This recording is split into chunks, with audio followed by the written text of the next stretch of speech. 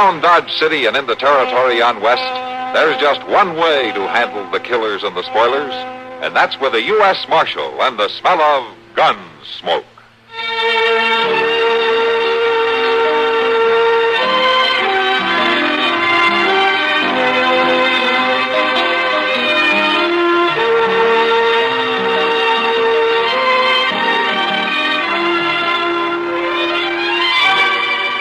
Gunsmoke, starring William Conrad, the story of the violence that moved west with young America, and the story of a man who moved with it.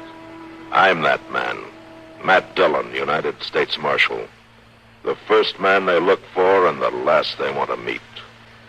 It's a chancy job, and it makes a man watchful and a little lonely.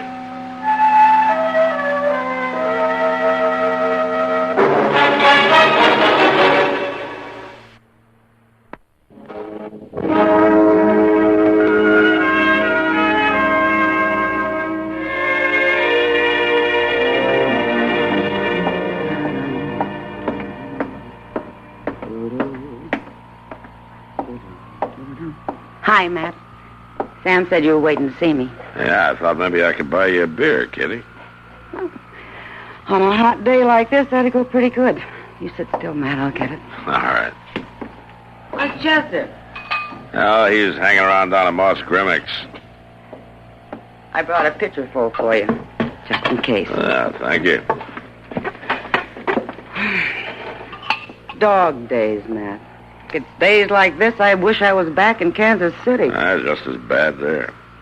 Well, at least there's something happening to keep your mind off it. Mr. Dillon, quick, come here. Well, what is it, Chester? There's an elephant out here in the street. Oh, all right, Chester. Elephant right here on the plaza. I could use an elephant in the street today, man. You already see it, Mr. Dillon, doing tricks and everything. Chester, will you get in out of the sun? He's gone. You know, Chester sees things even on a good day. Oh, hey, Matt, you in here? Yeah, Doc, I'm in here. That sun's so bright out there, I can hardly see you, Matt. Well, I'm in here, Doc. Now, what do you want? Well, I thought as marshal around here, you'd be interested in knowing that there's a elephant out in the street. Yeah, so I hear. But it's true, Matt. It's really true. Well, I can't stand it any longer, Matt. Neither can I, Kitty. All right, Doc, what's it really all about? You'll see, Matt. You'll see. Oh. Well, I'll be. By golly, you're right, Doc. There is an elephant out here. Yeah, he's advertising the circus. There, see him, Mr. Dillon? Right over there. See him? See him? See him there? I see him. Well, I can't hardly wait, Mr. Dillon. That man with Jenny there giving me this handbill. Jenny? Yeah, that's the elephant, Jenny. Oh. Here, let me see the handbill. Bannock's Grand International Circus and Menagerie. Bannock? The show's going to be here tomorrow, Mr. Dillon, 2 o'clock. I'll be back in a minute. Yeah, but Mr. Dillon, what's the matter with him, Miss Kitty? Hey, mister, I'd like to talk to you. Me? Uh-huh. Oh, it's the law. Well, Jenny, salute the marshal. Trunk up. That's the girl. Ah, that's very fine. Very good. I'm Jim Conger, Marshal. Maybe you heard of me. I used to be billed as a human fly. I could climb anything, anywhere. But I got too old for it.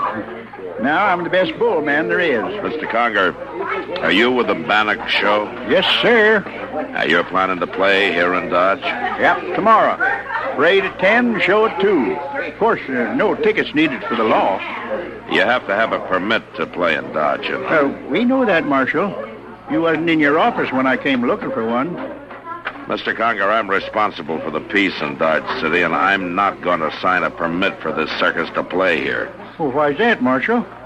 You know as well as I do why. For what happened in Hayes City and a few other towns where that show is played. I don't want any riots here in Dodge. Oh, you know about them things? 2 people were killed in Hayes, weren't they? Well, I reckon so, but, Marshal, that don't say it happened here. I can't take that chance. Now, you go on back to your boss and you tell him that I won't let you play Dodge. Oh, I can't do that, Marshal. Why not? She wouldn't listen to me. She's a strong woman. She? Yeah. Maggie Bannock. She's my wife, Maggie is. She used to be known as Dainty Margarita, the strongest woman in the world. Well, Marshal, she could lift 5 men at one time when she was younger. Look, Mr. Conger. Well, I'd rather not have to tell her what you said. All right, Mr. Conger, you show me where I can find Maggie Bannock, and I'll tell her.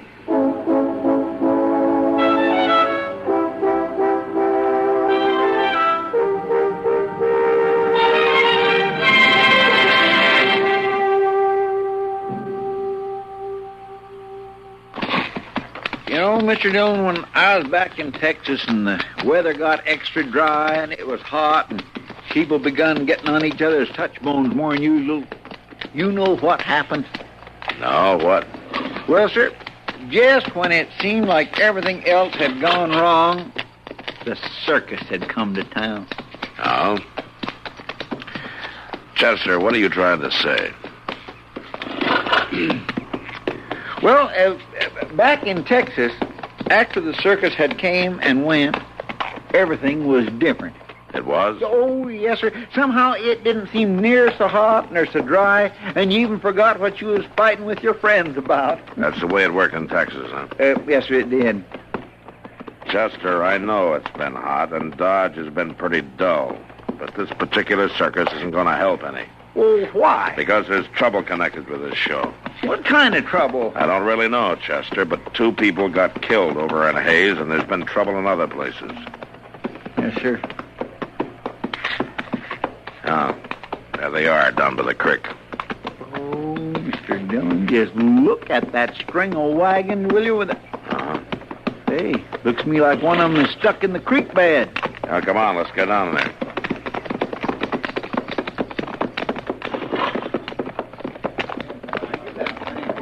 Come on, you probate boy, will you? Oh, ain't no use left. We're gonna have to hitch another team to this wagon. All right, Maggie. Wait a minute, boys. Got visitors. Howdy, stranger. Hello, ma'am. I'm Maggie Bannock, partner. I'm Matt Dillon from Dodge City. Glad to know you, Dillon. You look like that other team we've been needing to move this wagon. You'll oblige, won't you? Oh, sure. How about Falstaff there? Chester? Sure. Come on, give us a hand, Chester. Oh, yeah. Mr. Dillon, you see what's in that wagon? Oh, don't let that lion worry you. That's old terrible Tom. He hasn't got a tooth in his head. Say, what are you, Dillon, a marshal? Yes, ma'am, that's right. Boys, we made the big time. I told you we would. Come on, Marshal. Let's get that poor old cat out of that water. All right, ma'am. Come on, Chester.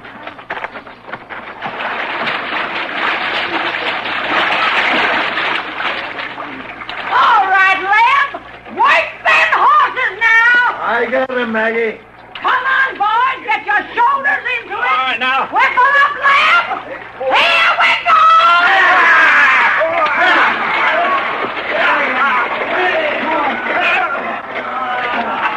Boys, I thought we could do it. We can, ma'am. Chester, let me have that corner, huh? Oh, Mr. Dillon, that old lion sure is watching me. Yeah, he'll be more help where you can't see him. Get over there. That's it. All right, Maggie. Here we go again. Groat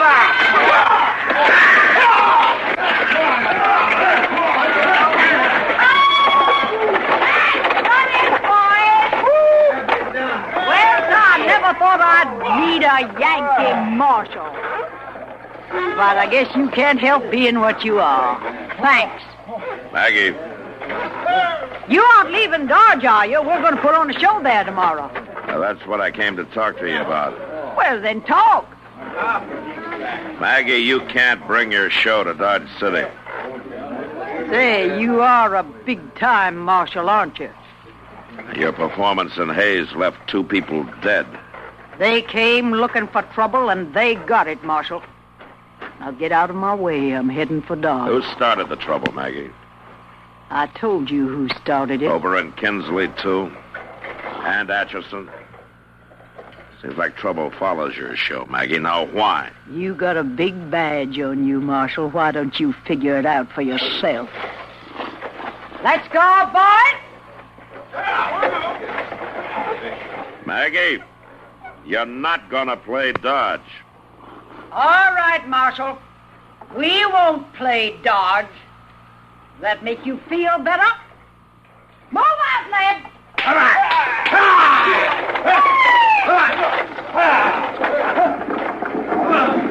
Seems like an awful determined lady, Mr. Dillon. Yeah. Well, I guess you have to be to run a circus, Chester. All right, come on, let's get back to town. Yes, sir.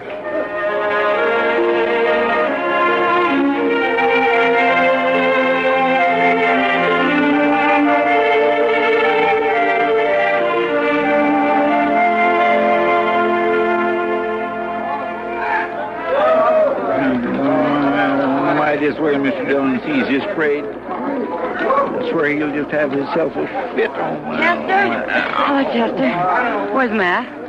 Miss Kitty, he slept in this morning, and I just ain't got the heart to wake him to this parade. I swear he's going to have a conniption fit when he sees that lady's planning to go ahead with her circus.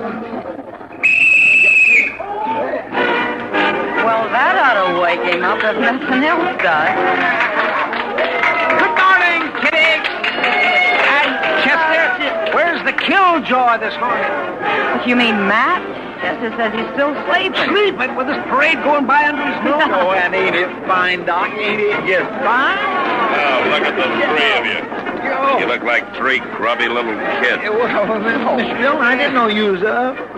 When did it start, Chester? Oh, about 15 minutes ago. Jenny just went by with a big sign on her back saying circus at 2 o'clock. Why didn't you come and wake me up? Well, I don't know, Mr. Dillon. You kind of go to pieces around a circus, don't you, Chester? Well, most people do, Matt. It looks to me like it didn't scare that circus owner too bad, Matt. And I don't mind admitting that I'm glad. I'd enjoy a little innocent entertainment for a change. Innocent? Doc, if this circus takes place, all the entertainment you're going to get will be mending heads. Oh, Matt. Look at all the people on the street. The word spread all over the county. I bet people have come from miles around for this. Why would they make trouble? I don't know, Kitty, but there must be something that sets them off. It's happened too many times. Doc, look at that clown. He's tumbling right under the heels of them horses. Yeah, Chester, but look what's on the horses. Ever seen anything like that in pink tights before? Oh, my. No wonder you like the circus, Doc. Well, I do, and you should too. It's good red-blooded fun. Oh, look at those pink tights. You man. Doc, I have to admit there's something mighty fine about hearing the music and seeing those animals and the clowns. Are you sure it's the clowns, Matt? Look at that man, Mr. Dillon. He's standing on 4 horses at one time. I'm going to try that. Hey, you have enough trouble with one horse. Oh, well, I declare I feel like I could do it, Miss Kitty. They are, Matt. You see, there's the magic of the circus. A country boy like Chester can suddenly ride 4 horses. And whether he ever does or not doesn't make any difference at all. Yeah, sure, Doc. Now, you're going to take that away from the hard-working people of this county?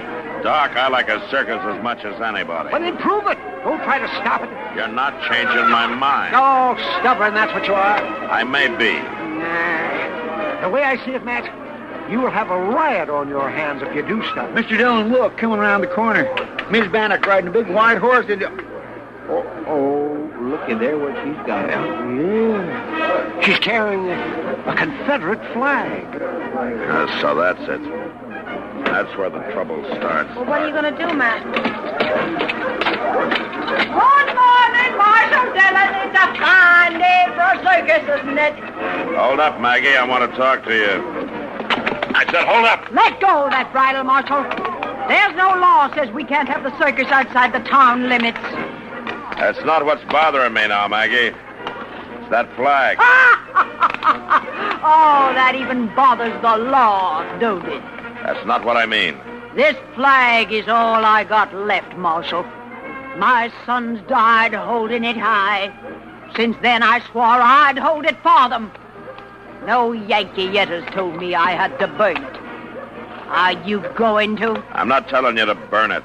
I'm just saying you shouldn't parade it through Kansas. I do what I want, Marshal, whether it's Dodge City, Kansas, or Atlanta, Georgia. Let go of that bridle. All right. But if you keep showing that flag, I can't be responsible for what happens to you or your men. We take care of ourselves, Marshal. Come on.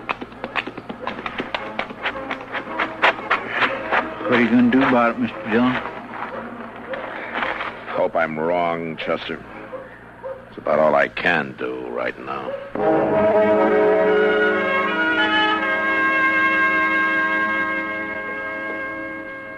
Well, another hour and the circus will be starting, Matt. Yeah. Yeah, there's one thing in your favor, Matt. Well, I'm glad to hear that, Doc. What is it? Yeah, we've been in the Long Branch almost an hour, and I don't think more than 10 or 12 men have been in for a drink. Well, that'll help some. Where's Chester? Oh, I imagine he's watering the elephant by now. Matt, why don't you deputize 10 or 15 men and take them out there to the circus? Stop the trouble before it starts. Well, I thought of that, Kitty, but it won't work. Well, why not? Do I put guns in the hands of 15 Yankees or 15 Southerners? Oh. This is it, boys. Last chance to wet your whistle before Yeah, the I circus. see it. I'm ready. Hey, barkeep, how about some service here? We're in a hurry. We got something to do, ain't we, boys? You stay here, Kitty. I'll talk to him. Yeah. Yeah, boys, look at here. The circus lover himself. Baxter, Good. I want to know why you're dressed that way. This little old Confederate coat, Marshal. What do you care? I've never seen you wear any part of your uniform before. Ain't had reason to wear it since the war ended. Then why today? Ain't you heard? This is my passport to the circus. All us Johnny Rebs. Maggie lets us in free, long as we got a piece of the old uniform on. A piece of uniform and a gun. Is that your ticket to the circus? Marshal, you're making a big thing out of this. We just come in for some drink. The Long Branch is closed, Baxter. Since when? Since just now. Your boys have had enough to drink. Just drinking our way out to the circus, Marshal. You ain't going to try to kill that fun, too, are you? And what is that supposed to mean? Why, the whole town knows how you try to keep the circus from playing. People are saying you're stepping outside your duties, Marshal. Ain't that right, boys? Yeah. You saying it too, Baxter? Yeah, I'm saying it, too. Only difference is I'm saying it this way. Now, does anybody else want to try me? Get him, boy. He's just another dang old Yankee. Come on. Yankee. Now, the next man that makes a move, I'll shoot him in the leg. All right, start walking, all of you. Walking? Where to? Jail. Marshal, you can't lock us up. We're going to the circus. No, you're not. You're going to jail. For what? We ain't done nothing. Doc, these men look drunk to me. What do you think? Never seen anything worse. What are you talking about? All right, you men. The doctor says you're drunk. Now start walking.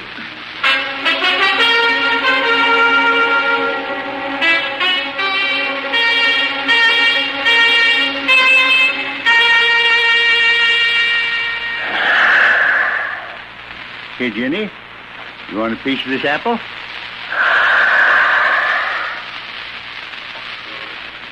There, you hear that, Jenny? That was my music for my climbing act back in the old days. Yes, sir, I'd go in there and climb that center pole faster than any man in the business. Oh, Jenny, you're the only woman I ever loved outside of Maggie. Here, have some more apple, huh? Come on. Hey, Jim. What? Oh, howdy, Marshal. Didn't know anyone was around. Suppose you heard me talking to Jenny here. Yeah, I heard you, Jim. You probably think I'm kind of crazy. No, I don't, Jim. Look, I need your help. That crowd's getting mean in there, and I got to slow them down. I know, Marshal. You hang that flag off the top of that center pole in there, and they fight the war all over again. Maybe if Maggie had sons in the war, she would have let it end proper like. What? Well, she told me her sons died defending that flag. No, Marshal. We never had no children. We always wanted some. And when the war came along, Maggie went in as a nurse. She saw a lot of the boys die, and each one was just like her own. And she just never got over it. Yeah, so that's it. Look, what can I do, Marshal? This thing's got to stop. I tried to tell Maggie, but she just won't listen to me. Well, I'll tell you what you can do, Jim. You can find me 6 men that think the way you do and have them meet me by the main tent right away.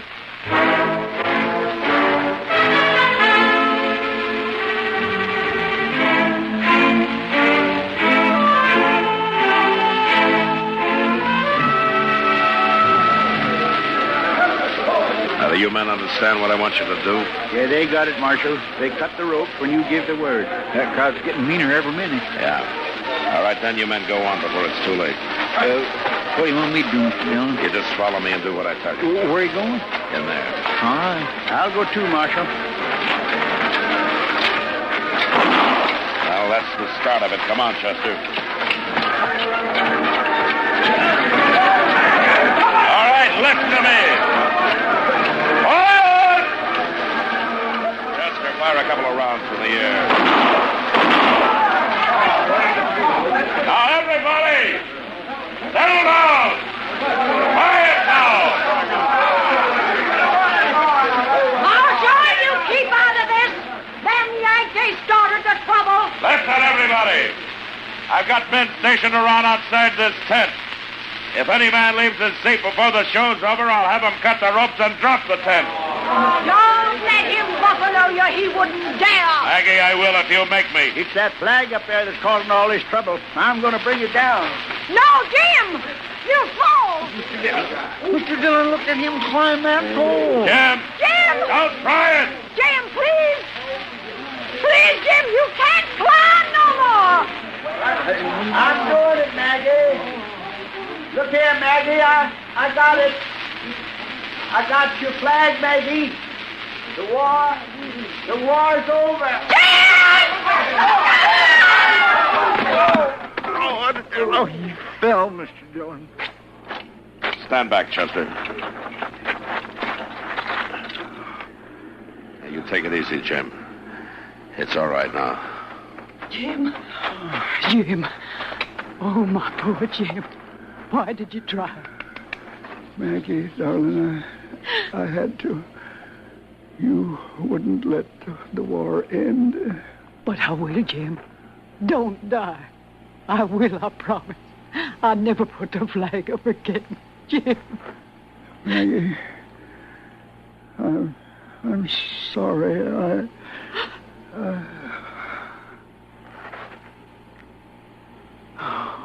Maggie. I lost the last of my boys, Marshal. Jim was the last of them. Would you lay him out gently? Yes, ma'am. Chester. And, Marshal, you can bury the flag with him.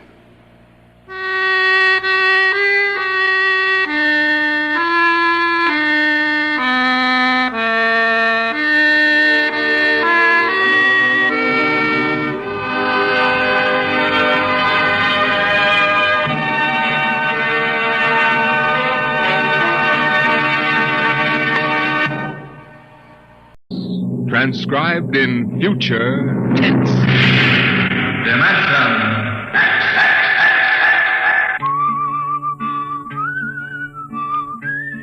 This is the story of Riesling, the singer of the spaceways.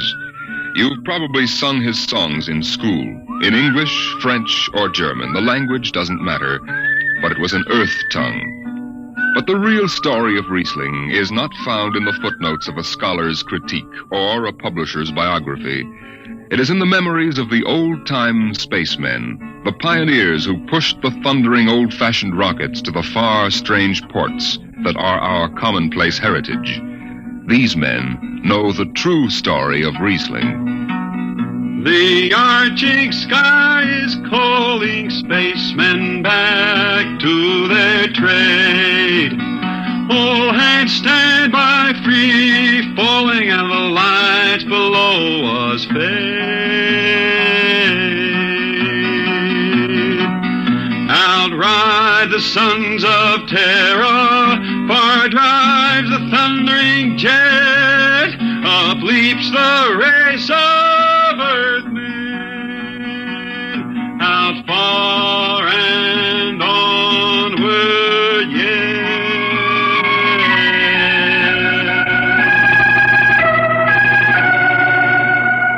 When I first met Riesling, he was hustling drinks in the Twin Moons Bar at Drywater, Mars. He'd won a guitar off a Chinese barkeep at Luna City by cheating at one thumb, and he made his whiskey by singing in the bar and passing the hat. Listen to her, Hertzman. Don't she strum pretty? Like a 16-year-old gal. Say, how much you collect on that last song? $3, Marshal, and a slug. Al grabbed it from my bill. He don't trust me no more. Funny, never did have no luck with hound dogs nor Martian barkeep. Hey, Riesling, look over there by the bar. There's an Institute 4-striper giving you the eye. Know him? Captain Hicks off the Goshawk. He's sure giving you the once-over. Maybe he's got a job. They don't make never no mind to me. I've been blacklisted.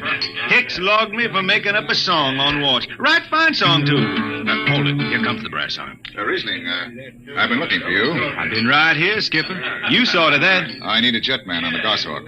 Interesting. Real interesting. Well? I got news for you, Skipper. You blacklisted me, remember? Well, you kept your nose clean, and we need an experienced man. Been a little changing down aft in the Goshawk, ain't there, Skipper? How'd you know that? You got that new atomic pile drive. Last 3 of them tea kettles blew somewhere in the asteroids. Look, it's double pay, but if you're scared... Scared? Listen, fella. For double pay, I'd jump off the top of the Harriman Tower if you allowed me rubber heels for the landing. All right, then. You show up tonight to sign the book. Sober. Got no choice, Skipper. Money and me is total strangers. We lift at 11:30 Mars time. Sober, you understand, Riesling? You taking the job? Well, that Goshawk is one stinking old tub. Her engine's got more bugs than a beagle dog in spring. And that new drive is about as safe as a pretty gal in the ozone. But I reckon she'll do for one more trip.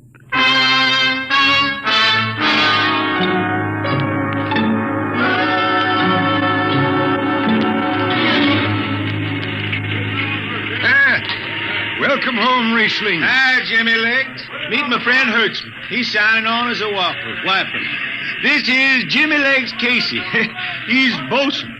Can't hold his liquor no more than a sieve, poor boy. Mr. Casey. Riesling, you sober enough to sign the book? Drunk or sober, I make my mark. Stand aside. 3 X's? It took me a middle name. Yeah, you 2 lay below. And Hertzman. Aye, sir. Get him sobered up before the skipper makes rounds. Jimmy Legs, I'm sober as a hanging judge. Yeah? Well, you can leave that bottle here. What bottle? The one in your back pocket. Oh, glass buttons, maybe, huh? Give it here. Jimmy Legs, I swear I'm going to write a song about you. Go ahead, threaten me. Now get below. We raise ship in 30 minutes.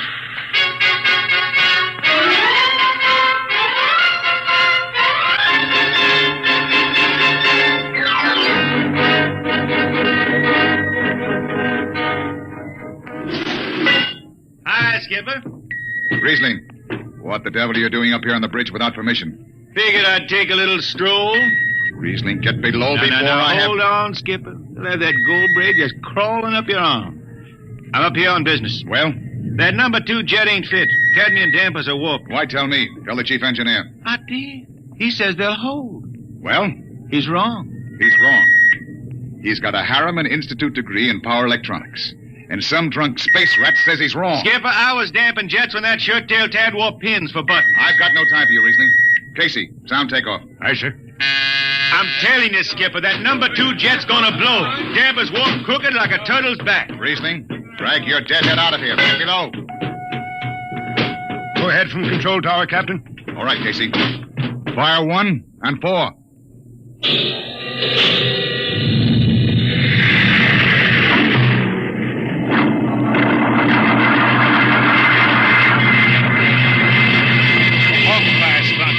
Blast for 3 watches before going into free flight. Riesling and I had the second watch. Damping was done by hand in those days with a multiplying vernier and a danger peeper. And as long as the peeper ticked off slow and steady, we knew the ship was safe. For a while. Hey, Riesling, you better stow that guitar. If Jimmy Legs catches it, he'll blow a gasket. Don't worry, I can damp this tea kettle in my sleep. How's number 2? All right so far. Did you ever hear that song about Hicks, the one that got me blacklisted? Oh, the skipper is the father of his crew, a gentle guiding light to me and you. But on Mars he likes his women if they walk or if they're swimming or if they've got 6 arms instead of 2. Hey, the second verse is better. Now the skipper likes his liquor by the quart. Yes, he'd go from Mars to Venus for a snort. He'll drink rocket fuel and... Hell, hi, Skip. Didn't see you come in. You were too busy, eh? Who's watching the gauge? I got an eye on it. Don't you fret none. Riesling, I'm going to fix it so you can't get a berth on a rocket-powered pogo stick. Report to Casey under arrest. I don't rightly think I will. You what? You kind of forget, Skipper. According to Space Code, you can't remove a jetman till the end of the watch, right? Now, look, you corn-fed space lawyer. Now, is that a rule or ain't it? Riesling, your shift is over at 2300. And I'll see you ride the rest of the way in slot locker. Maybe. Maybe. In the meantime, you clear out of my power room. I gotta make me up a third verse for my song.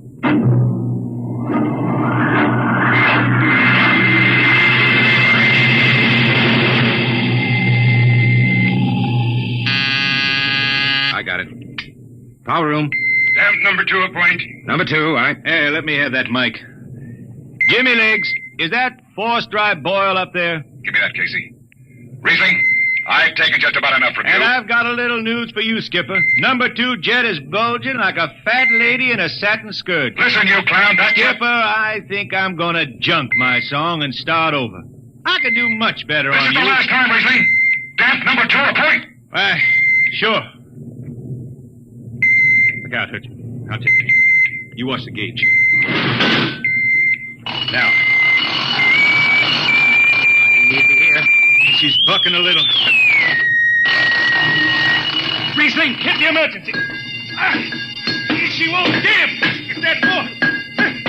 There go the lights.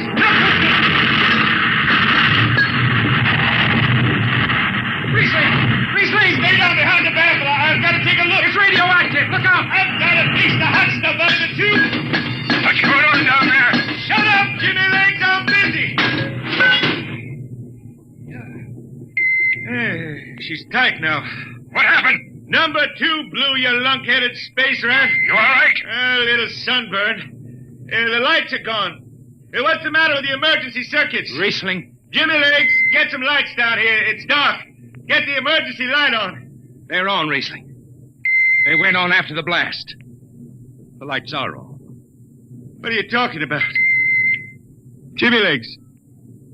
Jimmy Legs, turn on the lights. It's dark. Turn on the lights.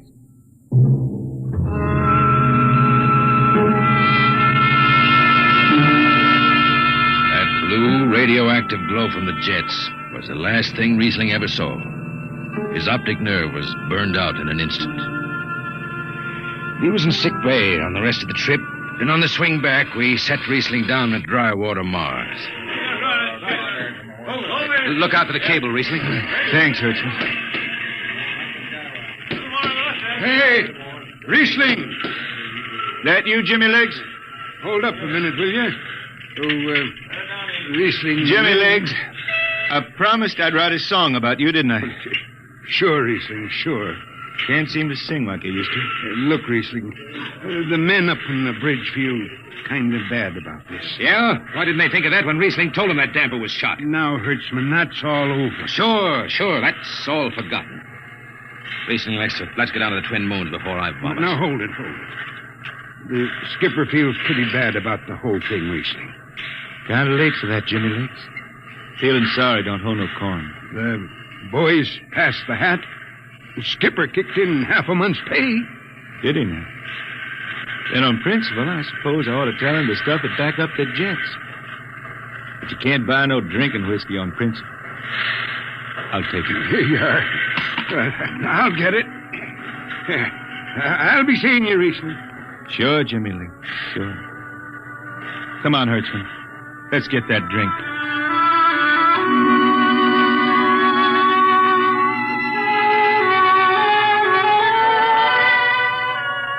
was all. Just another space bum who didn't have the good sense to finish before his luck ran out. Well, Riesling holed up at the Twin Moons till his money was gone. Then he hooked a ride on a crawler over to Marsopolis. It was a boom town then, with an industrial district mushrooming between the Lesser and Grand Canals. I ran into Riesling about 2 months later, playing his guitar on a jetty that ran out into the canal. He had a dirty rag tied over his eyes with a jetman's knot, and his hat was on the wharf beside him. Riesling! Who's that? Wait a minute. Hertzman. Yeah, how you been? Passable. Say, is this a Venusian dime? Ah, it's a slug. I figured. Well, how's it going? Singing again? Some. Working saloons, mostly. But I've been thinking some funny songs, Hertzman. The words come out different than they used to. Come on along the canal with me. Sure. Here, take my arm. I know the way. That's a funny thing, Hertzman. I figure I know it better than other folks. Look back there, towards the city. What do you see? Factory towers. Smell them from here. But it don't seem that way to me. I remember them old buildings, old before Bible times on earth. Thin and graceful like the fairy palaces my Grammy used to tell about down home in the hills. They've torn them down now, or else blocked them up with cinder bricks. Hertzman, when I stand out here on the canal, I can see it the way it used to be. The water, ice blue with the stars shining up out of it. Way off there, the city with the towers sweeping up like a bird flying off a tree. I can see it. It's the dirtiest stinkhole in the system. Not always. Depends on how you see it.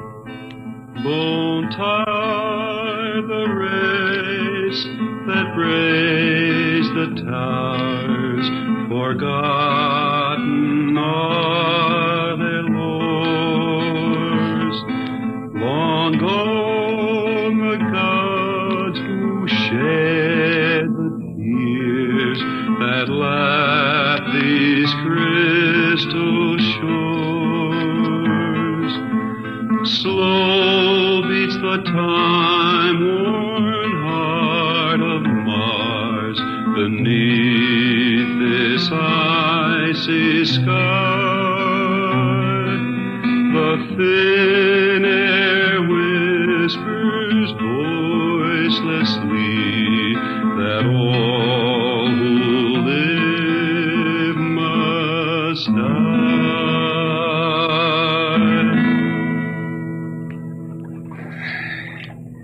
You make that up. Why don't you go home, Riesling? Home? I've been thinking about that, Hertzman. When I was a youngster down in the Ozarks, I used to climb a big old oak tree my daddy had in the dooryard. You could see the hills for miles, green and cool. I've been thinking about that. Why don't you go back then? I couldn't see them hills no more now. I couldn't stand to see black when I knew they was lying all around me, cool and green in the sun. I couldn't stand that. Yeah. Well, let's get back to town, Hertzman. Today I made $3.50 mush, and I'm all set to drink it down before dawn. Come on!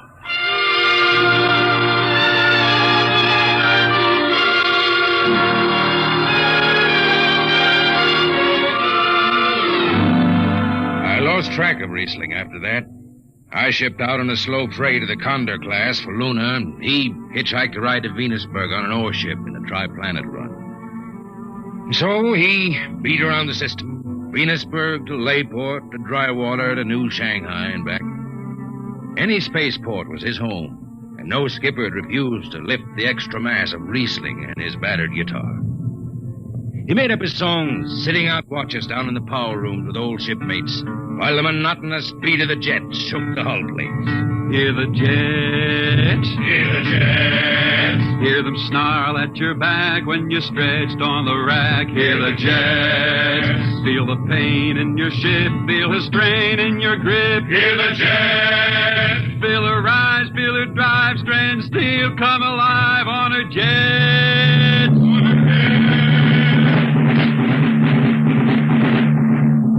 Little by little, his songs began to travel along the spaceways ahead of him. Raw spaceman songs with titles like Since the Pusher Met My Cousin and The Spacesuit Built for Two. But more and more, we began to hear a different kind of song. Strange, sad songs. The ones you find printed in the centennial editions. Dark Star Passing. Death Song of a Woods Cove. And then, finally, The Green Hills of Earth. It grew for 20 years, that song.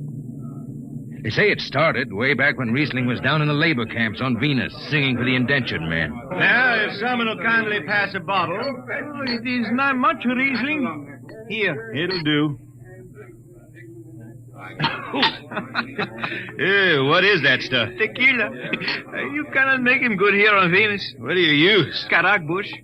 Home it is different. Where are you from, son? Tasco, Mexico. That's a long way from here. See, a long way. How'd you come to sign on? The man comes out to the village from the city in the shining automobile. Very big. He says there is work. You signed the paper for 10 years and you work. Yeah, work.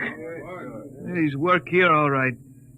10 stinking hours in the jungle with machete. I tell you, when I get home to Earth... What'll you do, son?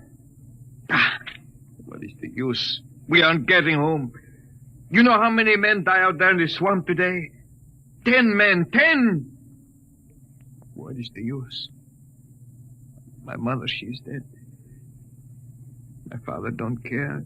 A girl? Oh, she says she wait. I don't know. Sure, son. You sing some more, Riesling. We drink, you sing. Maybe a new song, son. We rot in the molds of Venus. We regurgitated breath. Foul are her flooded jungles, a-crawling with unclean dead. What is the matter? Finish the song, Riesling. I can't. Can't yet. It just don't come. I'll finish it when I go home. That's it. When I go home to the hills. Now pass that bottle. The dawn whistle don't blow for 4 hours.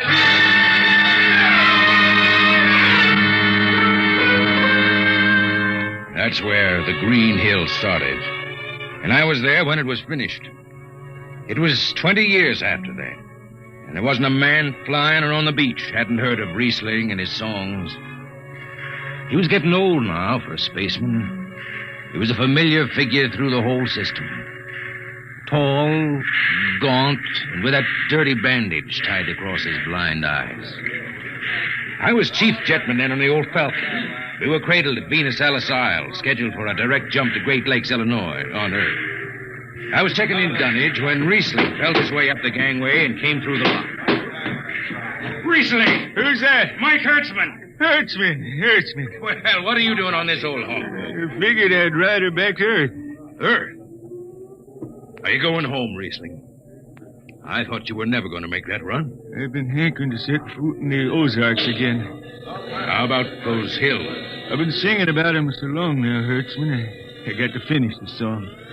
I got to set foot in the dooryard and hear the wind through that oak tree. About the last thing I'll be doing. I got to get home before... Riesling, there's a new company policy. You see, Hertzman, I'm getting just a little old. Riesling, listen. No more deadhead rides. The new code book is in force. Oh, I seen code books come and go. The skipper's one of them youngsters fresh out of Harriman Institute cadet training. He's liable to throw the book at you. At me? I've been around space as long as Halley's Comet and Brewster's Ridge. I'm going back to Earth, the cool green hills of Earth. I'm going home. All secured, Hertzman. What are you doing here? That's Riesling, Captain. Riesling, huh? I'm dragging it back to Earth, Captain. Not in this ship. Hertzman, have this man removed. Funny thing, Captain, I sprained my shoulder suddenly. Look, Skipper, you're a youngster. You're pretty new out here.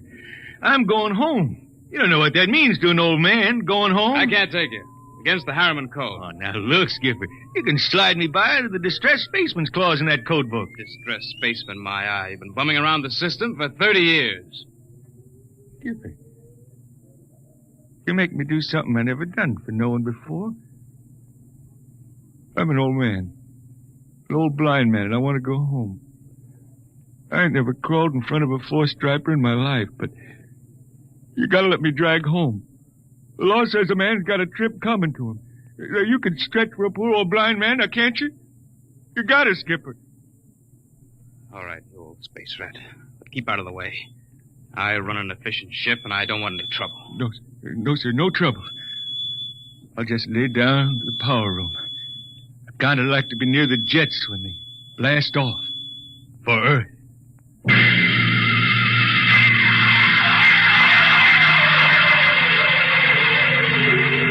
Sit down, Riesling. Take a load off your feet. Thanks, Mac. Stand by for lift. Stand by. Best seat in the system. Power room and an old Hawk glass ship. Power room, fire 3. Aye, sir.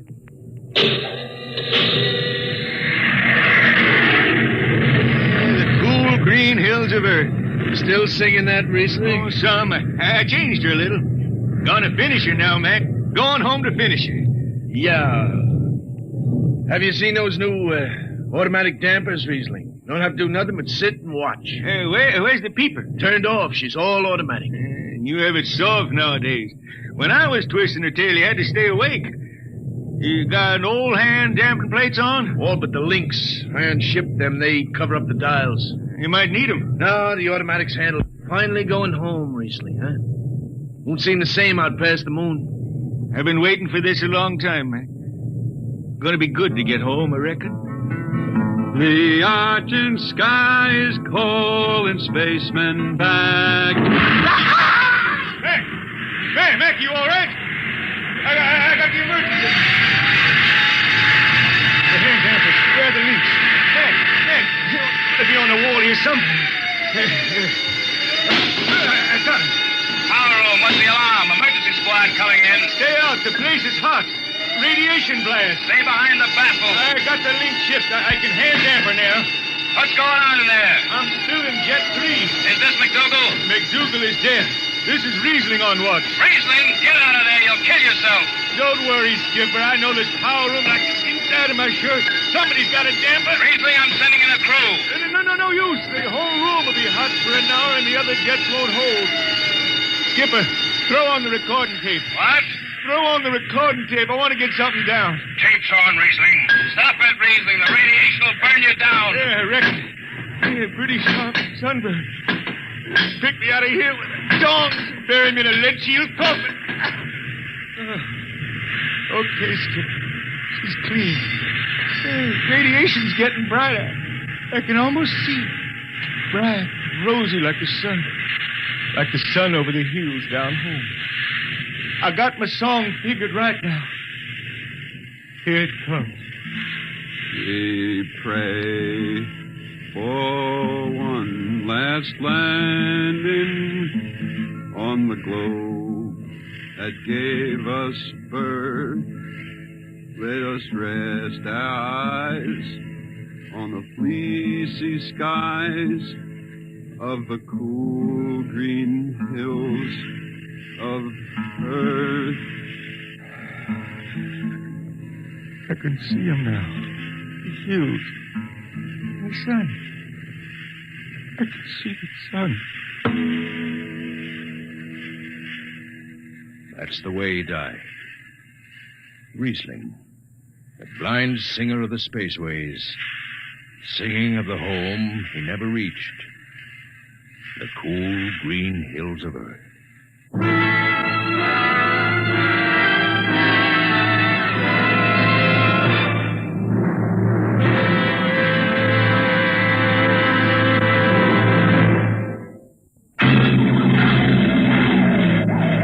Be with us at this same time next week for another adventure into the unknown world of Dimension X.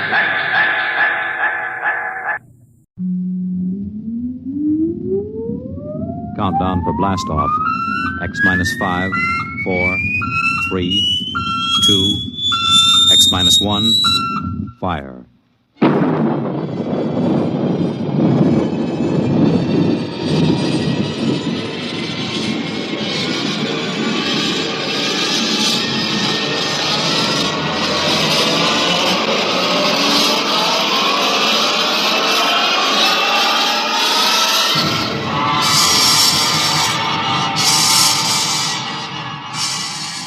From the far horizons of the unknown come transcribed tales of new dimensions in time and space.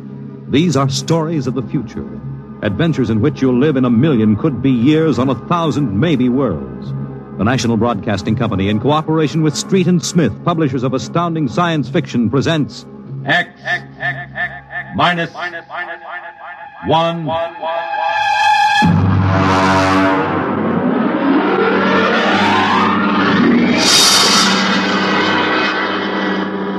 Tonight's story, Shanghaied. Okay, very funny. Think it over, boy. Tomorrow the old ball and chain. Yeah. Eat, drink, and be merry, for tomorrow you commit matrimony. Come on. We came down here to Scarlet Square to have a little fun. We might as well be at my mother's musicale in Beacon Street. Oh, the problems of the rich. Tell me, Jeff, just where does the coffin fortune come from? Pirate treasure? No, I guess it started in Nantucket. My great something or other used to be a whaler. A whaler, there she blows. A dead whale or a stove boat. Watch my trusty harpoon. Hey, well, look out for the fort. Oh, my. Where's the money now? Oh, I don't know. We've got a lot of commercial holdings, mills, import-export outfits, rocket lines, you know. Mere trivia. All right, now look, why don't we get out of this dump? We could go up to the Copley Plaza. It may be stuffy, but at least the glasses are clean. Well, you're the condemned man. All right, you two go ahead and get in the car. I'll settle. All right, meet you out in front. Right. Excuse me. You want something, Bud? Yeah, the check. Okay. Hey, Milton, check. He'll be right out. Right, thank you. Hello, mate. Nice night, eh? Oh, yeah, I suppose so. I've been watching you. Celebrating? Sort of. Yeah, so am I. Just got off a deep space run out to Centaurus. Oh, that's a 15-year run, isn't it? 15 and 3 blooming months. Mm-hmm. Well, how'd you know? You a spaceman? No, not exactly. Where's that check, barkeep? Hang on to your hat, Bud. Milton's slow, but he's sure. Fill it up, Charlie. Say, why don't you join me, Mite? Yeah, Charlie. Oh, no, thank you. Oh, come on. Won't take off him, oh? Well... Celebrate whatever it is you're celebrating on me. Pour it, Charlie. Okay. Well, all right, thank you. I guess I might as well. Cheers. Yeah, right, cheers. Oh, what was that, Martin? Charlie's special bread, eh, Charlie? Yeah. Well. Oh, say, look, Charlie, would you get that waiter out here? I've got to meet him. Hey, what's your hurry, matey? You got plenty of time. Sure. Sit down. Take it easy. You don't look so good. No, I don't feel so good. Now, sit right here. You feel chipper as a blooming grasshopper in a sec. No, I've got to get outside. The car's in a hurry. Where's the check? Check. Oh.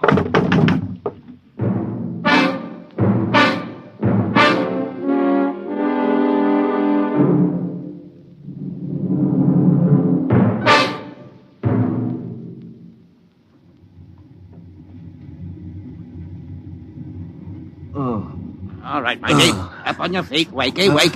Oh, all right, let go of me. What's the idea? Rise and shine and greet the dawn. What? Where am I? What's going on here? Come on now, matey. Up in there. Wakey. No, wait a minute. So you were at that bar, Scarlet Square. Come on now. Up on deck or you'll be in trouble. Deck? What are you talking about? Where am I? It's hard to say exactly. Offhand, about 8 hours out of Atlantic Spaceport. Atlantic Spaceport? Well, look, what kind of a joke is this? If Alan and Peter think this is funny... What ship is this? R.S. Michael M. Rafferty, Coffin Line. Oh, Coffin Line. Well, that makes it easy. Now, you've got to put back to port. Forget your toothbrush, Banks. No, listen, you runt. You take me to the captain or I'll tear you apart. Here, darling, grab my jacket. All right, get moving. Sure, my dear. I'll take you to the captain. But you're going to be sorry.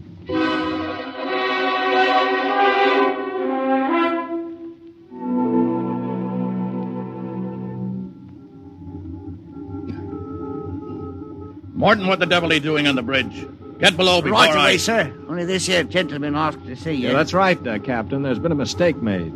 I'm afraid it was supposed to be a joke. Oh? Yes, you see, I'm going to be married today, and I suppose the boys thought it'd be funny to make me miss the ceremony. I'm sure it won't be too much trouble to have you drop me off back at the Atlantic Spaceport. What? Morton, what is this? Well, it's simple, Captain. He wants you to turn the ship around, that's all. Now, look, if there's any trouble with your superior, I'm sure I can fix it up. You see, I'm Jeff Coffin. Yeah? Well, you don't understand. My father is Cyrus Coffin. He owns this ship. Oh, he does, Morton, get this drunk below. Now, just a minute. I can understand you're not believing me, but I can identify my... Hey, where's my wallet? I've been robbed. Well, now, look, Captain, wait a minute. All you have to do is radio back and check. Mr. Black, remove this man from the bridge. Yes, but... Aye, sir. You heard the captain, Buster. Oh, no, wait a minute. Let go of me. This is no way to treat a passenger. Passenger? Huh. Wake up, Sonny boy. You're one of the crew. Now get below.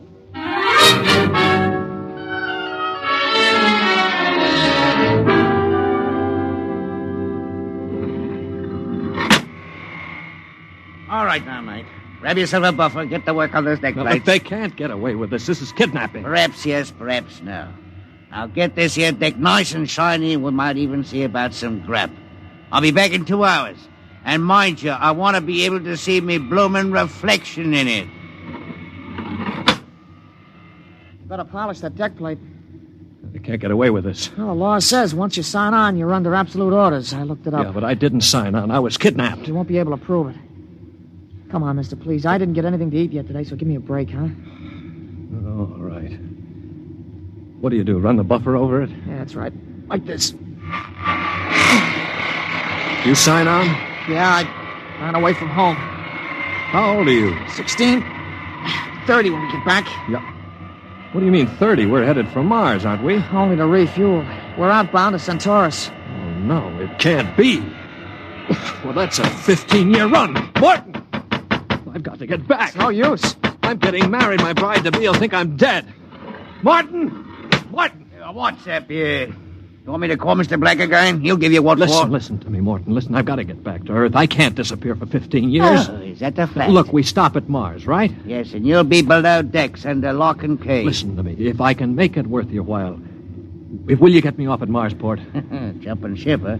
That's real naughty, mate. $1,000? Why, what would I tell me poor old mother in better say? $2,000. 5 in advance. What do you mean in advance? You're probably the one that rolled me for my wallet. I'll find a way.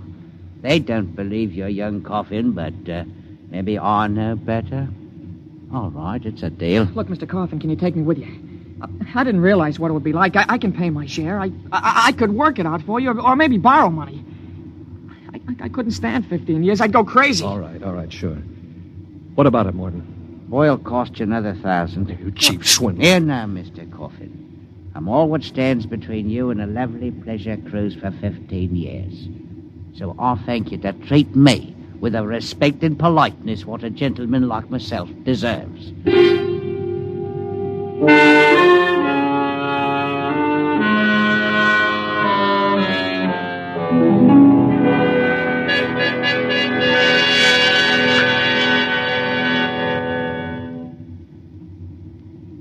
Stand by. Stand by for landing procedure. All right now. Listen careful. This is the cable locker for the grappling anchor. Right. When she lands, this hatch will open. Cables go out.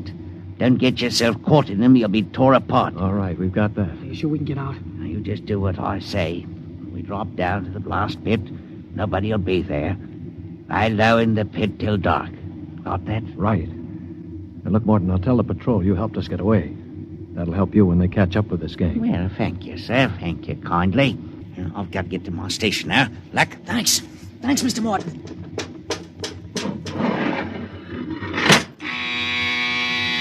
Well, there's a landing horn. Now keep clear of that cable, Joey. Here we go. Right. Hold on tight. There goes the grappling cable. Yeah. All right, come on. Drop through the hatch. It's about 6 feet. All right, it's clear. Hurry up. Here I come. Oh. You all right? Yeah, I twisted my ankle. It's all right. All right, there's the blast pit. Get going. Right. Now, we're all right so far. The ship hides us. Here's the pit. All right, now get down so they can't see you. Wait a minute. I hear somebody coming. Keep still. Maybe we better look. Look, if we stick our heads up over the edge, they'll see us sure. Now keep down and keep still. I you... Shh.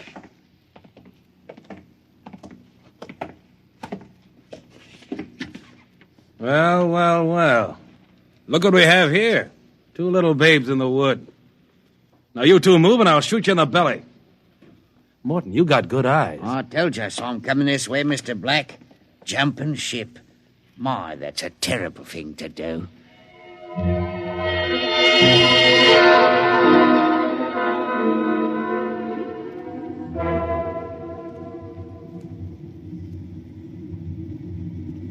Mr. Black, inform the ship's company that these 2 men have been found guilty of attempted desertion. Desertion? You kidnapped me, you dirty crook! Don't you talk to Captain Howell that way! I'm sentencing them to 24 hours hull watch. Take them away. Morton, take him to the aft lock. Aye, sir. You calm down after 24 hours hull watch. What's hull watch? Very simple. We put you 2 in spacesuits, shove you through the airlock on the end of a line. You sit out there and watch the hull for 24 hours. No food, no water, and the eating units in those suits are just a little bit defective. Makes it interesting along about the 18th hour. Yeah, I'll bet. Here we are, gentlemen. The airlock. You get in there. Got 5 minutes to get into them suits before we blow the air out. See you in 24 hours. Maybe.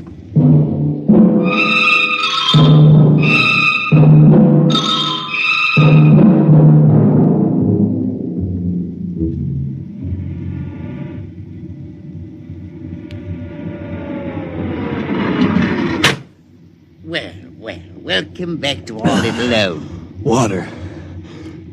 Water. Thirsty, eh? You should control these animals' instincts. Get water. Right, yeah? Yeah. Slopping like a bloody animal.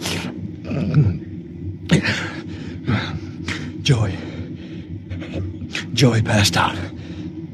Help him. He'll be all right. Teach a lesson, both of you.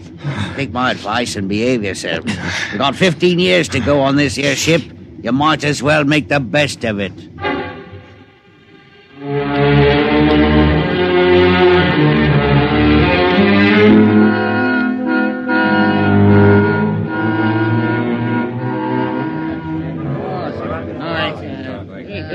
Hey, Martin!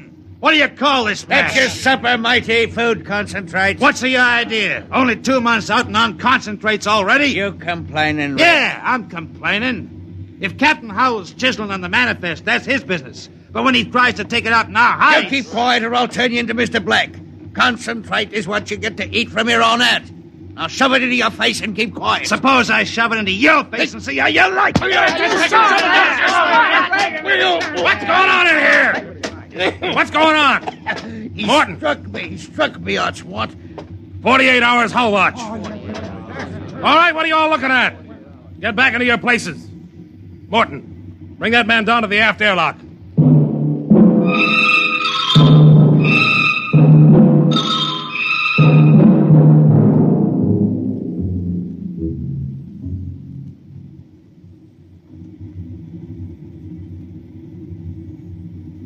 It's murder, that's what. Plain murder. Space Code gives a 30-hour limit for punishment. They didn't even have a burial.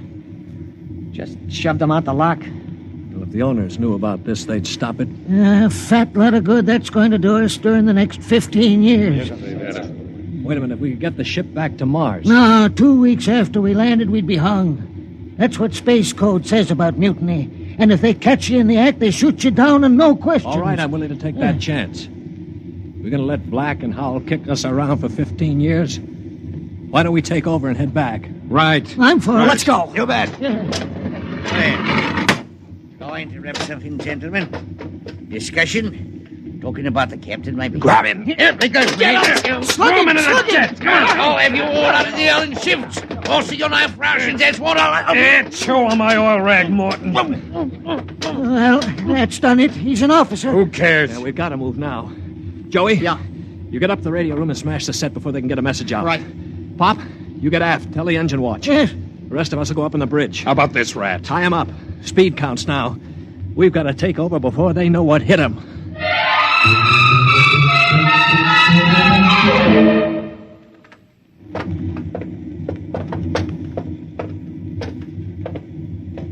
careful. We've got to surprise him. Don't worry, we'll get him cold. Jeff! Shh, quiet. Sparks were sending when I got in, but I knocked them out and smashed the set. We're okay. Good boy. All right, come on. Right past the bulkhead. Look out! The blast bulkhead. Yeah, we're cut off from the bridge. We'll never get through that. They must have found out somehow. The intercom. Black can turn it on from the bridge. You heard the whole thing. Well, we better get out of here. What'll they do? I don't know. We got all the controls up there. We can shut down the driver, but we can't steer. Yeah. You better dog down the hatch behind us. All right, men. Captain Howell's giving you 1 minute to give up quiet. In a pig's eye, Black! You'll hang for mutiny, every one of you. What do we do now? Quiet. They can hear everything on the intercom. Not if I pull the jack out. That's the boy. Look, we've got to get through to the bridge. It's a Mexican standoff. We can't get at them. They can't get at us. What's that? It's an air leak. The pressure's down. It's Howell. He blew the hatch on the mess hall section. Just opened her up and let the air out. Morton, do you know what Black's going to do? He's going to bleed off the air down here. Serves you all right. If I had my way, I'd see you all out on the hull till you froze stiff. You're forgetting something, Morton. You're back here with us. What do you mean? If Black and Howell blow out compartments one by one or bleed the air off, you'll get it too. They'll take care of me. Don't you worry about that. Oh, you think so, huh? Joey, Yeah. plug that intercom back in. Right. Captain? Captain, Giving up? we've got Morton back here. Yeah? If you try anything on us, he'll get it too. What am I supposed to do, cry? You don't care if he dies? That's his problem. We're going to drop the oxygen level 5%. Can't do that to me. Captain! Captain! It's unfortunate that you were captured, Morton, but the security of my ship comes first. You mean you don't care? You'd see me dead. Precisely. Well, you can't. It's murder, that's what. I'm not one of them. You can't kill me. You can't. Joey, pull the intercom plug. All right, there you are, Morton. They'd kill you just as soon as look at you. Now listen, we've got to get through that bulkhead. You know this ship. There must be some way. Morton, we're your only chance. Get us through the bulkhead. All right. All right, why shouldn't I? They'd kill me. Well, then there is a way to get through. An emergency release. Uh-huh. They don't tell crewmen about it to keep them from breaking through in an engine blast and leaking radiation to the bridge. Well, then let's get going. We've got to get through that bulkhead before Howell cuts the air down and gets us all.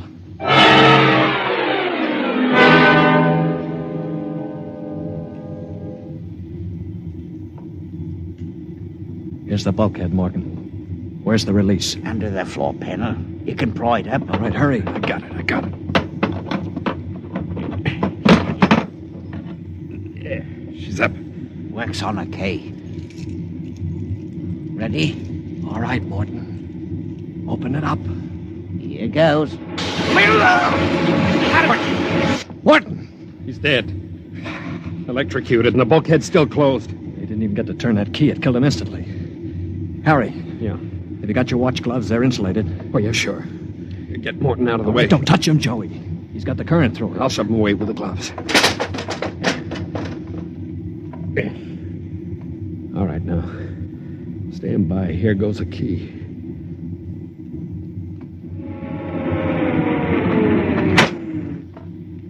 All right, let's go. Get him. Come on there! Stand back there! Come on, get him! Stand back! All right, Flexi, are you like this? All right, grab the gun. Joey, look out! Let go of that gun, Howell. All right, hold them both. You don't have to worry about Black. I got him square with a wrench. We better tie up the captain. Well, what do you think you're going to do now? We're going to turn around and go back home. I don't think so. I burned the navigation tapes, and none of you can recalculate them. Why, you You'll dirty- just wander in space till the fuel gives out. You'll die right here on this ship.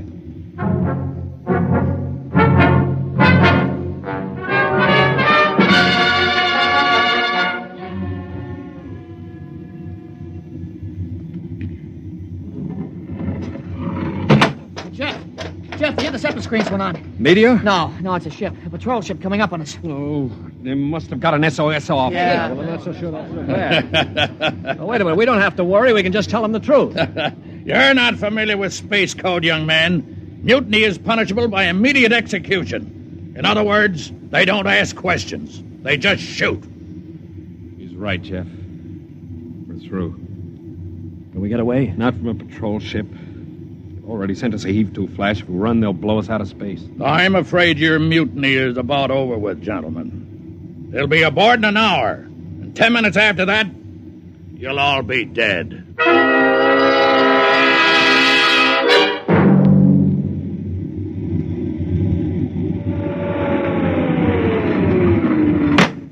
Nobody move. Sergeant, take a squad and secure the ship. Collect all weapons and post a guard in the engine room. Yes, sir. You, Brown, William, Osinski, come on. Well, I'm delighted to see you, Major. I wasn't quite sure my SOS had gotten through. Oh? You're Captain Howell? That's right. And I can swear out the affidavit of mutiny. I don't think a mutiny charge will stand up, Howell. Not with a relief of command warrant out for you.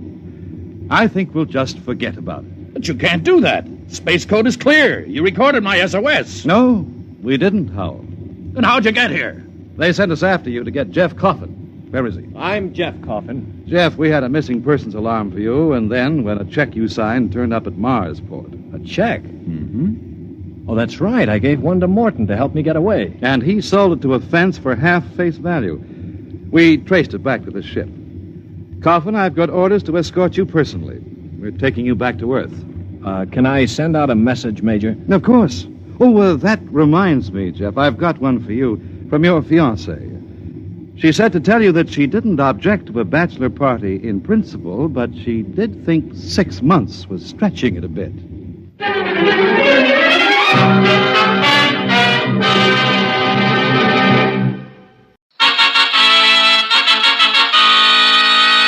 Tonight, transcribed from Hollywood, another authentic reenactment of a case from the files of the Texas Rangers.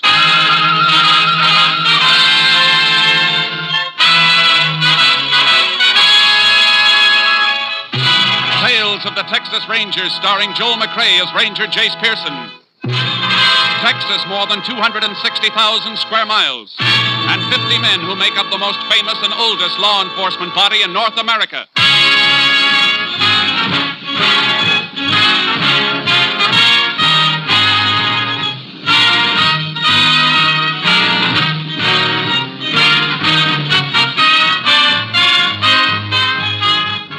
From the files of the Texas Rangers come these stories based on fact. Only names, dates, and places are fictitious for obvious reasons. The events themselves are a matter of record.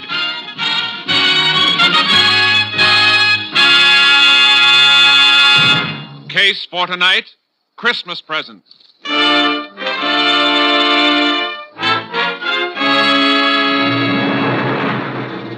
It is 2 p.m., December 21st, 4 days before Christmas in the Depression year of 1931. On a city street corner in North Texas, a man dressed as Santa Claus suddenly leaves his post beside a large red pot labeled Help the Poor. Shivering with cold, he enters the newly opened building of the Panhandle Equity Bank and approaches the bank guard. Say, mister, you mind if I stay in here a few minutes, warm up a little? I sure don't. I've been watching you through the window. Don't know how you stood it as long as you did. Oh, this Santa Claus outfit's pretty warm at first, but then the cold sort of creeps in on you. How long do they expect you to stand out in that? Oh, 8 to 2. 6 hours, that's all. Well, it's 2 o'clock right now. You can go home. Not till my relief man shows up, I can't. Can't leave till he gets here. Some money in the pot out there. Oh. Well, why don't you wait right in here till you see him? Well, I was hoping you'd say that, because I'm sure... Oh, there he is now. Just drove up in a car. Oh, he can't leave a car parked there in front of the bank. There's a time limit on parking. Well, I think he's just wondering why I'm not there. I better go out and... Oh, he sees me. He's coming in. Howdy. Howdy. Was wondering when you get here. God let me come in and warm up. I hope your Santa Claus suit is warmer than his. We'll be closed up by the time you need warming. I don't think I'll get very cold. I got a Colt 45 in my pocket, pointed right for your belly. Now, don't move. Don't move, he said. Keep your hand away from your gun. You guys are pulling the stick up. No kidding. You figured that all out by yourself, stupid? Let's make it a nice, quiet stick up, huh? Just walk to the rear of the bank with us, take us through the door to the money in the vault. Now, go on. You'll never get away with this. You just trying to attract any attention. You'll never live to know whether we're doing or not. All right. Open that door. The girl by the desk has to open it. It's button control. Well, tell her you won't in. Miss Keene. Oh, I'm sorry, Hi, Mr. Lovett. Your Santa Claus friends coming in with you? Yeah. We're so busy, I didn't even notice it. Something wrong, Mr. Lovett? You look kind of sick. You'd be more than sick if you let out one yell. They got guns in their pockets, Miss Keene. Watch your mouth, sister. Nobody else can see us now. Take his gun. I've got it. Now, sister, whether he lives or not is up to you, understand? What do you want me to do? Open the cases of those money trays. Get to it. All right. You got the sack. Tell her what to put in it. And stuff it into your jacket when you're through. All right. And remember, sis, one yap and this jerk gets it. All right. Go on. Come on, now, stuff it in the sack. What are you going to do when you leave? Come on, faster. What do you mean? We'll give you a chance to get away. I mean, we won't yell or anything until you're gone. Honest. Oh, yeah, that's real nice of you. Maybe you ought to be wearing the Santa Claus suit instead of me. You think I'm going to fall for a... Hurry up, will you? One of the bank executives is heading back here. All right. I'm almost through. As soon as I get it in my... Hey, what are you doing back here, Lovett? Why aren't you out front? These Santa Claus fellas, Mr. Peabody, just wanted to... Well, what's the other one doing in the vault there? Miss Keene, what do... You're going to answer this question later, when and if he comes to. And congratulations on your self-control. You're liable to get medals for saving your own lives. All right, let's go. I got it. All right, let's leave these people the quiet way. Oh!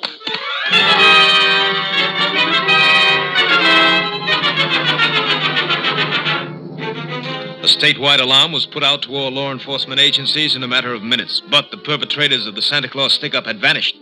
Texas Ranger Jace Pearson, closest unit to the scene of the crime, was requested to investigate. The chief of police gave me the general details. I'd like to get your story firsthand. Well, I saw the guard take them through there, Ranger, and I went back to see why he was leaving his post on the bank floor, and that's when I got hit. You have any idea how big they were? No, I don't. I was too excited. I see. What's your name? Leon Peabody. I'm second vice president. How about the girl, Miss Keene, and the guard, Lovett? Both of them were knocked out, too. Miss Keene finally came to, and we sent her home, but they took Lovett to the hospital. He wasn't in good shape. Skull fracture? They don't know. Oh, how come you stayed around? That's a nasty bump you've got. I feel it, too. Plenty. Ooh.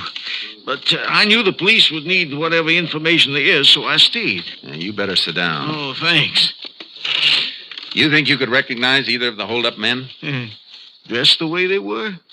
I'm afraid not. It's a cinch they chucked those Santa Claus suits right after they left here. I hope they left a few fingerprints. Both of them were wearing gloves.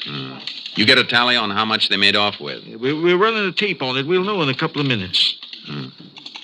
Men who pulled this job worked pretty smoothly. They seem to know the setup behind the partitions there. Have any of your employees ever been in any trouble? No, those men weren't employees of the bank. No. I know they weren't. But somebody inside could have supplied them with your new layout. Helped them plan the job. Well, sir, all of our employees have been with us for at least a year, and we haven't taken on any new ones since we moved over here 2 months ago. Mr. Peabody. Oh, yes, Donnelly. Is that the rundown? Yes, sir. 63,800. And we've got serial numbers on some of the larger bills. Good. That'll help if they try to pass any. I'll take a copy of that list. Police can alert the other banks and merchants. We'll get numbers out on the statewide and interstate. We may run down some more serial numbers when we cross-check deposits. That'll be fine. I think you ought to go home now, Mr. Peabody. We can reach you there if you're needed. Oh, thank you. I guess I shouldn't even think about myself, though. I'm a bachelor, but the God love it, he's got a wife and 3 children. Yeah, pretty rotten Christmas present for them if he doesn't pull through.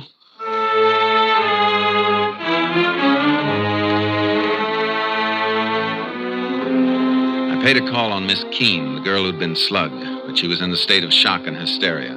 By nightfall, all possible angles had been checked, and we still didn't have a lead. My boss, Ranger Captain Stinson, flew in, and I met him at the airport and drove him to town. You talked to all the welfare agencies that have Santa Clauses stationed on the streets? Yeah, and every man they have checked out clean. It was a phony setup, Captain. Even though one of the bandits spent the whole day right out in the corner outside the bank. Well, that was smart. Got the bank guard used to seeing him. Yeah. City police are checking to see if they can find out where the suits came from and who got them. Good idea. How's the bank guard doing? Love it? I checked the hospital. He's still out. No fracture, but they can't bring him around. He may have... KTXA to Unit 10. That's yours, Jason. Yeah. Unit 10, Go ahead, KTXA. City police report stolen car found in alley off Crockett Street between Maple and Lolly. Maybe car used in Panhandle equity bank robbery. Police chief requests your assistance. 10-4. Proceeding there immediately. 10-4. Unit 10, clear. KTXA Austin. We better get there fast. This may be the break we need.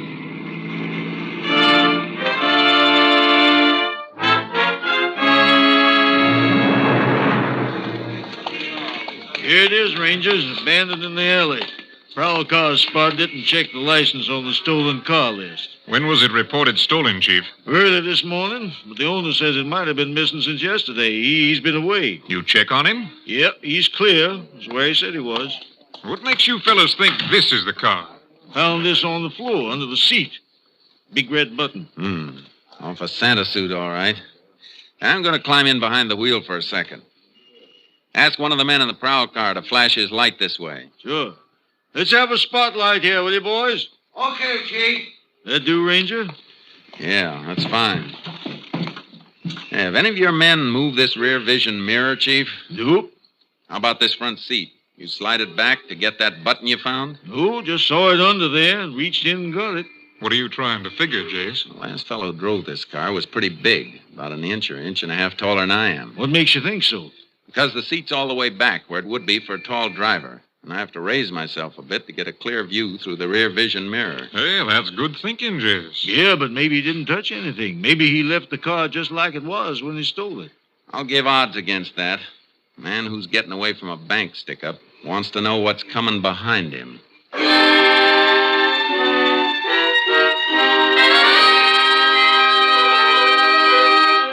All roads out of the city had been under watch since the report of the robbery, so the men we were after figured to be close by. But all we knew was that one of them was about 6'3". In the morning, we made a routine check with police headquarters. Morning, Rangers. Morning, Chief. Morning, Chief. Your men come across anything? I'm just going to check through this report. Tells us the location of just about every Santa Claus suit in town. All of them belong to organizations, use them for their Christmas parties. Of course, once in a while, they let some private individual borrow them for a kid party or something. That is, if they put up deposit money. You got a list of the places that have loaned suits out and who got them? That top paper. I was just starting to check it. You can look if you like. Thanks. Looks like we might be adding a murder charge to the armed robbery, Captain. The bank guard dead? Not yet, but it looks bad. They're operating for a blood clot on the brain. He's, Wait a minute. What is it, Jace? I think we've got a boy to talk to. Look at this list. 2 suits borrowed from 2 different organizations, but both borrowed by the same man, Anthony Ross, 124 Petagrosa Street. Say, that's worth looking into, Jace. Come on. Let's pick him up.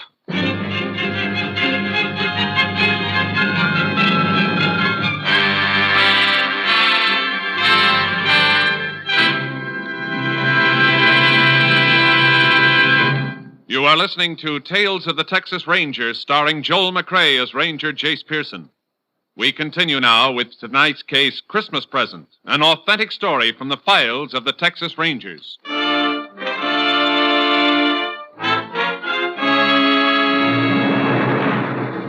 home of Anthony Ross at 124 Petagrosa Street turned out to be a rundown shack on the outskirts of town. A small boy and girl, not dressed well enough against the cold, stopped playing with a mongrel dog as we drove up.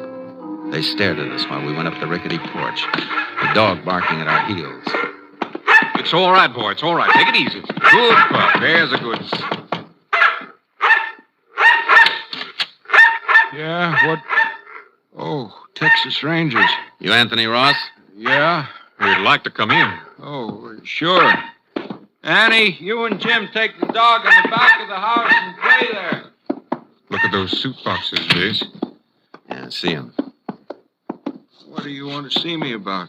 We can start with those boxes on the table. What's in them? I don't know. Just a couple of packages. That's all. They ain't mine. You better open them up, Jace. Yeah. No. Wait a minute. I tell you, they ain't mine. You got no right to... This search warrant says we have. Search warrant? Now, look. Those things ain't stolen. They were rented. Yeah. Couple of Santa suits, all right, Captain. And look, A button missing from the jacket of this one. I don't know what this is all about. Why are you coming Maybe we in can here? refresh your memory. The guard you slugged at the Panhandle Equity Bank isn't expected to live. What? Who was wearing the other suit, Ross? Who was your partner? What are you guys doing to me? I don't know what you're talking about. We're talking about the $63,000 stick-up you and somebody else pulled yesterday. And since you're about 5'10", I can tell you that your partner's about 6'3". Rangers, you're making a mistake. I don't even know anything about a holdup. The button missing from this suit was found in your getaway car, the one your partner drove. It wasn't me. I tell you, I didn't even know what kind of costumes were in them boxes. They ain't mine. Then where'd you get them? I picked them up at a couple of places yesterday morning. You say you picked them up, and you're trying to tell us you don't know what's in the boxes. I picked them up for somebody else. They were rented out in your name. The woman ordered them in my name. What woman? The one who hired me to pick them up. That's a pretty phony story, Ross. Who was this woman you're talking about? What's her name? I don't know. I don't even know. You better come with us, Ross. No. You gotta listen to me. Please listen. You gotta believe me. I was in town early yesterday morning. She come right up to me on the street. I was pulling my kid's old wagon along, trying to find some junk I might sell. You sure you don't want to think this story over before you go any further? She asked me if I wanted to earn $1 running a couple of errands. I said, sure. A buck could give my kids a meal for a change. She asked me my name and address, and I told her, and then she told me to wait while she went into a booth and made some phone calls. When she come out, she sent me to 2 different clubs, told me there'd be costumes and packages. She had them left in my name to avoid confusion, she said. You didn't think that was funny? Mister, all I could think about was earning that $1. She gave me money, deposit money for the costumes, and told me to come back and meet her with the stuff on that same corner. Where were you at 2 o'clock yesterday afternoon? I was looking around for a junk again for a couple hours after I delivered the packages, and I guess at 2 o'clock I was walking back home from town. It's a long walk to here in this weather. Cost of a bus ride will buy a loaf of bread for the kids you saw outside. Is that a crime? What's it to you if I walk my feet off to feed my kids? All right, Ross. That was a nice act. But there's a big hole in it. You say you delivered the Santa Claus suits to a woman you didn't know. But you've still got them. Yeah, I got them. They're going to mean a good Christmas. Yeah, but you're not going to believe what I tell you. The woman came here last night, drove up in a car, woke me up. She said she was leaving town in a hurry. It didn't have time to take the costumes back herself, and if I'd take them back, I could keep the deposits. $15 each. Yeah, but you're not going to believe that, are you? You better get your coat. Will you give me a chance to ask one of the neighbors to watch out for my kids? I'm afraid you'll be gone too long for that. I'm sorry, but we'll have to take him into the juvenile home. Oh. I guess they'll get better care there than I've been able to give. I'll get my coat. Ross, you been doing any painting around here? Painting? This place looked like it ever saw paint. What made you ask that, Jace? I just noticed this inside the leg of this Santa Claus suit. Paint blob. Looks fresh. Well, how come it's inside the leg, not outside? I don't know. That's something we'll have to figure. This is the large size suit. Must have been worn by the big boy we're looking for.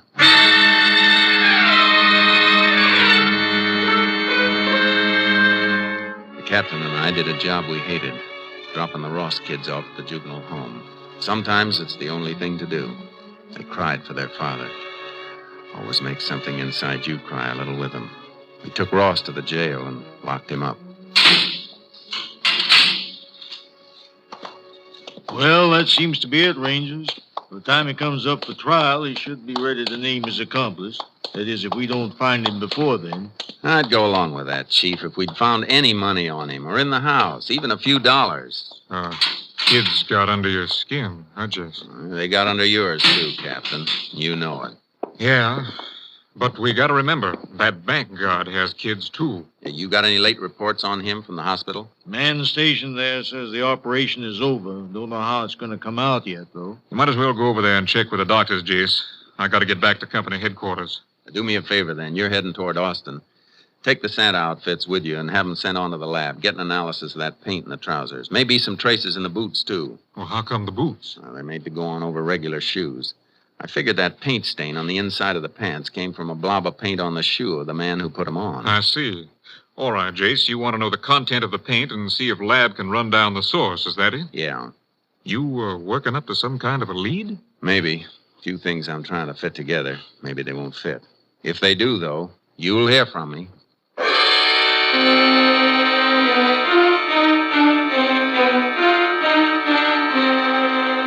I went over to the hospital and checked with the doctors, but the outcome was still in doubt. The guard's wife was there, face twisted with worry and fear. There was nothing I could do to help, so I got some sleep. Then in the morning, I went back to see the police chief. Oh, Ranger, I'm glad you dropped in. I just had a long-distance call from your lab headquarters at Austin. Report on that paint. Mm-hmm. Here, I wrote it all down. Paint is manufactured right here in town. Brand name is Light Glow. Light Glow, huh? Mm-hmm. Can you get a list of local painting contractors who use it? Well, I reckon just about all of them do. It's good paint, and this wouldn't hardly be Texas if we didn't deal with a local outfit, would it? No, it wouldn't. Thanks a lot. I'll see you later. Where you going? Over to the Panhandle Equity Bank.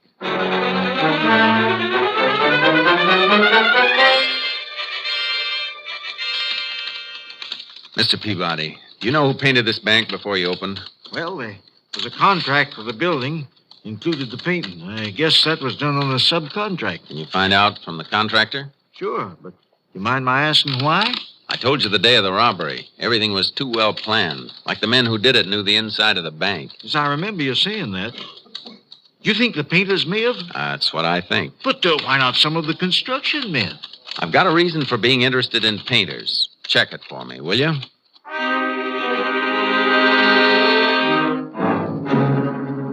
He checked.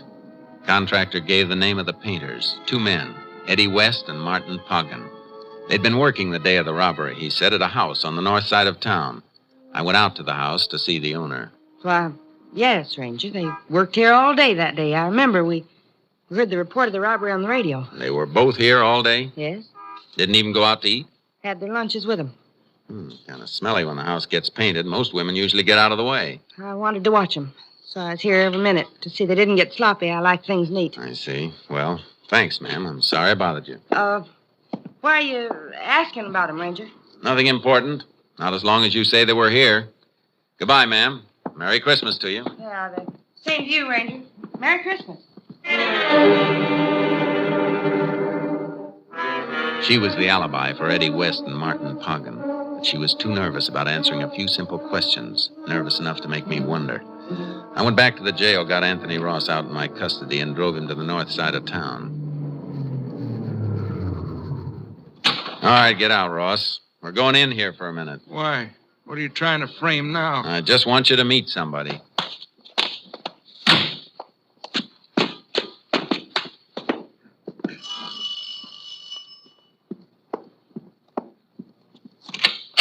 Well, back again, Ranger. I thought we'd... That's her. Ranger, that's the woman Who is he? Who is this man? You ought to remember me, lady. My kids are in juvenile home on account of you, and I've been in jail. I never saw you before in my whole life. Tell him the truth. Tell him before I... Hold it, Ross. Take him away from here. Go away, both of you. Ranger, I got those costumes for her. For her! You're a liar, a liar! That word fits somebody, all right. Can I come in and have a look around, ma'am? What for? What do you want?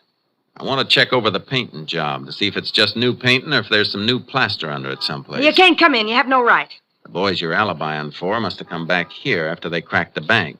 Because you must have picked them up in your car after they ditched the one they're using. I don't know what you're talking about. Wouldn't carry the money on them. Did they cover it up here, safe under fresh plaster and paint until it cools off? No! I can call for a search warrant and wait till a crew comes and tears this place apart. It'll go better for you if you don't try to cover it. The money isn't here. Well, come on. Where is it? It's here, all right. In that wall. Behind the picture. Come on, Ross. Which one's your boyfriend? Wagon or West? Eddie. West. He said we'd get married. Go to Europe next year. You'll all go someplace next year, but it won't be Europe. West about 6'3". Yes. How did you know? I got an early Christmas present. Somebody sent me a crystal ball. As soon as I call the police and dig out that bank money, you're coming with us. Ranger, I'm clear now, ain't I? Looks that way, Ross, but you'll have to go back to jail for a while and be checked out by the local police. That won't take any longer than it'll take me to pick up Eddie West and Martin Poggin.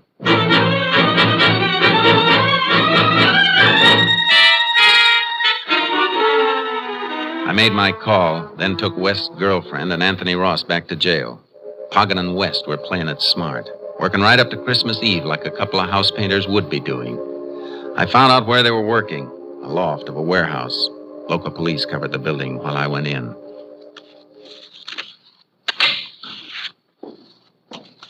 Eddie, who's that? Who came in? Probably the watchman. Watch out for those paint cans. Don't worry. I see him. It ain't the watchman's boys, Eddie. Come out of the shadows where we can see you. I'm coming. But seeing me isn't going to make you happy. Eddie, it's a Texas Ranger. Shut up, Poggin. I got my gun. Howdy, Ranger. Something you want? Yeah. I want the two men who robbed the Panhandle Equity Bank. Shut up. What would we know about that, Ranger? I'm down off that scaffold and I'll tell you. Okay. Mighty low way. Too bad you aren't working in a place with a phone. Your girlfriend could have warned you earlier. Eddie, he knows. I'll get him. Keep your hands away!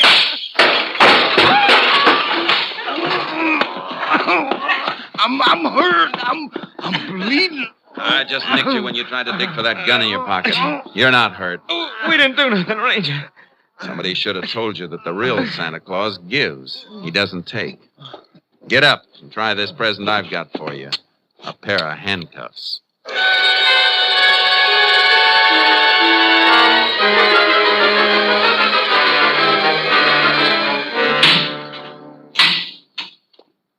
Well, that winds it up for sure, Ranger. Didn't turn out too bad either. Just heard from the hospital. Guard passed the crisis. He's going to be all right. You couldn't have better news, Chief. Just in time, too. It's getting dark. Christmas Eve. You let Anthony Ross go? Mm-hmm. About 10 minutes ago.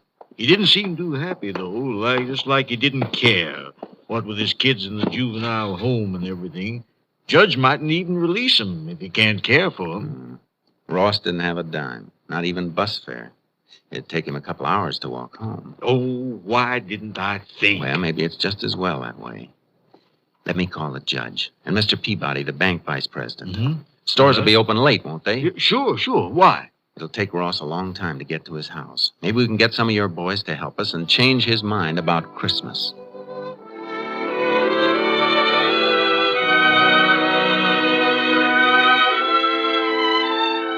There's Ross.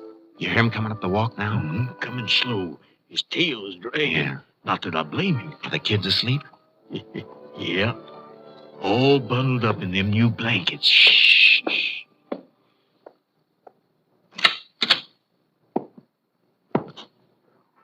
What?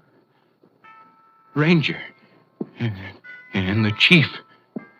The lights. Lights. They're on. The power company turned them off. Yeah. They sent a man out to turn them on again. What? What's all this stuff? Ornaments. Christmas tree. All those toys and things. Tomorrow's Christmas, Ross. For you and your kids. They're in the bedroom asleep. My kids. You brought my kids back to me. Yes, and there's plenty of grub in the kitchen. And you've got a job. Starting next week at the Panhandle Equity Bank. Just go in and see Mr. Peabody after the holiday. Meanwhile, he sent you a little cash in this envelope. Sort of a Christmas bonus, just like the rest of the employees get. Well, we have to be going. Merry Christmas. Yep. Merry Christmas, Ross. Merry Christmas, fellas. Merry Christmas. And God bless you. Thanks. God bless you.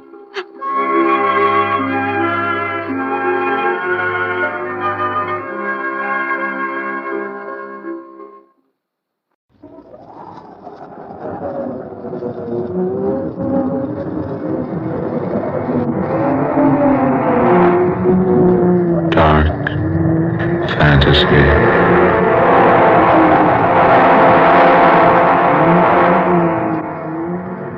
I am the dweller in the house of bread.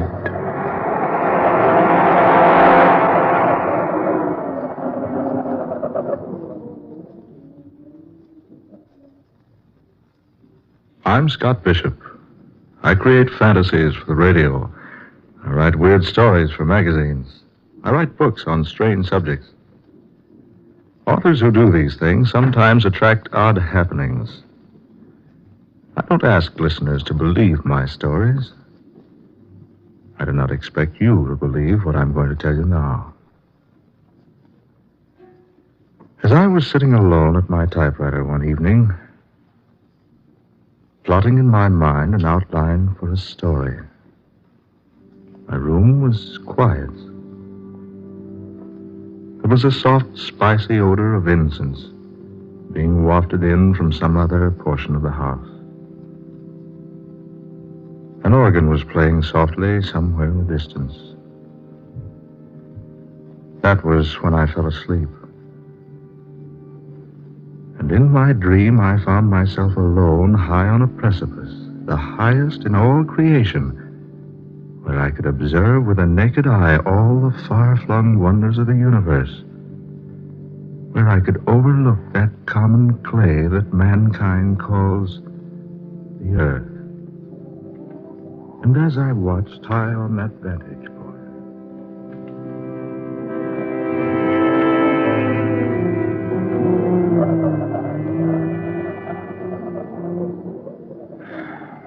Why do you sigh, my son? Oh, I thought I was alone. Are any of us ever alone? No, I suppose we're not. But it's so desolate up here, so far from anything else. And I seem to be searching for something. Could it be, my son, that the reason is you are searching for the truth? The truth. What is the truth? You ask that? Then asking, you surely must not know. The truth. Is it some vague, inconsequential thing? Some mythical nothingness? Some non-existent wishfulness? Truth, my son, is neither inconsequential, nor vague, nor mythical. If I could only believe that. You can believe it, if you will. Can one believe something he's never seen? Perhaps. You think me a cynic, don't you, sir? I haven't said I do. Nor have you denied it. My son, look upon me. What do you see? Why, a man. Like myself. A little older, perhaps. And perhaps wiser. I make no boast of any wisdom I might have. I am the way, and the truth, and the light. What was that? Merely words spoken by a man who was about to die. I know. The Bible. The Bible. A way, the truth, and the light. If I could only find them. You will find them, if you look far enough. Who are you? I am just a man. What's your name? It is a very common name. You'll find it in any city directory or telephone book. Then why do you conceal it? I don't conceal it. My name is Word. I can't agree that it's such a common name. Nor could you agree that it is unusual? No. Names are such temporary things. You can say to me, my name is Bishop, and there is no way for me to know whether you are good or evil, religious or atheistic, learned or ignorant, an emperor or a beggar. But you've told me more about yourself than just your name. Have I? But haven't you? Just a moment ago, you reminded me that your greater age has made you wiser than I. Well, if you're so much wiser, perhaps you can tell me where to find what I seek. Where to find the truth? The truth. The light, peace, happiness, contentment. All those things man wants so eagerly, yet seldom finds in sufficiency. He only fails to find them, my son, because he is blind to them. Then they're real? They do exist? I have said that they do. Then I beg of you to help me find them. I beg of you. That, my son, I cannot do. For it is given no one to help another find those things which you seek. You must search them out in your own way. You must exert your own efforts in discovering them. But can't you tell me anything? Anything at all? I would like nothing better than to disclose everything to you. But this much I can say. Yes? If you are sincere in wishing to find the truth, if you really desire to know the way of light and happiness and peace, if you would know the road to all these majestic things, then seek you the house of bread. Remember the house of bread. Seek you the house of bread. But wait! Wait, I say! Come back! Don't leave me now!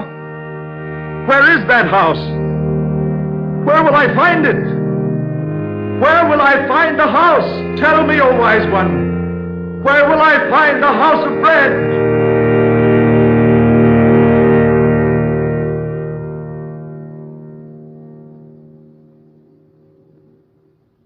I've already told you I was dreaming. I make no secret of that. At first, I didn't tell my dream to anyone. Instead, I cherished it. Gave it many hours of deep thought and serious contemplation. I didn't even tell Sonia. Not at first.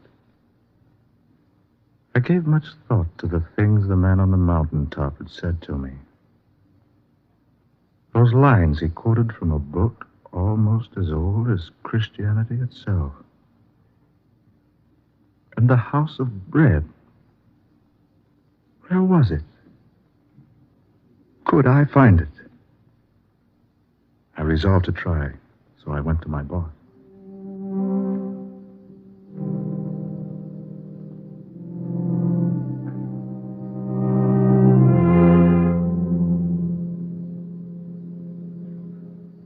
Are you trying to tell me, Bishop, that you're leaving? Regretfully, yes. But your work, your future. I wonder, sir, if there is a future. Well, Bishop, what intonations come over you? You've got a great future. Your books are selling like peanuts at a circus. Here's a wire from fantastic periodicals. They want a contract for a series of 12 short stories about the supernatural.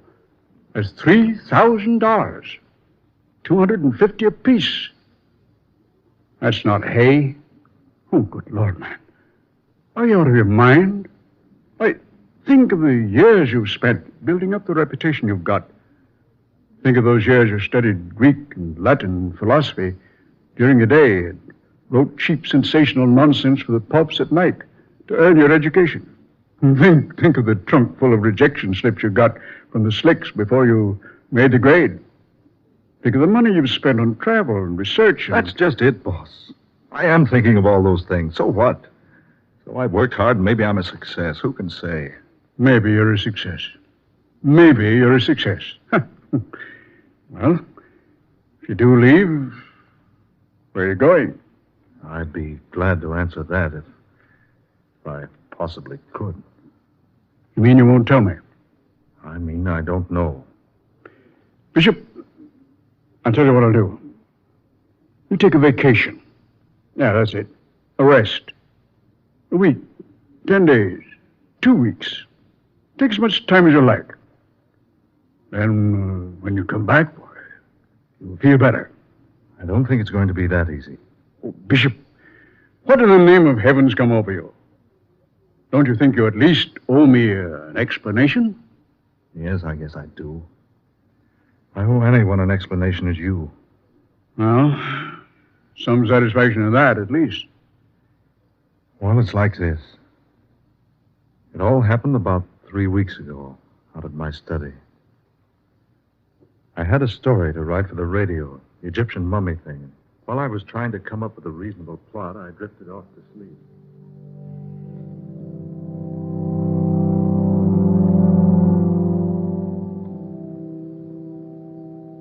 Telling Sonia was different. The difference between telling her and the boss was like the difference between saying, I love you to an actress on the stage and the same thing to the girl you adore. It was pleasant and soothing because Sonia understood. Sonia understands everything. She wouldn't be Sonia if she didn't.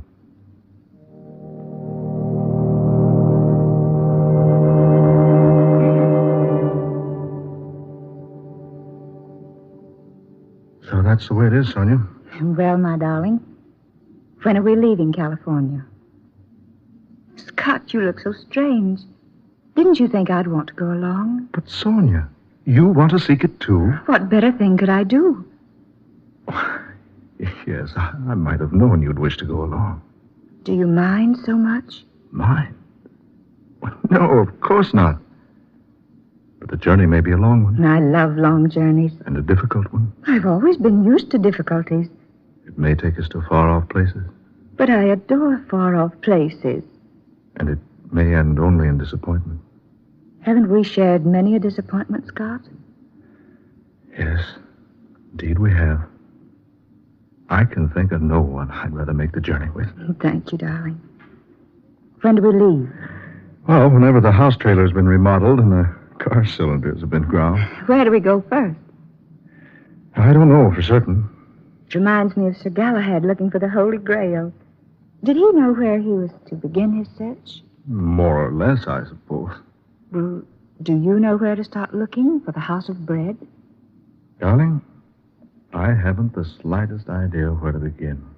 Dearest, what do you suppose the man named Word meant by the House of Bread? Yeah, I've asked myself that time and time again. Surely not a real house. No, I think not. Sonia, that phrase symbolizes something. But what? Well, perhaps we shall find out someday.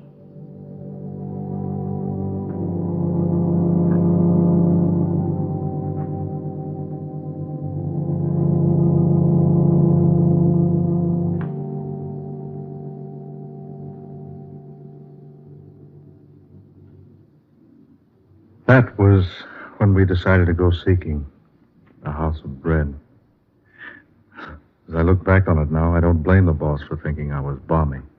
Here we were, Sonia and I, two supposedly sane, sensible people throwing up everything, kit and caboodle, and taking out to look for something more vague and unknown than Shangri-La or Arcadia or Nirvana, some other synonymous place. And all because of dream.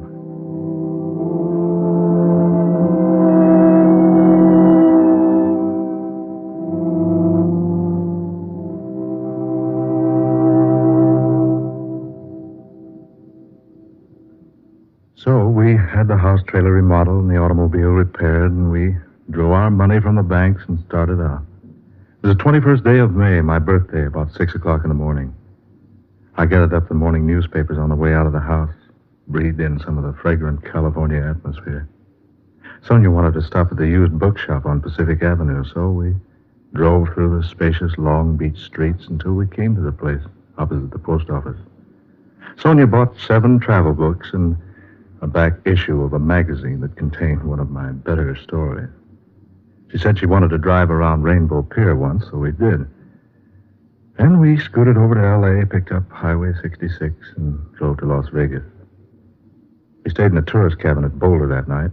Bright and early the next day, we drove over to the dam. As we began driving through the mountains out of the place, I noticed Sonia laboriously riding in a small but bulky.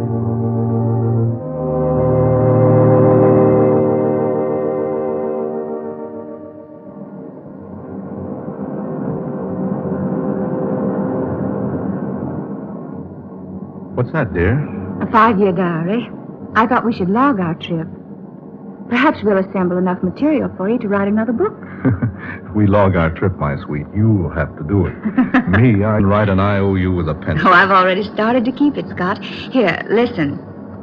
May 21st. We left Long Beach at 7 a.m. and were out of Los Angeles by 10:30. The trip across the desert was uneventful, but quite pleasant, and we arrived at Las Vegas, Nevada, around...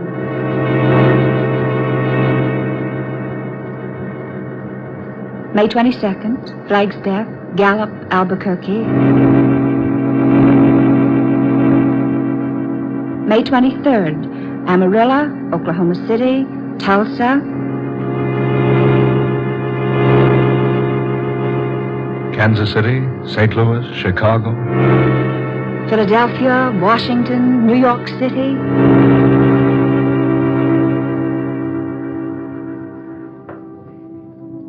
May 30th. We sailed today from Pier 17 for London aboard the SS America. As we stood at the ship's rail together, Sonia and I, we wondered just why we decided to leave the good old United States behind. Did something tell us our goal was far beyond the sea?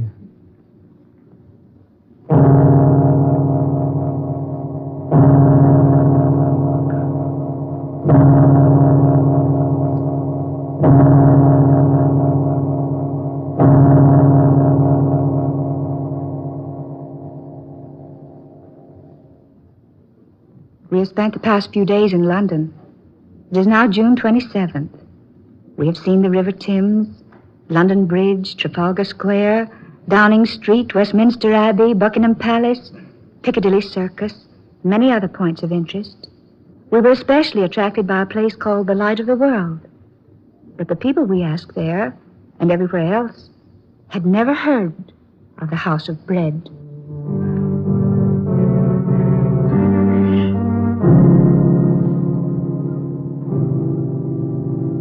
July 16th.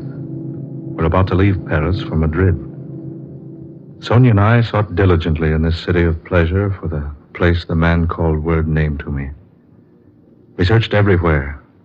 The magnificent Bois de Boulogne, boulevards, everywhere we could go. We did Eiffel Tower and the Louvre and Cardinal Richelieu's Palais Royal, the Cathedral of Notre Dame, Grand Opera House, the Arc of Triumph. Then we were attracted to the Place de la Concorde, which is called the Place of Peace. And we thrilled for a moment because we thought our search was ended. But when we asked about the House of Bread, folks only laughed at us.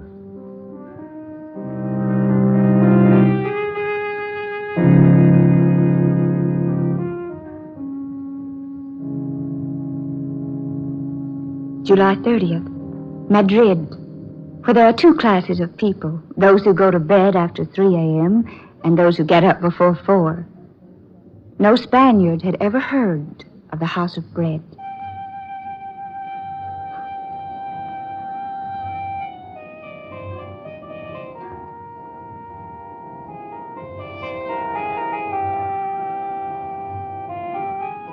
Morocco, August 20th. Mingling with the Moors and Arabs, wandering up narrow, crooked, dirty streets, through shabby buildings and unkept markets, all with a general aspect of dilapidation and extreme neglect.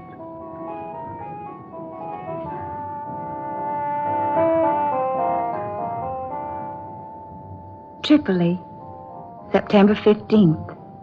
Sponge fisheries, ostrich feathers, gold, ivory, rugs, and the ruins of a triumphal arch erected to Marcus Aurelius.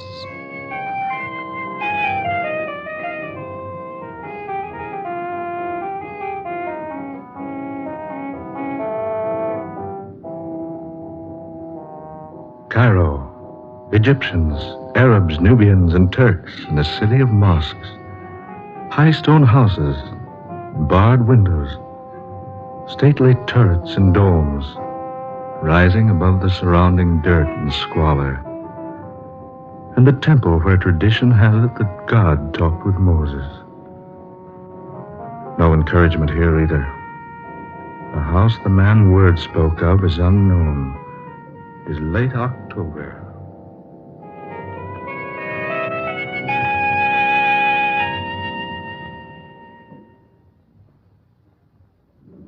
November 6th. November 16th. November 26th. December 5th. December 15th. December 25th. Jerusalem. The hill of Calvary, not far from the city gates, where once a humble man bearing a cross of misunderstanding and hate, far heavier than mere beams of wood, drank the last drop in the cup of human bitterness. The city of God. City of David, Solomon, Cyrus, the Persian king. Nebuchadnezzar the Babylonian, Alexander the Great, Constantine the Great, Pontius Pilate.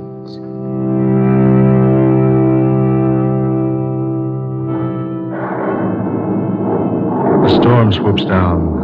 Rain begins to fall. The newborn stars are hidden, all save one. There is one star to the east, quite close by.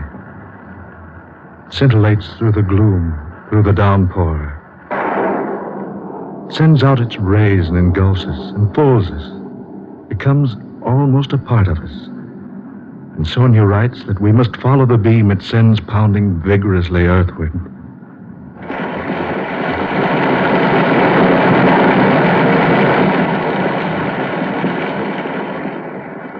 Sonia, let's go back, or at least find shelter. Scott, you're tired. We've tried to find shelter. Strange, the lodgings are completely filled. And we'd best go back to Jerusalem instead of wandering about here in the darkness. Here. There's some sort of a shelter here, Scott.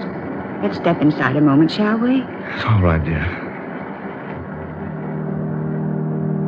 There seems to be a light in here. Yes. And there's someone here beside us.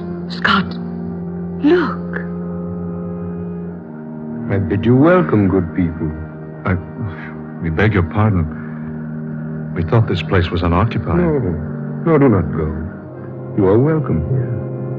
I say, haven't we met before? I believe we have. Yes, we have. Now I remember. You're the one in my dream. Your name is Word. In the beginning was the Word, and the Word was with God, and the Word was God. The way and the truth and the light. I am come, a light into the world, that whosoever believeth in me shall not abide in darkness. The way and the truth and the light. And lo, the angel of the Lord came upon them, and the glory of the Lord showed round about them, and said unto them, Fear not, for behold, I bring you good tidings of great joy. For to you is born this day a Savior, which is Christ the Lord. Be not afraid. Have you not been told, Seek ye the Lord, and he will not be scornful unto thee? Here in this humble manger, you were born. 2,000 years ago. Verily I say unto you, I am with you at all times, in all places, even unto the consummation of the world. Then this is our answer. This is what we have been seeking so earnestly. Because you have seen me, you believe. Blessed is he who has not seen me and still believes.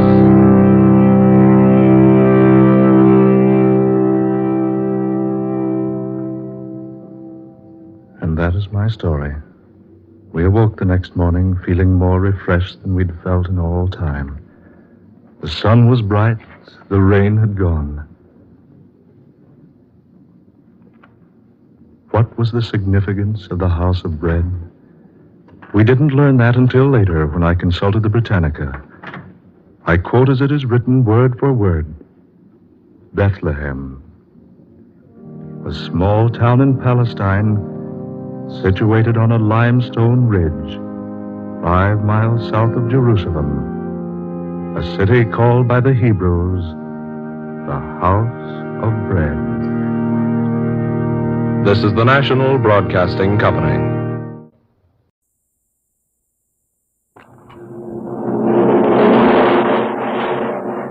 Adventures in time and space. Told in future tense.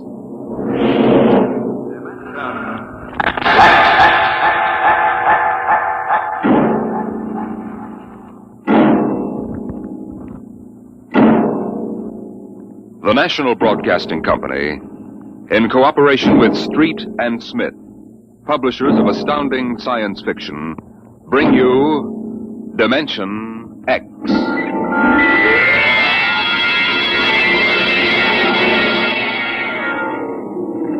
It happened during a routine skirmish in the Great War. Patrols advanced from the defense perimeter under jet cover and preceded by napalm throwers. The enemy defended in depth and mopped up with guided 98s fired from 40 miles to the rear. The blast area was 10 miles in circumference, and the medics didn't find much to pick up over 500 yards in. Take it in here. Where? Look out, it's lousy with mud. Okay, man. Right me. More. That left. Okay. More. Okay. Hold it. Stretchers. Come on, drivers, get those men out. Yes, sir. Get a move on, line them up. Come on. Easy. You want to kill him? Okay, take it away.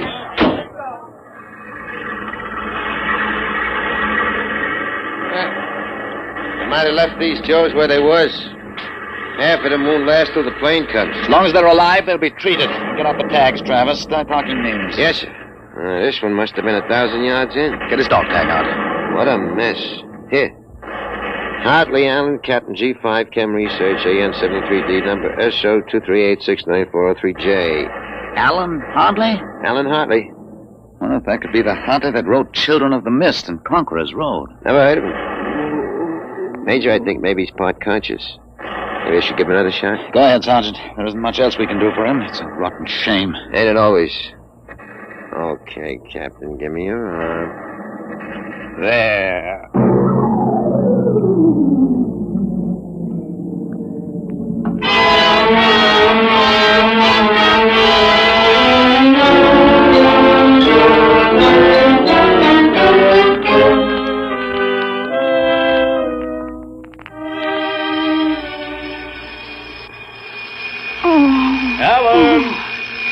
Alan! Look out, down! Get up, Alan. Can't stay in bed all day. I remember that. Clear as if it were real. Up and at 'em. Hit the deck. Remarkably vivid. Strange. Alan, you all right? I'm all right. What's wrong with my voice? It's too high. What are you doing? Practicing singing? My voice has changed. Is that all? You're growing up. Happy birthday, son. Happy birthday? Hey, wake up, son. Wake up. I am awake. Come on, out of bed. I don't understand. Breakfast waiting. Now, out of bed or I'll turn it over. All right.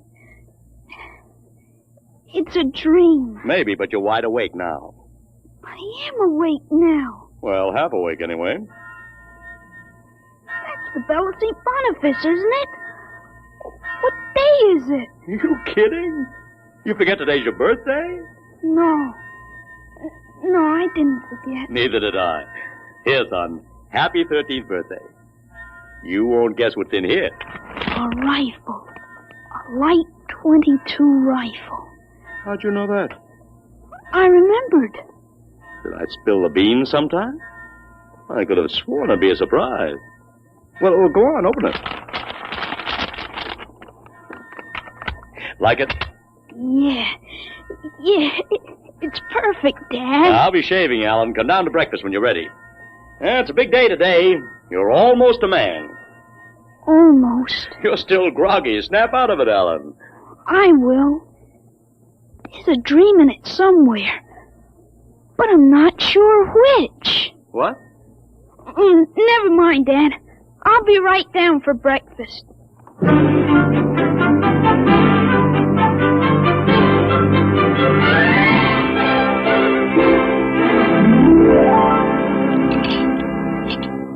Now for coffee.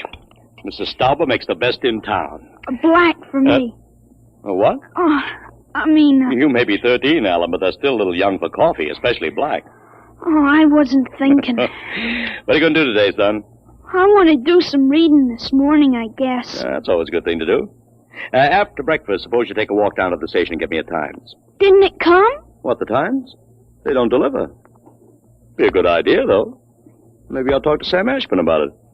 Here's a $50, Alan. Get anything you want for yourself out of the change. Thanks, Dad. Finish your milk before you go. Oh, sure, Dad. And hurry back. I like to finish the crossword puzzle before lunch.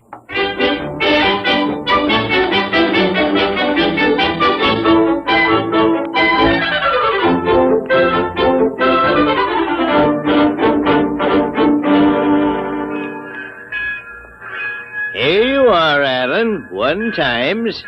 Tell your father the puzzle's a stinker. Thanks, Mr. Ashburn. Look out for the trucks when you cross the highway. Oh, I'll go across Elton's lot shortcut.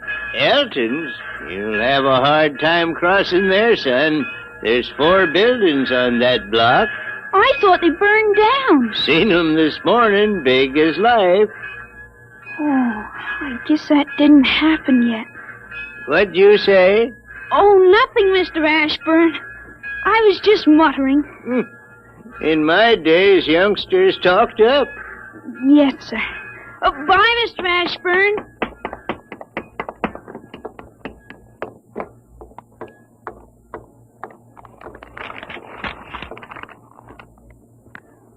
Monday, August 6th, 1945. Okinawa 1, bombing Japan. Hey, Alan, wait up. Larry Morton. Hiya, Larry. Hi, Al. Hey, you want to have a catch or something? No, I have some things I want to do at home. Wow, get him. Fancy pants talk. Things I want to do at home. Oh, go chase yourself around the block. Go jump in a garbage can, will you? Go take a flying jet to the moon. Hey, that's a new one. A flying jet to the moon. Hey, you thought up a new one, Al. Yeah. Hey, how about us going swimming at the canoe clubs after? Gee, I wish I could. I gotta stay home. After. You see the football movie at the Grand? Boy, what a team. Notre Dame. I thought you liked Cornell. Cornell? Ha, they couldn't even beat Vassar. You're going to Cornell, aren't you? Me? Cornell? Fat chance. I'll bet you do. I wouldn't take your money. I know you wouldn't. You'll go to Cornell, all right. Cornell. Far above Cayuga's waters, there's an awful smell. Just the same, you'll go to Cornell. I've got to hurry, Larry. Well, so long, Al. See ya. So long, Larry. See ya.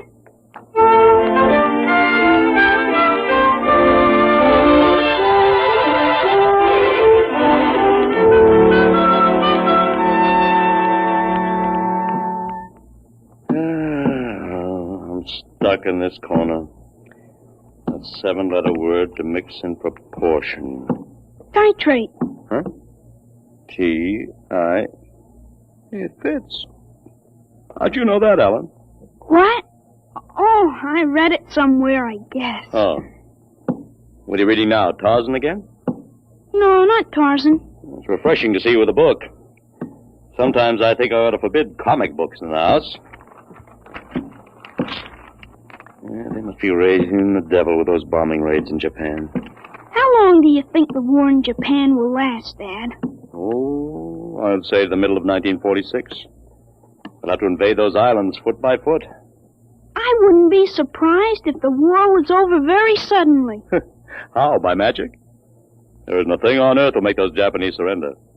You expect somebody to make a pass and it'll be all over by this afternoon?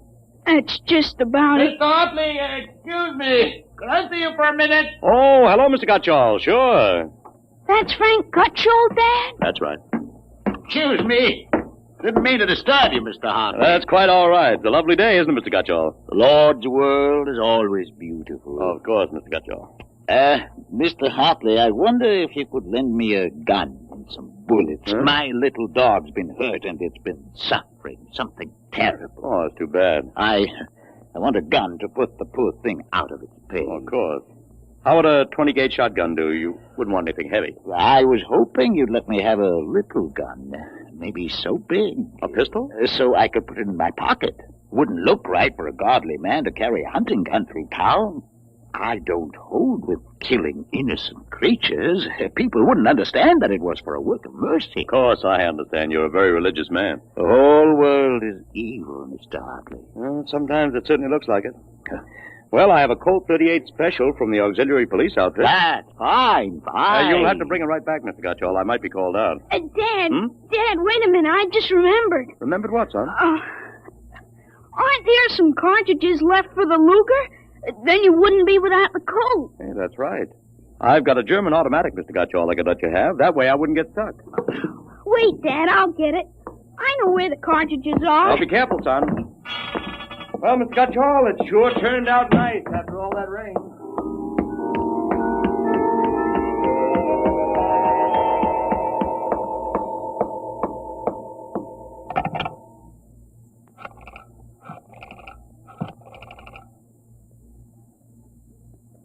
Hello, police headquarters?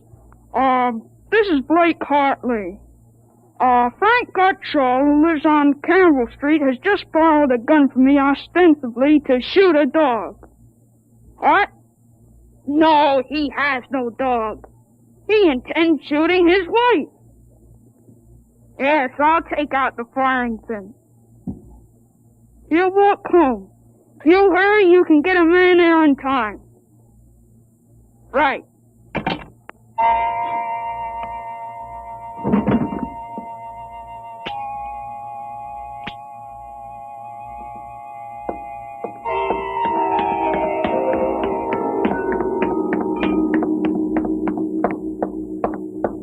Oh, there you are. What kept you, Ellen? I couldn't find the cartridges at first. I'll show Mr. Gutchall how it works. It's all loaded, ready to shoot. This is the safety. Just push it forward and up. There are 8 shots in it. Did you load the chamber, Ellen? Oh, sure. It's unsafe now. You understand how it works, Mr. Gutchall? Yes, I understand. Thank you, Mr. Hartley. Thank you, Sonny. Goodbye. Goodbye, Mr. Gutchall. Return the gun when you're done. Yes, I'll be done with it soon. Goodbye. Alan, you shouldn't have loaded that gun. I guess it's all over now. I had to keep you from fooling with it. Didn't want you to see I took out the firing pin. You what? Gutchall didn't want that gun to shoot a dog. He's a fanatic. He sees visions, hears voices. The voices probably put him up to this. I'll submit that any man who holds intimate conversations with disembodied spirits isn't to be trusted with a gun. He wants to shoot his wife. What are you talking about? While I was upstairs, I called the police. I put a handkerchief over my mouth and told them I was you. Why'd you have to do that? I couldn't have told them.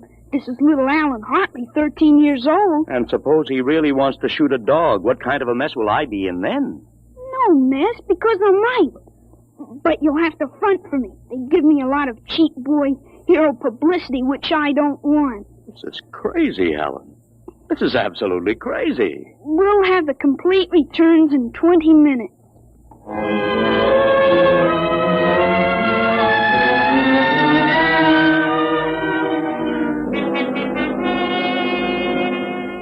Mr. Hartley, Mr. Blake Hartley? That's right. I'm Detective Sergeant Kaborski from Homicide.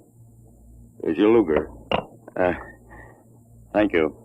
I don't know how you spotted that guy, but when we busted in, he was pointing that gun at his wife, wearing a blue streak because it wouldn't go off. Well, I'm glad I was able to help. They may have some kind of citation, Mr. Hartley. Oh, I don't think that's necessary. Well, in the department, we figure a little publicity never hurt nobody. Even a lawyer, huh? I really prefer to have it kept quiet. Well, whatever you say. We want you to drop around in the morning for a statement. I'll be glad to. Well, thanks, Mr. Hartley. Goodbye. Goodbye. Bye, Sonny. Goodbye, Sergeant. Why don't you take the citation, Dad? Well, you were right. You saved that woman's life. Let's, see you put back the firing pin. Sure. There. Suppose we have a little talk. But I explained everything. You did not. Yesterday, you wouldn't even have known how to take this pistol apart. Today, you've been using language and expressing ideas that are outside of everything you've ever known before. Now I want to know. Well, I hope you're not toying with the medieval notion of obsession. What? You say I'm changed. When did you first notice this? Last night, you were still my little boy. This morning, I don't know. You've been strange all day. Alan, what's happened to you? I wish I could be sure myself, Dad. You see, when I woke up this morning, all I could remember was lying on a stretcher injured by a bomb explosion. I was 43 years old and the year was 1975. 1975? That's right, you'll be 43 in 1975.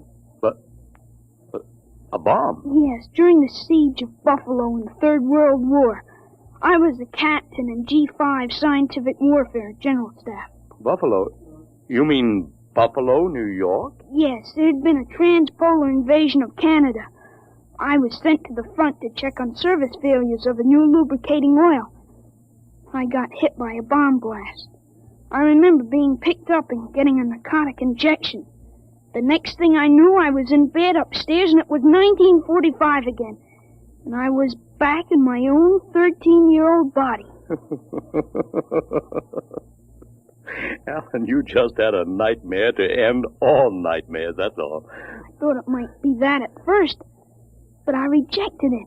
It wouldn't fit the facts. Well, it's ridiculous. All this Battle of Buffalo stuff. You picked it up listening to the radio. All the commentators have been going on about another war after this one.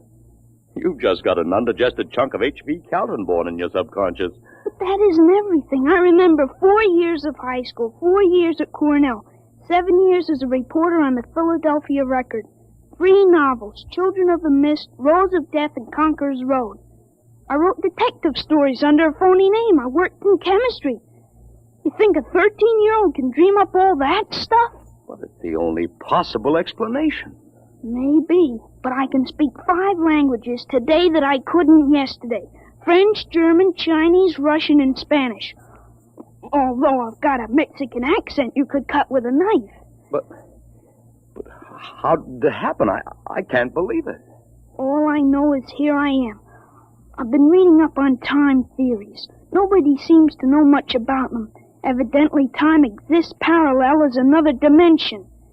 And I've got kicked backwards and somehow. But how? It may have been the radiations from the bomb. Or the narcotic injection. Or both together. But the fact remains I'm here with full knowledge of my future identity. This was quite a shock, Alan. But you do believe me, don't you? Yes, I suppose I must.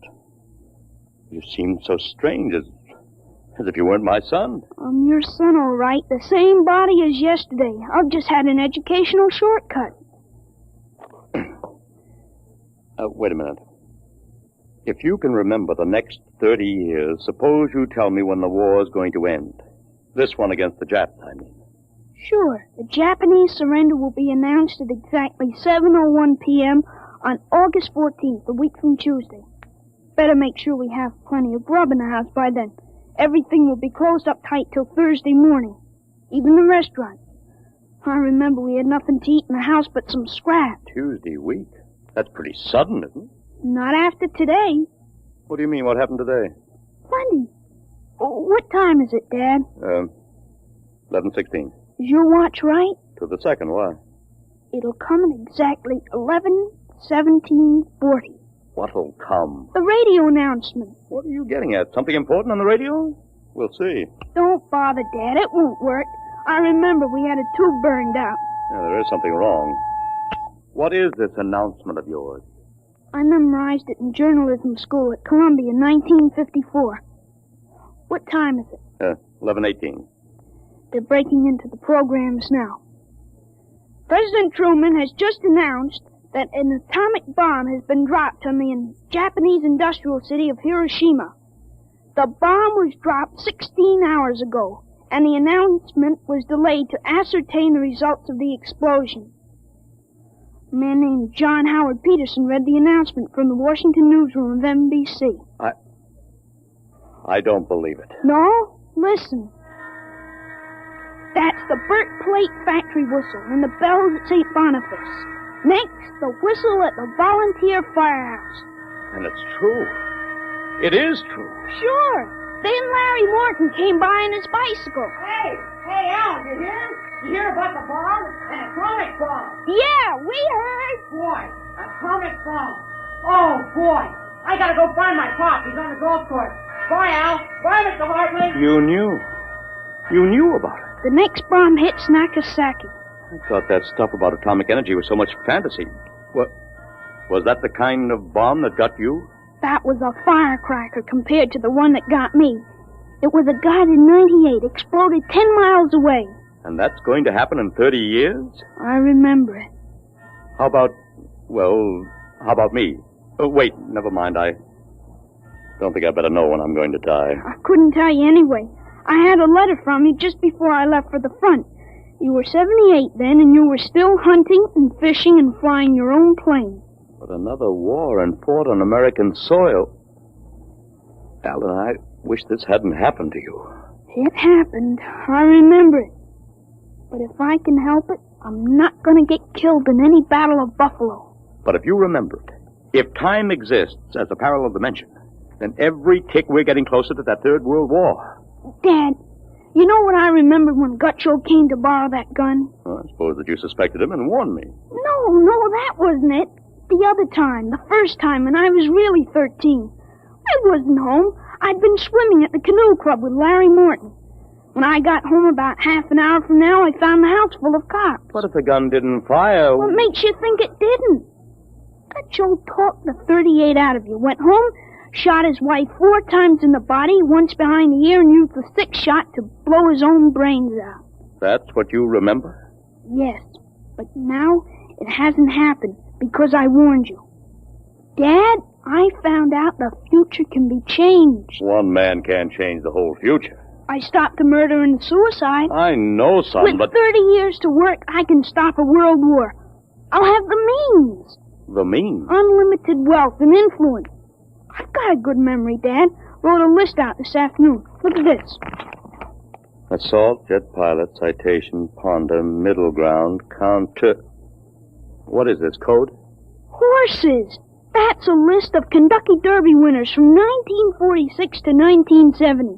You sure? I learned that list on a bet at the Officers Club in Cincinnati in 1971. Assault paid 8 to 1. You figure out what we can take in. Oh, but gambling, This son. isn't it. Gambling, it's a sure thing. When we get rolling, we'll make the Rockefellers look like pikers. Assault at 8 to 1. I suppose I could scrape up $5,000. In 10 years, that'll make a lot of money. Any other little thing you have in mind, Alan? By 1952, we start building a political organization here in Pennsylvania. In 1960, I think we can elect you president. Well, of course, president? Isn't that going a little too far? Why not? Who wouldn't vote for a politician who was always right? Besides, that's one thing we've got to change. In 1960, we had a man in the White House who was good to his wife and sang a nice tenor. And that's about all. He fouled up so completely we ended up at war.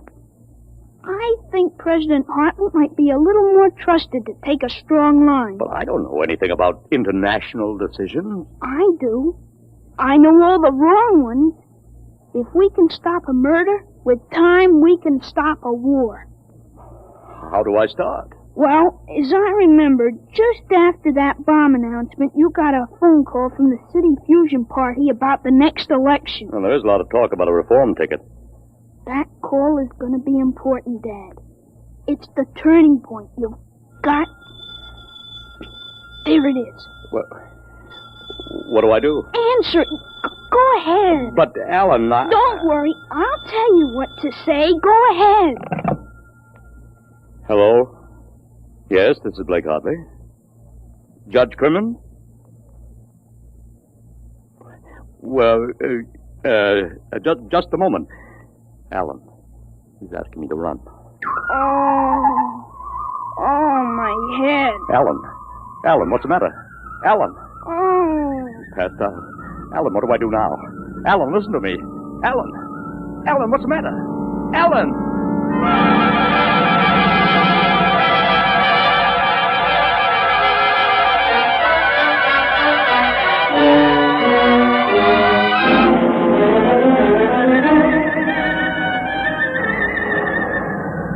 Captain Hartley. Captain Hartley. Captain Hartley. It was all right, Doctor. I gave him a shot and he was all right. He's dead.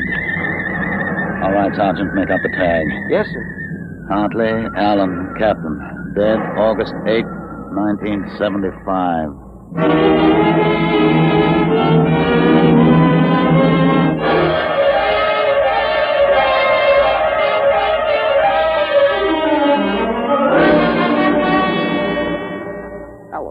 Alan, what happened? Alan! Huh? Alan, are you all right? Hi, Dad. I've got Judge Crimmins on the phone. What do I tell him? What? Alan, are you all right? You passed out. Sure, I'm all right. Hey, today's my birthday, isn't it? What did you get me, Dad? What did you get me? Alan, are you all right? Sure, I'm okay. What did you get for my birthday, huh? Don't you remember the Third World War? What Third World War? Gee, Dad, what's the matter? You're looking at me funny. Judge Crimmins, I'll have to call you back. Goodbye. You don't remember. You're back again, aren't you? Back to 13 years old. Sure, I'm 13 today. For corn's sakes, Dad. You must have died up there. It was only a mind transfer. That means now I'm on my own. I have to do it myself without your help. Help for what? Oh, if it's the grass, I said I'd cut it tomorrow. No, it isn't the grass. I've got to save your life, Alan. I can't let you die that way in 1975. What are you talking about, Dad? You sound goofy. I've got to change it all by myself. Change what? Never mind, Alan. You don't know yet. Come on, let's have lunch. Sure, Dad. Hey, how about my present now? What did you get me for my birthday? Hey, in a minute, son. Go on in. Hurry up, Dad. All right. Now, where'd I put that list of horses?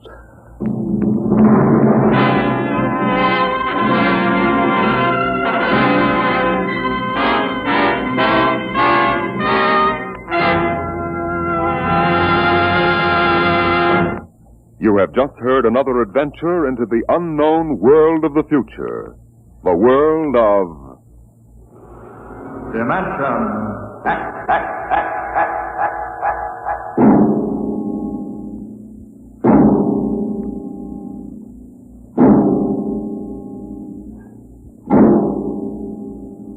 Homecoming is a joyous word.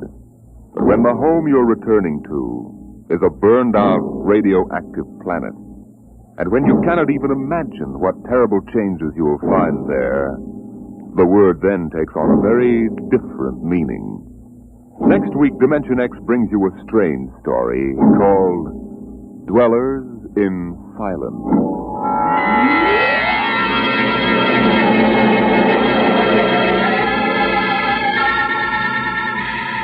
Dimension X is brought to you each week by the National Broadcasting Company in cooperation with Street and Smith, publishers of the magazine Astounding Science Fiction.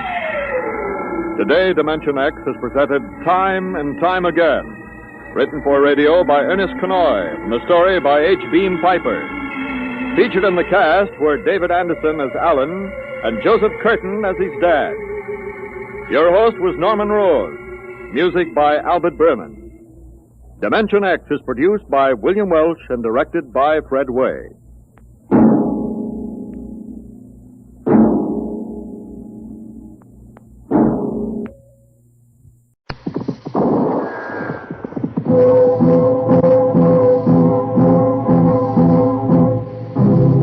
Gunsmoke. Brought to you by L&M, the cigarettes you want in the pack you want. Familiar standard pack and new crush-proof box. Live modern. Smoke modern. Change to L&M.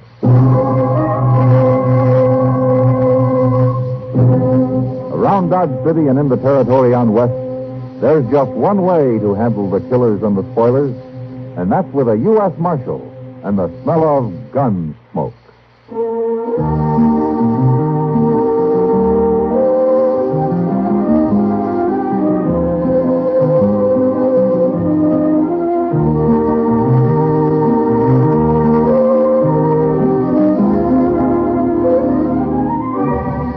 Gunsmoke, starring William Conrad. The story of the violence that moved west with young America. And the story of a man who moved with it.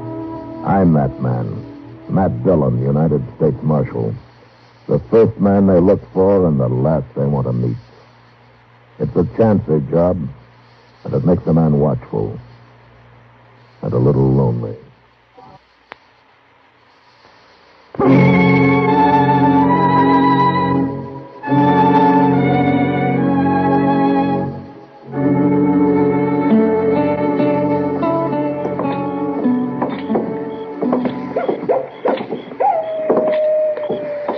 Just listen to that miserable old coyote, Mr. Dillon. Did you hear him? Yes, I heard him, Judge. We gonna stop in for long, Brad? No, there's no reason to. It's late. Looks too quiet for anything to be going on. Well, I was thinking I sure could do with some beer to go to bed on, if anybody was buying. All right. Come on. The place does sound kind of like a morgue tonight, don't it? Well, it won't till the end of next month when the trail herds start rolling in. You'll be lucky to get your foot inside. Been waiting for you, Marshal. Get your hands up. Yeah, sure, Red. I won't argue with a shotgun. That's what we figured. Take his gun, Red. Yeah. You don't mind, do you, Marshal? Go ahead. Do what Hack says. He's the one who gives the orders, the way I hear it. You shut up, Marshal. Neither one of us gives orders. Huh? I didn't know you boys were in this part of the country. That's far enough right there. Unless you want to see this little lady here get her pretty looks all spoiled. Matt, I tried to think of some way to get word to you. That's all right, Kitty. Just take it easy. Yeah, that's the idea, Marshal. You too, just take it easy. Everything'll be all right. You got what you came after, Hack, or are you still trying to get it? We got it. We've been through all the boys' pockets, along with the safe and the cash box. Just fixing to leave when you stumbled in. We didn't have a chance, Matt. They walked in with the shotguns and said Kitty'd be the first one to go. Forget it, Doug. These boys, Tollett and Slade, are wanted in a half a dozen states for bank robbery, stage holdup, murder. How come you were so quick to recognize us, Marshal? We ain't been around here before. No, but your pictures have. You must have slipped into Dodge pretty quiet, huh? That's right, Marshal. And gonna slip out the same way. I suppose you line up over there with the rest of the targets. Go.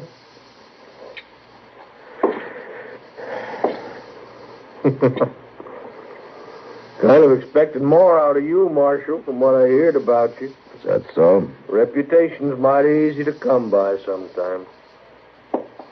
All right, all of you. We're riding out of here now.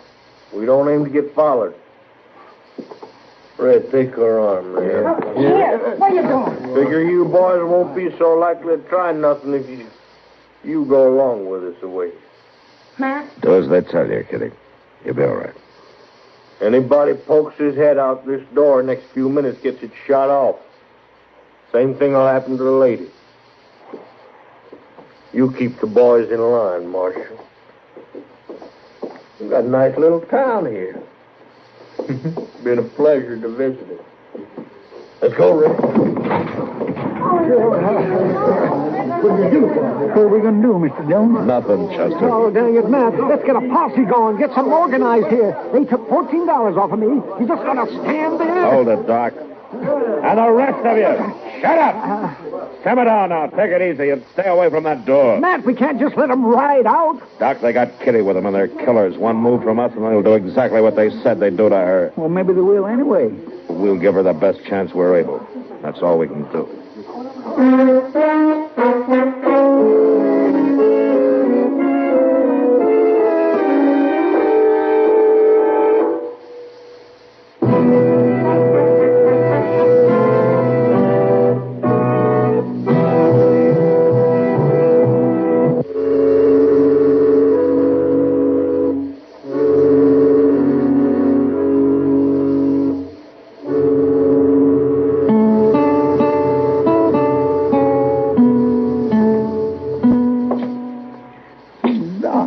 Doggone it, I just can't figure it, Mr. Jones. Well, we've spent from midnight last night until noon today checking every trail out of Dodge. Beale and his scouts have worked the river bottom for 10 miles each way. Yes, sir, I know. The whole countryside's on the lookout for them. 2 men and a woman. They can't just disappear. Well, they sure done it so far. Yeah, they sure done it so far. Come on, Chester, let's walk up the street and get something to eat, huh? All right. First time in all my recollection, I ain't had no appetite to speak of. Well, it won't help Kitty. You need to starve yourself. I got kind of a bad feeling ain't nothing going to help her, Mr. Jones. Why not? I figure they've had time now to get far enough away they won't need her no longer. Why don't you shut up? Chester, I'm sorry. I didn't mean to talk to you like that.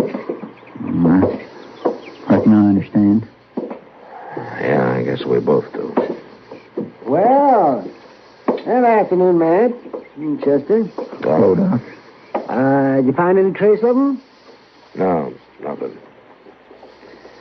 You, have a bite to eat with us? Well, I just ate about an hour ago, but I might sit down with you for some pie and some coffee. If Chester can spare a little. I ain't thinking much about food today, Doc. Oh, is that so? Well, Chester, if you ever reach my age, you'll realize come fire and brimstone, chaos and calamity, the first thing a man better look out for is his stomach.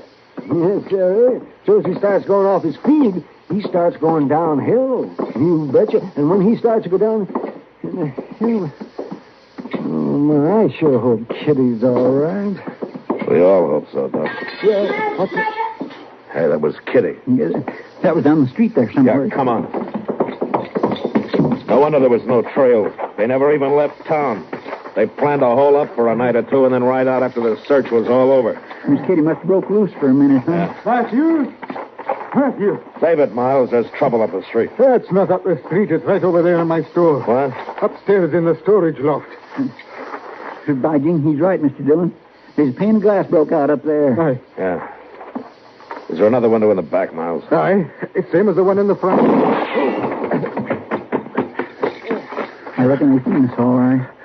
Chester, you go cover that back window, huh? Yes, sir. At least she's still alive. Yeah. So far.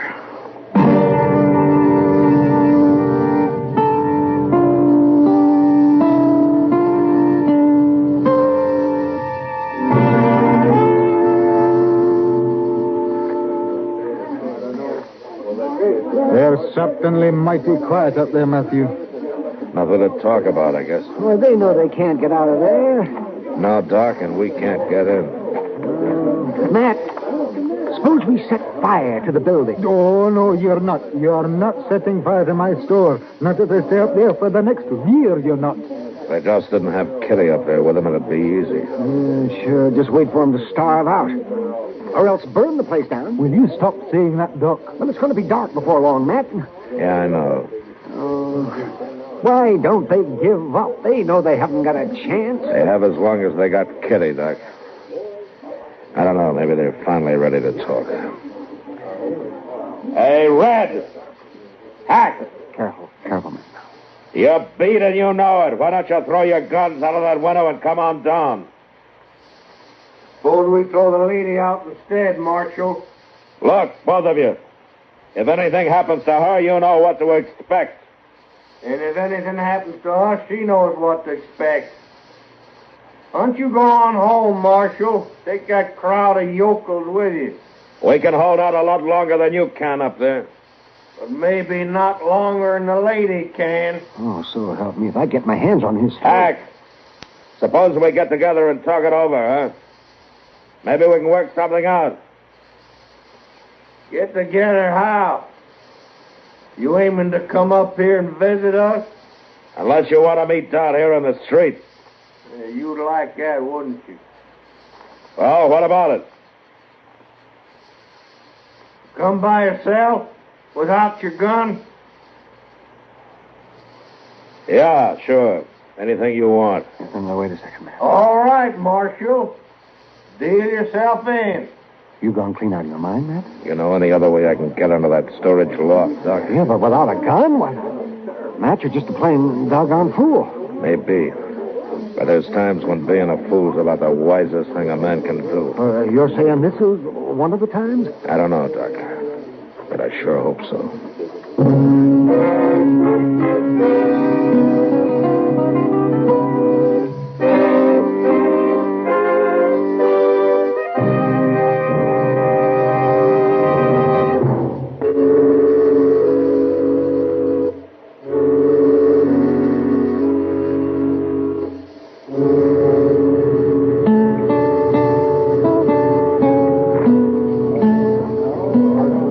Here, Doc.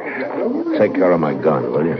You ain't really gonna do it, are you, Mr. Miller? Sure, he's gonna do it, the bull-headed idiot. But them two's killers. Chester, you're supposed to be around there watching that back window. I got Sam Noonan to take over. Well, Mr. Dillon, listen to me now. You just can't There's do it. nothing else to do, Chester.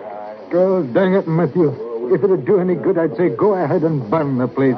The stock up there in that loft isn't worth much anyhow. What is up there, Miles? Oh, odds and ends mostly. Stuff I don't need to get at often. The thing that's worth the most is their 20 sacks of concentrates. What do you mean, concentrates? Oh, black iron pyrites. Powdered. I took them in trade from the Black Hawk mine. Oh? I've been aiming to ship them east to the smelter. They run pretty high in silver. Well, I don't guess Red and Hack will be very interested in sacks of concentrates. Marshal, you lose your nerve? I'll be right with you, Hack. They'll shoot you down before you get halfway across the street. Why, Chester? That's what they're figuring. They can do it a lot easier after I'm there. Mr. Dillon, Yeah, never mind, Chester. Good luck, Matt. Thanks, Doc. You make a mighty fine target down there, Marshal. I'll make a better one at 10 feet, Hack. If you can keep your nerve that close. You listen to him, Red. He talks real brave, don't he? The stairs is over there to the side, Marshal. I know that. It's my town, Hack, remember? You don't run it too good, you know.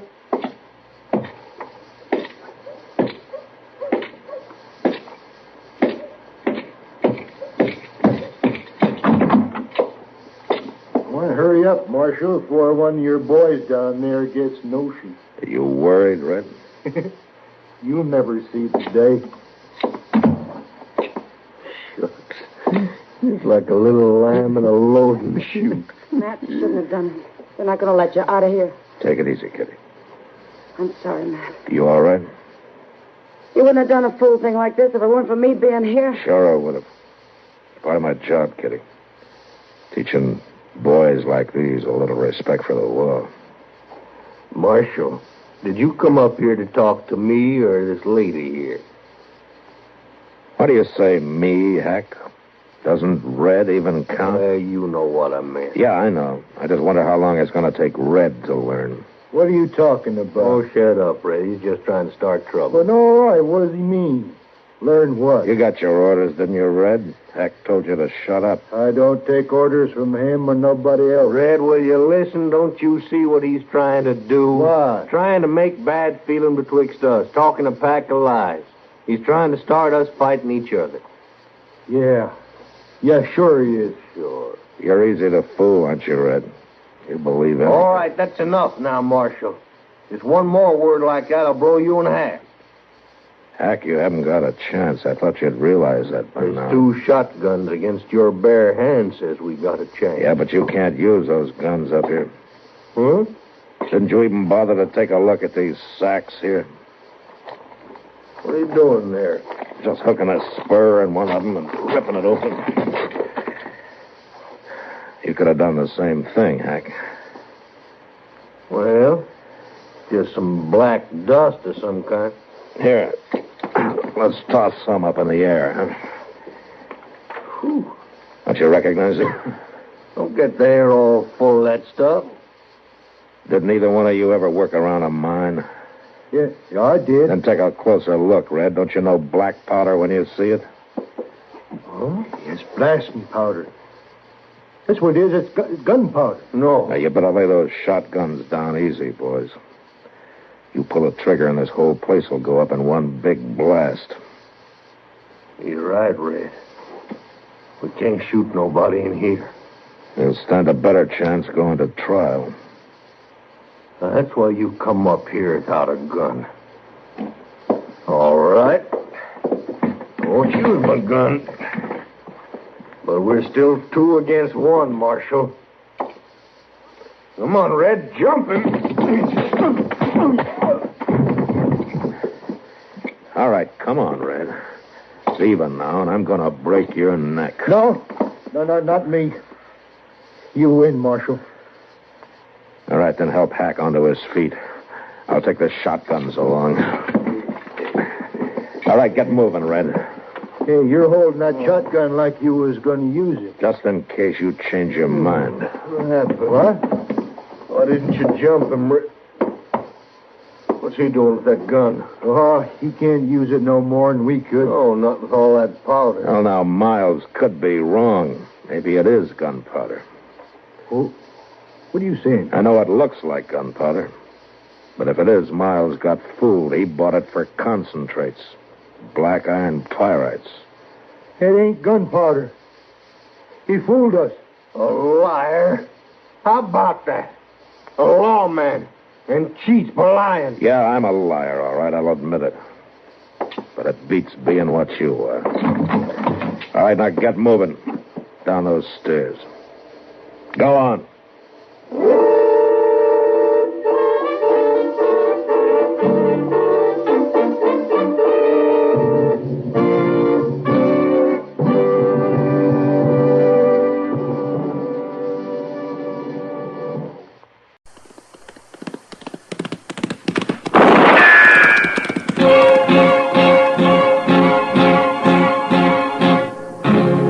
Gunsmoke, brought to you by Chesterfield. Chesterfield packs more pleasure because it's more perfectly packed, thanks to Accuray. They satisfy the most. Around Dodge City and in the territory on West, there's just one way to handle the killers and the spoilers, and that's with a U.S. Marshal and the smell of Gunsmoke.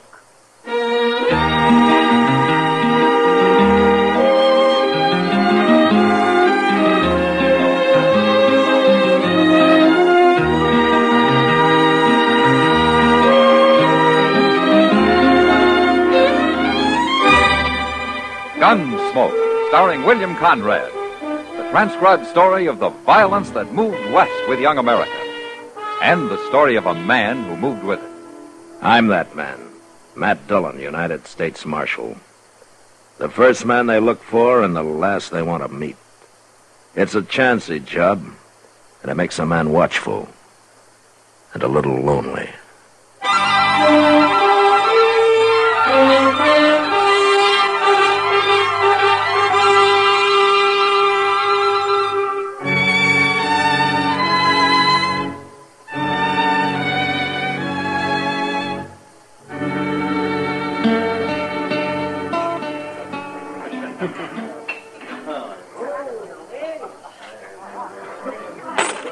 There.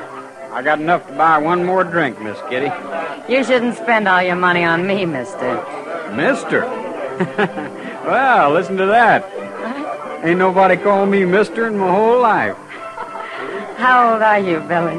21. Uh-huh. Oh, it's true. Well, anyway, you're old enough to be called mister.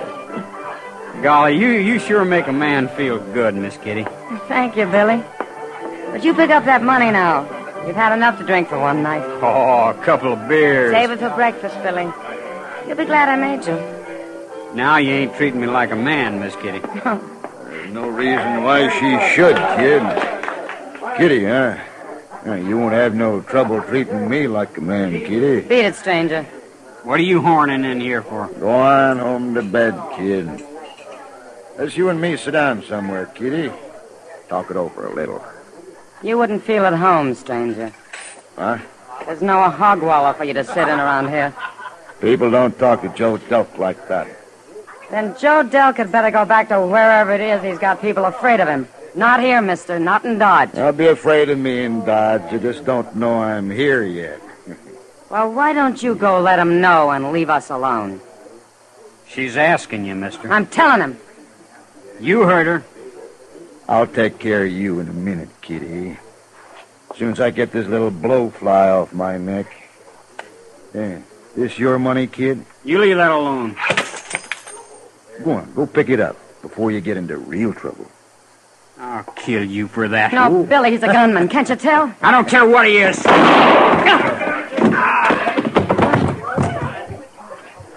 You killed him. He was only a kid. I wouldn't care if he was a grown man. He didn't have a chance against a professional like you. Nobody I've ever met has. But now people begin to know Joe Delk's in town. I never heard of Joe Delk. Well, maybe not, mister, but you've seen what he can do. I didn't see it. Matt, that poor kid.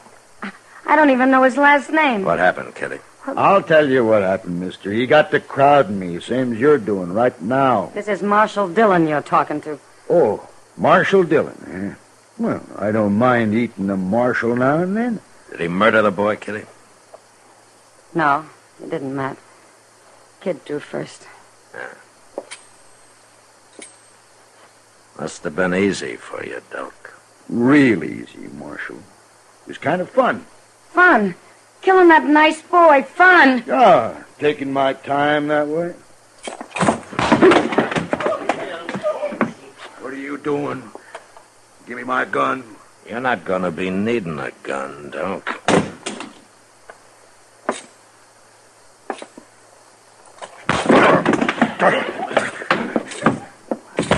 Good, Matt.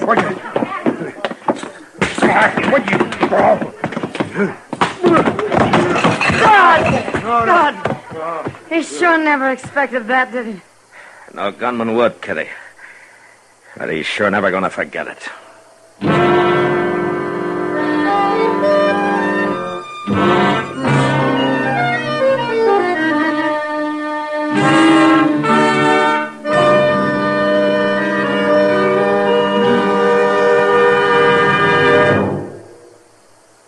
Introducing one of the country's best-known jazz musicians and arrangers, Mr. Bobby Haggart. How about whistling along with him?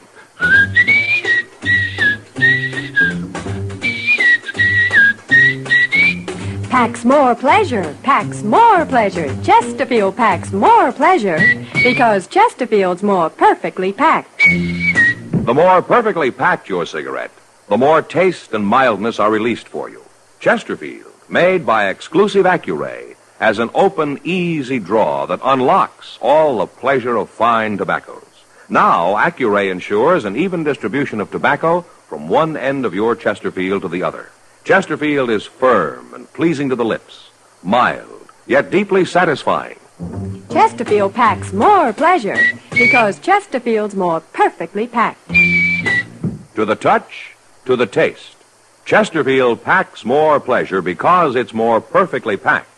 By Chesterfield, mild, yet they satisfy the most.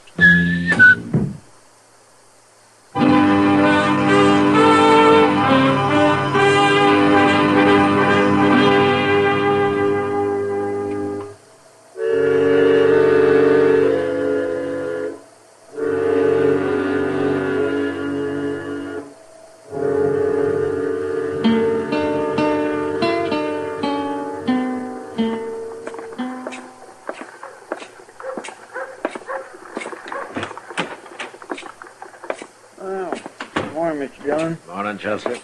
I let Delk out of his cage. He ain't none too spry this morning. What do you expect me to do, you holding a shotgun on me? How you feeling, Delk? Outside of your pride being hurt, I mean. You know what I think of a man who fights with his hands, Marshal?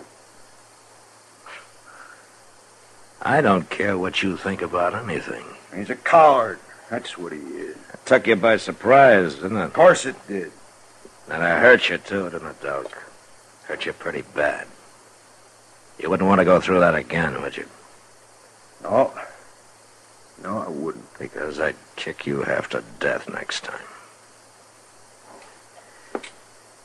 Now, what are you doing in Dodge, anyway? Coming on the Santa Fe yesterday. I said, what are you doing Look, here? Marshal, just because I had to shoot a man in self-defense. Boy. He had a gun, didn't he? Against you, he might as well have had a stick. It was still self-defense.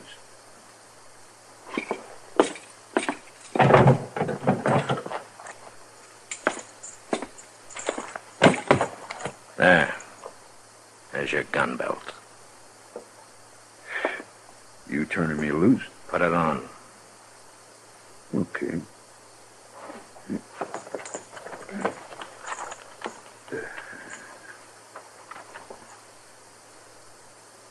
Now, I can't reach you from here with my fists, Delk.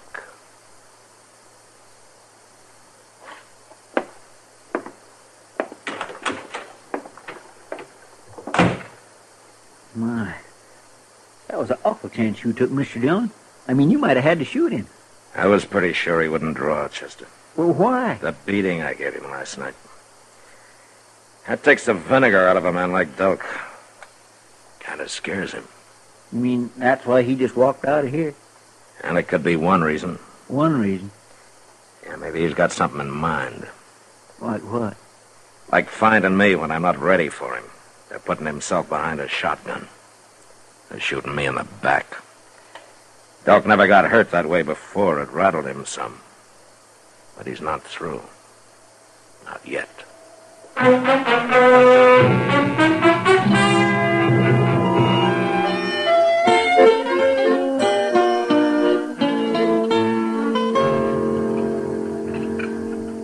Can I borrow your spoon to stir my coffee, man? Ah, sure, Kitty. Here you are. You'd think this restaurant could afford more than one spoon to two customers. Well, if they did, they couldn't afford the quality beef they serve. Then I won't complain. I'd hate to think of eating any lower off one of those animals. You know something, Kitty? Huh? Before long, some bright fella's going to get the idea of raising cattle in one small area where they can live peaceful and grow fat and juicy. Sounds like a great idea, Matt.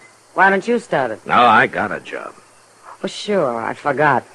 After all, a job with a future like yours. Oh, now, Kitty. I can see your gravestone. He didn't die rich, but he sure died stubborn. I like that. I think I'll use it. You won't be there. Well, maybe you'll take care of it for me, huh? Having dinner with you is real pleasurable, Matt. Well, thank you, Kitty.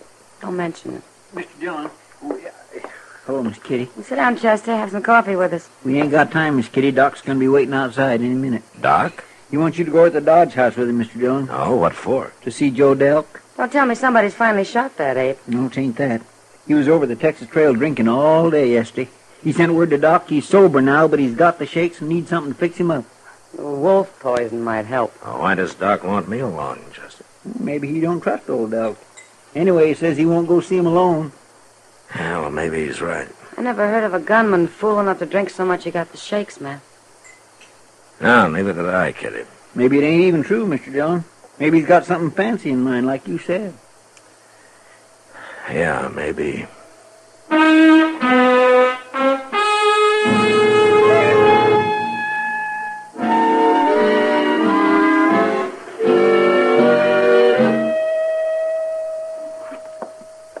You wait down here, Chester. Yes, sir. What'd the clerk say, man? Top of the stairs, the fifth room on the left. Wouldn't surprise me if he's recovered by now. No, what do you mean? Yeah, it's been 2 or 3 hours since he sent for me. I didn't think it hurt him to live with his misery a while. Yeah, if there was anything wrong with him at all. No, I heard he'd been drinking yesterday. Jim Buck said he saw him over there. Man can make a show of drinking and still be sober, Doc.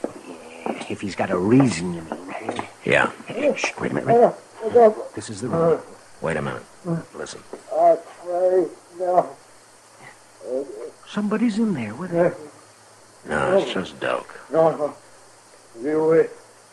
Don't hit me. Get away. Stop. I'll kill you. I'll kill you. Matt, it's locked. Stand out of the way, Doc. No. Don't hit me, Marshal. Don't hit me. Why, he's asleep, Matt. He's dreaming. Yeah. No. Hey, Doc. No. Doc. Come on, wake up. Doc, come on. Marshal, what are you doing here? Who's he? Well, I'm Doc Adams. You're awake now, Doc. You were having a nightmare. Yeah. I was dreaming. Where you been? I sent for you hours ago. What'd you bring the marshal for? What in the world's going on here, Mr. Dillon? It's all right, Chester. Bill got a little mixed up. He started seeing things. Guys, dreaming. Man like you can't afford to dream like that, Doc. He can't afford to get as jumpy as you are. Doc, give me something. Will you? Give me something to take. Oh, yes, all right. I've got some pills here somewhere. I can just find them now. Yes, but these pills won't do you as much good as about a gallon of coffee will. What are you staring at me for, Marshal? Just taking a last look, Doc. What do you mean? 2 hours from now, I don't want you anywhere near Dodge. I ain't done nothing. You're all through, Doc. Your gun's no use to you anymore. You're afraid. I had a bad dream. That don't mean nothing. You got 2 hours, Doc. Go get killed someplace else. I don't want to watch it.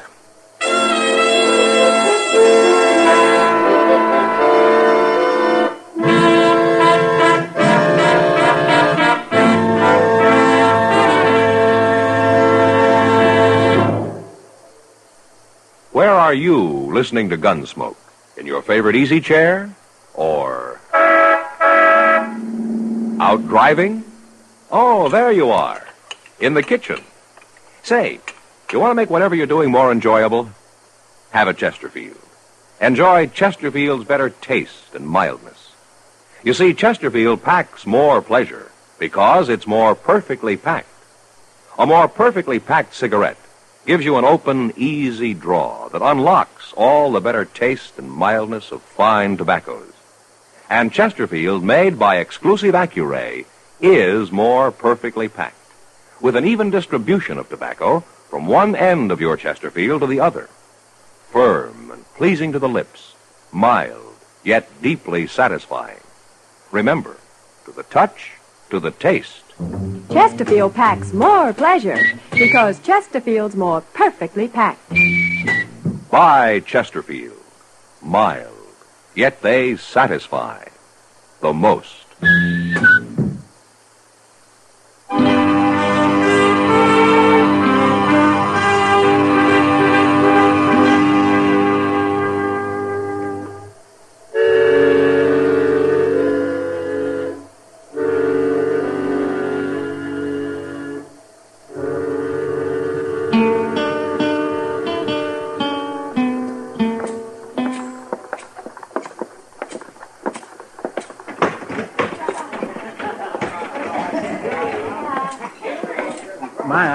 I shouldn't ought to even be in here, Mr. Dillon. Oh, why not, Chester?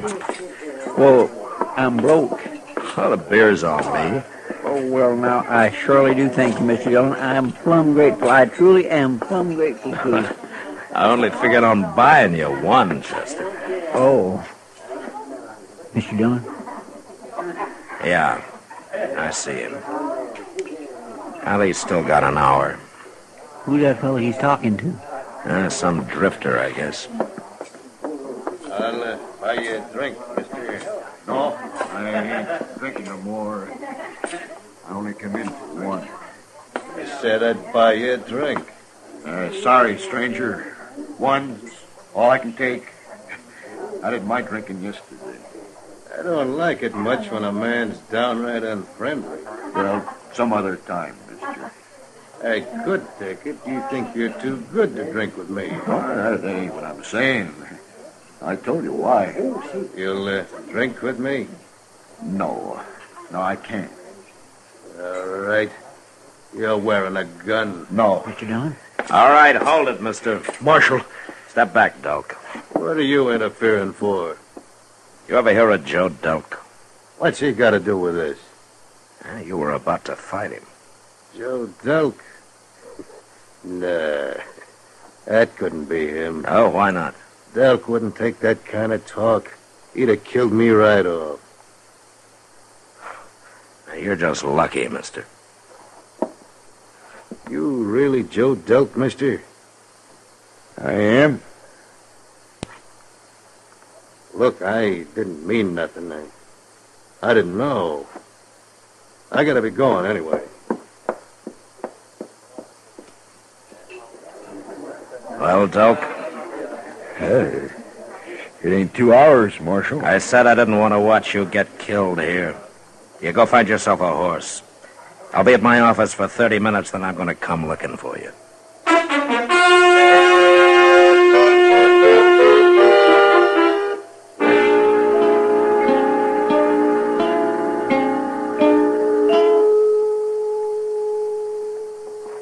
The 30 minutes is up, Mr. Dillon. Yeah. You reckon he's left? I hope so, Chester. I feel kind of sorry for him. Do you? It's him. Now, just take it easy, Marshal. I ain't looking for trouble. I want to talk to you.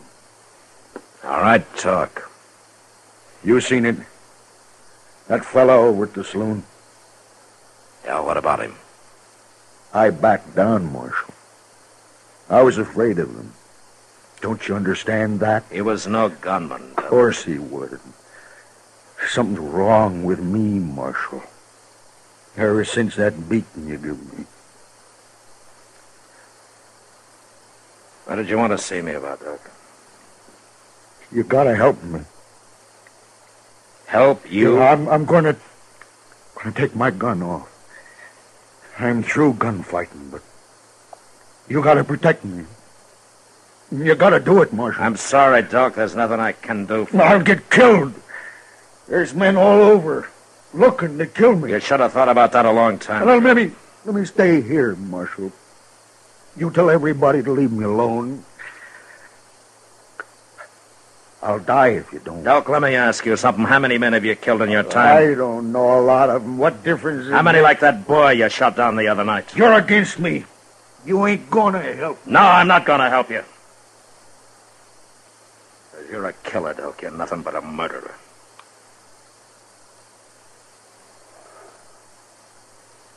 All right. I'll go.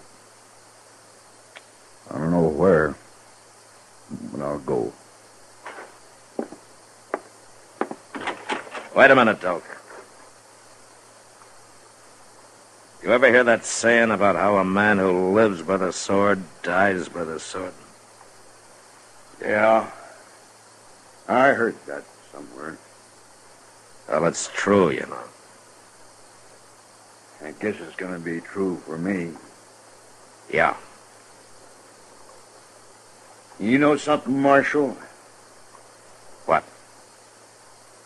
I can't think of no reason why someday it ain't gonna be true for you.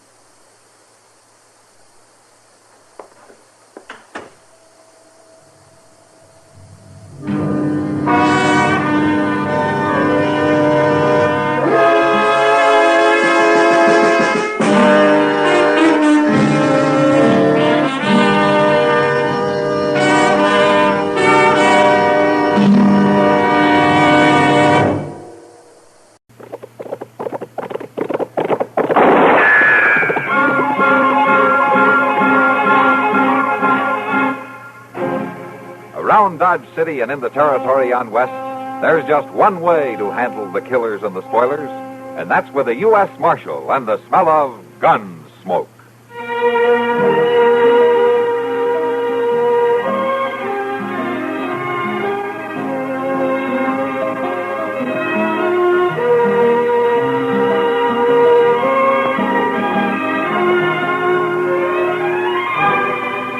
Gunsmoke, starring William Conrad.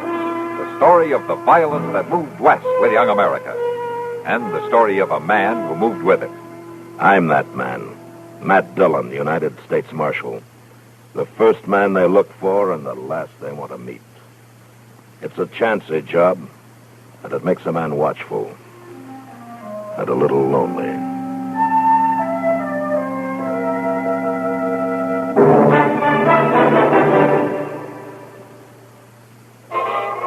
People today think young, make more time for fun at home, family style. This is the life for Pepsi-Cola. Light, bracing, clean-tasting Pepsi. So think young. Say, Pepsi, please. So go ahead and fix a drink that lets you drink young as you think. Yes, get the right one, the modern light one. Now it's Pepsi for those who think young.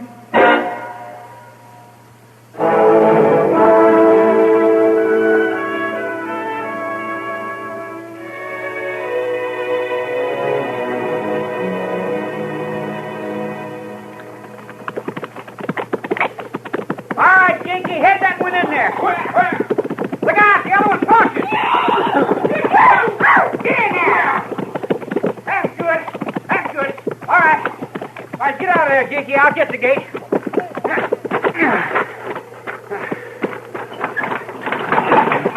There. We got him, Reed. We got him. Right from under them slowed noses. Leave your horse here, Dickie. We'll tell them off. Yeah.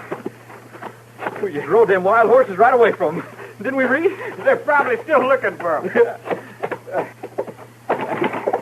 Well, we got two, Ma. 2 wild horses in the corral. I seen you drive them in. Yeah, they'll bring good money. That's right, Ma. They're sound. Any trouble? No, we just rode away from them. Rode away from who? Old man Sloat and his second boy, that Jas. You take them away from the float? No, we just outrode them. Now, Reed, you tell me straight. That's right, Ma. They was out on open range. We got them rounded up first. Yeah, and we got away first, too. I don't want no trouble. Oh, we can handle it, Ma. And we can always handle them I Sloats. don't want nothing to handle. Now, Ma, there ain't no cause to worry. That's what your pa said, and he lays dead. Pa was alone that day, Ma. Hey, somebody's coming. It's them. Yep. Jas and his old man. Well, leave him come. They'll take the colts we brought in. Come on, Jakey. Reed. Jakey! In the corral, Jas. Get them. Sure, Pa. Set your horses. We're taking the colts. Go on, Jas. You better hold on. We roped them. They're our coats. Ain't they, Reed? They're ours right enough. There ain't never no call for you Sloats riding onto our place. And there sure ain't no call for you trying to take them colts. I'm ordering you off our land right now. He's talking big like his paw did. Go on, Jas. Go gather up them colts. Sure, Pa. I'll get them. Not likely you won't. Jakey! Oh, there wasn't no call to shoot him. Mister, that was my brother you shot. You hold it, boy. Right where you are. You don't want the same. You murdering off! He drawed too late, just like his paw. Well, go on, Jas. Get the colts. You just gonna leave them alive, Pa? If they need burying, their ma can do it. Will you get them colts? All right, Pa. Get off my land. Pa, she's got a gun. Never mind her. Just go on.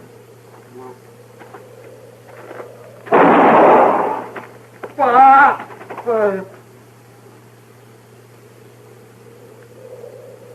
You killed him. You killed my boy. You get off this land before I kill you, too. Now get!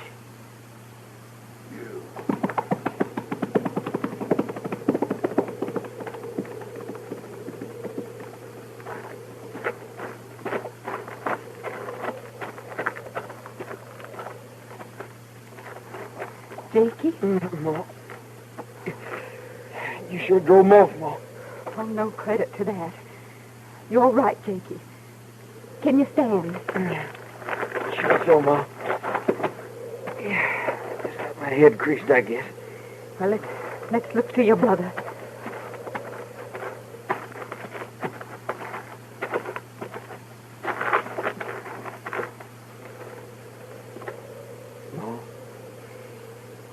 He's living, Jakey. But he's bad hurt. We gotta get him in.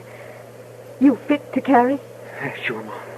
I'll take his head. No, I can lift him. I'll take his head. All right.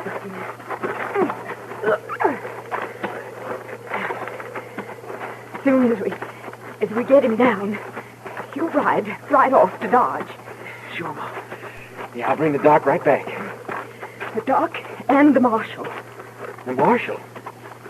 We ain't never needed the law, Mom. We can handle them slopes. Pa said there never was Your pa ain't saying no more. You bring the marshal straight.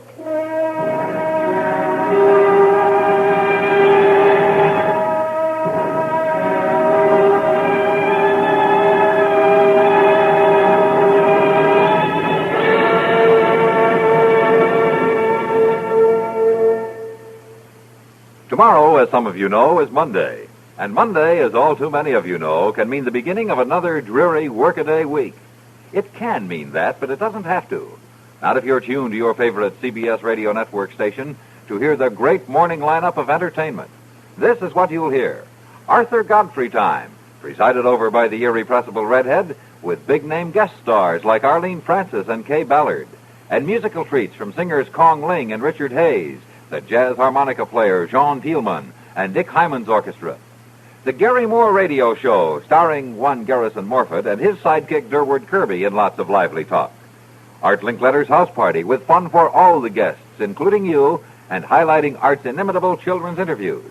And finally, the Bing Crosby Rosemary Clooney Show, presenting two great singers bringing song and friendly banter. All here, all available, Monday through Friday, at this dial address.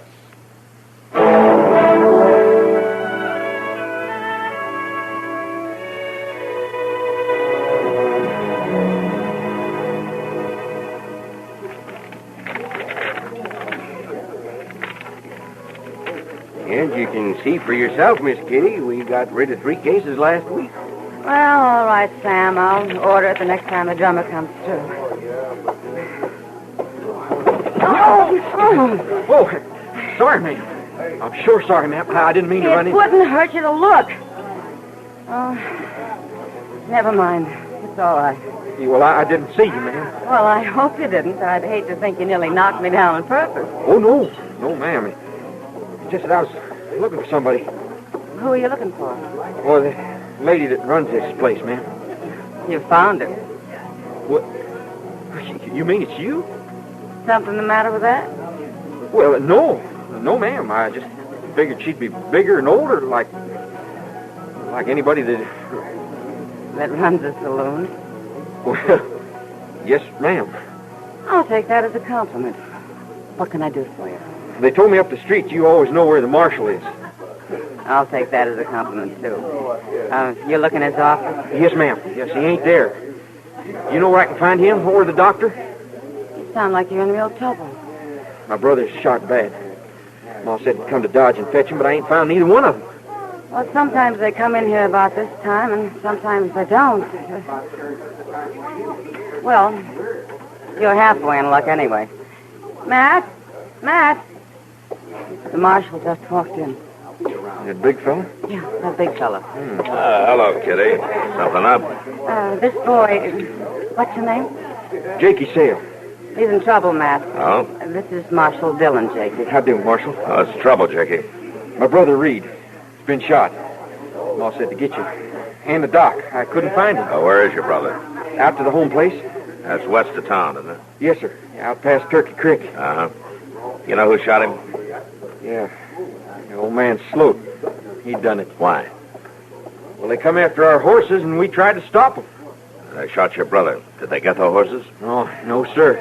No, after Ma shot Jas, old man Sloat, he rode right off. Your mother shot Jas Sloat? Yeah, Marshal, she did. Never seen her use a rifle before, neither. All right, I'll get right out there. Well, the Sloats won't let her go at that, will they, Matt? No, Kitty, they won't. Do what you can to help the boy find Doc, will you? Yeah, sure. Chester and I will start on out. The boy can show Doc the way. He never called in the law before. Yeah, sounds like it. So long, Kitty. I'll see you later.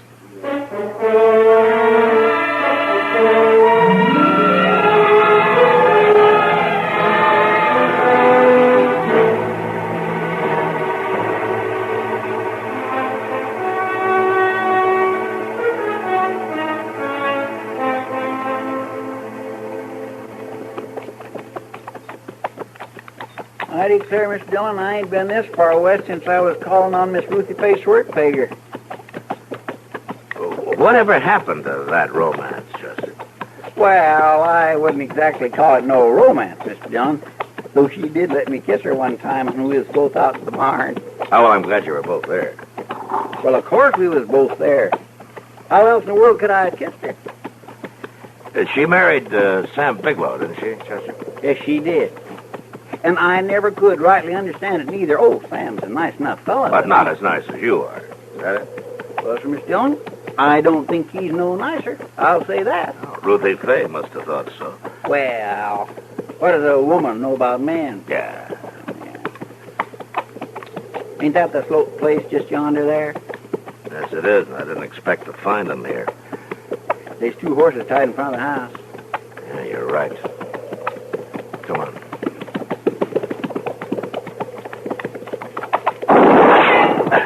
Get over behind those trees.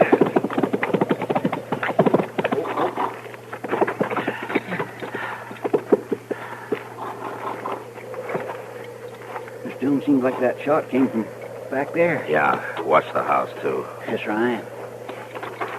I'm the U.S. Marshal. I want to talk to you. Got nothing to say to the law. Well, I got something to say to you. It'll be easier if you put down your gun. I ain't aiming to make it easy. I see, Mr. Dillon.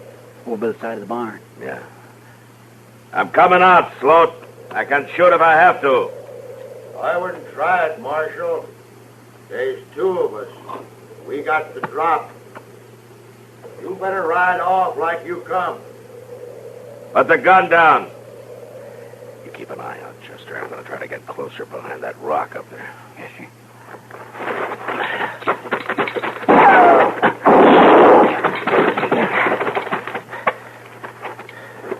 You get him, Milt. You got a good shot from up there. Up there, the barn roof, Mr. Dillon.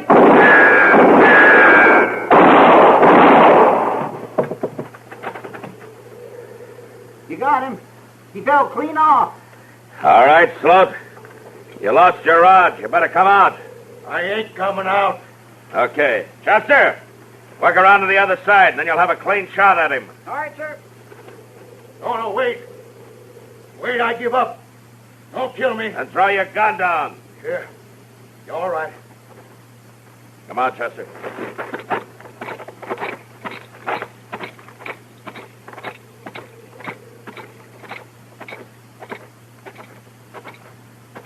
You gonna hang me? We'll let the judge figure that. I got his gun, Mr. Dillon. All right, Chester, tie him up and watch him. I'm going to go to sales. I'd had them colts and been gone if Milt didn't come late. He should have been a little later. Watch him good, Chester. I'll pick you up on the way back.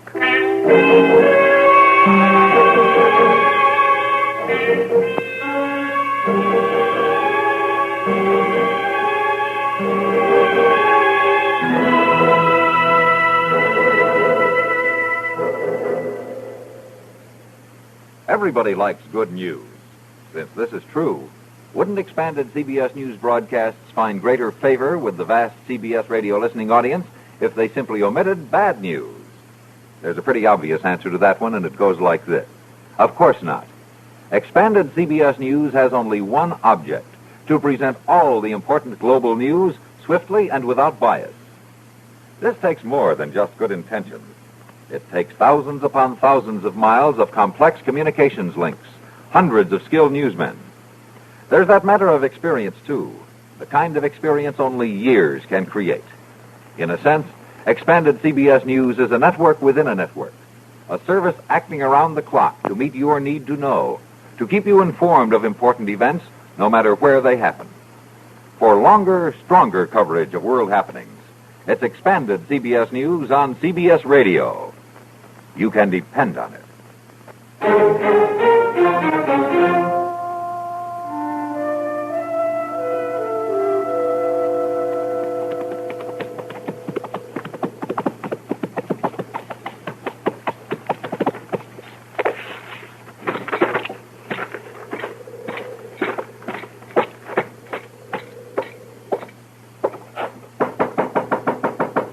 Come in. you the marshal? Yes, ma'am. Matt Dillon. Well, where's Jakey? Well, he's waiting to bring the doctor out. They should be here before long. I need more firewood. Round the side there. My boy Reed's shivering cold. Sure, ma'am. I'll get it for you.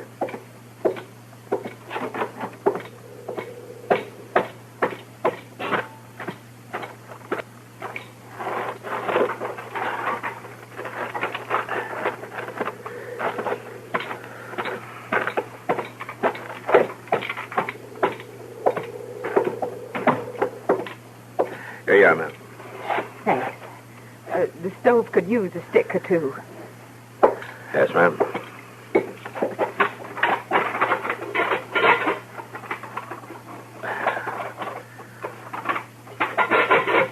There you are. Would you bring me the pan of water, Marshal? Sure, ma'am.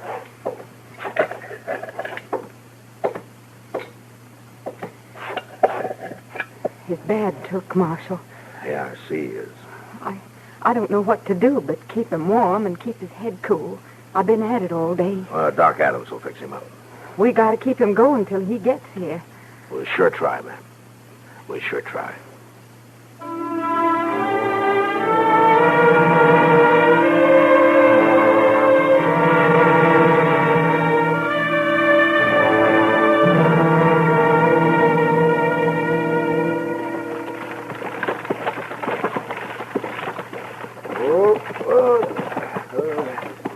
Hurry up, Doc. I'm coming.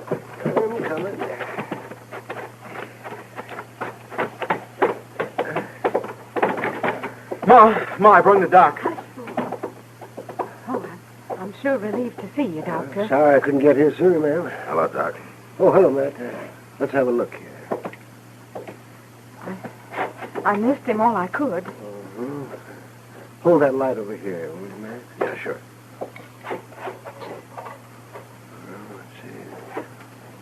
Bullet went in and came out. That's good. Then you won't have to do no cutting. No, I won't have to do any cutting. Is he all right, Doc? I'm trying to find out. His fever's breaking. That's good, ain't it? Yes, that's good. His heart's strong. Well, it looks to me like the worst is over, Mr. Sale. I think he'll make it all right. Oh, thank the Lord. I'll stay around and watch him for the next few hours, just to be sure. Well, I'd be beholden, Doctor. Can the boy put my horse up? Jakey. Right off, Ma. I'll do it right off. And rub it down good, too.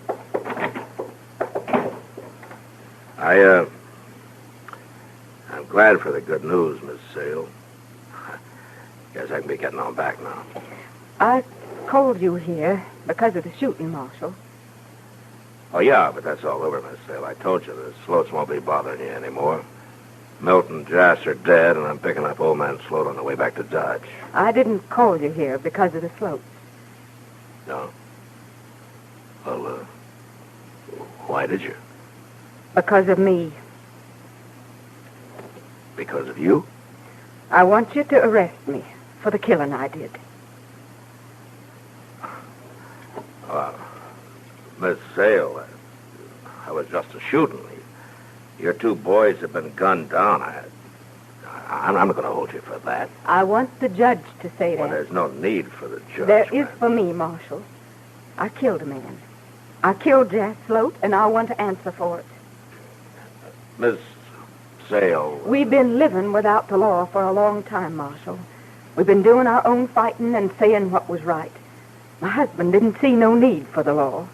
And he was shot. He was shot, feuding, without the law. Well, I don't want that no more, Marshal, for me or for my boys. I want them to lean to the law instead of to their guns. Well, Miss Sale, that's the right way to think, but this time there's no need for me to arrest you. The killing was justified. Then the judge would let me go, wouldn't he? Sure, he'd let you go. And the boys would see how the law works. All right, Marshal. You can arrest me now. But, Miss Sale... Go ahead, Matt. Arrest her. She's teaching a hard lesson, and it may take hold. You think so, Doc? I think so. All right, then. Miss Sale, You're going to have to come with me. I've arrested him. Thank you, Marshal. No, ma'am. I think maybe I should thank you.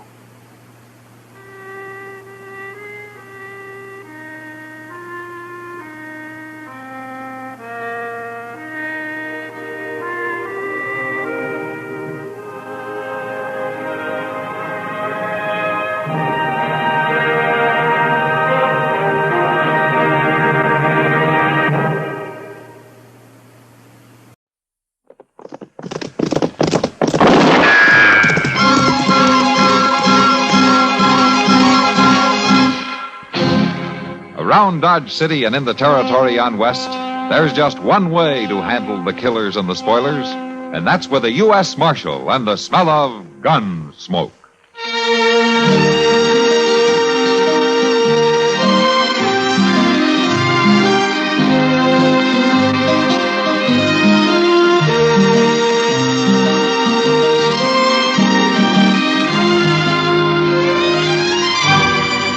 Gunsmoke, starring William Conrad, the story of the violence that moved west with young America, and the story of a man who moved with it. I'm that man, Matt Dillon, United States Marshal.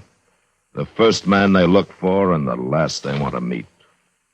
It's a chancy job, and it makes a man watchful and a little lonely.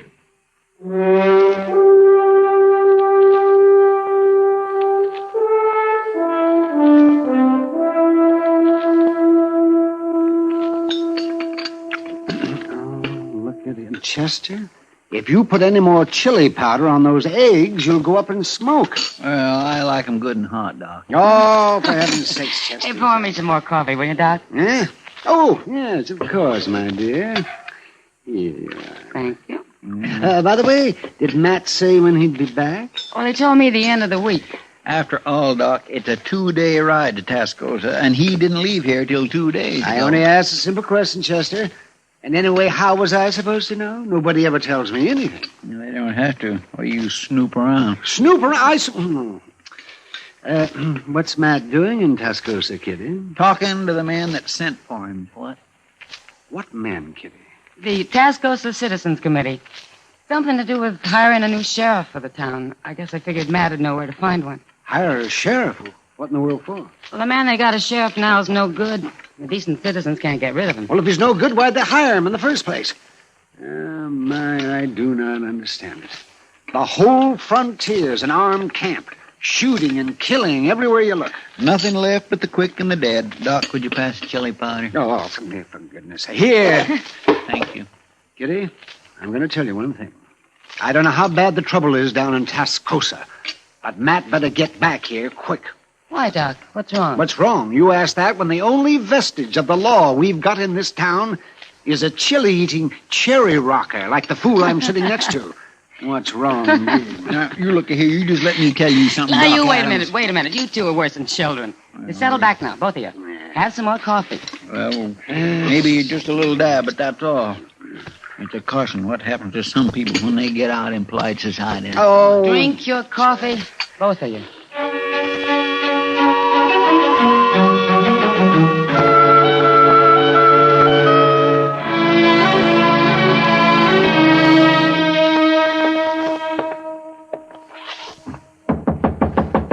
Yeah, come in. Your name Dillon? Yeah, that's right. The marshal from Dodge, huh? Yeah. I'm Clegg Rollins, Marshal. I'm the man the Citizens Committee wants to get rid of. What's on your mind, Rollins? Now, a while back, they brought me here to Tascosa to kind of clean it up some, and I did that for them. Now, all of a sudden, they want me out. I call that downright ungrateful, Marshal. Now, go on. I suppose they give you the money at the meeting last night? Money to hire a new sheriff here? That's right. Yeah. Kind of forces me into talking business. What I had in mind was Marshall don't make all the money in the world, does he? I wondered how long it'd take to get around to it. Now, wait just a minute. You might be missing a good thing. The only thing I'm interested in is hiring a peace officer to come down here. You're through in Tascosa, Rollins. Now make up your mind. A man don't always give up that easy. You better, Rollins. You got as much time left as it takes for the man I hire to get back here from Dodge. As short as that, huh? As short as that. Dillon, you know there's an awful lot of prairie between here and Dodge. I sure hate to see anything happen to you on your way back. Get out. Oh, sure. It always seems kind of too bad when a man dies for something that ain't even his concern.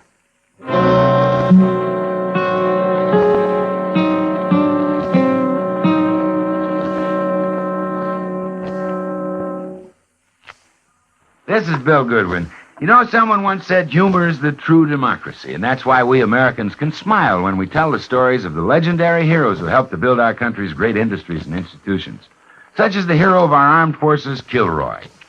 Since the beginning of World War II, Kilroy has popped up everywhere from Africa to Australia, from Kwajalein to Korea. Every serviceman claims to have met him. Some say he's tall and thin, some say he's short and fat. He's an Air Force pilot, Army infantryman, a Navy Seabee. He was on Guadalcanal and climbed Mount Casino. He walked through Berchtesgaden Garden and stormed Heartbreak Ridge. But more than that, he's the spirit of the courage and the valor of the American men in uniform who accomplish the impossible and reach objectives which are unobtainable. The men who proudly say, Kilroy was here. Yes, it is a democracy which lets us tell the stories of such legendary heroes with a twinkle in our eyes and a chuckle in our throats. So long as we continue to laugh together as a people, ladies and gentlemen, we'll live together as a nation. The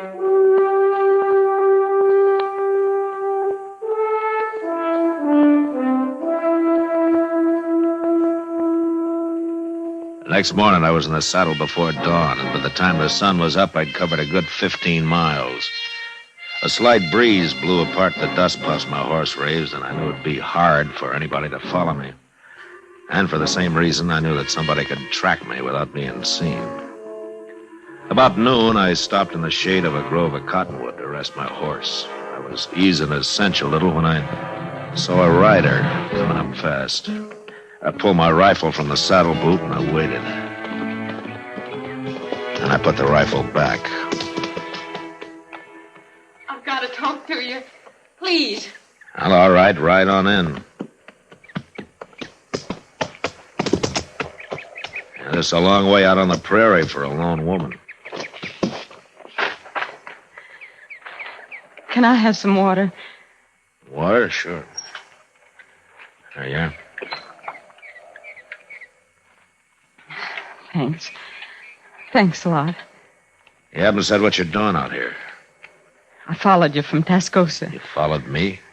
If you'd seen me sooner, you'd have sent me back, and I can't go back. Just who are you, miss?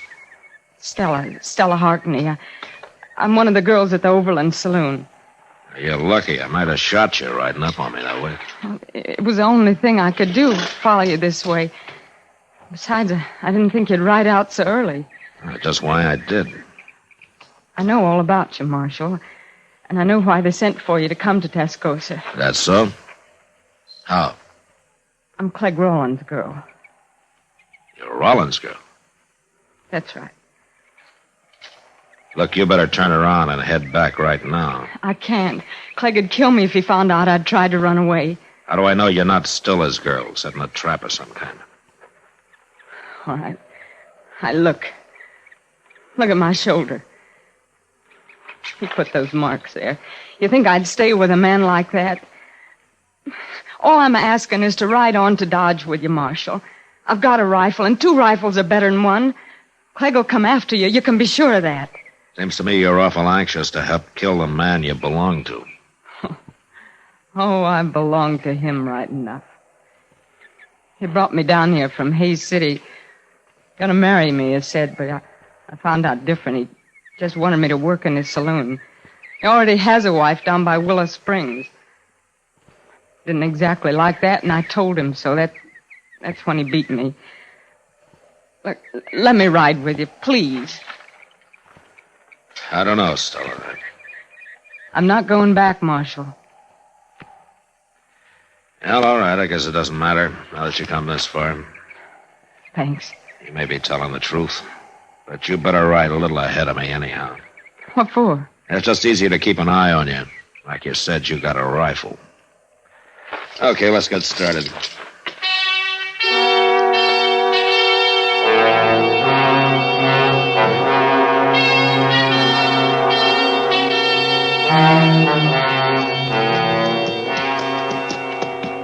You pretty tired, Stella? I'll make it. There's a nester's cabin not far from here. If we can find it before dark, maybe he'll put us up for the night, huh? Sure feel good to walk around. Yeah. You saddle weary? Well, dance hall girls don't do too much riding, Marshal. Get up! Just lie still now. Don't make a move. Where are they? Where did they shoot from? It's off to the left somewhere, I think. Yeah. They're probably in that clump of box elder over there. Dirty cowards. I can't get them from here with a 6-gun, and I can't get to the horses for a rifle. Look, if we play dead, maybe we can draw them out. Marshal, I'm sorry. Just lie still and don't talk. Yeah, here they come. 2 of them. Just hold still now. I've seen those men before. They work for Clegg. Stella, when I give the word, you yell as loud as you can, huh? Scream, it'll throw them off. You ready? All right, now.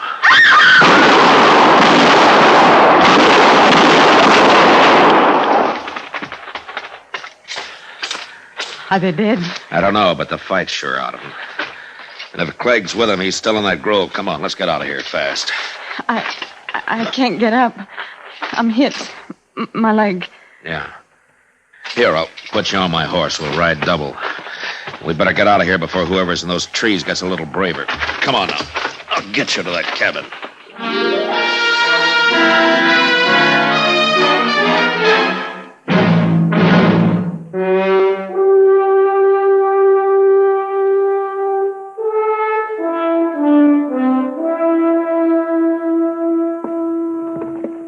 There you are, miss.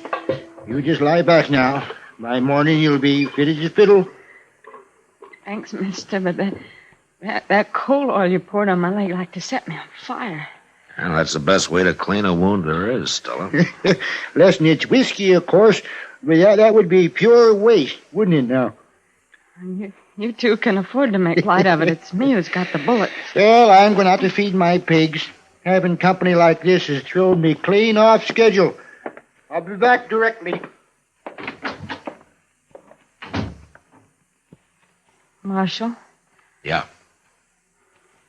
Having me along's caused you a lot of trouble. Slowed you down. Clegg is probably going to ride into Dodge ahead of you. He'll be waiting there. Oh, why there? Because he's no good with a rifle. He needs a 6-gun on a town street. Well, maybe he won't try again, Stella. After all, there are other towns for him to take over. It's more than that, Marshal. It's a lot more, now that he knows I'm with you. He's a jealous man. He's crazy jealous, and now he'll think there's something between us. Between you and me, I mean. Well, let's not worry about that now. You just better get some rest. It's foolish to think you might have any feelings about me, isn't it? Not knowing me any longer than you have. Now, Stella, I told you. I don't suppose any man could take to a woman he'd known for only one day, could he?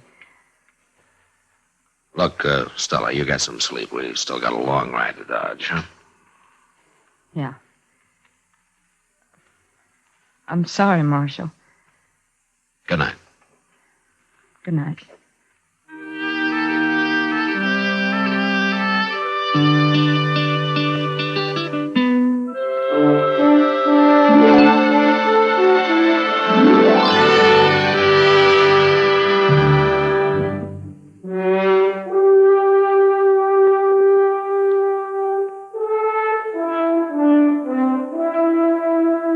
Next morning, Stella's leg wasn't anywhere near well enough for her to ride, so I borrowed a spring wagon from the nester, and we started out for Dodge. It was a rough trip and a slow one. Stella sat there, not saying much, just staring ahead. Once or twice I saw a dust cloud on the horizon, and I knew if it was Clegg Rollins, he'd be in Dodge long before I would. It was nearly dusk by the time we drove down the plaza and stopped outside Doc's office. And it was a half hour later before Doc had clean bandages on Stella's leg. Then I waited with her while he went out on another call. Marshal, Yeah, Stella. I had a lot of time to think today while we were driving in. It was a rough trip for you. Not so bad, but what I wanted to tell you was I'm not going to stay in Dodge. Oh? Where are you going? Oh, I don't know.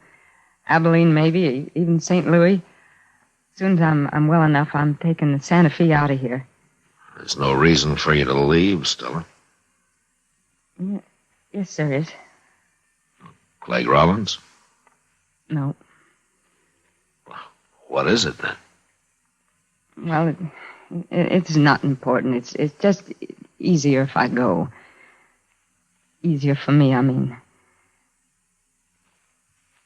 Oh. You can't forget somebody when you're living in the same town, Marshal. You better go now. Doc will be back directly, and there's no reason for you to wait. Not any longer. Yeah. Well, goodbye, Stella. Goodbye, Matt.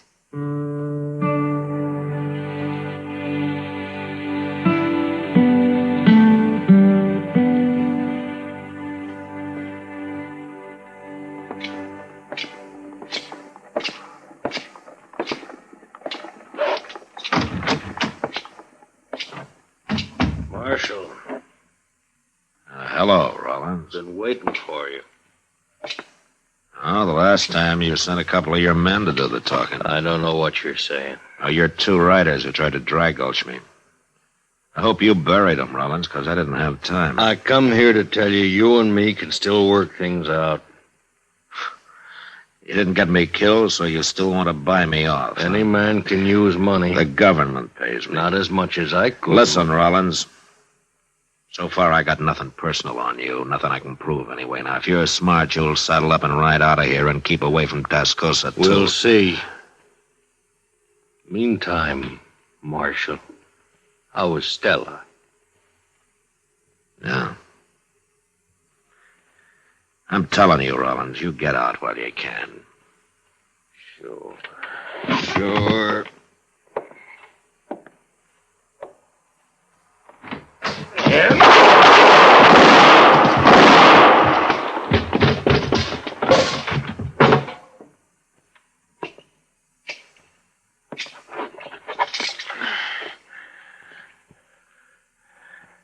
Mighty fast, Marshal. You shouldn't have tried it. Yeah, I know that now. I just thought maybe...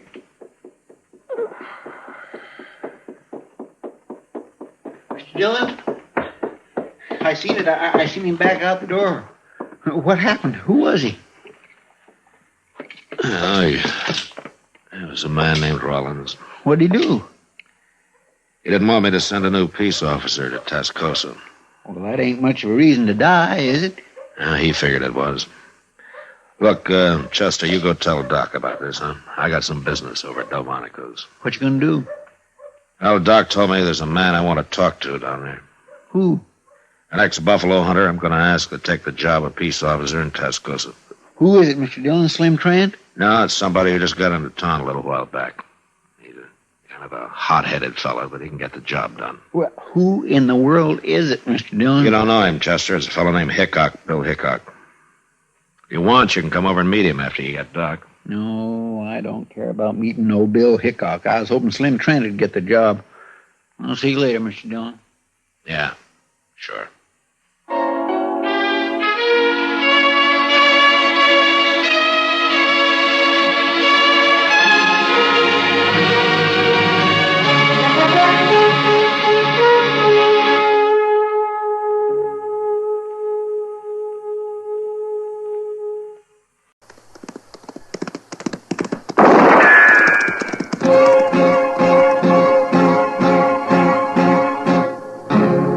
Gunsmoke. Brought to you by Chesterfield. Chesterfield packs more pleasure because it's more perfectly packed, thanks to Accuray. They satisfy the most. Around Dodge City and in the territory on West, there's just one way to handle the killers and the spoilers, and that's with a U.S. Marshal and the smell of gun smoke.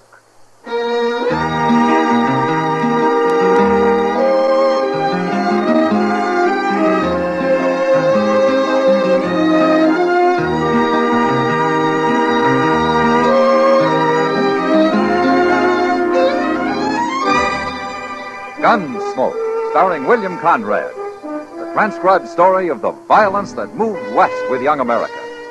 And the story of a man who moved with it.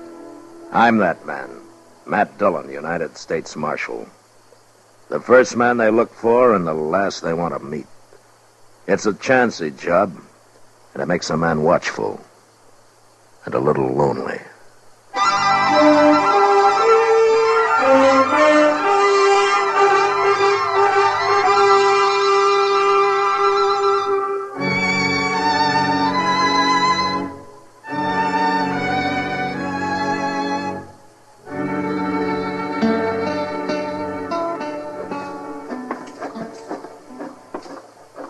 Oh, so that's Enoch Mills' new hotel. Yeah, it will be when they get it built, Chester. I never heard of a cattle rancher going into hotel business before, Mr. Bill. Enoch Mills is a man of enterprise. Look yonder at him. He's as proud as a new father, ain't he? Well, it isn't every day a man builds a new hotel in Dodge. Hello, Marshal. Chester? Oh, Mr. Mills? That's gone up pretty fast, isn't it? Well, we got most a month before it's finished. Uh-huh. How many rooms you gonna have? 15. Could have more, but this is going to be a class hotel. Not some hay tent like Jim Dobie's Dodge house. I bet he's jealous. That Dobie's had a monopoly in this town long enough. You're right about him being jealous, Chester. He's already done everything he can to keep me from building. Oh, what's he done, Enoch? Tried to buy up all the good lumber in town, for one thing. Thought he'd leave me with nothing but a lot of warpy old cottonwood. But I got on to him soon enough. I'm building with the best, Marshal. All of it. Ash, hackberry. Yonder he comes now. He's scouting the enemy, I guess. Yeah. Let him scout. He'll be out of business soon enough. Looks like a town meeting we're about to have. How are you, Marshal, Chester? Oh, Mr. Dobie. We're coming along just fine, Dobie. Of course, it's only a little bitty hotel. You'll never beat me, Enoch. You're getting too old. Old? Dobie, I'll eat the goose that fattens in your grave. Not likely. Anyways, what do you know about the hotel business, Enoch? You won't last a month. Now, look, man. Dodge can use 2 hotels. There's plenty of trade here. Why don't you quit fighting each other? You're just scared of a little competition, Dobie.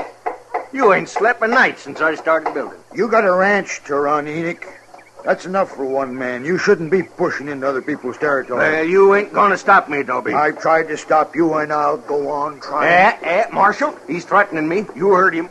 I'm gonna fight you, Enoch. I'm gonna fight you all the way. So now you'd better start staying up nights. That man belongs in jail, Marshal. Dobie's a hard one, Enoch. He'll give you a fight. But I don't think he'll do anything illegal. Oh, you don't? Well, you just wait and see. And it's going to be your fault for not stopping him now. The whole blame's going to be on your shoulders, Marshal.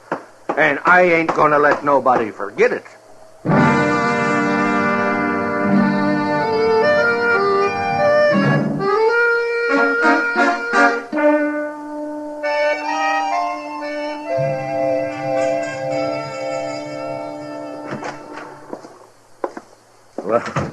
Well, evening, Kitty.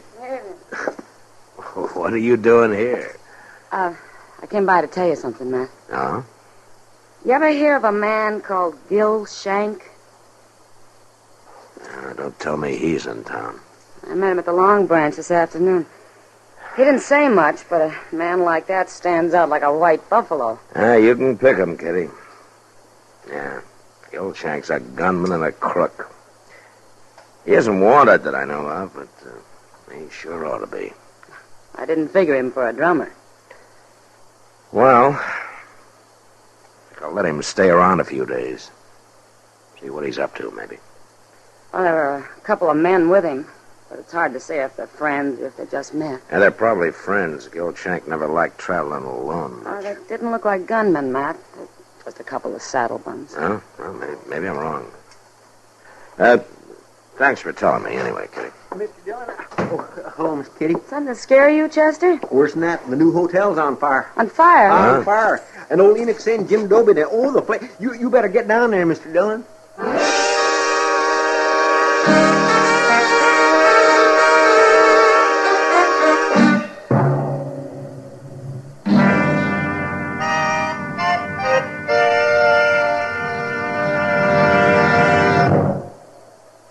Introducing one of the country's best-known jazz musicians and arrangers, Mr. Bobby Haggart.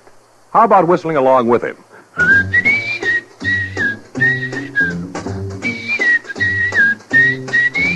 Packs more pleasure, packs more pleasure. Chesterfield packs more pleasure because Chesterfield's more perfectly packed. The more perfectly packed your cigarette, the more taste and mildness are released for you.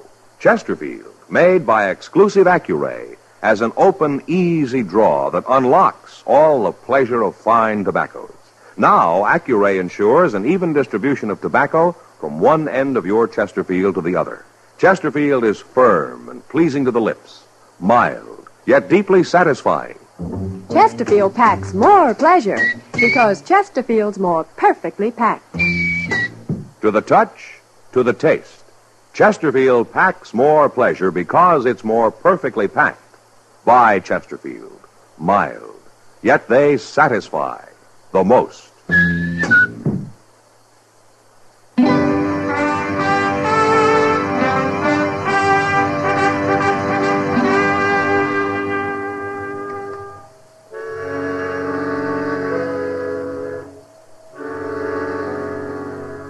By the time I reached the fire, a bucket brigade had been formed.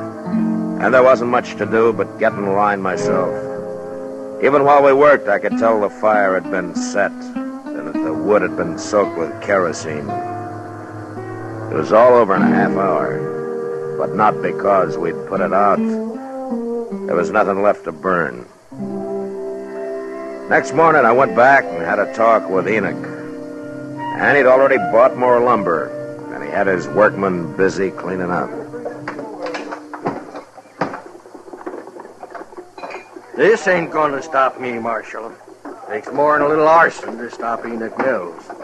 Enoch, I guess there's no need to ask you who you think did it, is there? What? Jim Dobie, of course. You know as well as I do. Yeah, but you don't have any proof of that, Enoch. I got what proof I need. And if you was anything of a lawman at all, Dobie'd be in jail right now. Enoch, you know I can't arrest a man because you and he are enemies. Well, it don't matter. I ain't counting on you no more. I got other ways. Yes, sir. Hey, come in right there, Marshal. What? There. You mean Gil Shank? That's right. He seen me after the fire last night, and he offered to go to work for me. What do you need a gunman for, Enoch? Yeah, that makes you sit up, don't it? Yeah. You and Dobie both. You bet it does. Marshal Dillon. Well, now, this is a pleasure. Yeah, he knows you're working for me, Shank. I told him. Just Shank, Enoch?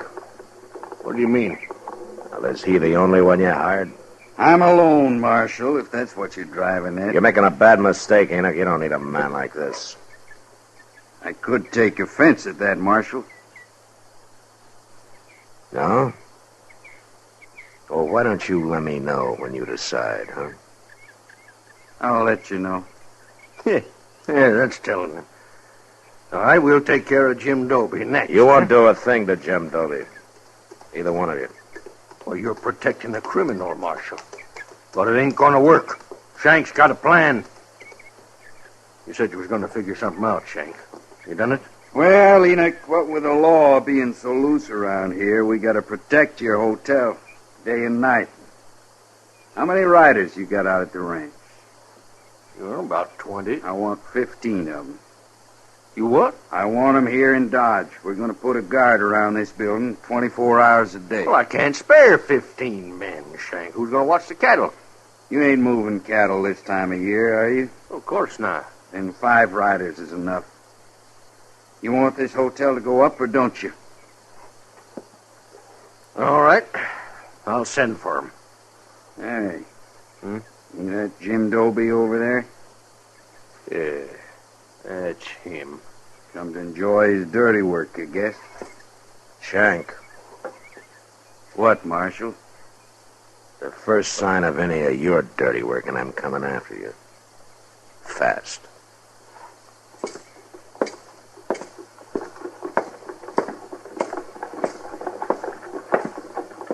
Morning, Marshal. Dobie? I suppose I'm getting the blame for this? You are. Yeah. Then why ain't you arresting me? I've known you for a long time, Dobie. You're pig-headed and you can be downright mean. But you don't fight this way.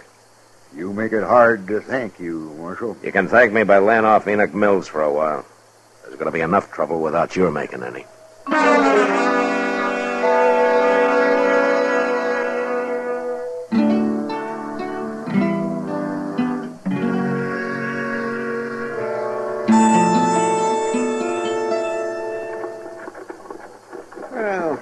Maybe there ain't nothing going to happen after all, Mr. Dillon. What? I mean about old Enoch Mills' hotel. Been a week now, and everything is purely pond peaceful. Well, what with 15 armed guards spelling one another day and night, it ought to be. I didn't see that fella Gil Shank around yesterday. Oh, Enoch said he rode down to Tascosa. What for, to hold up the bank? It wouldn't surprise me. No, hardly. Well, here's Mr. Botkin. No? Well, morning, Marshal. Morning, Chester. Morning, Mr. Botkin. You look like you're dressed for traveling. Well, a banker doesn't do all his work behind a desk, Marshal. I've been looking over some land up north the last couple of days. Oh, did you have a good trip? Fine, except for crossing the Pawnee. It was almost in flood. And how'd you make it? Well, I was lucky, Chester. Some cowboys were taking a herd across, and they gave me a hand. Swimming a herd across the Pawnee this time of year? Yes. Must have had 1,000 head, Marshal. Well, who was it? I don't know anybody moving cattle now. They were strangers to me. What was the brand? I'm afraid I'm not much of a brand reader, Marshal. Oh, you think you could draw it for me? Come over here in the dirt, Mr. Bucky. All right.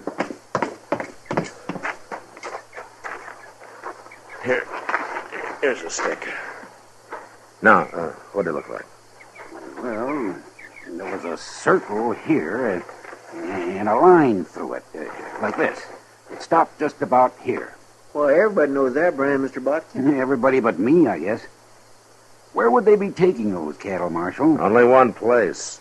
The Greystone Indian Agency is about 20 miles beyond there. No, they're going to sell them to the agency, eh? Well, they won't get top prices, but it's always a fast cash sale. Chester. Yes, sir? Go saddle 3 horses and tie them up behind the office, and then wait for me. I'll be back after dark.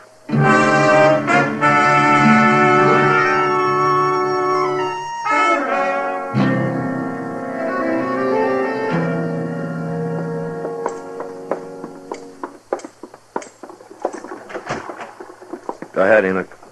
Don't know what you're bringing me here this time of night for, Marshal. Well, I got everything ready, Mr. Dillon. Oh, good, Chester. You got everything ready for what? Well, I don't know exactly, Mr. Mills. I think you're both crazy. Well, now here, that's no way to talk. Nobody's done nothing to you. I suppose burning my hotel down was nothing, huh? It wasn't a hotel. It was only the frame of one. Chester, I'm beginning to think you and the Marshal was in on it. Both of you. You're such big friends of that Jim Doby. You'll believe most anything, won't you, Enoch? Anything but what you tell me, Marshal Dillon. Yeah, I guess that's true. Yeah, it's sure enough true. All right, I'm getting out of here now. I got nothing to say to you, and you got nothing to say to me. Don't know why I come here in the first place. Wait a minute, Enoch. Well, make it fast. I will. I was going to try to explain something to you, but I can see that it'd be a waste of time. You all through? No, I'm just getting started. All right, give me that gun, Marshal. I'm going to keep it for you, Enoch. Right here in my belt. You arresting him for something, Mr. Dillon? No, I'm not arresting him, Chester. I'm kidnapping him.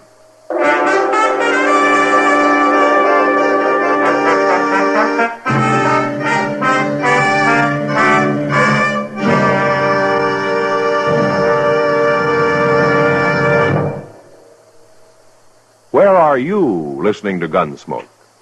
In your kitchen? Getting ready for Sunday supper? Maybe in your living room, relaxing? Or out driving? Say, be sure and watch the road. But remember, there's pleasure ahead when you smoke Chesterfield. When you satisfy yourself with Chesterfield's better taste and mildness. You see, Chesterfield packs more pleasure because it's more perfectly packed. A more perfectly packed cigarette gives you an open, easy draw that unlocks all the better taste and mildness of fine tobaccos. And Chesterfield, made by exclusive Accuray, is more perfectly packed, with an even distribution of tobacco from one end of your Chesterfield to the other. Firm and pleasing to the lips, mild, yet deeply satisfying. Remember, to the touch, to the taste. Chesterfield packs more pleasure because Chesterfield's more perfectly packed. Buy Chesterfield. Mild, yet they satisfy the most.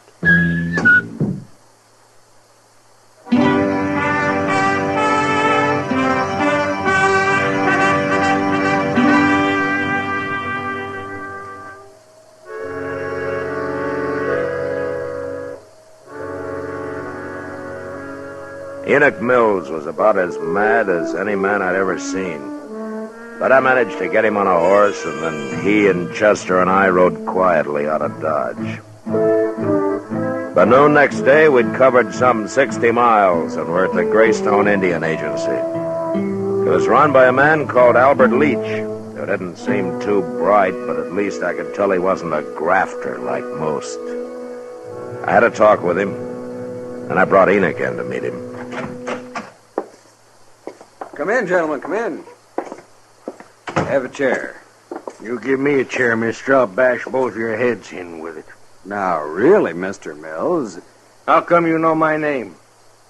Marshal Dillon told me. This is Albert Leach, Enoch. He runs the agency. I don't care who he is or what he runs. If he's got anything to do with whatever it is you're up to, Marshal, he's going to end up in jail, too.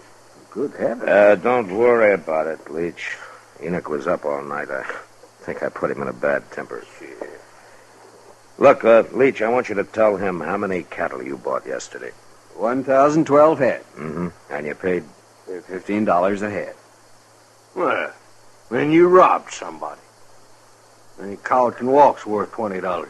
The government never pays over 15, Mr. Mills. Which is why I never sell to the government. We haven't got much time. Have you paid for those cattle yet, Leach? No, the boss will be here any minute to collect the money. In fact, that's him riding in now. Yeah. All right, you pay him, Leach, and we'll wait in the other room. I understand, Marshal. Come on, Enoch. You're getting yourself in deeper and deeper, Marshal.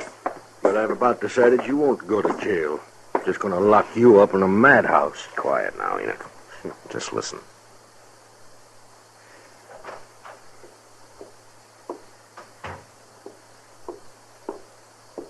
Well, you got the money, mister? Are you the boss of that outfit? Enoch Mills is the boss. I run it for him. What? Be quiet. Come on, give me the money. I ain't got it Well, all that's day. Gil Shank. Well, hurry it up, mister. Now, where's the money? Oh, I'll kill him. I'll kill him with my bare hands. No, wait a minute, Enoch. Dirty thief, Shank! What are you doing here? Dillon! Hold it, Shank.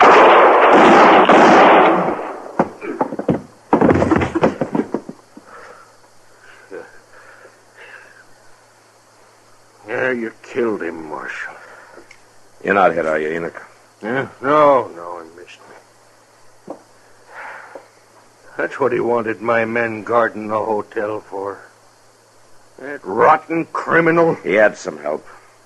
Now, we're going to be a long time finding him. I don't care about them. You got him. He set that fire, Enoch. He planned the whole thing. You had it figured out. Why didn't you tell me? You won't believe anything I say. Remember? I've been a fool, Marshal. Looks like I owe you an apology. Never mind me. What about Jim Doby? You've given him a bad name. I don't know, Marshal. I never should have started that hotel in the first place. I'm a cattleman. I'm no innkeeper. You mean you're not going to finish it? Oh, I'll finish it. And then you know what I'm going to do? I'll go to Jim Doby and I'll ask him to run it for me. You think he'll do it, Marshal? Yeah, he'll do it, Enoch. And whenever you come to town, he might even let you stay there. If you behave yourself.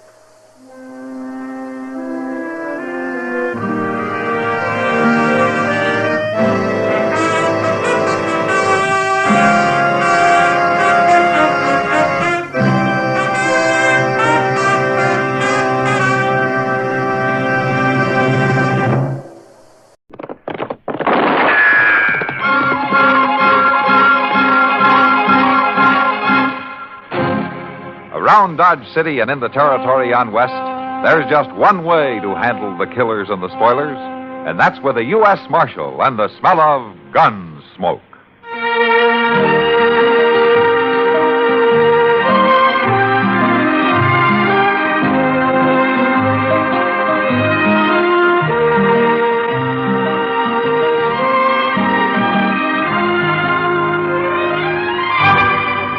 Gunsmoke, starring William Conrad, the story of the violence that moved west with young America, and the story of a man who moved with it. I'm that man, Matt Dillon, United States Marshal. The first man they look for and the last they want to meet. It's a chancy job, and it makes a man watchful and a little lonely.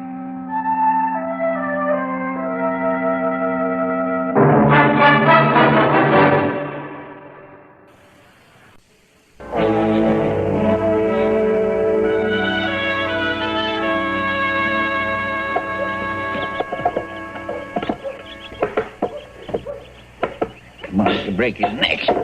Like a man's work just ain't never done. Mister? You think somebody else in this town might take a hand keeping up their own boardwalk, but no, sir, I gotta do it. Mister? Don't bother me now, boy. Gotta get these nails in solid. I come looking for the marshal. Well, that's his office right there. He ain't in there. Well, you'll just have to wait then. I got a message for the marshal. Look, I already told you. It's on this paper. Let's see it. I'm supposed to give it to the marshal personally. Well, you ain't gonna give it to him if he ain't there. When he be back, mister? My land, boy, I got enough to tend to without fretting about where Mr. Dillon is every minute. You want me to give the paper to him? I ain't to let loose of it to nobody else. Well, it'd be all right to let me see it. I'm the marshal's assistant, his right-hand man, you might say. I ain't to let it loose. Yeah, forevermore. Just quit bothering me about it, then. I got enough to do.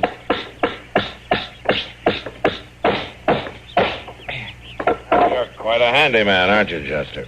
Well, Mr. Dillon, this board just had to be fixed before somebody broke his... Oh, this boy's been looking for you. I got this paper. It's for the marshal. He wouldn't let me so much as look at it. I can't make nothing out of it. Never mind, Chester. You can give it to me, son. I'm the marshal. Oh, here. Thank you. Hey, boy. Hey, wait a minute. I ain't just supposed to give it to the marshal, that's all. Just give it to the marshal. Look at him go, Mr. Dillon. You want me to go after him? No, never mind, Chester. Let him go. All right.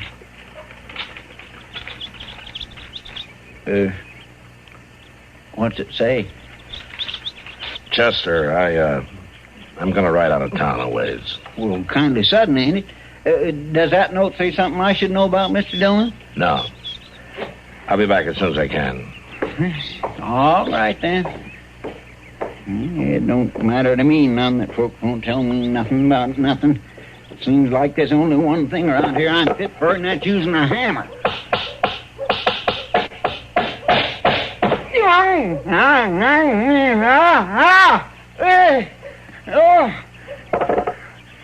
Doc!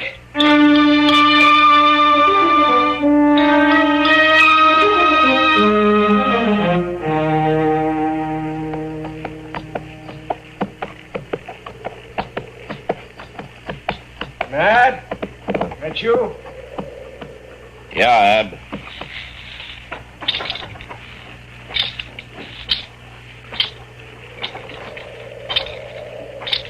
I knowed you'd come. The boy brought me the message. You hurt bad? Bad enough.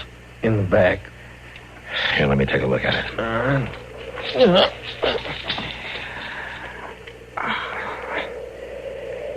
Yeah, that's bad enough. How long you been lying here, Ab? Just since yesterday, Matt. I figured to make it to Dodge, but I couldn't sit my horse no longer. Lucky for me, that boy come by hunting rabbits. How'd this happen? On the trail up from Texas. 2-3 days. Ambush, Matt. Stinking ambush. You know who did it? Kind of hard seeing who shoots you in the back. Yeah. Matt? Yeah, Ab? I ain't gonna make it without help. You got help. You'll make it. I'm gonna get you to Doc.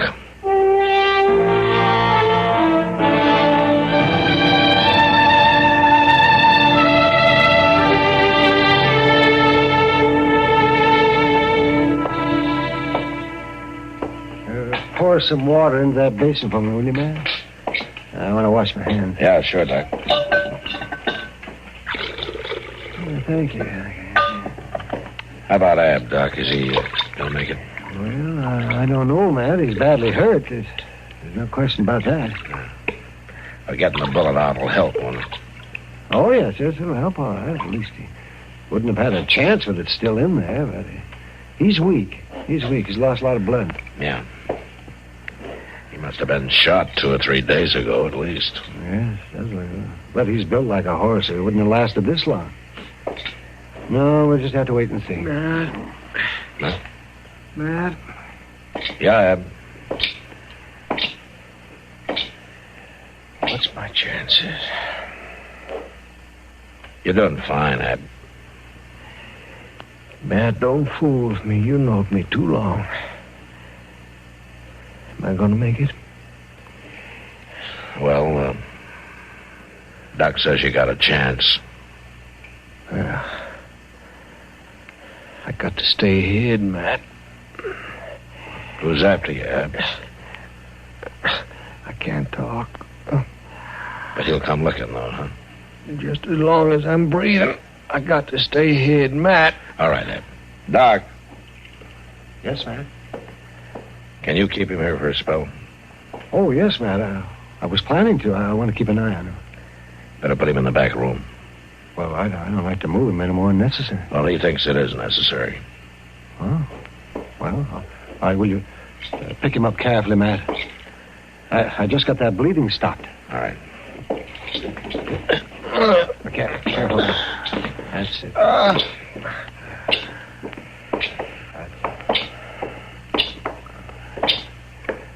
You'll be out of sight in here, Ab. Yeah. That's it. Now, just lower him gently, Matt. Just gently. Thank you, Matt. Yeah. You won't say nothing. I won't say anything. I'll look in on you later, huh? Well, he'll be all right in there, if he makes it at all. Thanks, Doc. You do everything for him you can, huh? Oh, of course I will.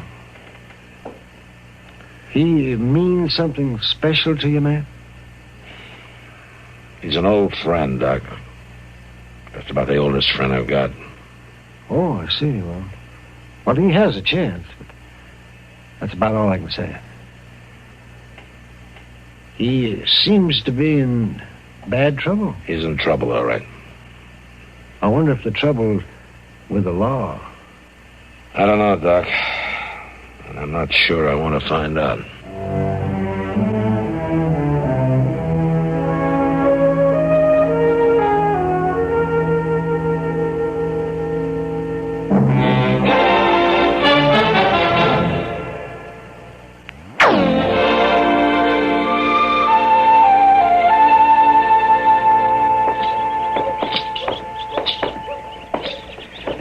I declare, Mr. Dillon, it seems like we're eating our supper in the middle of the day, don't it? Yeah, it stays light a lot longer this time of year. It just don't set right with me. Oh, what's that? Why, eating supper in broad daylight that way? Well, nobody's forcing you, you know. What do you mean? You can wait to do your eating till it's dark. Oh, no, I couldn't do that. Oh, why not? Why, my stomach won't let me, that's why not. It's nagging at me to feed it by mid-afternoon, no matter what time of year it is. Mr. Dillon? Yeah? You know that fella? That one in the dark vest standing over there in front of the Dodge house? No, I don't think I do. Why? Well, I just wondered if he was maybe some kind of a lawman or something. He's been asking so many questions around town. Well, what kind of questions? Well, mostly it seems like he's trying to track down a fella named Hob or Abe or Ab Butler or something like that. Oh. He's asking all over about him. Ab Butler. You know him? Yeah. I better have a talk with that fellow. Well, is it something I ought to know about, Mr. Dillon? No, Chester, I'll handle it. Oh, gun it. Nobody never wants to... I'll see you at the office. Why, yes, sir.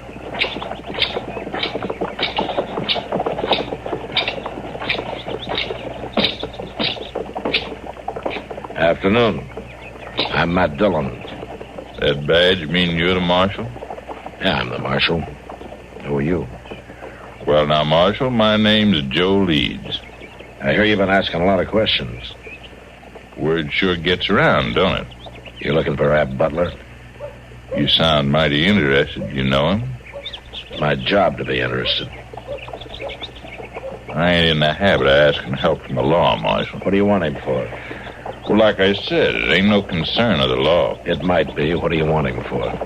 Why, it's a personal matter. Just a personal matter. No need for you to interest yourself. Sometimes these personal matters interest me very much. I'll tell you something, Marshal. This ain't going to be none of your business one way or the other. When I find Ab Butler, and I will find him, it'll be strictly between him and me. That's all. It won't last long, neither. I'm going to tell you something. You can make it my business in an awful hurry, Leeds, and I'll be around just in case you do. Well, now, I sure do admire a man who cottons to his job the way you do. But I'm going to tend to this. I'm going to find Ab Butler, and I'm going to tend to it. And there won't be nothing for you to do at all. I wouldn't count on that.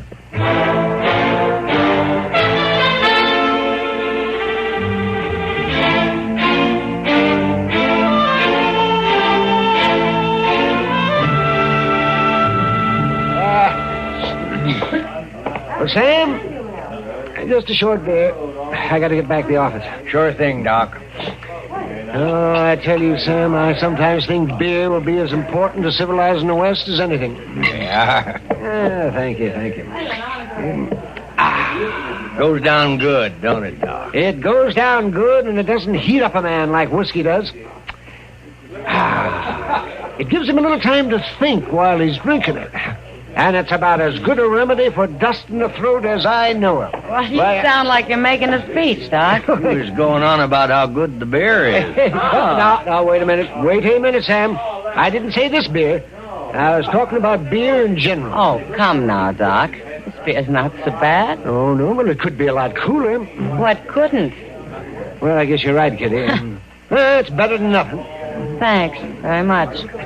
Why did you come over to the table, Doc, and sit down? No, I can't, Kitty. Thank you just the same. I got a very sick man up in the office. I don't want to leave him alone too long. Anybody I know? I don't think so, Kitty. No, I've never seen him before. What's the matter with him? He was shot in the back. And he's been in bad shape, real bad shape. So, yeah, well, I got to get back. I'll see you later, Kitty. Sure, Doc. I'll tell you one thing, Kitty.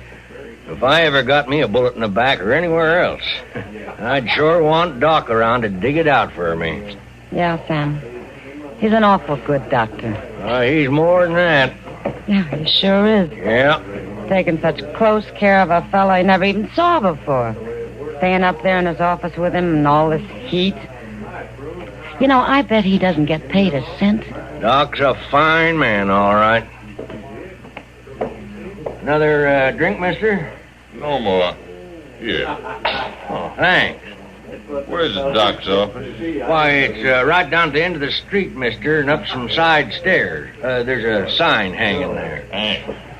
Hey, mister, you got some change coming? Huh. Well, I don't know what put him into such an all-fired hurry all of a sudden. He's been standing here drinking beer most of the morning. Funny he didn't ask Doc when he was standing right next to him. Yeah, it is funny. Hello, Kitty. Hello, Sam. Oh, hello, Marshal. Oh, Matt. You want a beer? Kitty, you know that fellow who just went out of here? Have you ever talked to him? No, Matt, I haven't. Something wrong? Well, I'm not sure.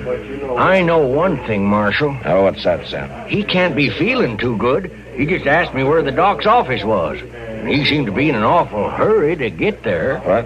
And that's where he's headed right now? That's what it seemed like. He didn't even wait to pick up his change. I'll see you later. Matt?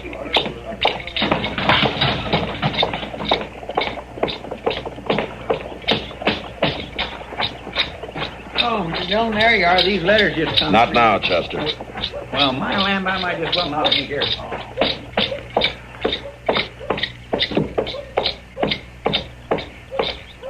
Leeds, stay where you are. I told you this was my affair, Marshal. Don't come after me. Come down those stairs, Leeds. You're not stopping me now.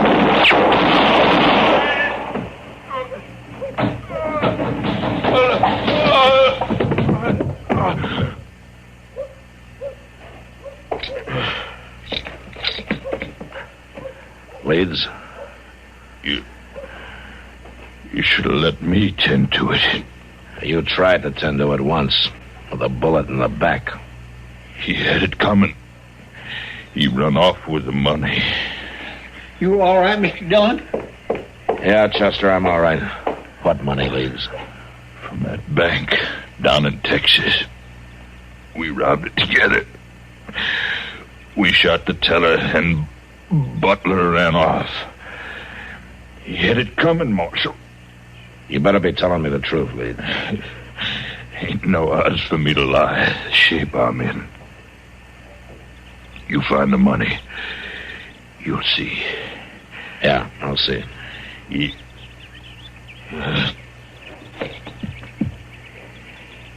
dead, Mr. Dillon. Yeah.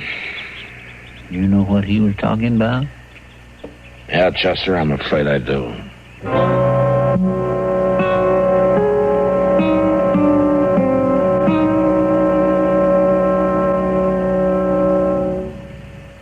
Car owners, here's news about a revolutionary new product by the makers of famous K-Site. It's new K-Site 3C, a heavy-duty crankcase concentrate for use in all engines. Added to your motor oil, K-Site 3C with Berryman quickly stops hydraulic valve lifter noises, cushions and smooths the engine. It cleans your engine and keeps it clean. K-Site 3C gives protection against acid, rust, and corrosion, too. Add to the oil every 2,000 miles, and you'll have a tough oil that won't thin out. Oil that cushions the load on every working part, cuts down friction, wear, and noise. With K-Site 3C in the crankcase, gas and oil mileage increases, and your engine has more pep and power. Remember, you get results with K-Site 3C or double your money back. Get it at your service station, garage, or car dealer now. Only $1.50.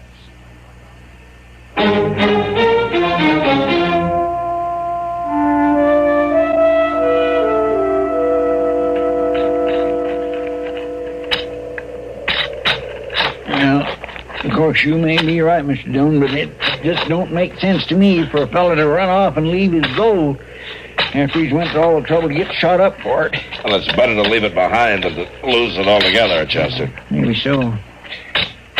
I swear I ain't turning up nothing but dirt, though. Let's try over there, Chester, under that tree, huh? All right. I thought you said Ab Butler was laying under this one when you rode out here and found him. Well, he was, but he could have dragged himself over.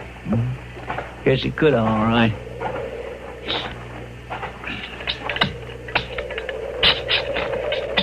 sure is a sight of digging attached to the marshal's office, ain't they, Mr. Dillon? Yeah.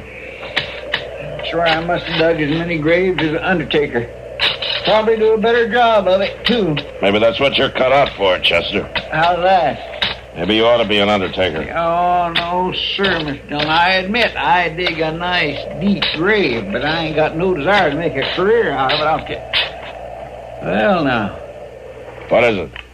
Well, there's something under here that don't belong to be here, Mr. Dillon. I can't quite make out what it is. Now, let me see. Yes, sir. There it is. It's saddlebag. Yeah, give me here. Here you are.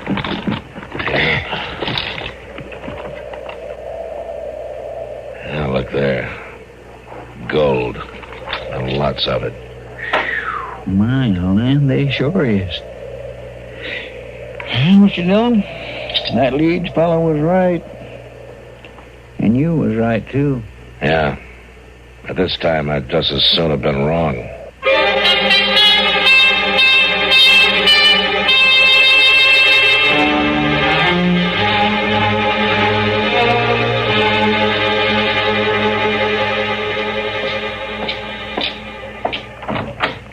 Oh, hello, Matt. Come in, come in. Hello, Doc. And I finally got some good news for you. Oh, is that so? Yes, I can tell you now, Matt. Ab's gonna make it all right. Oh, that's fine. I was pretty sure yesterday, but I wanted to be positive. And the way he feels today, I'm having a hard time keeping him in bed. Oh, he has a remarkable constitution. Remarkable. Can I see him, Doc? Sure you can. Now, don't get in any wrestling match with him. He might lick you. Well, Matt. That's Dillon, you old sheep herder. Hello, I'm glad to see you. Doc says you're going to be all right. Yeah, he fixed me up fine. He's a good doc. Yeah, he is. And I'm beholden to you, Matt, for bringing me to him. That's all right, I'm beholden to you for a lot more, Matt. Doc told me how you handle leads. Oh, that's my job. Yeah, cuts more ice than that. He was aiming to kill me. Yeah, he told me. Well, I ain't surprised you took care of him for me. You always could outdraw any man I ever know. Listen, Ab. I ain't surprised, but I thank you. You don't have anything to thank me for. I don't. Carry me in half dead, see I get patched up, keep that coyote off of me. And now I'm going to lock you up. Yeah. You're going to what? As soon as you're able. I'm going to take you to jail. I remember now. Your face always was poker straight when you told a joke. I'm not joking, Ab. You're not joking? I found the gold. Leads. He told me. Well, all right, Matt. So I robbed a bank. You shot the teller. Well, yeah. He got in the way. But you ain't going to turn me in for it, are you? You ain't a man to forget a friend. I'm not forgetting. I got a job to do. You got a job to do makes you forget them days of riding and fighting across the whole of Texas? We didn't rob any banks, Ed. No, but we... It's the way it's got to be. I'm a U.S. Marshal. Well, you're a U.S. Marshal. I'm your friend, ain't I? Yeah, you're my friend. Well... And I've got to lock you up.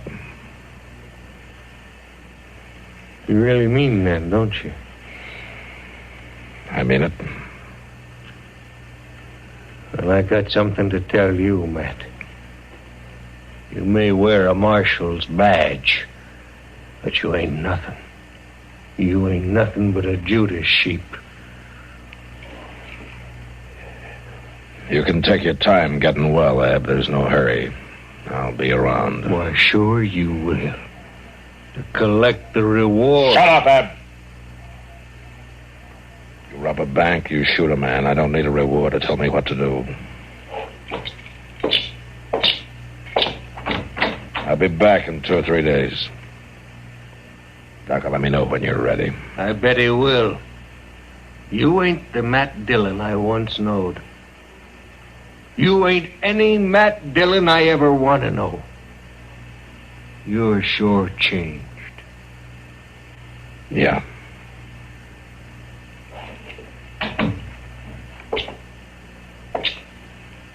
Was everything all right, man? I don't know, Doc. What's wrong? Well, sometimes you wonder just what friendship means and how binding loyalty should be. And you wonder just who that loyalty is to be given to.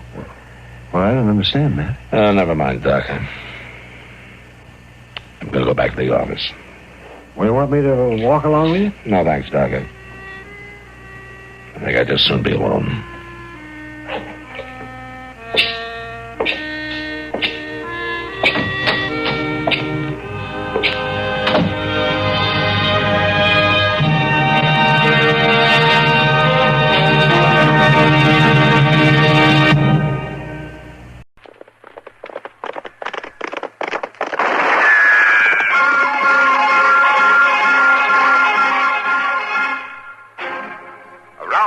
City and in the territory on West, there's just one way to handle the killers and the spoilers, and that's with a U.S. Marshal and the smell of Gunsmoke.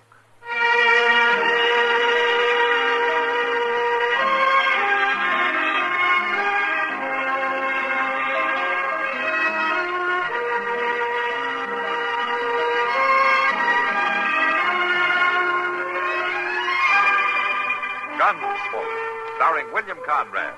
The story of the violence that moved west with young America. And the story of a man who moved with it. I'm that man. Matt Dillon, United States Marshal. The first man they look for and the last they want to meet.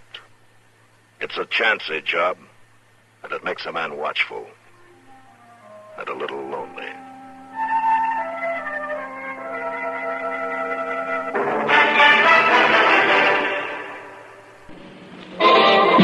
Nothing suits the lively pace of modern life better than Pepsi-Cola. Light, bracing, clean, tasting Pepsi. So think young, drink young. Say Pepsi, please, and get an extra carton of Pepsi-Cola. So go ahead and fix a drink that lets you drink young as you think. Yes, get the right one, the modern light one. Now it's Pepsi for those who think young.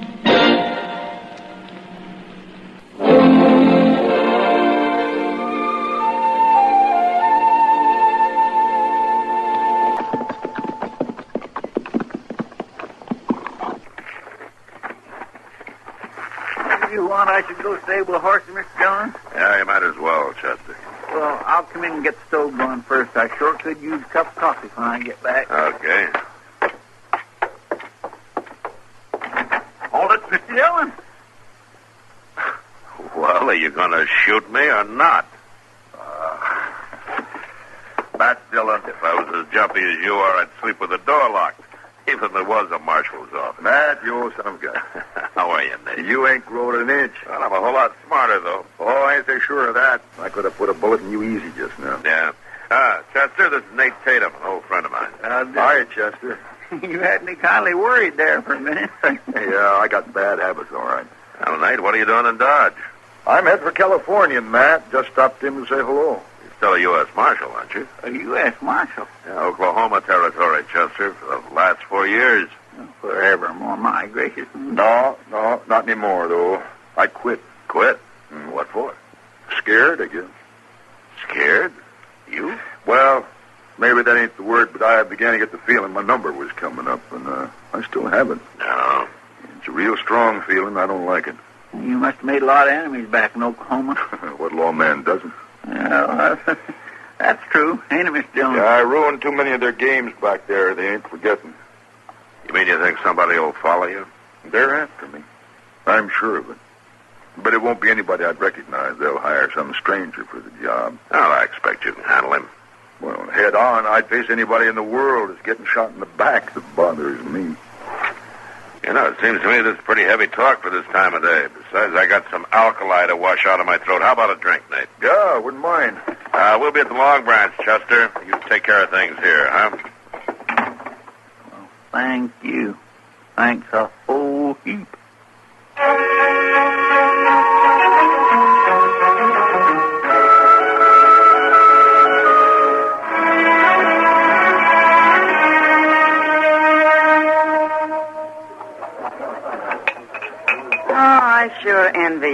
Nate. Going to California. You been there? San Francisco. Yeah? I've always wanted to go back. If you were in San Francisco, you'd start wanting to be back in Dodge. Maybe, but I'd like to find out for myself. But you're making money here, Miss Kitty. Looks to me like you got good business. Well, money isn't everything. To some people it is. Can't be to you. You just quit a good job, didn't you? It didn't pay much. Ask Matt. Well, I guess Washington figures if a marshal's doing his job, he won't have time for more than one meal a day anyway. That's about the size of it, yeah. Evening, Kitty. Oh, Bonnie.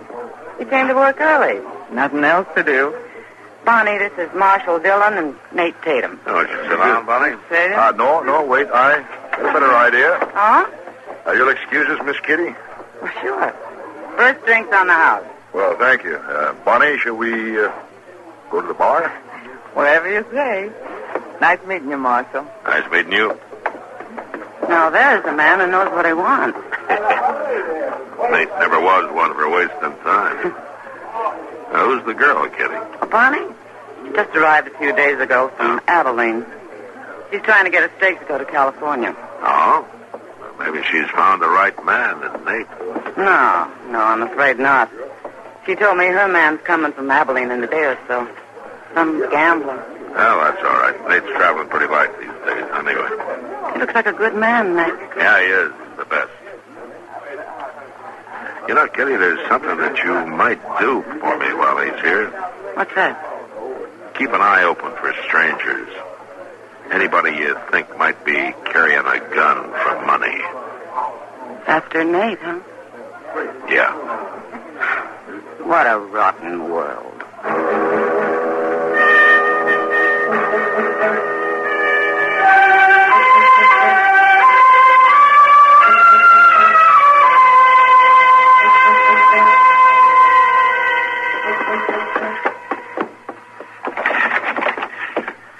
Miss Dillon? Miss Dillon? What? Oh, what is it, Chester? You dressed?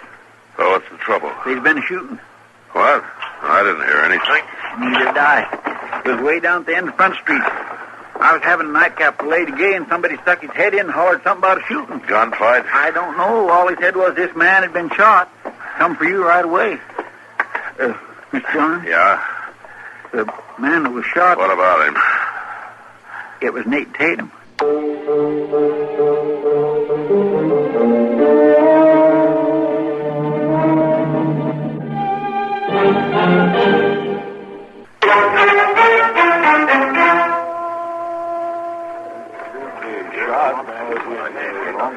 Anybody see this happen? No, I didn't see it. He was shot in the back, Mr. Dillon. Just like he said he'd be. Yeah. You know, that alley over there would be a good place to ambush a man from. Want me to go take a look? No, there's no use, Chester. Whoever did it wouldn't be around now. Mr. Dillon, there's somebody still up over there at the room and house. Yeah. I'm going to go over there and ask a few questions, Chester. Get a couple of these men to help you carry Nate up to the docks, huh? Yes, I will.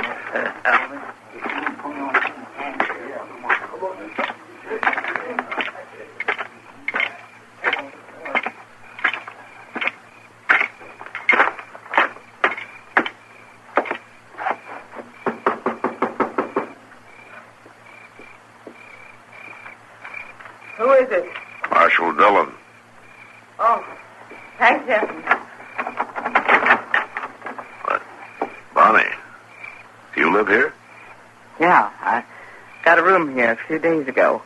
You all alone? Yeah. Landlady and her husband went off to visit some friends in the country. They won't be back till tomorrow. What happened, Marshal? What about the other roomers here? I'm the only one right now. I heard the shot, but I was afraid to go out. Tell me what happened, please. Nate Tatum. He's dead. Oh, no. Was Nate with you earlier, Bonnie? Well, he walked me home. We had a drink. Just one, and then he left. I see. You ever been in Oklahoma? Now, look, Marshal, I had nothing to do with this. You can't blame me for Nate's death. Somebody must have followed us. Come up here, looked in the window, and then waited for him. You keep the shades up all the time, do you? Oh, no, of course not. You could have heard our voices. Yeah, sure. Any idea who it was, Bonnie? You're being unfair, Marshal. Yeah, maybe, but you're the only thing I gotta go on. I want you where I know you're safe. You talking about jail? That's right, I am. He was a good friend of yours, wasn't he? All right. I'll be right out. Don't try to run out the back way, Bonnie. Wouldn't do you any good. I won't, Marshal.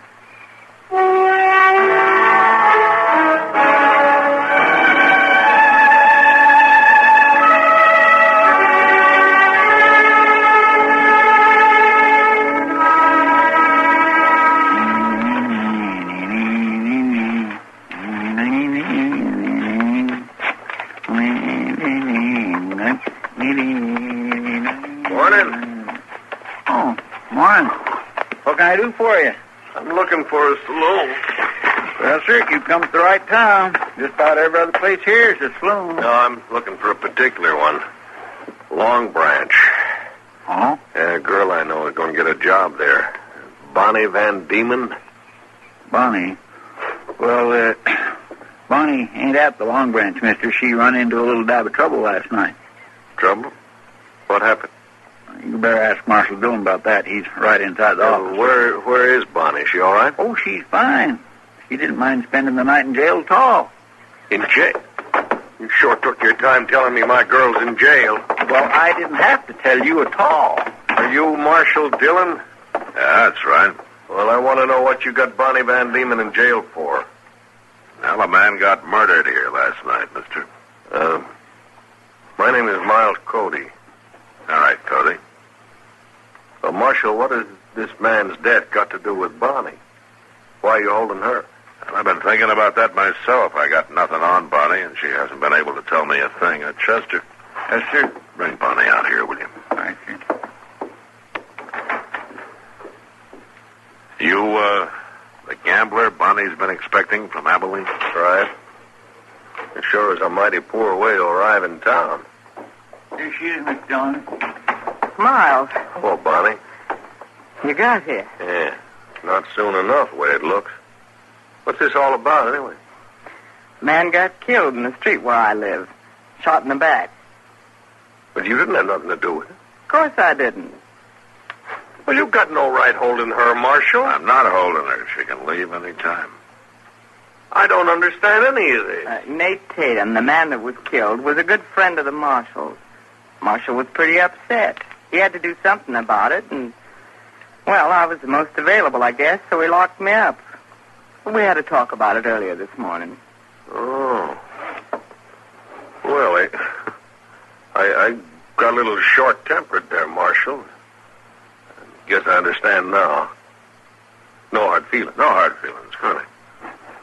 Well, I sure wish you luck.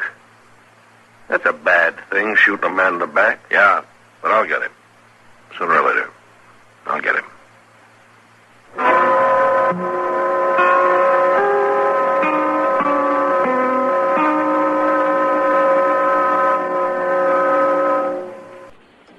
You can't explain away the unique qualities of the CBS Radio Network's in-person program with the word entertainment. True, there are highly entertaining facets to the program. But calling in-person entertainment is like describing the Empire State Building as an office building. Fact is, Monday through Friday evenings, CBS Radio airs on in-person intimate word portraits, sketched by artists with highest authority on the subjects they discuss. These artists have ranged from chorus girls to former delinquents, outraged citizens to winners of windfalls, people brushed by comedy or tragedy.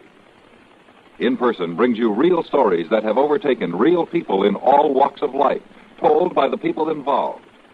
It's more than entertainment, more than news. It's In Person, a program far easier to hear and enjoy than describe. Each weekday evening, In Person offers novelty and high human interest, sometimes tears. Listen for it here.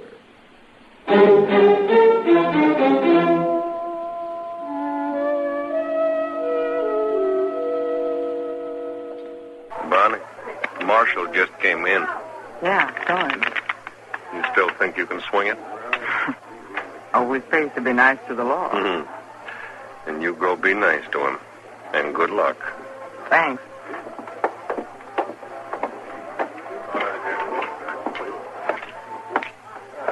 Oh, evening, Marshal. Bonnie? I want to talk to you. Oh? Well, it's more like I've got something to ask you. All right, go ahead. Miles and I are trying to get to California, and we're pretty broke right now. We need a stake. You're working, and Miles has his job dealing faro. Sure, but I want to get out of here. I want to get to California. Now. What's that got to do with me? Well, Miles is a good dealer, Marshal. He could be a whole lot better if he didn't watch him so close. Wouldn't take him more than a week. Going real easy so there'd be no trouble. Sorry, Bonnie. No crooked gambling. I could make it worth your while. I can't be bought, Bonnie. Not any way at all. Well, if you change your mind, you know where to find me. Yeah.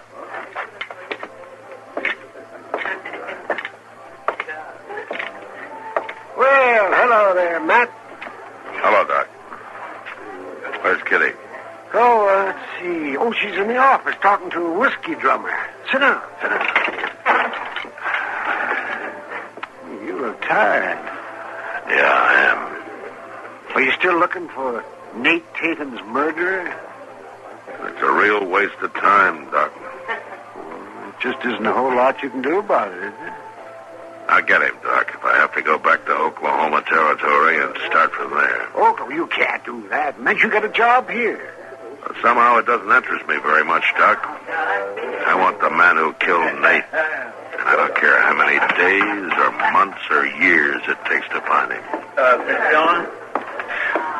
Here's a telegraph for you. Oh? Yeah, just come in some minutes ago. Down at the depot.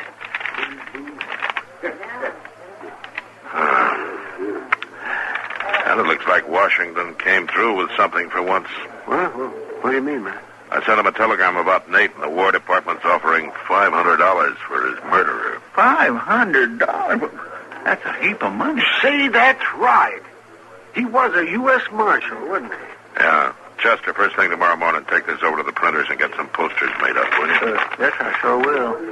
You know, this $500 reward just might smoke out our killer.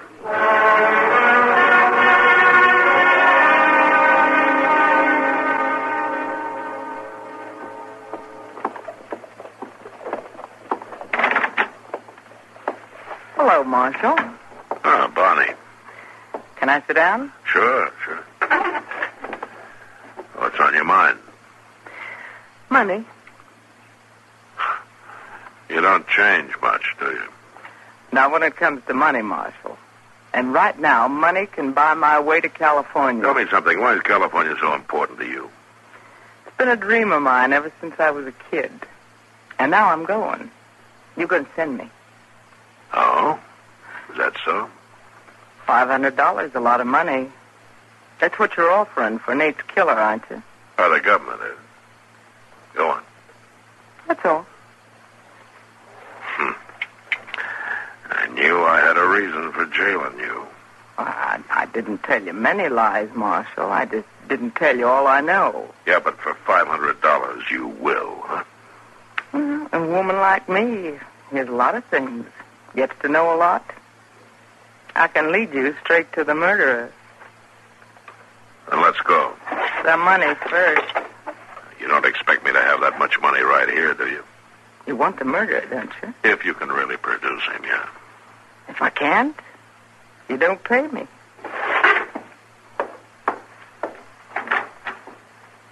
I'll be at the Long Branch this evening.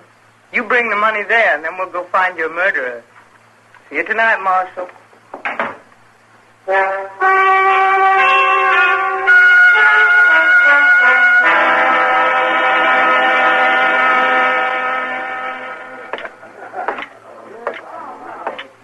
evening, Marshal. Bonnie? Did you get the money? I got it. Let's go find our man, and you can have it. You wouldn't trick me, would you, Marshal? Not about this. All right. There he is. At the faro table. What? You don't mean Miles Cody? I do. Well, I thought he was your man. Well, there are a lot of men, Marshal. But I don't get a chance at $500 very often. The way you feel about people, you should get a lot of chances. Now, Marshal. All right, tell me about Cody. Well, he reached Dodge that night. He rode back out and came in again in the morning. Just for show. Go on. He knew where I lived. I sent him a telegram. He came there, and he must have heard Nate and me talking from outside the window. I see. He's the most jealous man I ever met. Outside of business, of course. He wasn't hired to do the job. Hired? No, I just told you. So he waited for Nate to pass that alley, and then he put a bullet in his back. Is that it? That's how I figured, Marshal. Well, don't you know? I know. He told me all about it. Yeah. He must trust you a lot. Let's go get him.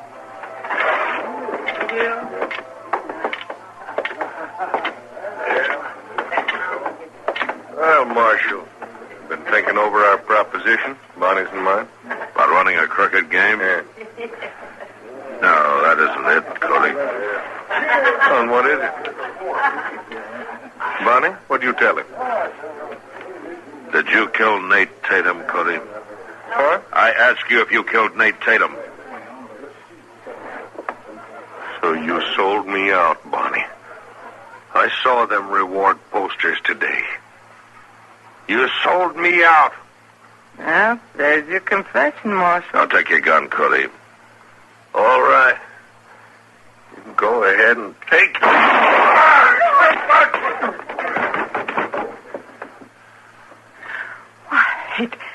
He tried to shoot me. Couple of you men give a hand. Get Cody over to the jail.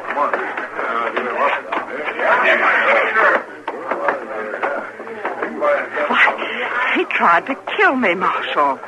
That dirty dog. Maybe you'd feel better about it if you came to his hanging. I don't need any lectures from you. Where's that money? Money? Here's your money. Thanks. Now, aren't you going to count it? Well, I trust people, Marshal. Don't you? I feel sorry for you, Bonnie. Sorry for me? Why, I'm headed for California, Marshal. But you're going to hate it, Bonnie. Even you. You're going to hate every minute of it.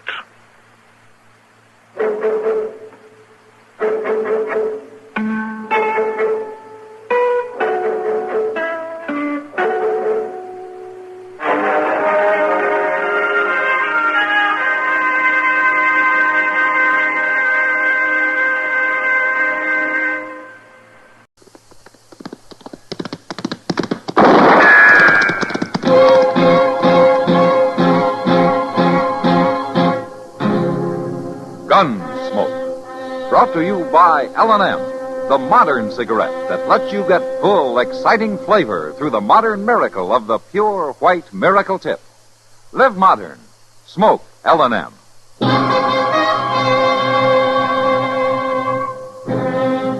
Around Dodge City and in the territory on West, there's just one way to handle the killers and the spoilers, and that's with a U.S. Marshal and the smell of Gunsmoke.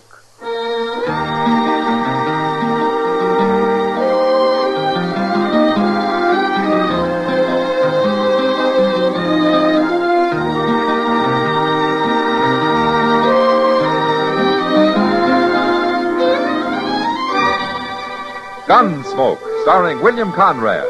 The transcribed story of the violence that moved west with young America.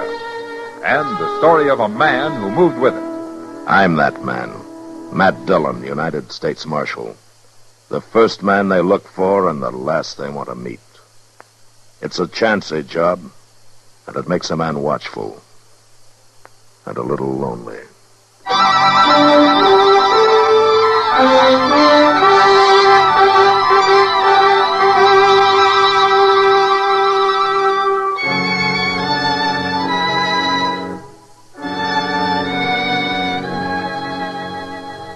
name was Rose, and she was pretty.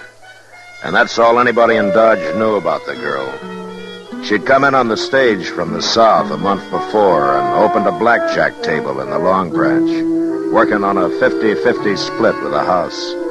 The game got a big play, of course. A woman gambler was a new thing in Dodge. And some of the smartest and crookedest cardmen in town started coming around to try their luck. But with Rose dealing, the house never lost.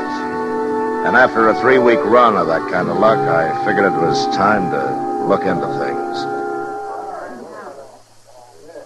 Oh, doggone it, Matt. We've been sitting here for an hour and a half. How long's it going to take to catch her cheating? Doc, we're not going to catch her.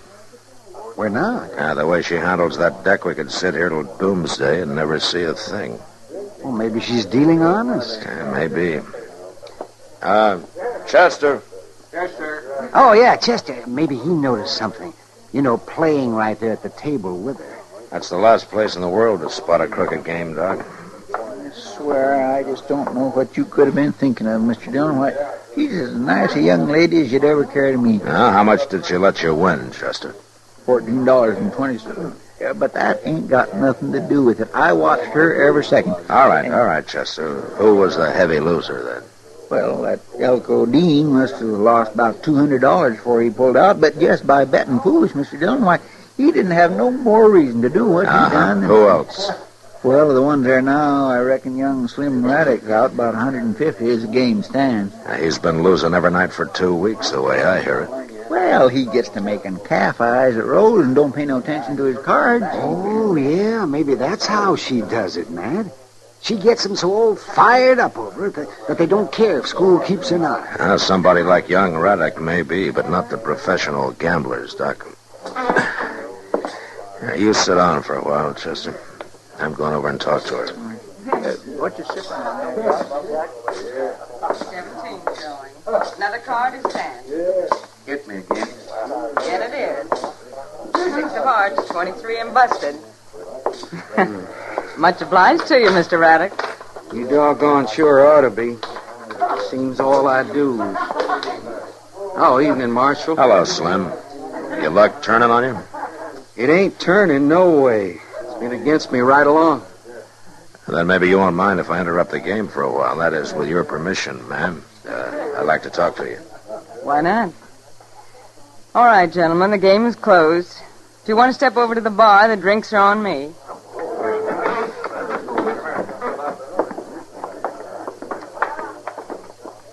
Well, how about it, Marshal? Do I get a clean bill of health? Along what lines, Rose? Running a square game. You've been watching me like a hawk for the last hour and a half. Every deal, every move I made. You see anything off color? Well, I saw Elko Dean slip a cold deck in on you. So did I. But I'll give you 10 to 1. You didn't see me slip it right back out. No, as a matter of fact, I didn't. Neither did Elko. And that mistake cost him $230. More eventually, because he'll be back here tomorrow night trying to get even. So the game is crooked, huh? Marshal, the man who taught me how to handle cards used to say, you can't cheat an honest man, Rose, so don't bother to try. But a crook is fair game any day. Uh-huh. Tell me something, Rose. How does that fit young Raddick? Slim? Yeah. That's different. Different how? He's been losing steady here at your table. It can't all be bad luck. I've tried to keep him away. I told him over and over again to stay out of it and leave me alone. Stay out of what, Rose? It doesn't matter. Here, Marshal. Take a look. Go on, count it if you want it. That's the money I've taken from Slim. $2,642. And when I leave Dodge, you'll get it all back. Every cent of it. Can I ask you something, Rose? What's a girl like you doing in this business, anyway? Earning a living, for one thing. Now, there are other ways, you know. None that I know as well. Besides, it lets me cover a lot of country. Look people over. Why is that so important? I'll tell you why, Marshal. I've spent 4 years now looking for one certain man. Now, you won't quit till you find him, huh? I found him. Tonight. Oh? What happens now? I'm gonna kill him.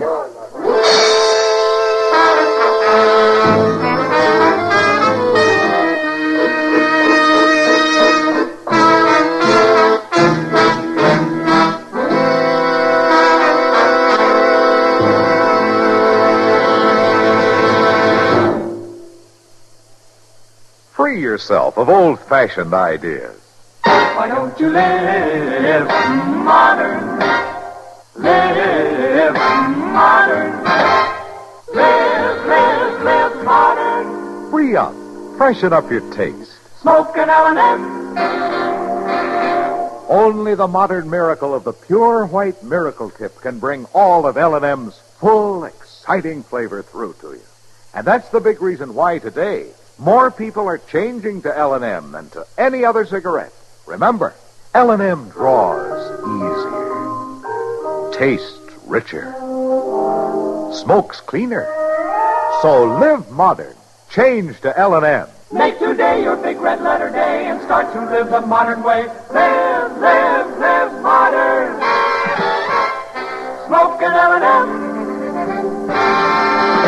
It's America's fastest growing cigarette.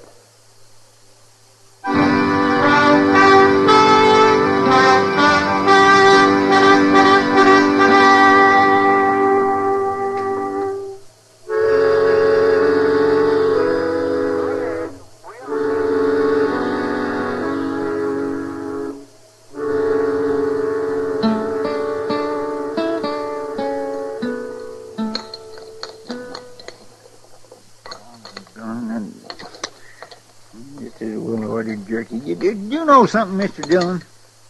No, what, Chester? That doggone ham you get nowadays ain't nothing like it used to be. Oh, is that so? Well, just look at that. Well, lamb, they don't even half smoke it anymore. Just put on more salt. That's all they do. Well, it's better than side meat, anyhow. Why, even down in Texas, we used to smoke our meat at least 2 days. How are you, Marshal? Chester? Oh, morning, Slim. Oh, Slim. You had breakfast yet? I'm aiming to right now. I'll pull up a chair and join us, huh? Thanks, Marshal. My, you must have made a night of it. Didn't even get back to the ranch, huh? Oh, ranch will keep. I have some eggs and ham, Jeff. Right away, Slim. Say, maybe if you ain't tried this ham before, you ought to think twice. I've tried it, Chester. Most every morning out at my place. Jeff here buys all his meat from me. Oh. Well, it sure is a whole lot better than side meat.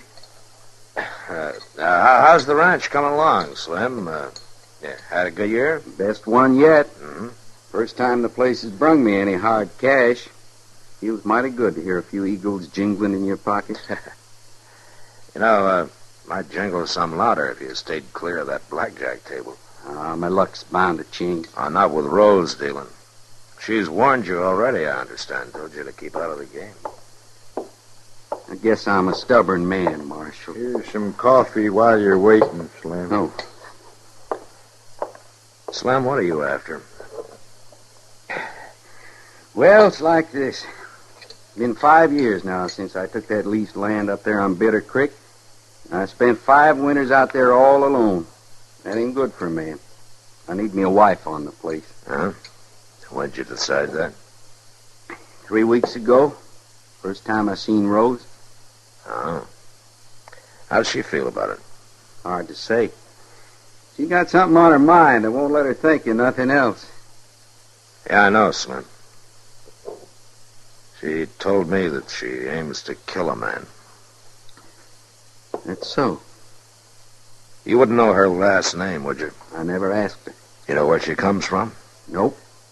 Any idea who the man might be? Marshal, if I did, I reckon I'd up and kill him myself, just to make Rose happy.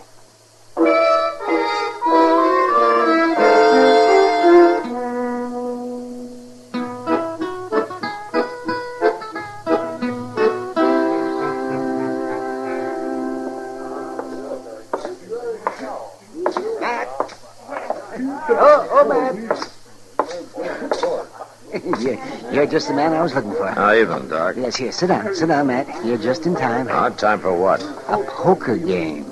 We got these two drummers here, fresh off the Santa Fe from St. Louis. Oh, Matt, they're as green as grass. So help me, Doc. If you'd sweat as hard over healing the sick as you do trying to clip some tenderfoot, well, we'd have This a lot... town's never been healthier, thanks to me. Matt, you got a minute? Yeah, sure, Kitty. I'll see you later, Doc. Maybe later it'll be too late, too. Oh, man, they will be sorry. I'm sorry to break in that way. Oh, that's all right, Kitty. Matt, I just found out. Oh, found out what? About Rose, who she is. Oh? Matt, she's Bill Prawley's daughter. Bill Prawley? That's right. The gambler who was killed in Liberal 4 or 5 years ago. Oh, yeah. Yeah, I remember. Rose Prawley, her name is. Bill Prawley's daughter. Who told you, Kitty? Mule Skinner came in tonight. He saw her dealing a table out in New Mexico last year. Yeah, I guess that explains a lot of things about her. It explains one thing, Matt. I haven't told anybody, of course, but the word will get around. And once it does, she's through here. Nobody's going to buck a game run by Dirty Bill Prawley's kid. They'll know it's crooked. Maybe the word's already out. I noticed Slim Raddock's pulled out of the game. He's standing over there at the bar. Well, she threw him out, along with all the other players except Elko Dean. She said it was a private game. I guess Elko wants to get back the money he lost last night. Say, Mr. Dillon. Yeah, what is it, Chester? Oh, something kindly funny happened. You know that sawed-off shotgun Sam keeps behind the bar, the one with the pistol grip? Yeah, what about it? Well, it's gone, and Sam thinks maybe it was Rose that took it. Rose? Yeah, but that don't make sense. Her and Elko were just sitting over there at the blackjack table looking at each other.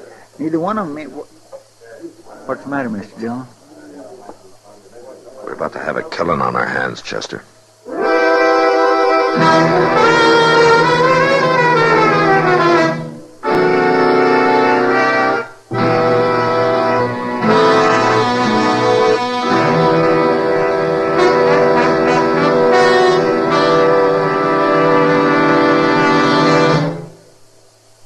Free yourself of old-fashioned ideas.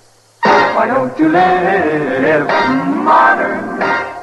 Live modern. Live modern. Free up. Freshen up your taste. Smoke an L&M.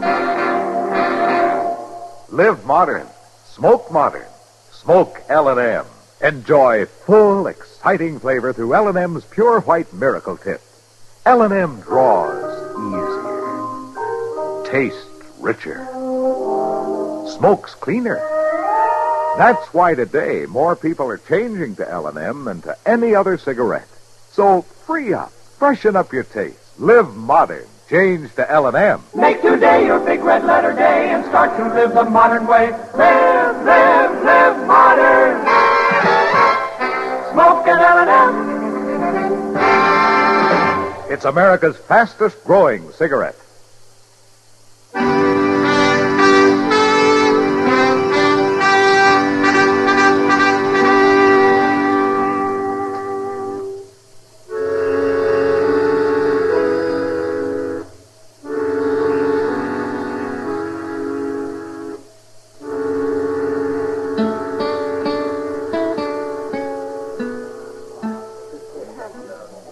Matt, what are we going to do? I don't know, Kitty.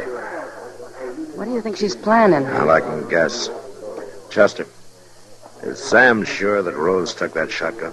He says she come back to the bar just before he missed it. Yeah. She could have hid it in the fold of her skirt. Elko's looking pretty white, Matt. Yeah, just look at them sitting over there facing each other. You know, 10 to 1, she's got that shotgun under the table pointed at him. Can't you slip up behind her, Matt? Grab her before she can use it? A shotgun's not like a pistol, Kitty. All you gotta do is point in the general direction of your target. Yeah, but why'd she want to kill Elko? Revenge, I guess. Chester, did Slim Raddock hear about her having the gun? No, sir, nobody didn't. Sam called me to one side. Good. Word got around, somebody'd be sure to lose his head and touch the whole thing off. Well, it's going to happen anyway, Matt. Elko's starting to get restless. He's sure going to make a move soon.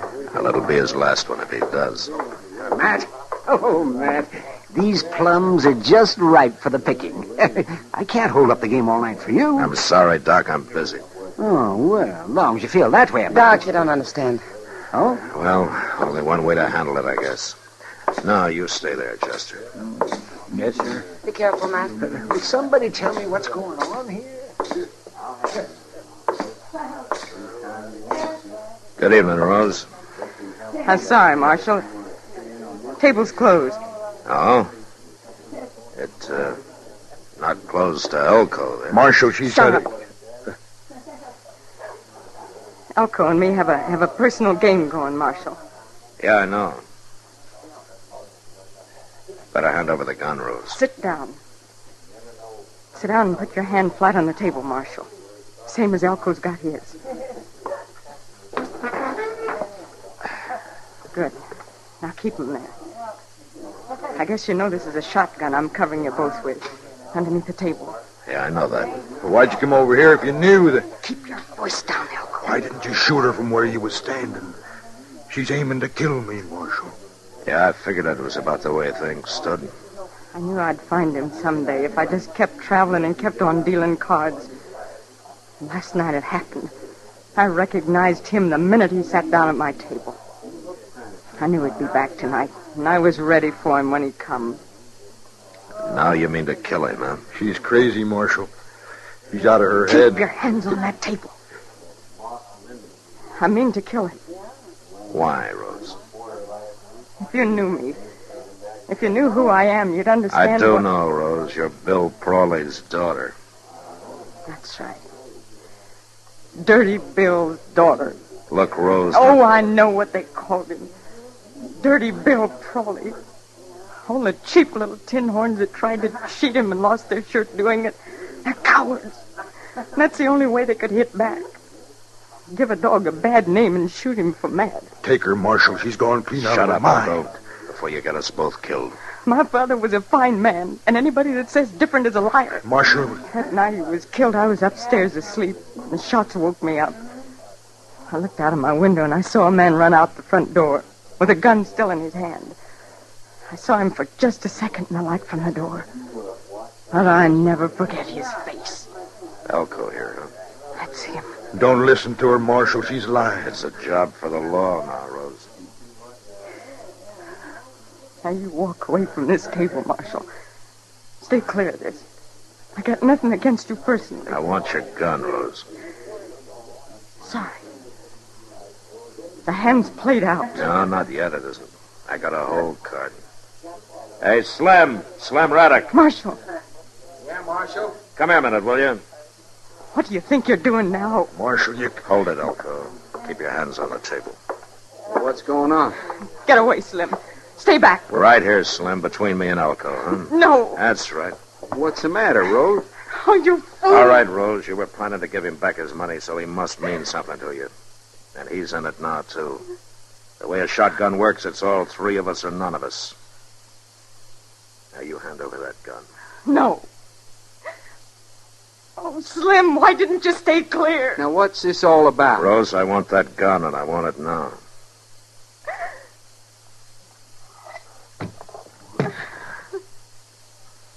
You knew I couldn't. You knew I couldn't, not with him in it. Well, I was sure hoping you couldn't. Chester. Here, put this in back of the bar, will you? Yes, Mr. Jones. It wasn't fair, Marshal. It was cheating. It wasn't fair. Sometimes you have to cheat, Rose. Get her out of here, Slim. And if you take my advice, you'll keep her out of here. Don't you worry about that. Come on, Rose. Matt, if that wasn't the doggonest thing I ever saw. Hey, Elko! Wait a minute. No. I said wait a minute. You're under arrest. You're not taking me in, Marshal. Look out, he's got a gun! Drop it! Drop that gun!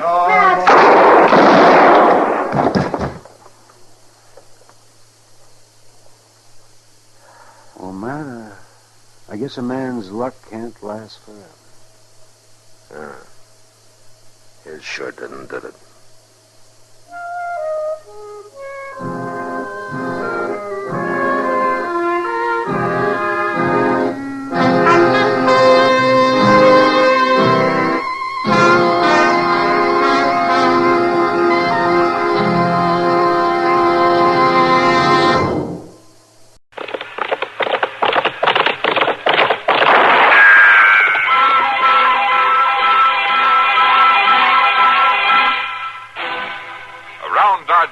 in the territory on West, there's just one way to handle the killers and the spoilers, and that's with a U.S. Marshal and the smell of Gunsmoke.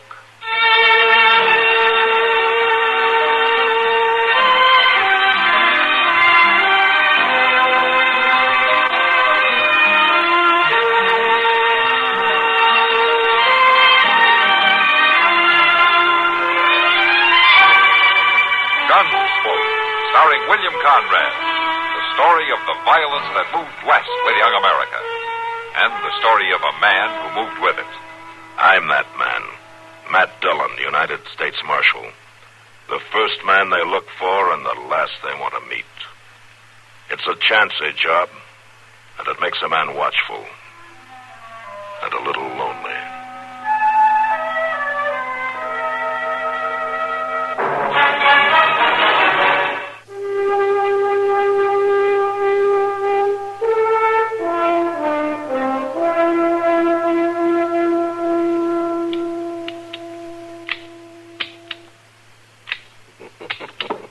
Well, you must have rode out of the war with this gun, mister. I'd thank you just to tell me if you could fix it. You fought for the rebels, didn't you? I'm proud I fought on the side of honor. Yeah, sure. I can always tell by the gun. A piece like this, that's a copy of a Navy Colt. About all you rebels could get sometimes. Can you fix it? Can you put it in firing shape? No, this is a very old gun. If you can't fix it, hand it back. I've not time to wait. No, hold on your horses, mister. I can fix it all right. Well, when can I have it? I could even fix this so that it will fire metal cartridges. You could even use 38. All right, just so it'll work. But I don't see no sense to it. How long will it take? No, there is no sense to it, mister. You are wearing a much better gun right now. There's nothing can beat those new Colt Peacemaker. I have a special job for this gun. Well, it can't be nothing that the new 45 can do. This gun missed its chance once. I'm going to see it doesn't miss it again. I'm not sure I know what you mean, mister. You just fix the gun. When it's in firing shape, bring it to me at the Dodge House.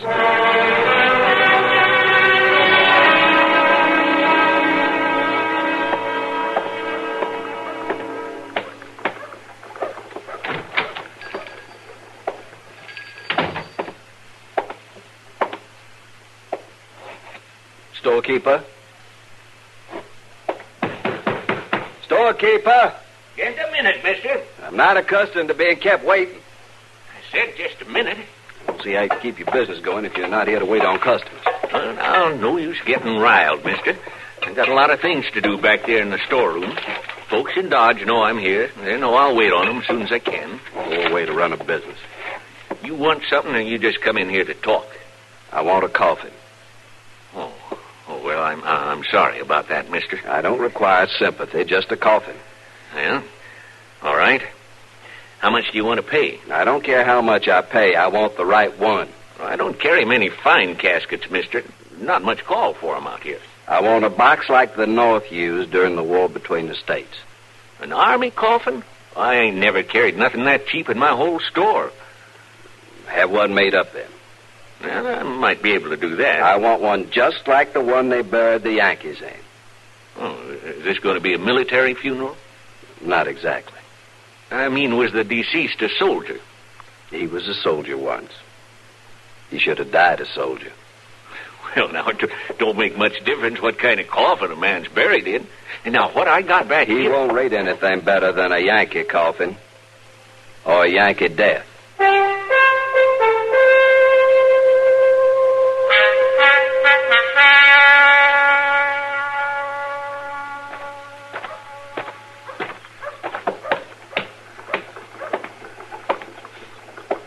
Sir?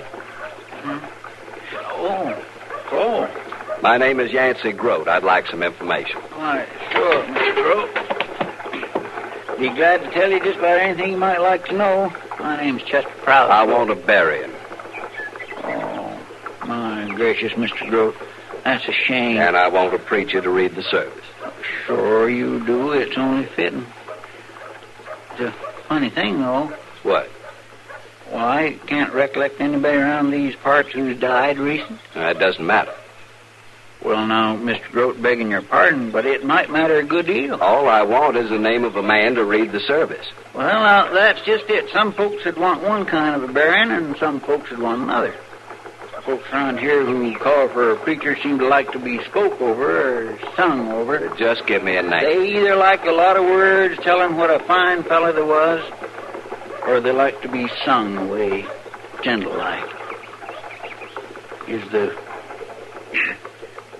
body here in Dodge? Not yet. Oh, being freighted in, is he? No, he's riding in.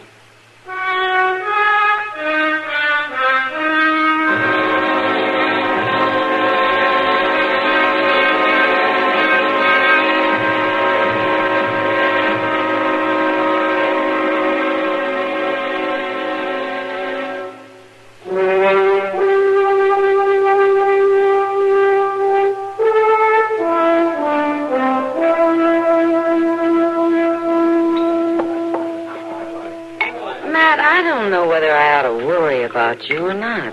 What? Well, you're almost beginning to live like a normal man for a change. Oh, how's that? Well, you've been staying around town, not riding off all over the countryside. You've even taken time to eat most of your meals sitting at the table. Yeah, and I've let out a notch in my belt, too. You look fine, Matt. Oh, thank you, Kitty, but just so it doesn't go too far. What do you mean? That'd be a fine thing if I got up one morning and couldn't buckle my gun on, wouldn't it?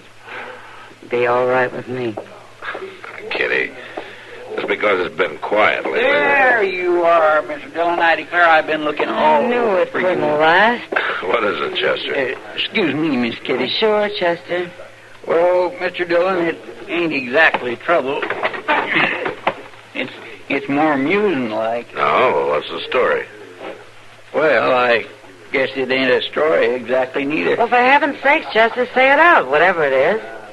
Well, it's about that fella I met out on the street. What fella, Chester? Name of Groat, I think it was. Yancey Groat? Why, yes, ma'am. You know him, Miss Kitty? I've heard about him. Well, I tell you, it was real comical. He come up to me. Chester, what did he come up to you about? Well, that's just it. He come up to ask about getting a preacher for a burying. What's so funny about that? Don't you see, Mr. Dillon? He's getting pretty far ahead of himself. He wanted this preacher to bury a man who ain't even dead yet. He ain't even in town. Well, is he sick? No, sir, he ain't sick. He's riding into Dodge as fine as can be. This Groat says he knows he'll be needing a preacher when he gets here. Now, don't that beat all? Matt. Yeah, what is it? It may not be so funny. You mean you know something about this? I've been hearing strange things about Yancey Groat. Well, what kind of things?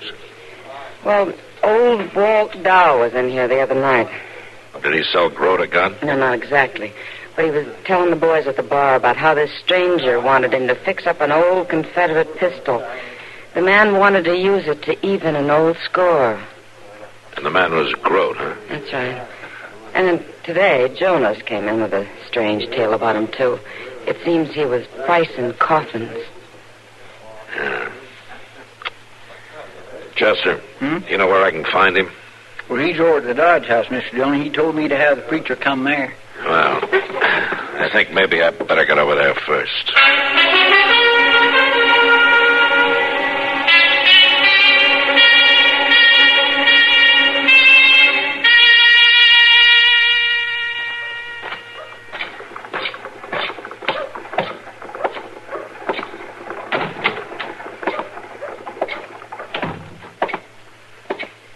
Hello, Toby. Oh, evening, Marshal. You, got somebody registered here by the name of Groat? Why, yes, we do. Yancey Groat, Southern gentleman. Uh-huh. Is he in his room now? Well, now, Marshal, I don't keep track of all the guests. Which room is his, Toby? Second from the top of the stairs. Thank you.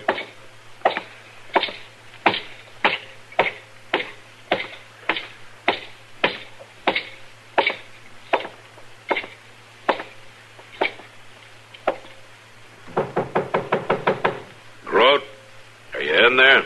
Who is it? It's Matt Dillon, U.S. Marshal. Open up. Come in, Marshal. Come in. Thank you.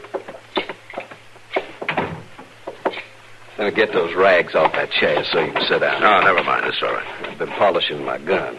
Oh? Is that the one that Walt Dow fixed up for you? You know about that? Well, half of Dodge knows about it. The old man talks a lot. You have to admit, though, it was no ordinary job. Fixing an old, worn-out gun. No, I suppose not. Dow does nice work. You care to take a look at it here, Marshal? Got the action nice and easy.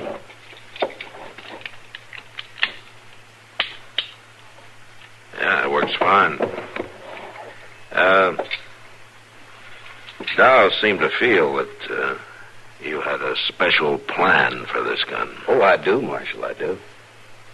Maybe you better tell me about it, huh? Why, I'm going to use it to kill a man. Oh? Who is he? I don't think you know him, Marshal. But not that it make any difference. He isn't here yet. What's his name? His name's Tom Haskett. He'll be here in a few days. He's coming with a herd of cattle. And I'll be waiting. I've been waiting for too many years already. You listen to me, Groat. No, Marshal, you listen to me. There's nothing you can say to stop me. There's nothing you can do that'll save Haskett's life. I saved it once myself. And it was the biggest mistake I ever made. You're sure trying to make a bigger one. I know you're doing your duty as a lawman, but I'm here to do my duty, too. And I'm going to finish something I should have finished at Manassas. Most folks are doing their best to forget about the war, Groat. I had him there lying wounded at my feet. A Yankee soldier. I had this gun in my hand. I should have finished him. I should have finished him right there. It's no crime to let a man live. 2 years later, he was with Sherman in Georgia. Tom Haskett led his men to burning my home. My wife was killed trying to escape. I should have finished him. And I will. I can't blame you for your feelings, Groat, but killing isn't going to bring anything back. Your wife will still be dead, and you'll have a murder on your hands. This won't be murder, Marshal. Merely delayed justice. The court won't see it that way. There's no law in the land can stop me. I've been trailing Tom Haskett for years, and now I found him. And I'm going to kill him. Groat, maybe you can't help it if the bitterness in your brain is eating away the reason, but let me tell you something. You're not going to work out your revenge in Dodge. As soon as I hear that cattle drive is near town, I'm going to lock you up, and I'm going to keep you locked up till Haskett's safely out of town. You can't stop me, Marshal. I hope I won't have to, Groat. I hope maybe you'll stop yourself.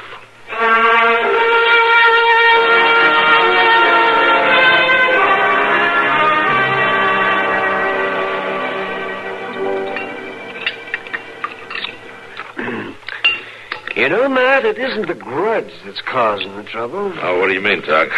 Well, lots of folks carry grudges.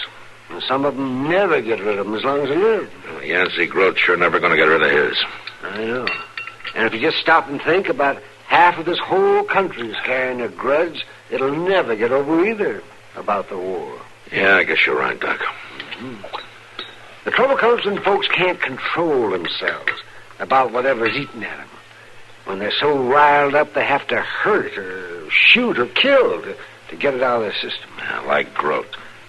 Now, I'll tell you something else, man. You may be able to lock him up or chase him out of town and keep him from doing any killing this time, but it won't stop him in the long run.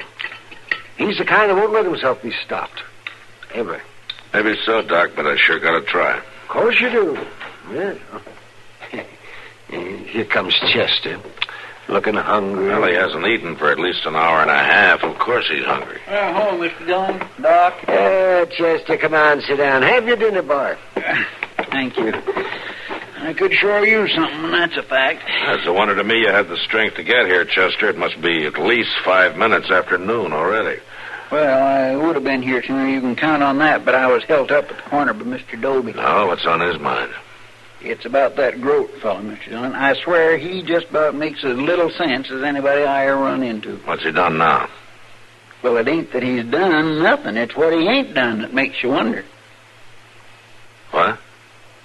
Well, you know how he was going around town making all kinds of arrangements for a burying. Yeah, go on. Well, sir, he's left town. Left town? Are you sure? Mr. Doby says he packed out early this morning, cleaned out his room, and rode off. Well, does Doby know where he went? No, we don't, Mr. Dillon. Moss Grimmick does. Oh, come on, Chester, get it out. Well, Moss Grimmick saddled his horse for him, and Groat was asking which way the cattle drive would be coming from. Yeah, what do you have, Chester? Well, no. Bring him something to eat in a hurry. Well, no, I ain't in no special rush. Yes, you are, Chester. Meet me at the stable in 5 minutes. We're going to be riding south.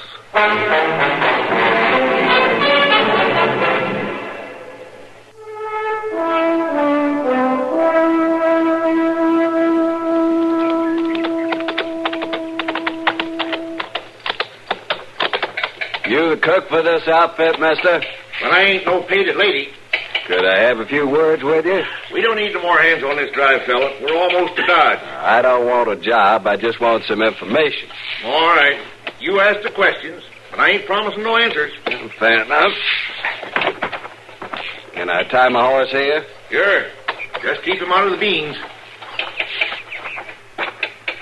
I'm looking for a man named Tom Haskett. Oh? I heard he was with your outfit. Is that a fact? I'd like very much to find him. We haven't seen each other since the war. Is he on this drive? Why don't you hang around and find out, mister? Well, I could do that, of course, but, well, to tell the truth, I'd like to surprise him. Well, now, ain't that pretty? I know it may sound strange, but I don't think he ever expected to see me again. Oh. And I'd like to work it so our meeting is sort of private. Well, there ain't much privacy out here on the plains, mister. Well, you could help me if you would. Well, what do you want me to do? Over at that creek bed where those bushes are, I thought I might wait for him over there, and then you could send him over when he gets back to camp. Well, now, why should I? I'd be glad to supply a little something to wash the dust down your throat. Oh? Drinking whiskey? Drinking whiskey. It's in my saddlebag. Okay, mister. And it don't make much sense to me, but I'll speak to Haskett when he comes in for his supper. I'll be waiting. It's been a long time.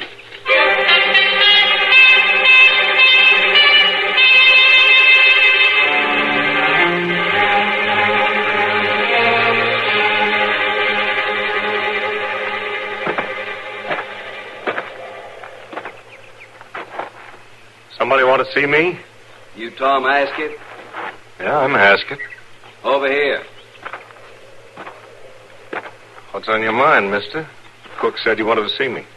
I thought you'd remember me. I know you? You ought to. Maybe I can jog your memory. You remember Manassas? Second Bull Run? You bet I do. Was you there, too? I was there. You sound like a Reb. I was a Confederate cavalryman. Hey, hold on a minute. You remember a stream bed just about like this, and you lying there wounded, firing as we advanced? And my gun jammed, and you could have picked me off easy, but you didn't? You're Groat. That's right, Haskett. Yancey Groat. Well, I'll be dogged. Didn't figure on seeing me again, did you? No, for a fact I didn't, but I'm right glad to meet with you. I'm proud of the chance to shake your hand. That's not why I came here. You want me to do something for you? Need money or a job? Be proud to do anything I can. That won't be necessary. Well, then, I'm going to kill you, Haskett. It's a poor joke. I held this gun on you once before and let you live. I will not make that mistake again. You must be crazy. Maybe. Maybe a man goes crazy thinking about his house burning down and his wife dying. And the man who did it. Oh, sure. Sure, it's a terrible thing. What's it got to do with me? You can stand there with the memory of that fire showing in your eyes and ask me a question like that. Well, now, listen a minute. You and your men on that march with Sherman, burning, looting, harming innocent You women. mean down in Georgia? I mean just outside Atlanta. Well, now, listen to me, Groat. Now, I was never in Georgia in my life. Not before the war, not during, not after. That's not what your sergeant said, Haskett. My sergeant? He identified you all right. Lieutenant Tom Haskett, he said. That's you, ain't it? Well, sure, that's me, but I'm not the one you're after. Listen, man, I can prove it. I was in prison. Burning a man's house, killing his wife. After his life had been saved? Look, shooting's too good for you, Hank. Groat, you got to give me a chance. I gave you one with the same gun in my hand. For the sake of heaven, Stay still. No.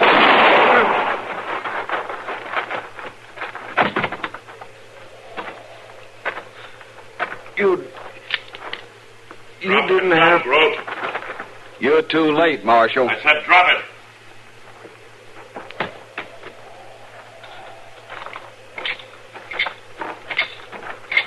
Pick it up, Chester.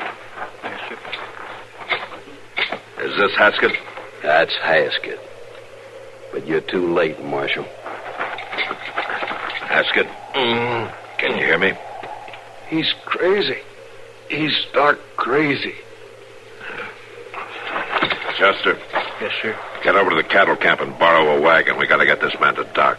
Yes, Mr. You save his life, I'll just get him again. I don't think you're going to have the chance, Groat, one way or the other.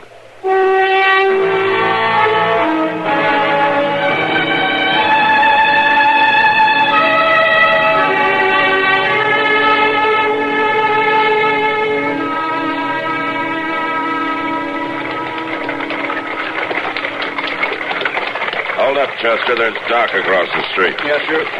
Hey, Doc. Hey, Doc. Come over here, will you? Oh, yes, sure, Matt. Nobody can help him. You just sit quiet, Groat. What is it, Matt? Doc, we got a badly wounded man in the wagon. Thought you ought to take a look at him before we moved him up to your office. Well, that's a good idea. Yeah, help me up, will you, Chester? Sure, Doc. Give me a hand. Yeah. Thank you, Chester. Now then, you just lie still. Let me see.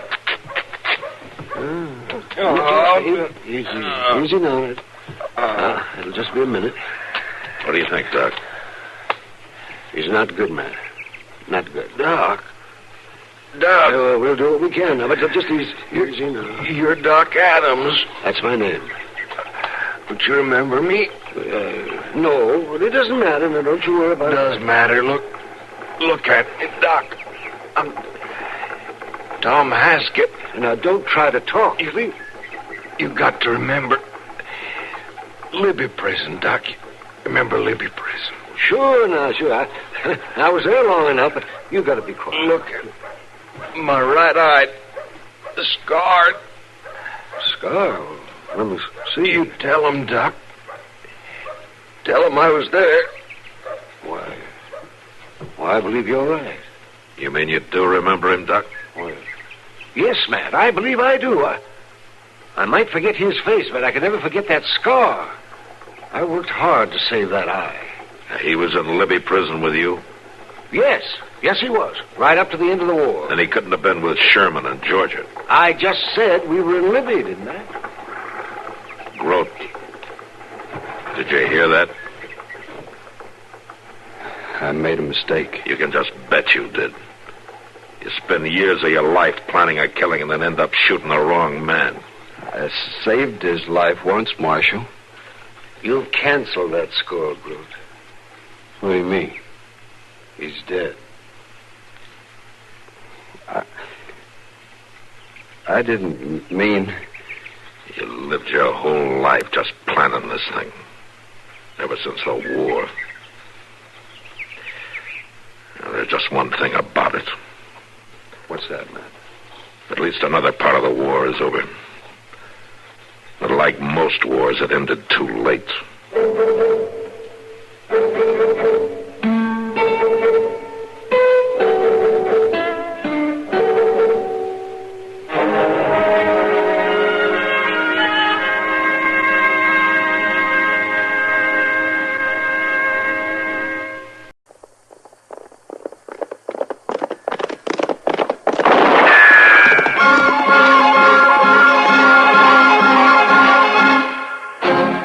Around Dodge City and in the territory on West, there's just one way to handle the killers and the spoilers, and that's with a U.S. Marshal and the smell of Gunsmoke.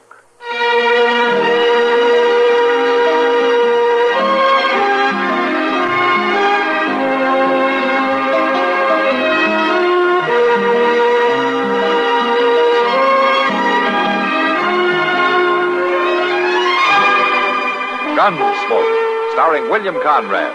The story of the violence that moved west with young America, and the story of a man who moved with it. I'm that man, Matt Dillon, United States Marshal. The first man they look for and the last they want to meet. It's a chancy job, and it makes a man watchful and a little lonely.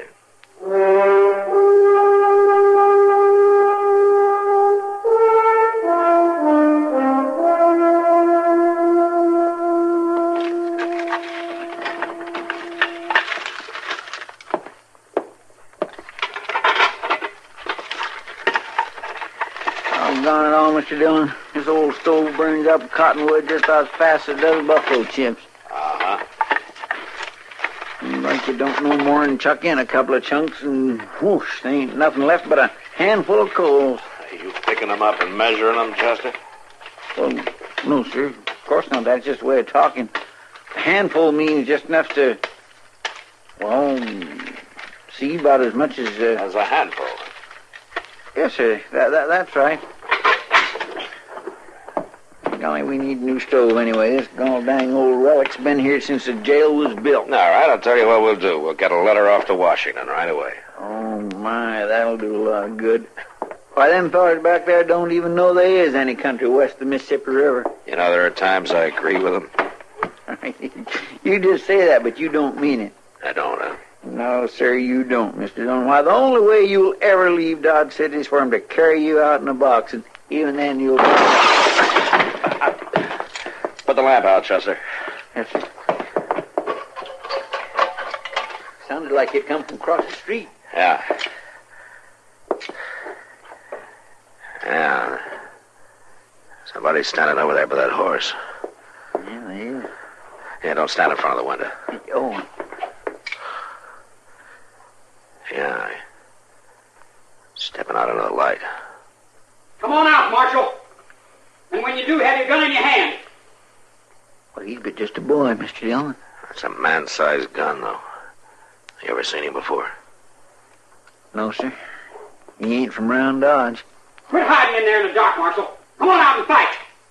Now, that simpleton, he's standing right out there in the middle of the street in plain sight. Yeah, he's showing pretty poor sense. Here, take this rifle, Chester. Huh? Look, if I slip out the side way and draw his attention, get him turned around, you think you can shoot the gun out of his hand? Oh, my gracious. Well, can you do it?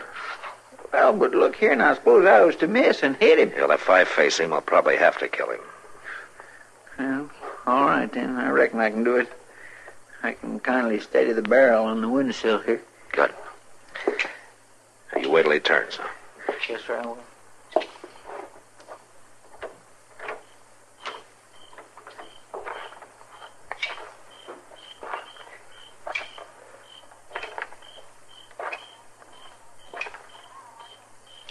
What's the matter, Marshal?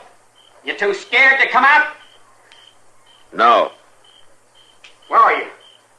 The corner of the building. Huh? Over here.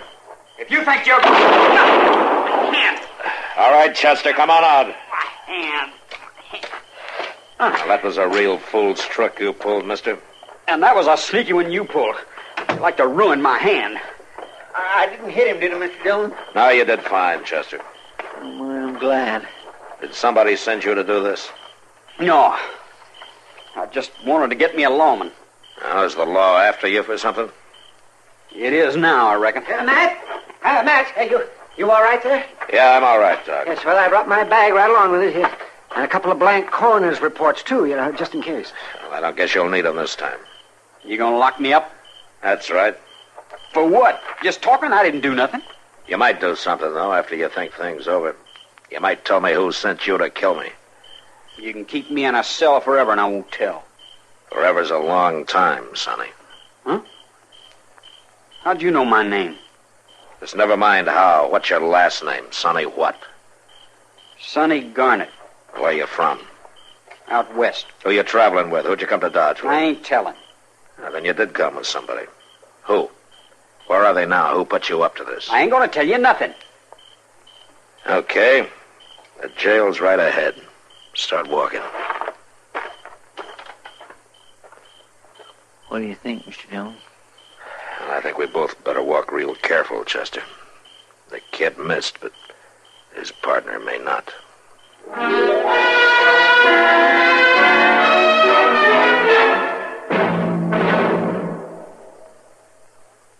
Hello, this is Marvin Miller with another page from your American Heritage Scrapbook. It was in 1854 that Cyrus West Field, a wealthy New York paper manufacturer, came out of voluntary retirement at the age of 35 to fulfill a dream and join the old world and the new with a transatlantic telegraph cable. The cable was to extend 2,300 miles from the coast of Ireland to the Canadian province of Newfoundland. The United States and Great Britain pooled their resources in the effort. The American warship Niagara was converted into a cable layer, and the British contributed and converted their ship, the Agamemnon. The cable used was flimsy by today's standards, just 5/8 of an inch in diameter, and it had to be laid on an ocean floor that was 2.5 miles below the surface. Many heartbreaking failures plagued but did not discourage the effort, and after several unsuccessful attempts, the two ships rendezvoused once again in mid-Atlantic on July 29th, 1858. The cables on each ship were spliced together. The intricate paying out machinery was set in motion, and as the cable began its descent to the ocean floor, the ships set their courses, one east, one west. The Niagara proceeded to Newfoundland without mishap. The Agamemnon was successful, too, after weathering a bad storm and the threatening cavortings of a playful whale. Cyrus Field's dream became a reality. Queen Victoria and President Buchanan exchanged greetings to inaugurate the new cable, which had cut communication time between the two countries from 10 days to only minutes. Man was conquering distance and time. Cyrus Field proved it could be done with a cable that connected half the globe and formed a link in the growth of America through transportation and communication.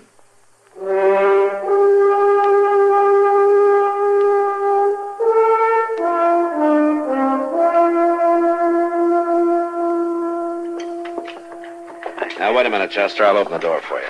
Oh, thank you, Mr. Dillon. I just can't seem to get the knack of toting a tray. I just don't see how them waiters does it so easy. Well, it's practice, Chester. We just have to get some more prisoners for you to feed. One is just one too many, if you ask me. Morning, Sonny. How do you feel? All right. I got some breakfast here for you. I ain't hungry. Set it inside on the floor, Chester. Yes, sir. And you better eat it, too. All the trouble I went to cooking it. I said I wasn't hungry. All right, leave it then. You don't want it? You're going to get mighty hungry before the end of the week, though. You got no right to hold me, Marshal. Oh, is that so? You got no reason to. Threatening to kill somebody's a pretty good reason. I didn't mean it. I was just joking. Joking? That's what I'm doing, too, Sonny. Keeping you locked up. It's just a joke. Now, why don't we let your partner in on it so he can laugh, too? I got nothing to say. Where's he hiding out while you're doing his dirty work, huh? Is he in town? Or is he camped out on the prairie somewhere? I told you once... Why are you stringing along with a coward, Because Sonny? I wanted to prove I... No, prove what? Prove that you're a man? By killing a marshal? I got nothing to say. Well, at least we know one thing now. He's an older man. He's probably wanted by the law. How do you know? Because that's the kind of talk every old outlaw uses on a kid when he gets a chance. When he feels himself slipping and starts to turn coward. Nate's not a coward. Oh? Nate who? I don't know any Nate. I don't know what you're talking about. Wouldn't be Nate Schuyler by any chance. How did you... Nate Schuyler, huh? Say, I've saw that name on the circulars, Mr. Dillon. Yeah, sure you have, Chester. He's wanted in 6 states and territories. For train robbery, bank holdups, murder. He killed a sheriff up in Montana only 3 or 4 months ago. He shot him in the back. That ain't so. Well, that's the way he operates. He gets the local law out of the way first, and then he moves in. Forevermore. So Dodge City's on his list, huh? And he's found himself a new, easy mark. Is that right, Sonny? I don't know nothing about nothing. You sure don't, Sonny. Or you wouldn't be here. I won't be for No, long. forget it. Nate's not going to try to get you out. You wait and see. Lock the cell, Chester.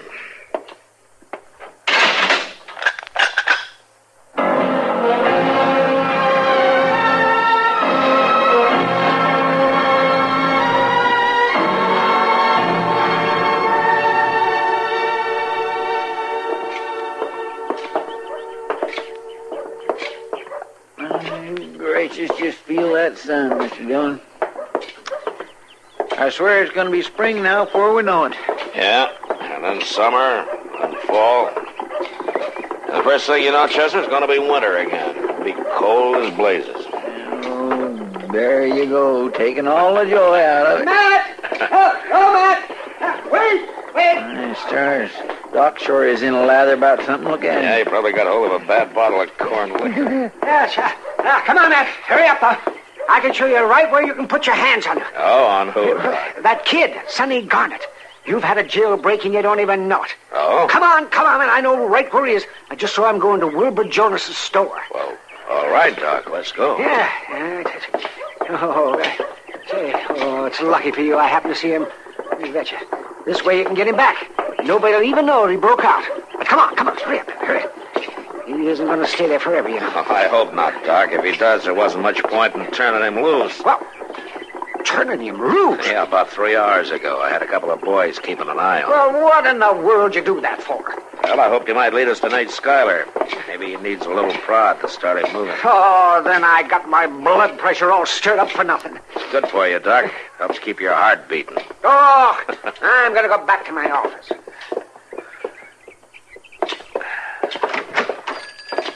Oh, Marshal, I'm glad to see you. Hello, Mr. Jonas. This young fellow was What's getting the idea, Marshal?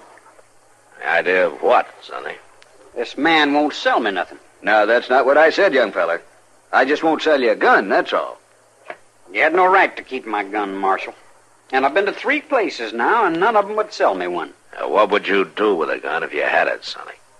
You guess. I've already guessed. That's why nobody in town will do business with you. What's the matter? Are you scared to face me? Not particularly. You was last week. You was scared to come out in the street. You had your partner shoot at me through the window.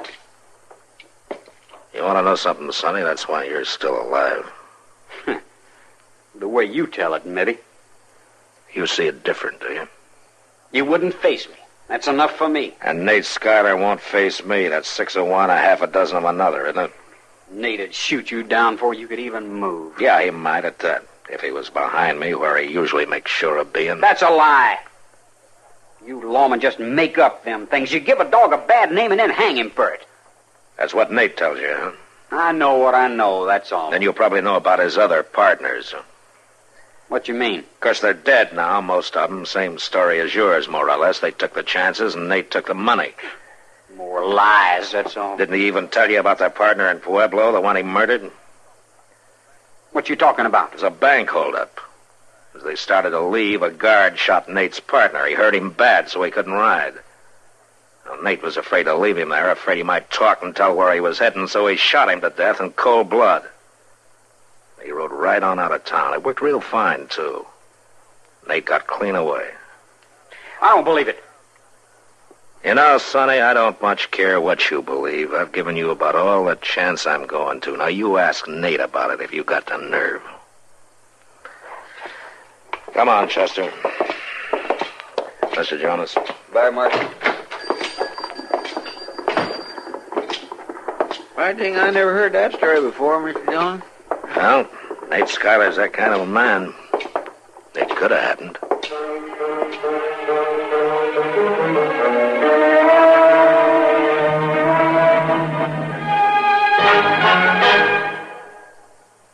Hello again. This is Myron J. Bennett back with another little-known item of American military history. Not all the famous military sayings got said in the heat of battle, or even during a war, for that matter. And one peacetime remark not only made history in a different sort of way, but showed the stuff that Army engineers are made of. The United States vitally needed the Panama Canal for strategic as well as commercial reasons. But like the French before them, the best American civilian engineers were getting no place with the big cut through Panama when President Theodore Roosevelt turned in desperation to the Army in 1907. The man who got the job was Colonel George Washington Goethals of the Corps of Engineers. For over 6 rugged years, Goethals rode herd on the monumental task like a combination trail boss and military dictator, only to see a massive slide of mud and rock threaten the whole project at Cucaracha in 1913. But when one of his lieutenants threw up his hands and said, "What do we do now?"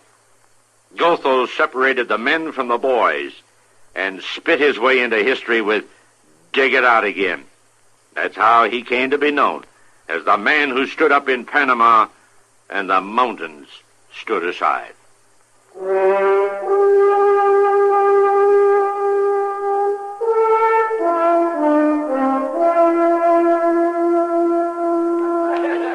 You know something, Matt? What, Kitty? In the last 30 minutes, you've said exactly 12 words. You've been counting, have you? Nothing else to do. I could get more conversation out of that stuffed moose head over the bar. Hey, what's bothering you, Matt? Meet Skylar? Yeah, some. It'd help a lot if I even knew what he looked like. I had plenty of circlers on him, but no pictures. He could be any stranger on the street. I'd hoped that Sonny would panic and lead us to him, but I've prodded him every way I know how. He just won't move. Oh, crazy kid. I put out word tonight that I'm going to get up a posse in the morning to cover the whole countryside, but he still keeps right on hanging around town. Matt, what gets into a boy like that and makes him so blind? Anybody can see Skylar's just using him. I don't know, Kitty. But it happens, so. A young kid drifting around on the loose, unsure of himself, wanting to grow into a man and not knowing how to. And then somebody like Skylar says, "Go kill yourself a lawman, boy." And that's the way. And the kid goes along like a sheep. Skylar ought to be hung. He probably will be if I ever find him. Well, maybe he's right here in town somewhere. I doubt it. Sonny doesn't act like he expects to run into him on the street. Of course, there's always a chance he'll get curious and come in to see what's going on. Mr. Dillon? Yeah, what is it, Chester? Mr. Dillon, the kid's over at the livery stable saddling up his horse. Huh? Looks like he's fixing to ride out. Well, let's go find out.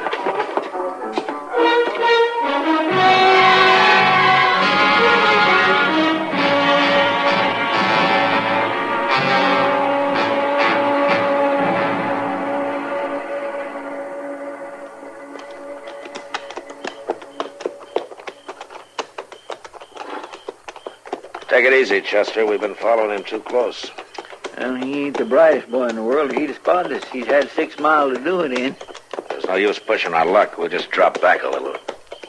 Hold up. Well, that's one of the Circle Bar line cabins, Mr. Dillon. You reckon that's where he's heading? Well, he's riding right up to it. That cabin's empty this time of year. Hey, come on. We'll leave the horses here. I'll be clear. I wish that cussed moon wasn't so bright. Quiet. Hold it right there. Get your hands up. It's all right, mate. It's just me, Sonny. Climb off on that horse, kid, and come on up. All right, mate. Take it easy, About Chester. to give you up, kid. I heard talk the marshal had thrown you in jail. Yeah. Caught you like a setting quail, huh? After all that big talk of yours, how you was going to stand up and call him. I did call him, mate, but he had his partner staked out on me. Yeah, sure he did. Then he caught you and spanked you and put you to bed without no supper. You just wait and see. I'm going back and get him. I just come for a gun. Won't nobody in town sell me one. They probably figure you're too young to pack one. Probably scared you'll shoot yourself. You wait, you'll see. I'm going to step out and call him, Surprised Chester. you even had the gumption to escape. Well, I didn't exactly escape. You're here, ain't you? The marshal turned me loose. You what? Turned me loose. You simple-minded halfwit. What all did you tell him? Oh, nothing. He just guessed it was you that sent me. I didn't tell him. Sure you told him, and he turned you loose so he could volley you. All right, you. Nate, what you gonna do? I'm gonna put a bullet where your brain ought to be. Hold it, Skylar. Drop the gun. You're under arrest. I'll drop you, lawman. All right, come on, Chester.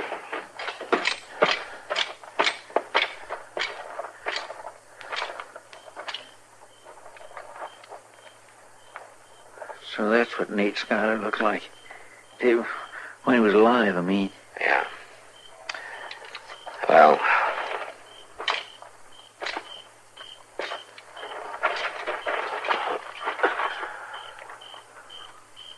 that Nate sure was a mean-looking man, Mr. Dillon. Got a face like a coyote. At least I'd teach that kid a lesson. I'm afraid it won't do him much good, Chester. Huh? He's dead, too.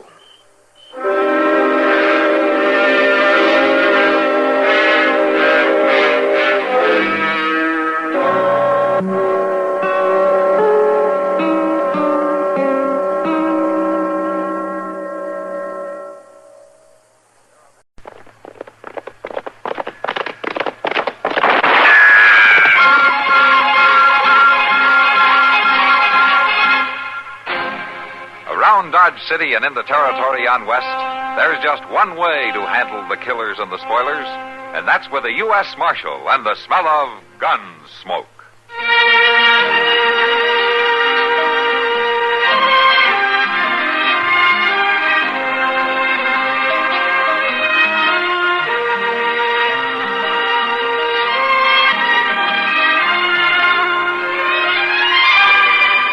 Gunsmoke, starring William Conrad, the story of the violence that moved west with young America, and the story of a man who moved with it. I'm that man, Matt Dillon, United States Marshal.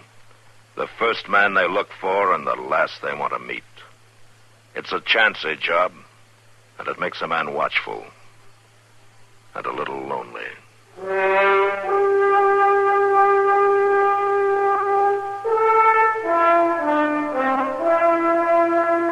Sunday is the one day of the week a man can get up at noon and sit around with his boots off without anybody hollering at him about it. So, of course, this Sunday, Chester and I were in the saddle at dawn and on a wild goose chase upriver. It was on the way back that we chanced into a cottonwood grove about 5 miles from town. There, 2 raggedy young men with rifles stood behind a lean, long-bearded old patriarch with pale, jumpy eyes. He held a heavy leather strap in his hand and was rhythmically laying it onto the bloody, naked back of a young cowboy they'd strung up by the wrists. Why, that rotten old devil. All right, hold it there.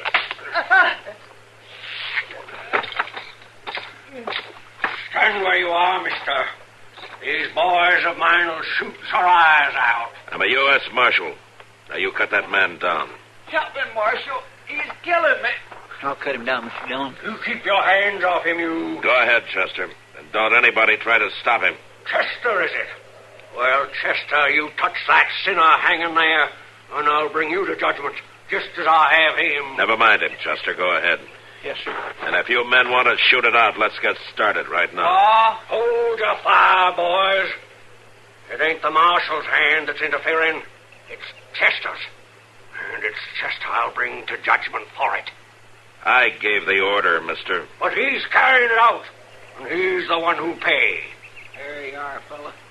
Thank you. I couldn't have took much more. Here's your shirt. All right, you. I take it these are your sons. What's your name? My name is Ira Skirlock, and my boys are Dale and Hard. We got nothing to hide. Come on over by the marshal now. Give me a gun, Marshal.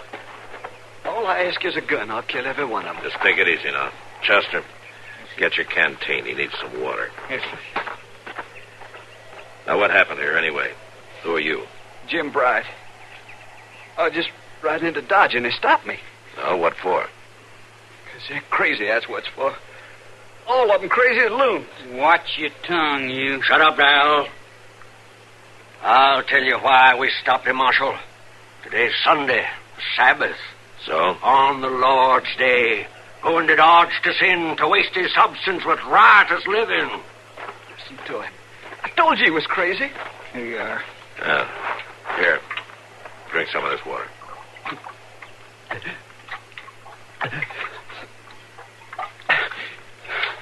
Thank you. Now, what happened? They come at me with them rifles, and they drive me off my horse. And then they held trial. Now, I ain't lying. They held trial. That old devil Skurlock was the judge, and them boys of his was like jurors. They even took a vote. It was crazy. Out of thine own mouth, I judge thee. You see what I mean, Marshal? All right, Bride, get your horse. We'll see you in Dodge. Okay, Marshal. I can make it. Skurlock, what are you, a preacher of some kind? I'm a man who's been through fire and through water. A man who has renounced the devil and all his works. Pa ain't a preacher. He don't like sinning, that's all. He's powerful strong again it. Well, so am I. And I say it's a sin to take an innocent man and whip him. I tried to save him, Marshal. He needed a hard lesson. Skurlock, I'd throw you in jail if I thought it'd do any good, but I do promise you this. If I hear any more of your saving sinners, you're gonna rot in jail anyway. That goes for the three of you. You got no right to talk like that. No right at all. No right. He's a U.S. Marshal, ain't he? It's his job to keep the peace, ain't it? A scarecrow with a garden of cucumbers keepeth nothing. Why, you crazy old fool. Take it easy, Chester. You, Chester, you've interfered with the work of the Lord. It was your hand, and you shall be judged. I promise it. He means it, too. Paul's gonna fetch you up for fire, Chester. And by golly, they ain't fooling, Mr. Dillon. Skurlock, I told you before I gave the order to cut that man down. And anytime you want satisfaction for it, you call on me. Chester was warned. He shall be judged. We're wasting our time. Come on, Chester. Yeah, but he means it, Mr. Dillon. Look at them eyes. They're as wild as a bear in spring. Forget it. Bride's waiting for us over there. Come on, let's go.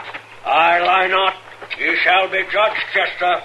The very hairs of your head are all numbered. Why, he's plumb out of his mind. He's fit to cast a spell. Never mind him, Chester. Well, that's all right for you to say, Mr. Dillon, but it's me he's mad at.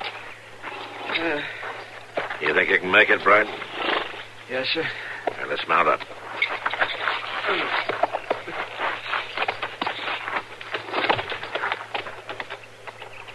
Okay? Yeah. Then let's go.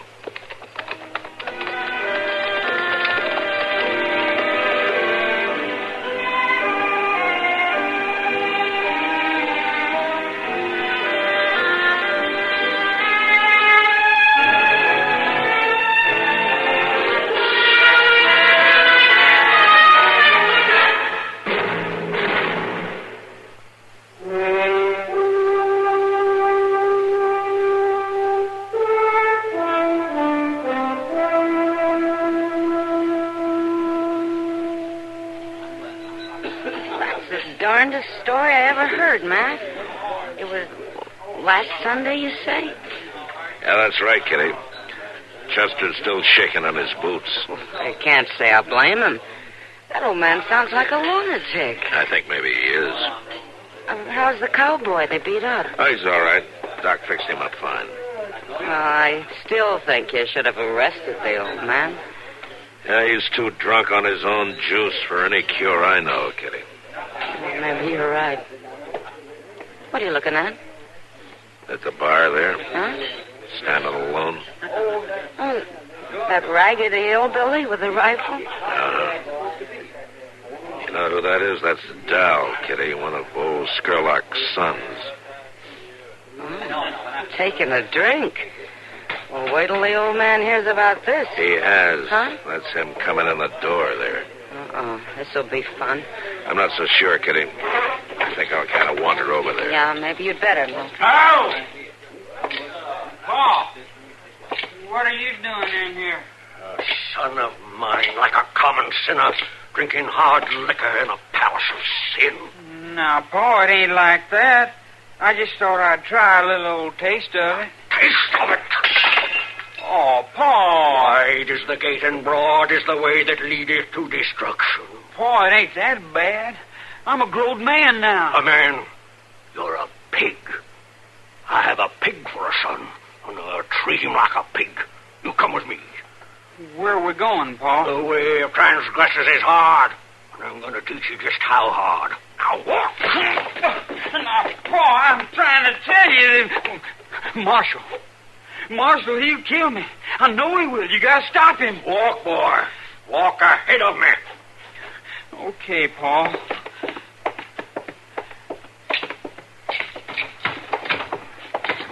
Now, you set that rifle down there, boy. Sure. Now, step out here, Dale. Step out here into the street. Now, you're going to get it, boy. Pa, I didn't mean nothing. I never took a drink before in my life. You got no right to kill me for that. He that spareth the rod hateth his son. Step over here, Dale.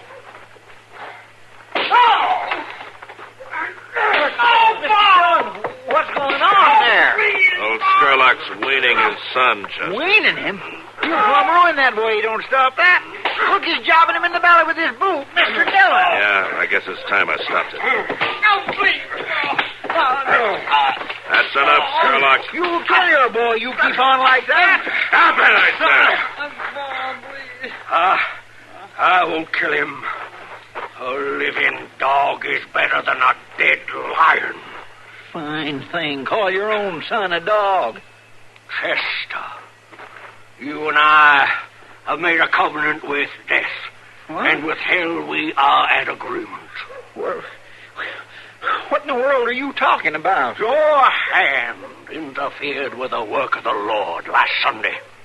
You shall be judged. And by me. Hey, here now, you... Mr. Dillon, he means all that. Get some water and throw it on Dal there, Chester. Okay, but that old Skurlock gives me the creeps with his talk. He means to do me harm, doggone it.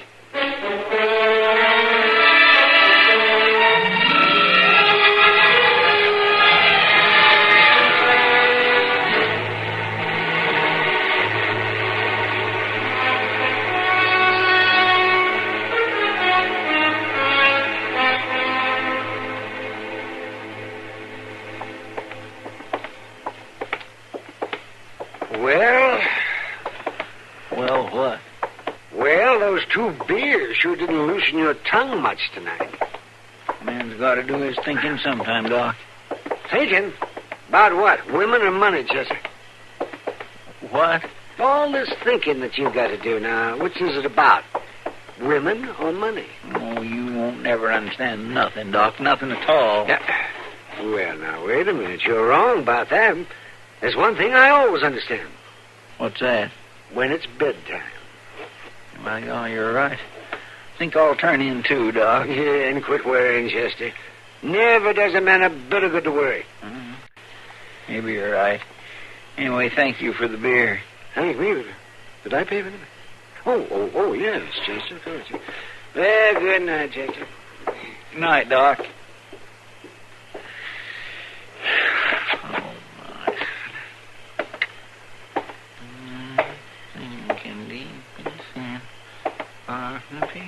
Hold up a minute, Chester.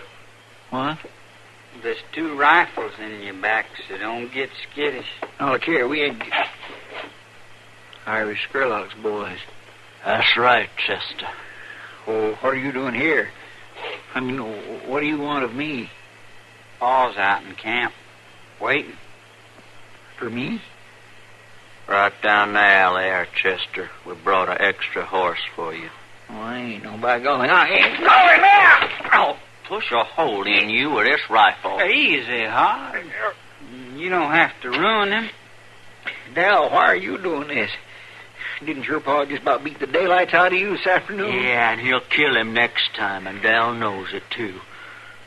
Now, you get moving, Chester. It's going to be a long enough night as it is. Oh, it ain't, 'cause I ain't going. Hit it, Dal! No. Well, then I will.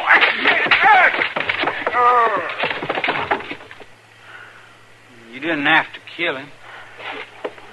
I just tapped him. But But you wait till I tell Pa about you, Dal. You do, I'll put a bullet in your mouth, Hart. I swear I will. We'll see about that later. Right now, let's drag him down this alley before somebody comes by. And listen, you better help too, Dal. Well, all right.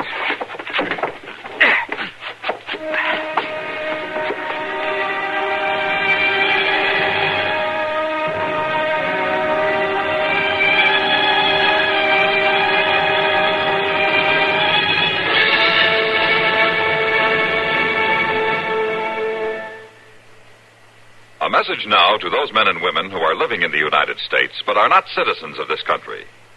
In this month of January, all aliens are required to report their addresses to the government.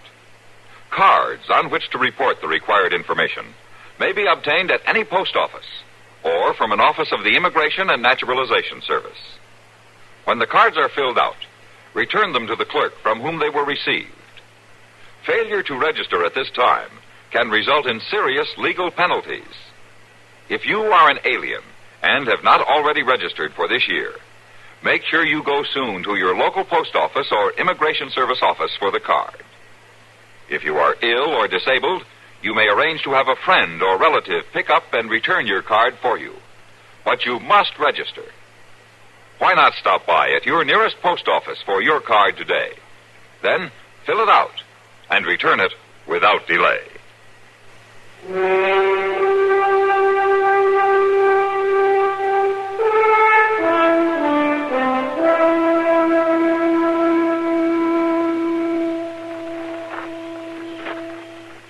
The sinner will rise. You heard him. Get on your feet, Chester. Doggone you. You bust my head in with your rifle. You bring me way out here in the middle of the night, tie me up like a hog on market day. Then you want me to stand up to listen to all this crazy talk. Shut up and get on your feet. I'll get you good for this someday, Hod. Silence! Pester, you've heard the evidence. You interfered with the work of the Lord. It was your hand that allowed the sinner to escape his punishment.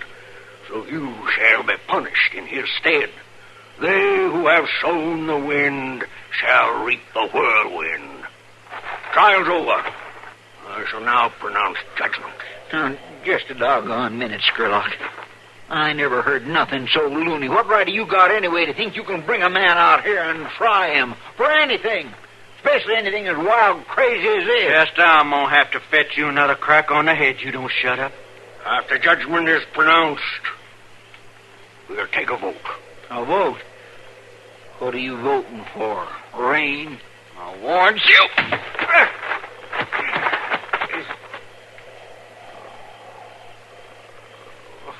Dal, Odd, lift the sinner to his feet. Get his arm down. I got him.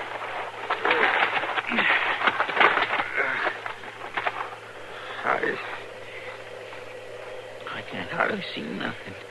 Chester, with your right hand you interfered in the Lord's work. Therefore, I pronounce that your right hand you shall lose. What? Pa, you don't aim to cut his hand Silence. off. You're going to get Pa reeled down on you, Dal. We'll now take a vote. Wait. What's this about cutting my hand off? That's your punishment. You ain't serious. He's serious, all right. Pa don't run trials ordinary like Chester. We vote after he's already fixed what the punishment is. But it don't matter none in the long run. You'll see. Why, you're crazy. All of you, you're plumb crazy. Hit him on the head again if you have to, hard. No, I want to hear this. Well, then, shut up. Hard. How do you vote? Guilty, Pa. One vote guilty. Dal? Dal, I want your vote. It's too mean, Pa. It's just too doggone mean. Dal, you gone loco. Dal. Now, Pa. Well, I found you drinking hard liquor in a saloon today. My own son standing among men whose God is their bellies, feeding like a common sinner on the pomps and vanities of this wicked world. Now, Pa, we done had that out. Tonight you turn against me like a viper. There's something gone rotten in you, boy. Ye are fallen from grace. No, Pa.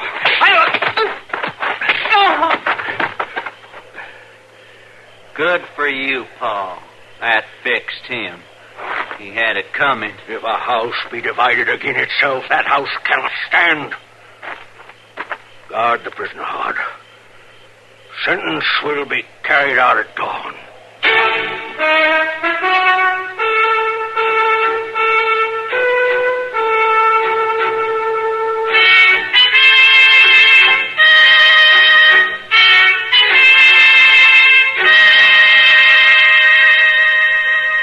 Looky over there, Chester. Dawn's finally coming. You sound mighty happy about it, Hod. Well, I'd sure like to get this business over with so as I can get some sleep. Well, now, I sure do apologize for putting you out so much. Oh, it don't matter. I go without sleep lots of nights. That's Paul. Hod, listen to me. Your pa is crazy. There's no use even trying to talk to him. But you go through with this, the law will get you, and you'll go to prison. Now, you got sense enough to know that. I'll shove a piece of blanket in your mouth. You don't quit talking, Chester. Oh, why don't you answer me? I was fixing to.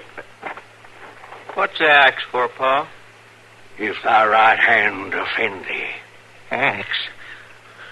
You ain't really going to chop my hand off, are you? I come as terrible as an army with banners. If you can't do it, this just don't make sense. Keep quiet, Chester. Odd. Where's Dal? I don't know, Pa. He's not here with you? No. He come to a while after you whopped him. Got up and wandered off somewhere. I ain't seen him since. That's over 2 hours ago. Well, we don't need him, Pa. I got Chester so tied up one man can hold him easy.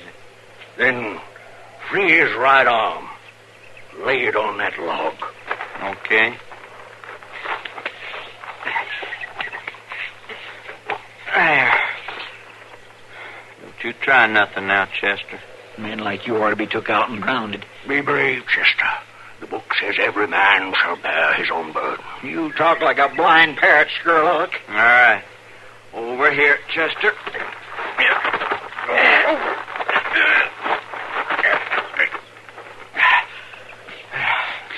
You stretch your arm across this log here. Let me go.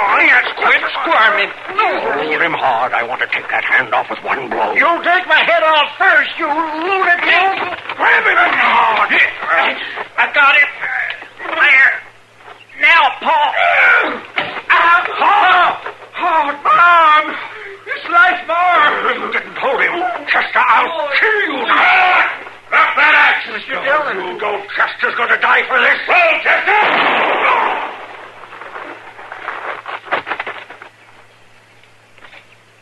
You got him, Mr. Dillon. You got... Oh, Dal. Where'd you come from? Help me, somebody, help me. Dal, give me that rifle. Find something to tie your brother's arm up with before he bleeds to death. Yeah. I'll use a piece of my shirt. You hold still while I tie that arm up. Hurry, Dal. Here's a knife, Chester. You got one arm free. Thank you, Mr. Dillon. And it's pure luck I still got this arm. Yeah.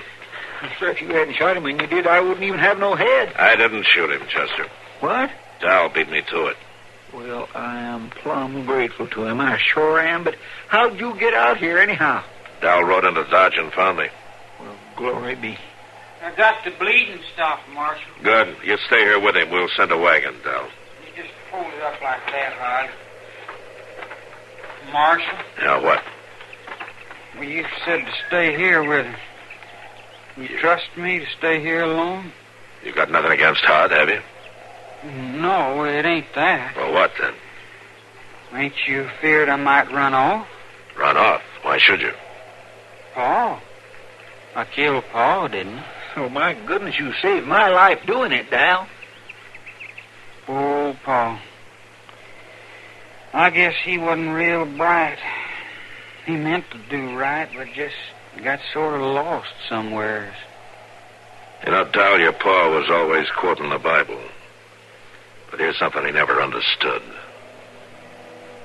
What doth the Lord require of thee but to do justly and to love mercy and to walk humbly with thy God?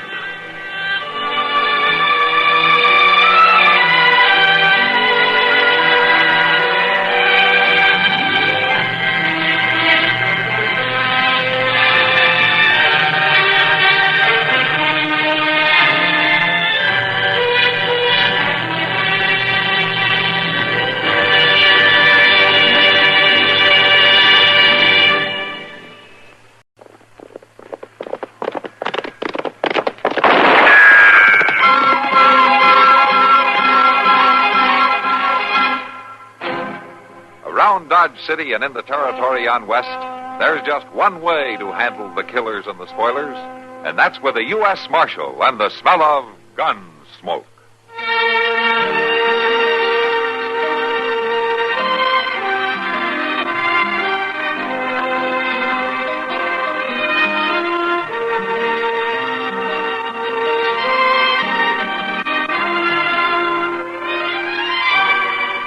Gunsmoke, starring William Conrad, the story of the violence that moved west with young America, and the story of a man who moved with it. I'm that man, Matt Dillon, United States Marshal. The first man they look for and the last they want to meet. It's a chancy job, and it makes a man watchful and a little lonely.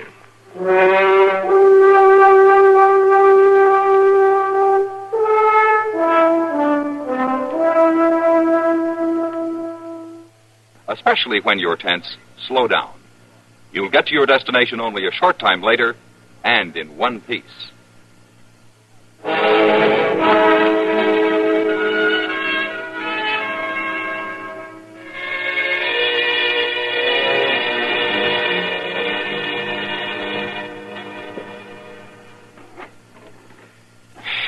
Sure is hot today, Mr. Dillon. Uh-huh. Used to get hotter than Sweetwater, though. Sweetwater? Texas? Pester. Yeah, but I wasn't there very long. You weren't, huh? What'd you do there, Chester? Well, I was a salesman. Salesman? What'd you sell? Lightning rods. Oh, fella. Well, now, they're mighty good things to have around, Mr. Dillon. Why, I remember... Don't blame it to me, Chester, please. It's much too hot. I'll go get us some beer. I don't think I want any beer. Well, then, why don't you just go take a siesta, Mr. Dillon? I'll stay here in the office. Well, why don't you just leave me alone for a little while, huh? All right.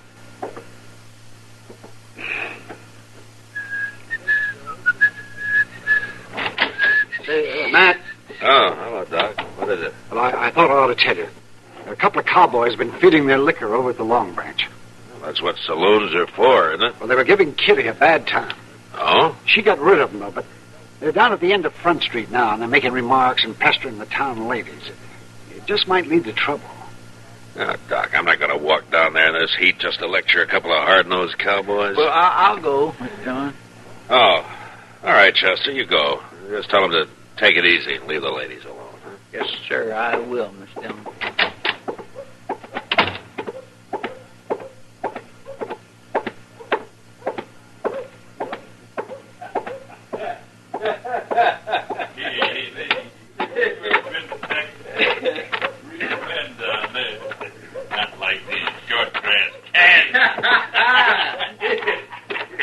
Here now.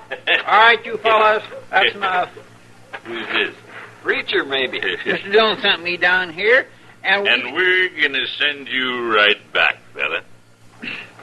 Mr. Dillon says you can have all the fun you like, but leave them ladies alone. That's the whole dang trouble with these Dodge ladies. They've been left alone too long. What they need is a couple of big-handed Texas men. Look, now, why don't you two go over there at the Lady Gay Saloon, and I'll buy you both a beer. Oh, you will, huh? Well, that's mighty thoughty of you, mister. Yeah, well, we just don't want no trouble, that's all. Sure we don't, no. And I got me an idea how we won't have any. Now, wait till I get on my horse here. Oh, you stay with our friend a minute, Freddy. Yeah. Say, mister, you want to make a bet? What kind of bet? What do you mean? Any kind. You name it. Go on. Yeah, but now I don't... I got it. Grab your horse, Billy. Yeah. Look, get this rope off of me, you hear? Maybe it'll wear off, No. mister. You're going for a ride. No. Drag him, Stobo. Drag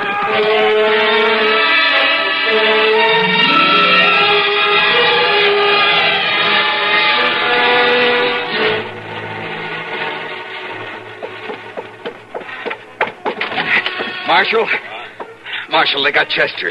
What? Who got Chester? A couple of cowboys. They roped him and dragged him out of town. Which way? West. I'm going with you. Come on.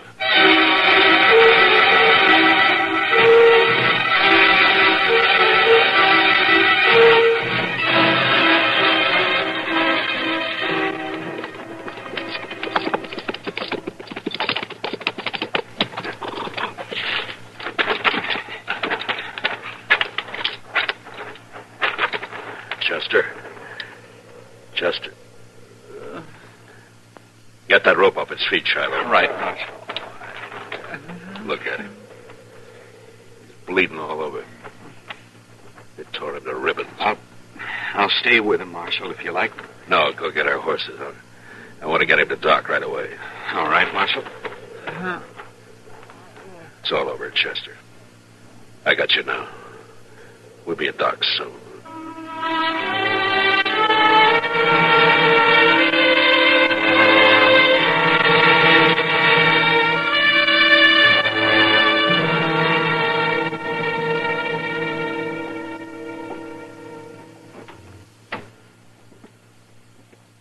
Well, Doc? He's in bad shape, Matt. Something's bothering his breathing. I don't know what it is. We'll just have to wait and see if it goes away. If he lives the next few days, he'll pull through. Next few days? I'll stay right here with him. Doc, I don't know why I sent him. I could have gone. No, don't blame yourself, Matt. But I told him to go, didn't I? Yes. Can I talk to him, Doc? No, not for a while. All right.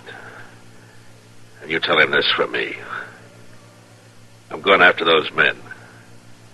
And I'm going to bring them back. Alive. Or at least half alive.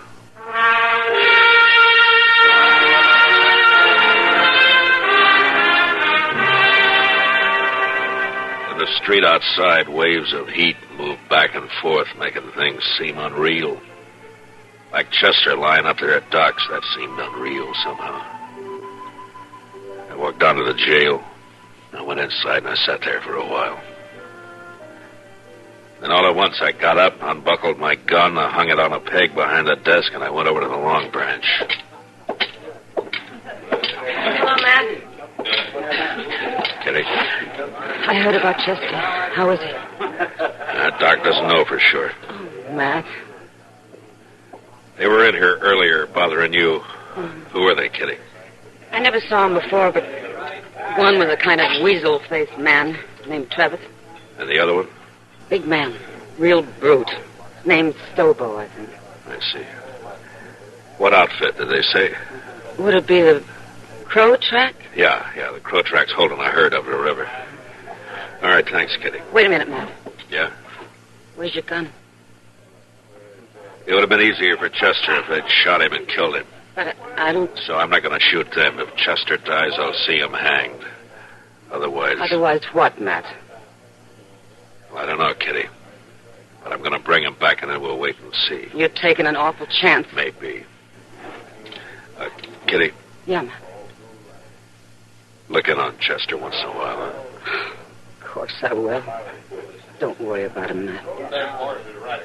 Thank you, Kitty. So long. Hey, Marshal. Yeah, what is it, Shiloh? I'll walk outside with you. Marshal, I want to ride after those cowboys with you. No, Shiloh, I'm going alone. But I could use you here at the jail. Here? I'm going to take 2 prisoners. I don't know when or how, but I need a jailer when they come in. Well, I can still help you bring them in. No, that's something I got to do alone.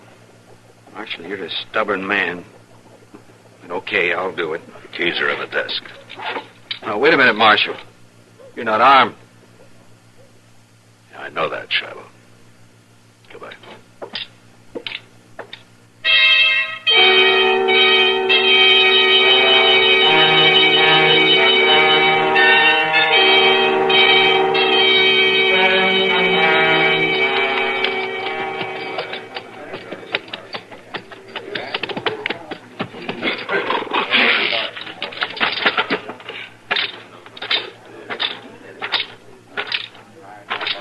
Who's the trail boss here? I am. I don't need no riders. Maybe not, but you got 2 riders I need. How's that? What do you want, mister? This is the Crow Track outfit, isn't it? Yeah, that's right. I'm looking for a couple of your men called Stobo and Trevitt. They ain't here, mister. Now, where are they? Well, they come back this afternoon, picked up their gatherings, and they left. Didn't even wait to get paid off. I'm telling you that just 'cause they're no good, and I'm glad they're gone. Which way they go? I wouldn't tell you that if I knew, mister. I didn't think you would. Who are you, anyway? I'm a U.S. Marshal out of Dodge. Oh, that's so.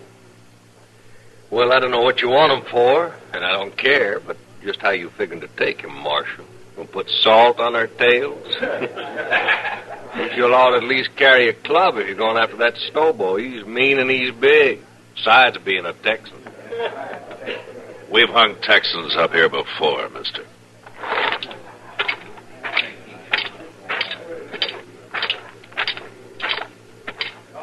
Marshal? Yeah. I heard Stobo and Trevitt say they was headed west, following the Arkansas. Where you from, son? Texas, near Waco. And what are you sniveling around informing on these men for? Well, that Stobo kicked me. He knocked me down and kicked me. All right, son. I'll ride along the Arkansas. But you ride back to Texas and learn how to fight your own battles.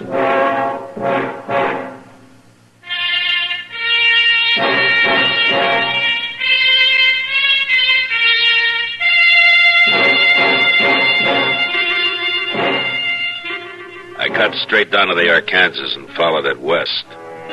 After an hour or 2, I spotted a hobbled horse alone. Stobo and Trevitt must have separated. I got down, followed the animal's tracks as best I could in the moonlight until I caught the dying coals of a campfire on the bank ahead. To one side, I could make out the huddled figure of a man asleep in his blanket. It took a long time to crawl to his head, where I saw the weasel face of the man Trevitt. His gun belt lay on the saddle blanket in easy reach. I stood up and I heaved it out into the river, and as Trevitt sat up with a snap, I kicked it back down. Hey, don't shoot!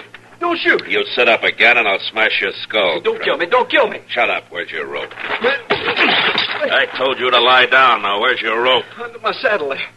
You gonna lynch me? No. But you may hang legally if you live that long. All right, keep your arms in that blanket and lie still while I get you roped up here. Who are you, mister?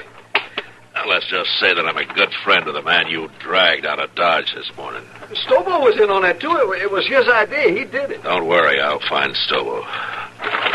There. That'll do it. You ain't gonna leave me like this. No, Trevitt, I'm gonna throw you across my horse and tie you on. He'll take you into Dodge, right to jail. When you get there, you tell Shiloh who you are, if he can still talk. He'll give you a nice, clean cell. Marshal. I'll be back when I find Stobo. Well, you can't do it, Marshal. I'll die in that sun. A ride like that across a horse? No, listen. Stobo's about a mile upriver. We had a row, and I left him. See, I told you, Marshal. Let me go now. Trevitt, how'd you like to go to Dodge behind my horse with a rope around your heels? No, don't, Marshal. Don't kill me. Don't worry, Trevitt. Killing's too good for you.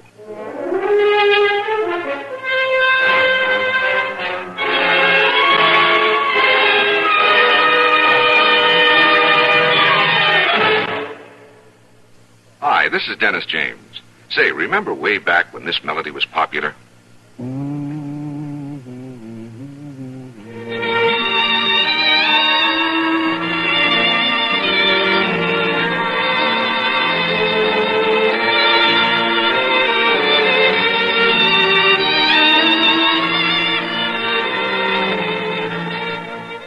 There's something very special about a long-time favorite, isn't there?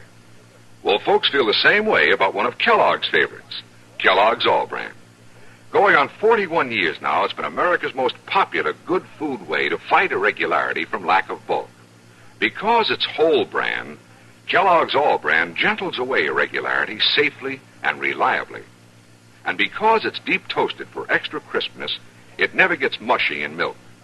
There's only one All Brand, Kellogg's All Brand. That's ALL-BRAN. Kellogg's All Brand.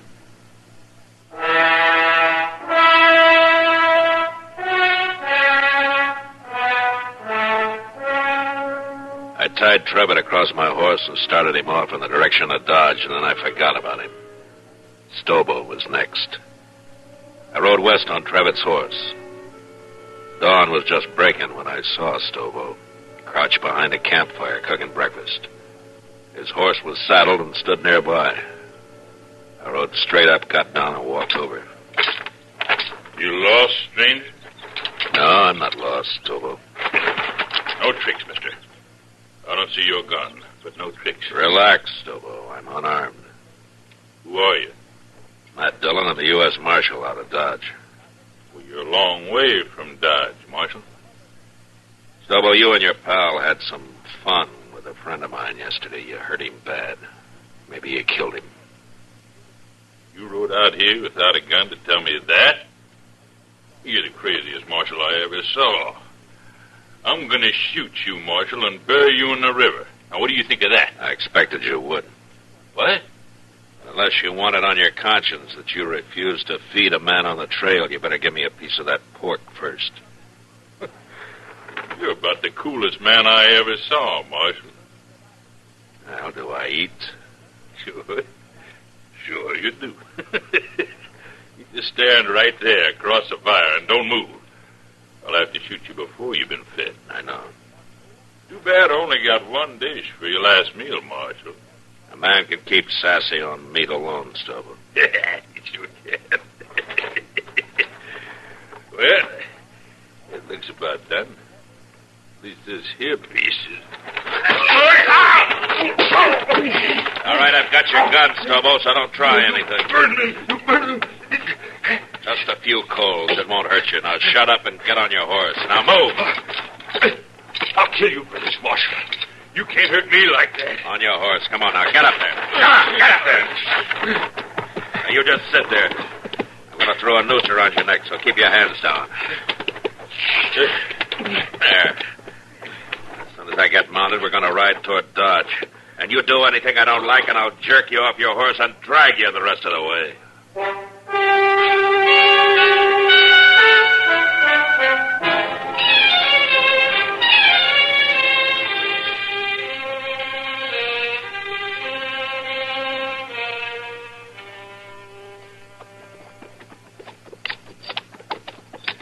Jail's on the left. See it? I see it.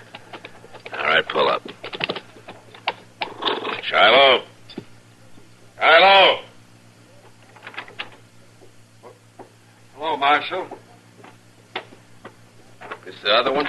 Yeah. Trevitt got here. More dead than alive, but he's here.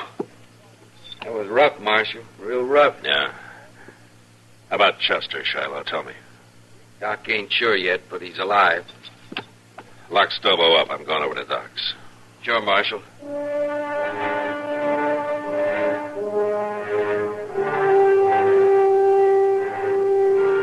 Chester was asleep, but Doc let me take a look at him. Seemed to me that he had more trouble breathing than before. Doc said another day might see him out of it. There was nothing I could do, so I went out for a steak and some sleep. The next morning, I went back to the jail.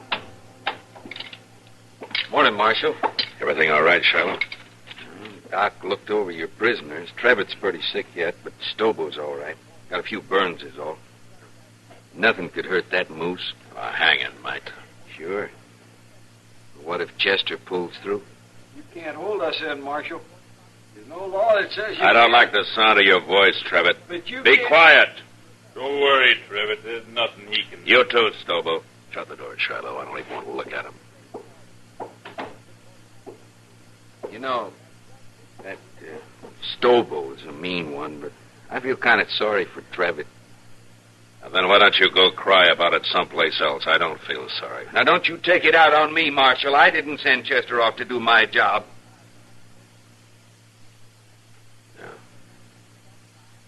Yeah, you're right. I'm sorry, Shiloh. Why don't you go get some breakfast? I'll wait here now. I'll be back later.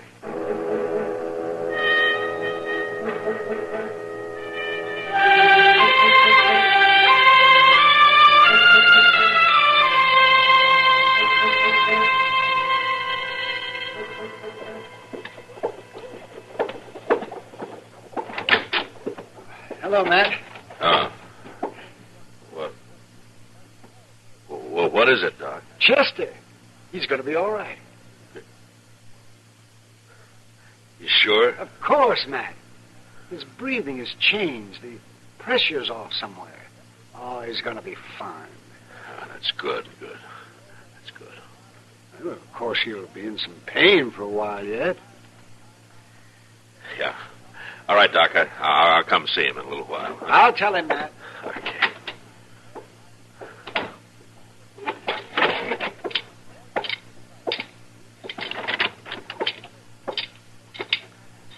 All right, come on, Trevitt. Where to? Come on, I said. What's up, Marshal? I'll be back for you, Stobo. Get going, Trevitt. Well, Stobo did it, not me. You can't do anything to me. Shut up. Trevitt, your horse is down at the National. You go get on it. You turning me loose? You go get your horse and ride, and don't ever come back to Dodge, not while I'm alive. Now go on before I change my mind. Sure, I'll go.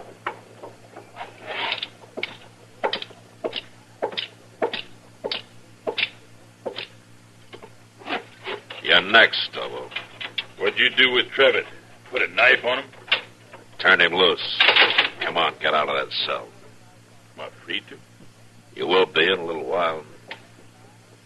Marshal, I just saw Doc, and he says it just... Hey, where you going with Stobo? Gonna shoot me in the back, probably. Right, Marshal? I'm gonna do what I should have done 3 days ago when I sent Chester after you. Bring him out back, Shiloh. All right, let's go, Stobo. Slow and easy now. Over here. You're gonna drag me, is that it? Will you try that? That's what you'd do, isn't it, Stobo? Don't you try. Never mind. Here, Shiloh. Hold my gun. Look, Marshal, don't... You're gonna fight me. Well, Marshal, you're crazier than I thought. Why, I'll tear your throat out. If he wins, let him go, Shiloh. Maybe I will. I said you'll let him go. All right, Marshal, all right. I guess this is your party. Come on, Marshal. I'll make it short for you. Real short. You're big, Stobo. But you're stupid. You're ugly, stupid.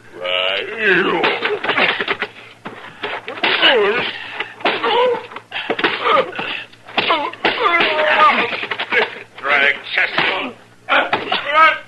All right, Marshal. Marshal. That's enough. Marshal. Come on. That's enough. All right. Give me my guns, Shiloh. Here. You don't look too good, Marshal. I better get the doctor. He's hurt, but he isn't dead. If he can't ride, throw him on the stage, but get him out of here. If I see him again, I'll shoot him.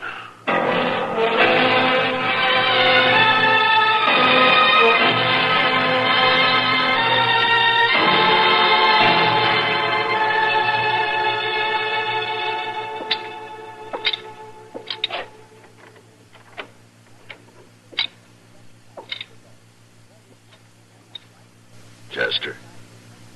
Mr. Dillon? My, what happened to you? I've been lecturing a couple of hard-nosed cowboys. One of them in particular. I see. I'm sorry, Mr. Dillon. Them two kindly got the drop on me. Yeah, I sure did. Mr. Dillon? Yeah. Mr. Dillon, I've been thinking. And... Yeah, what is it? Well, Mr. Dillon, I ain't much help to you here. Maybe it'd be better That's if I enough, just kindly... Well, I've been thinking... Well, you just stop thinking. Yes, sir. Chester, I'm going to tell you something. I need you here. You see, you're the only man in Dodge that I can really trust. The only one. Yes, sir. Well, you can trust me, Mr. Dillon. Yeah, I know that. And I'm thanking you. But, you know, you're sure no help to me lying there. You're no help to me at all. Well, I don't need to stay here long. Doc says I'll be up and around again before too long. Now, look, Chester. I'll go get patched up, and then we'll make Kitty come over and fix us some steaks, and we'll have some beer, too, huh? What do you say? That'd be fine, Mr. Dillon. I sure would like that.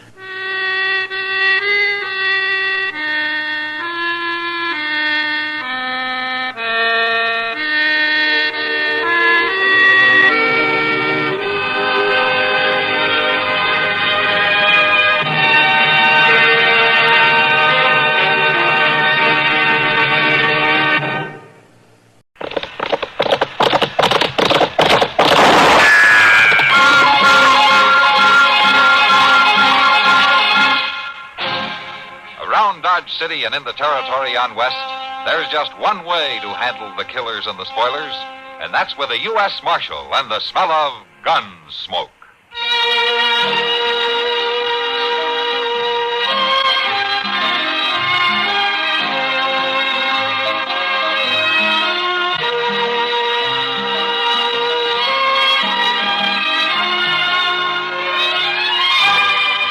Gunsmoke, starring William Conrad.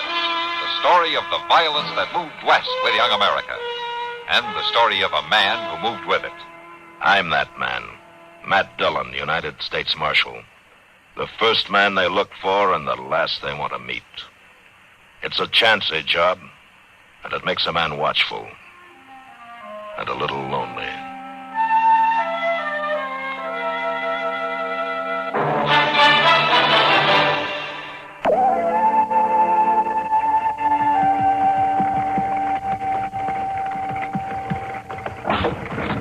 Oh, my. Well, I tell you one thing, Doc. This thing doesn't ride like a feather bed. Well, if your skin's too thin for it, you can always get out and walk. It isn't my skin that bothers, Doc. I can't remember inviting you to come along. That's right, Doc. You didn't. Then why'd you come? Oh, curiosity. You're curious about a sick drover in a trail herd? Uh-huh. Well, you must have a lot of time to waste thinking of things like that. Well, I'm curious anytime anybody threatens to kill you if you don't make a cure, Doc. Oh, Shaw, Matt, that fellow came after me was just all wrought up. There was nothing to amount to anything. Well, let's say I'm just going along for the ride, then. Any objection? Not if you stay out of my way.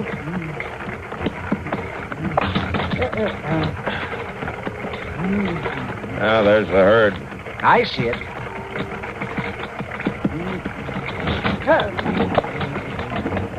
The cook wagon's over there at the edge of the clearing. I can see that for myself. Oh, you're out, Sheeta, today, aren't you? Well, I guess you might as well pull up here. I don't see any sick tent. Hey, you the doc? I'm the doc. Where's the sick tent? He ain't no tent, Doc. He's yonder. I'll direct you over there. Can you climb on? Climb aboard.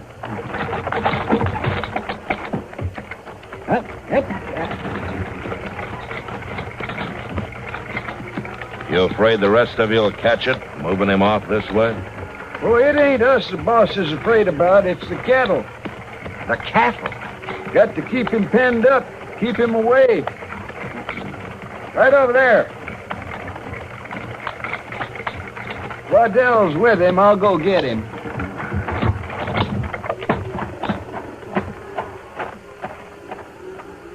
Seems peculiar, Matt. Mighty peculiar. Yeah. You might be glad I came along after all, Doc. Maybe I will at that. Over here! Coming, Matt? Yeah.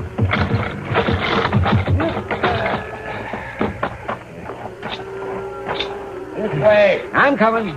I'm coming.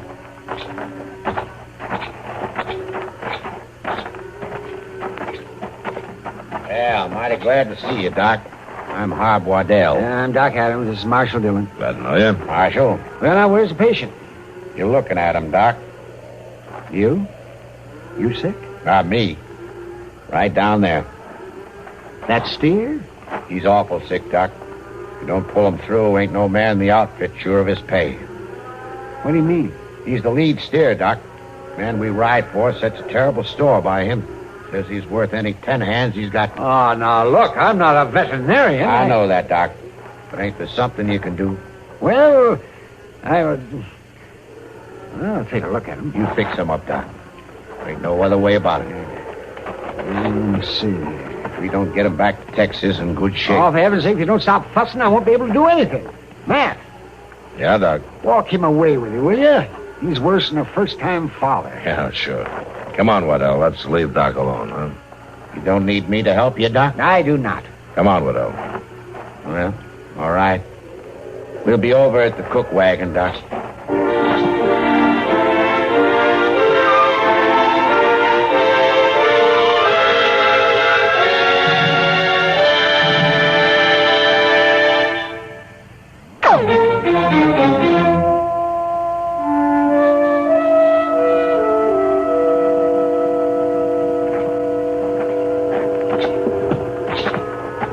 That must be quite an animal.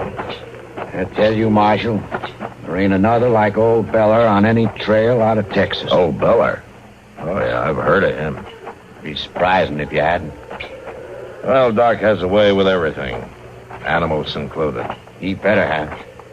Tell me, what's so special about that belled steer? Yeah? It's like he's got a human brain twixt those long horns, Marshal. No? Well, that's not always a sure sign of being smart, you know. Yeah, with old Beller it is. That steer gets a herd going, heads them up on the trail. Gets them to follow him across streams a man can't hardly get a horse across. Herd beds down nice and easy. Just as easy as you please when he stops. Old Beller has some way of dealing with him. I don't know what it is. Keeps them from spooking in storms. Well, that steer even leads them into pens at Abilene. He sounds like a good sergeant. Old Beller don't take no more nonsense than a sergeant, I'll tell you that. He has the run of the camp. Why, the boys even feed him off in the cook wagon. Oh? Well, Doc will fix him up. Sure do hope so. Charlie, Yes, sir? give us a couple of mugs of coffee. Yes, Mr. Waddell.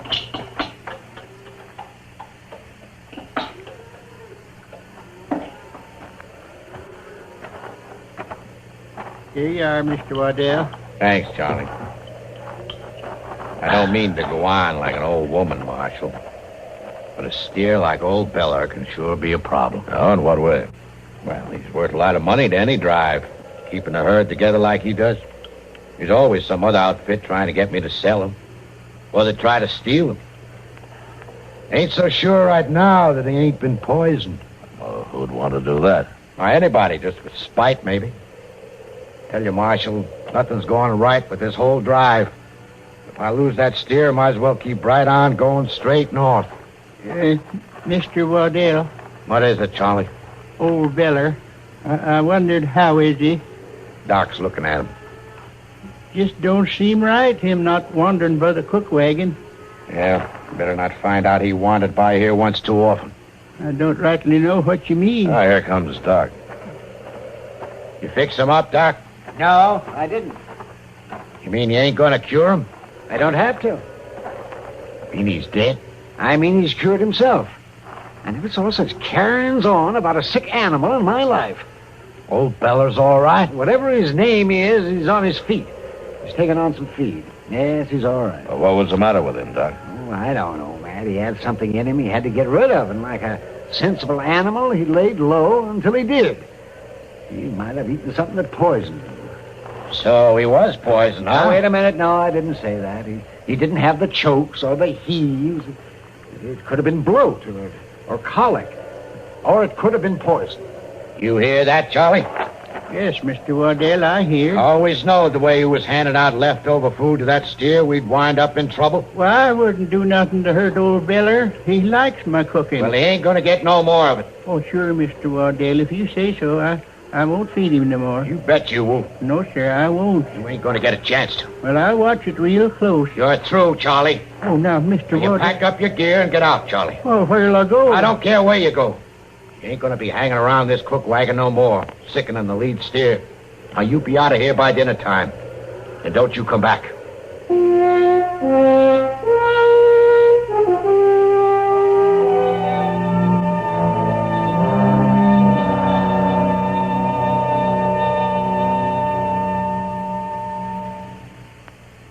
Now, here's a...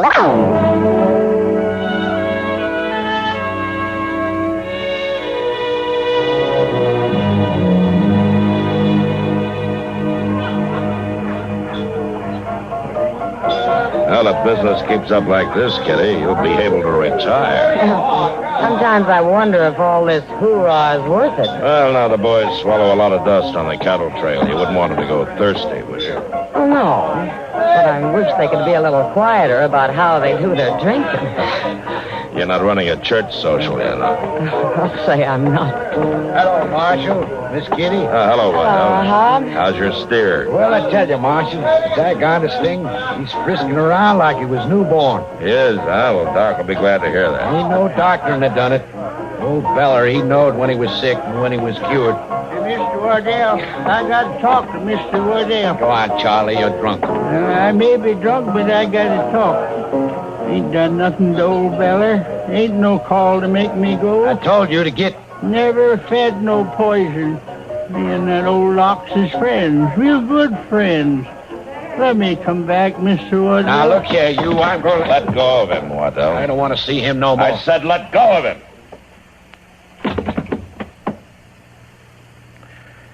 All right, Charlie, you better go along. I ain't got no place to go.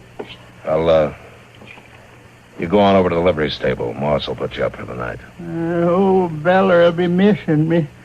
Go on, Charlie. All right, Marshal. All right, but there ain't no right in it. Ain't no right in it.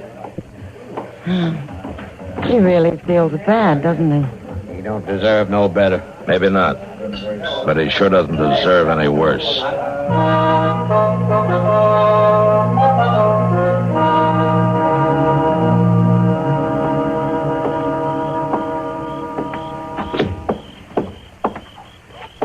Ain't no right about it.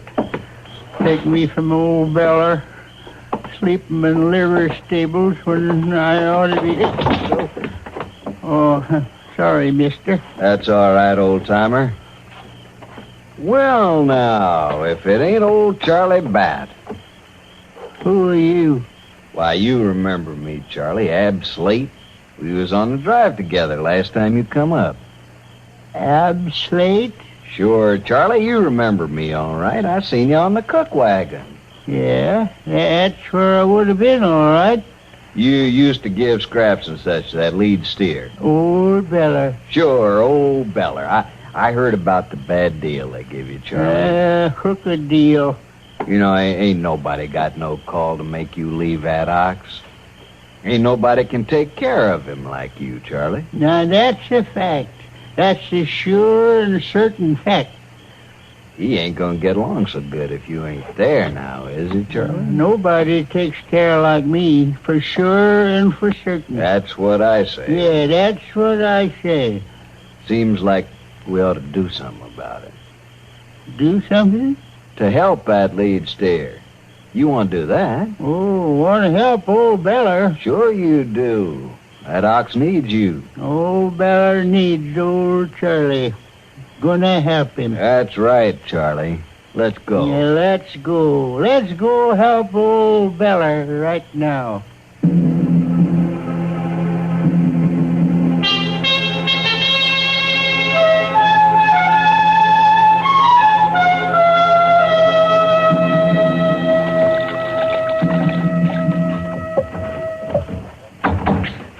Tell you, Mr. Dillon, if there's one thing that sure does seem like a waste of time, it's washing winders.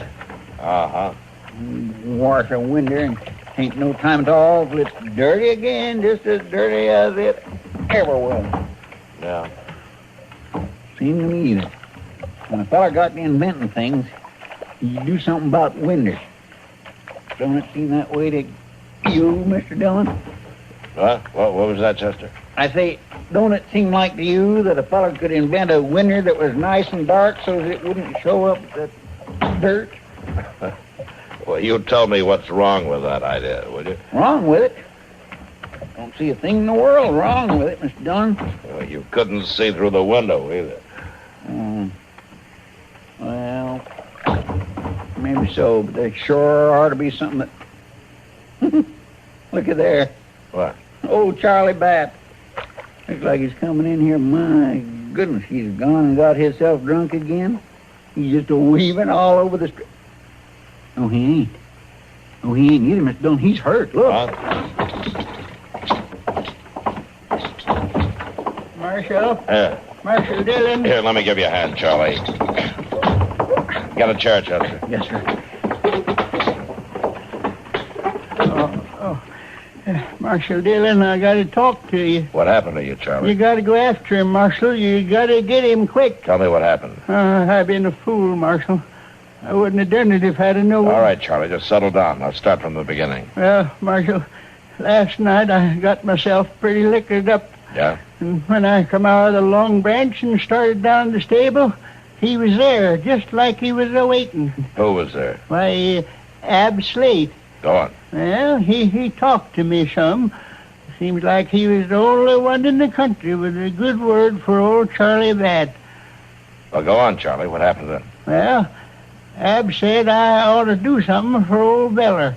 That nobody could take care of that steer but me. So we went out to the herd and got him. You stole that steer? No, I didn't mean it like a thievery. I just wanted to tend to him. Where's the steer now? He took him off. And Slate? Yeah. Which way? Well, we was heading east along the river. It was Slate that beat you, huh? Yeah, that's right. Yeah, he must have had it all planned out, Marshal. I sure been a fool. Well, don't worry about that now. You better go up and see Doc. Well, Marshal, ain't you taken out after that Slade fella? Yeah, right away. Well, I ain't going to be sitting around no doctor's office. Are you sure you'll feel well enough to ride with us? How I feel ain't in it. I got to get old Beller back. I can show you the way, Marshal. All right, Charlie, you show us the way. Get the horses, Chester.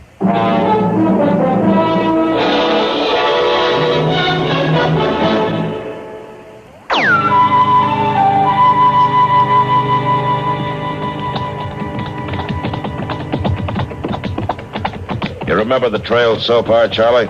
This is the way we come, Marshal. I was sobered up some by that time. I remember it good. Well, sing out when we get near the place where Slate left you. Sure thing, Marshal. You'll be able to see it easy. Old Beller was stomping down the bush or something fierce. Yeah. Mr. Dillon? Yeah, Chester? It just don't make sense to me that he'd be bringing that steer this way. Oh, why not? Well, it's the opposite direction from Texas or the cattle trails or anything else. Seems to me if Slate wanted to lead steer, he'd take him back that way. You'll get back there. Well, I don't see how. Slate's probably heading for Wichita to sell it. Wichita? On this cow trail? I think he'll hole up someplace, Chester. And then when he thinks it's safe, he'll move him along. Well, he sure is going to a lot of trouble, ain't he, Mr. Dillon? A bell ox like that is worth a lot of money. Well, yes, I reckon you're right. Up there, Marshal. Right up there a ways. You see all that trampled bunch grass? Yeah? And that's the place. That's the place right there. Right there's where Slade left me for dead. Yeah, looks like there was a Rucus, all right. Yeah, I ain't very young and I ain't very strong, but I'll give him as good as I could. I'll take a closer look here.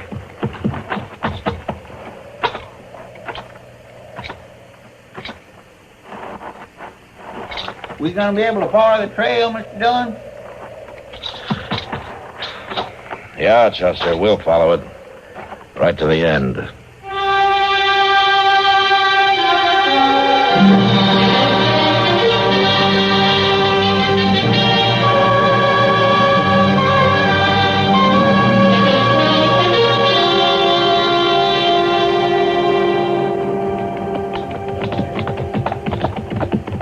You holding up all right, Charlie? Don't worry about me, Marshal.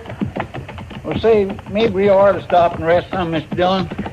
Tell the truth, I wouldn't mind stretching my legs a little bit myself. Well, next time we reach some cover, we'll stop for a bit. You don't have to bother none about me. Yonder there, Mr. Dillon, right around that rise, there's some trees. Oh, yeah. Ah, and a couple of buildings, too. Hey, come on.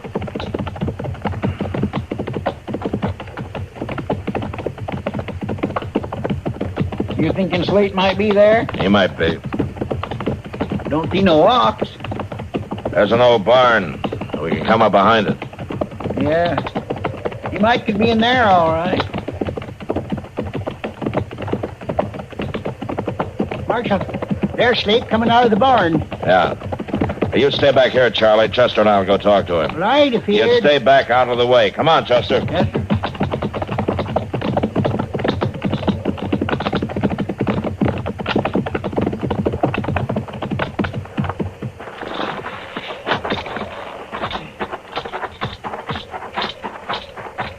You, Slate. It ain't worthwhile to come no closer, fella. I want that steer. Well, now you ain't gonna get it. I want that steer, and I want you. Tell you how I feel about it, fella. I'll kill that steer before I give him up. Well, that's up to you. But I'll still take you back. It ain't that easy, fella. Hey, he's going back into the barn, Mr. Dillon. Yeah. Come on.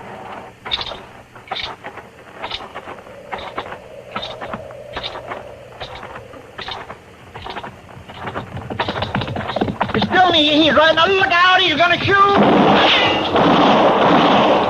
You got him. Shot him right out of the saddle. Yeah.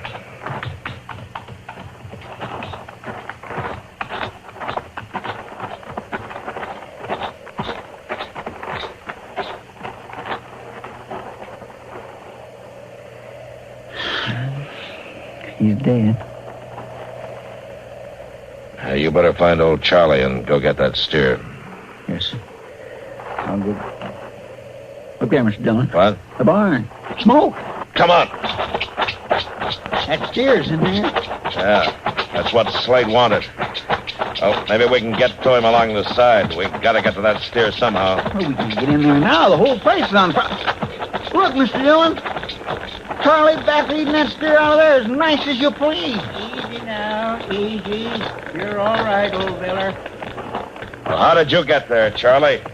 I had a feeling he'd be needing me. Old Beller would, so I didn't do what you said, Marshal. I didn't stay back. It's a good thing you didn't.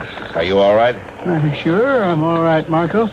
Old Beller's all right, too. Ain't you, boy? You could have got yourself burned up mighty easy, Charlie. No, Marshal. Old Beller led me out just like he leads them herds. We better get him back where he belongs. Yeah, that's right. I never should have took him.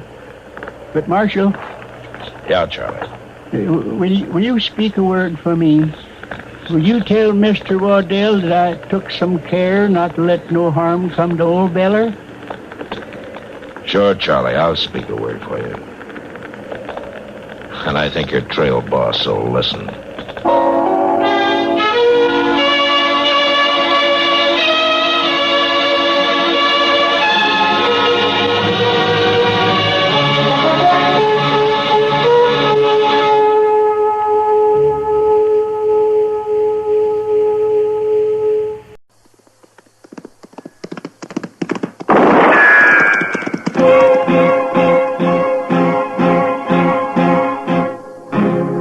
Gunsmoke, brought to you by Chesterfield. Chesterfield packs more pleasure because it's more perfectly packed, thanks to Accuray. They satisfy the most. Around Dodge City and in the territory on West, there's just one way to handle the killers and the spoilers, and that's with a U.S. Marshal and the smell of Gunsmoke.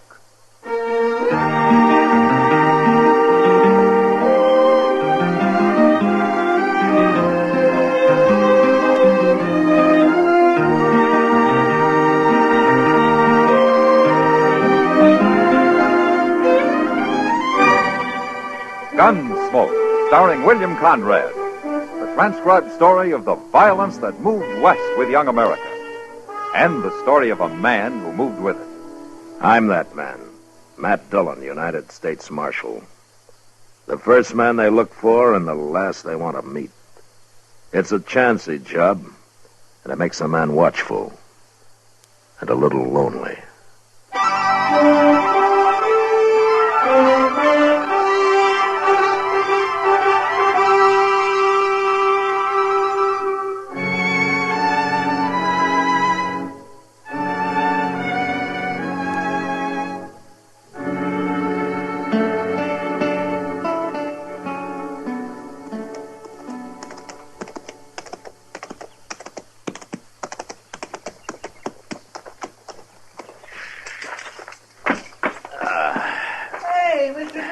What?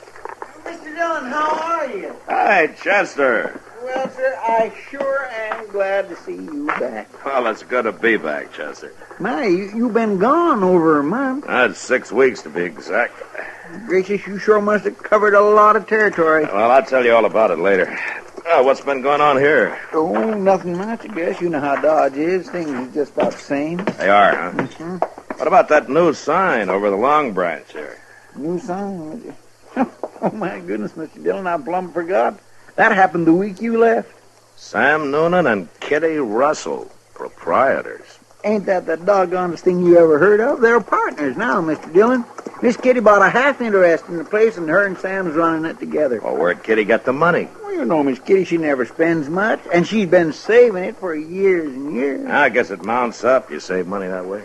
Yeah, you ought to go in and say hello, Mr. Dillon. Miss Kitty's been waiting real proud for you to get back. Well, I'd like to. If you'll put my horse up for me. Well, sure will. Okay. I'll see you at the office later. All right, sir.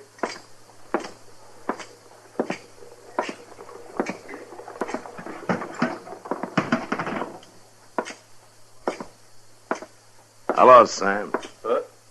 Well, Marshal Dillon, when'd you get back? Just now. Saw your new sign outside, and I came in to see if the price of whiskey had gone up. Well, Marshal, the price of whiskey went down at the Long Branch. What? Yeah. First thing Kitty talked me into. Well, knowing you, that must have taken some talking.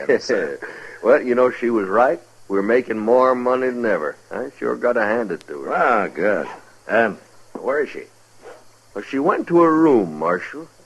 And, you know, I wish you'd go up and see her. She got me worried. Oh, why? Well, we were sitting here talking business, and a boy come in with a telegram for her, and she read it, and well, she turned kind of pale and then got up and left. Huh. Yeah, sure, Sam. I'll go see her.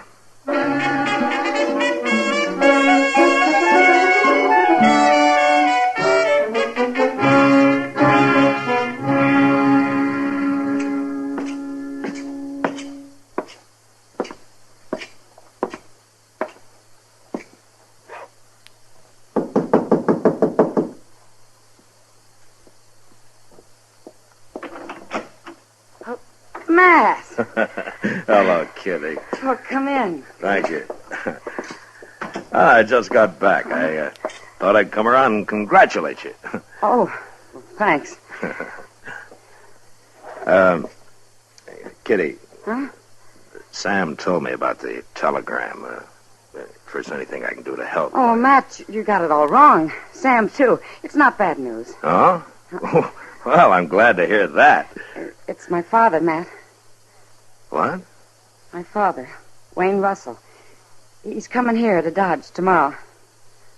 Well, I thought your father was lost. Well, he has been. I've never even seen him. He left my mother in New Orleans a few months after I was born. Yeah, I know. He was a gambler, Matt. He worked the riverboats. Mother always said he was a very charming man. Funny thing is, she never held it against him, his deserting her. She just accepted it as the way he was. In a strange sort of way, she was proud of him. Well, how do you feel about him, Kitty? Same as my mother, I guess. He's coming tomorrow, you say, huh?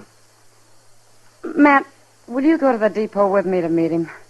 Like I say, I'm real happy about it. But I feel kind of scared.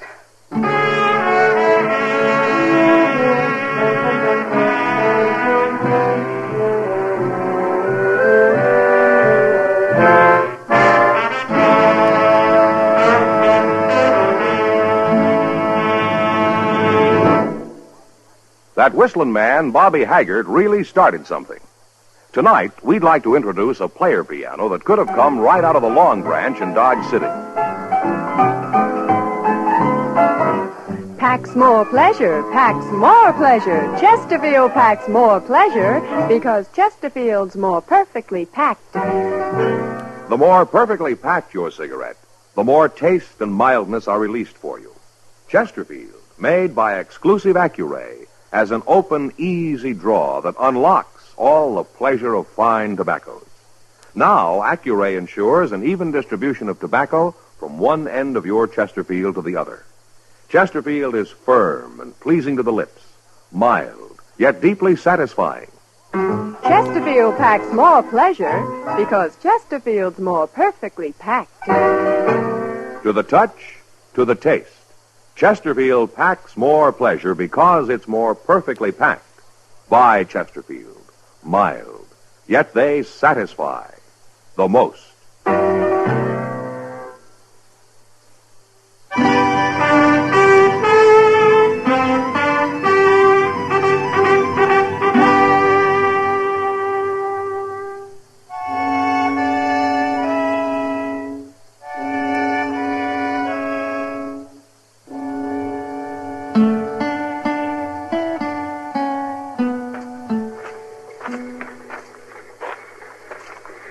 Matt, you really think he'll be on it?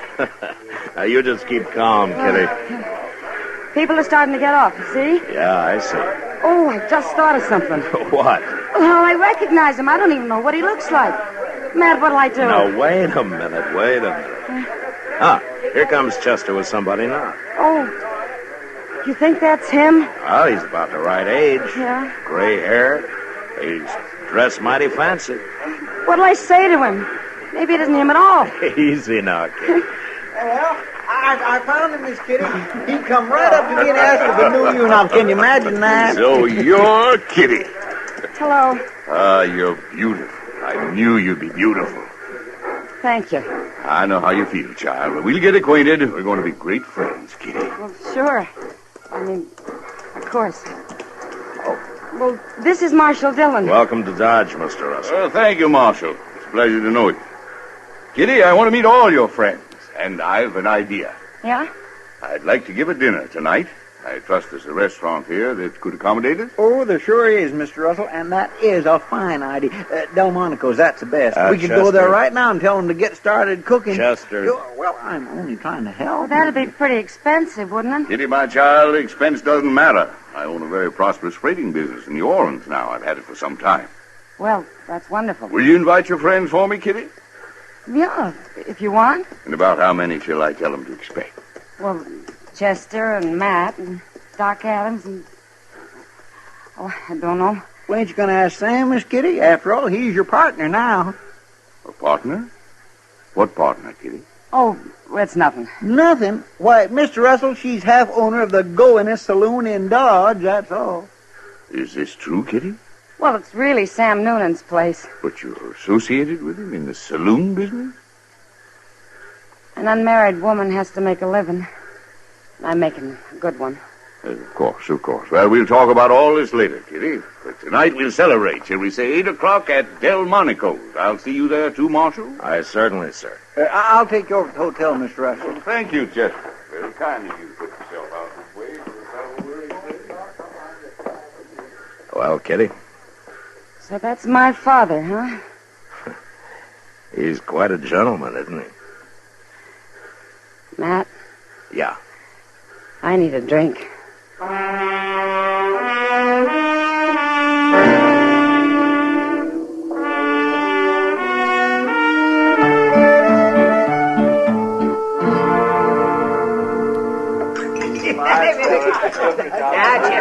Chester, you've had just about nothing. Well, that was a pretty good meal, wasn't it, Mr. Russell? And I want to thank you for recommending the place, Chester. Of course, I guess it ain't like what you're used to in New Orleans. Miss Kitty's told me about how good they eat down there, ain't you, Miss Kitty? Yeah, I guess so, Chester. What's the matter with Kitty, man? I don't know, Doc. She keeps looking at him sideways, but she sure doesn't have much to say to him. And I guess she's still kind of shy. Shy? You mean Kitty? Oh, nonsense. You better fill your glass, Doc. What's that? Sam Noonan's getting ory-eyed. I think he's just about to propose a toast. Oh, no, that's all we need. Now, you see what I mean? Now, gentlemen, now let's drink a toast. A toast to my new partner, Kitty Russell, and to her old man. I mean her father. Sorry, Mr. Russell. And they're a very happy reunion, and many more of them forever and forever and forever. All right. Getting thirsty, Sam.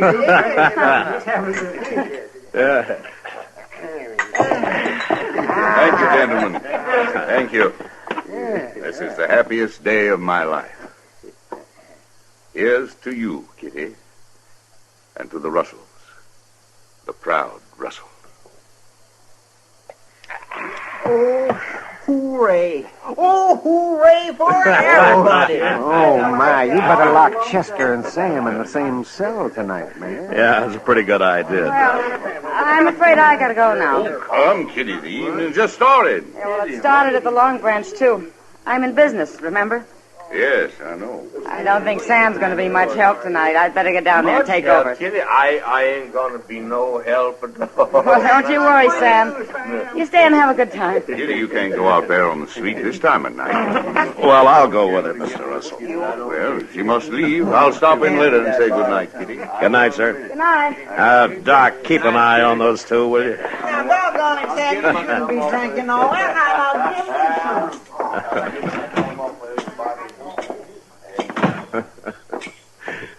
That was a pretty nice party, huh? Yeah, fine. Al, what is it, Kitty? Because he disapproves of your being in the saloon business? You'll get used to it, Matt. Maybe I gotta get used to having a father, that's all. You haven't made him feel very welcome. I haven't decided yet whether he's welcome or not. Well, I didn't mean to interfere, Kitty. It's no business of mine. Yep. I understand, Matt. We'll see soon enough.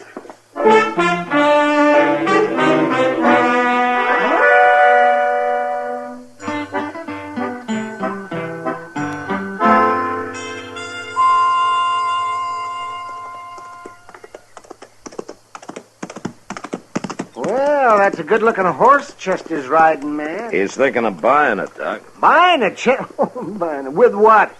That horse will be as old as Methuselah before he closes the deal. Well, that could be. Isn't that Kitty and her father coming out of the bank? Yeah. She treating him as cold as ever, man? It's been 2 weeks, and she hasn't changed a bit toward him, as far as I've noticed. Yeah, well, she's waving to you. She wants you to come over there. Yeah, I guess so. I'll be back directly, Doc. Yeah, the sun will keep your seat warm. Okay. Morning, Marshal. Morning, Miss Russell. Morning, Kitty. We've got some news for you, Matt. Oh? Good news, Marshal. Matt, we've been talking to Mr. Botkin, and he'll buy my share of the Long Branch anytime for cash. You mean you're thinking of selling out? Tomorrow morning, just before we leave. just before you leave. I'm going back to New Orleans, Matt. I'm going to take my money and put it into my father's freight business there. Makes sense, Marshal. Kitty and I should be together. Besides, the saloon business is no place for a lady. I can see that now. I've had to learn a lot in the last couple of weeks, Matt.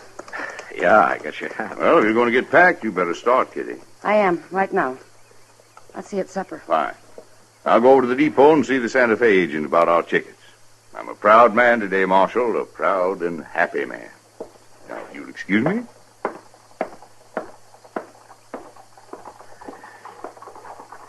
Kitty, Yes, Matt? whose idea was this? You're selling out and all. Well, he likes to think it was both of ours. But? I'll have to give him the credit, Matt. He's been talking about it one way or another for 2 whole weeks now. He's awful smart. He can convince anybody of anything. Yeah, I guess he can. What is it, Matt? Don't you like him? It doesn't matter whether I like him or not, Kitty. No. No, I guess it doesn't. But, I sure don't trust him, Kitty. Now we're getting somewhere. What? I'm going to need your help, Matt. I don't trust him either.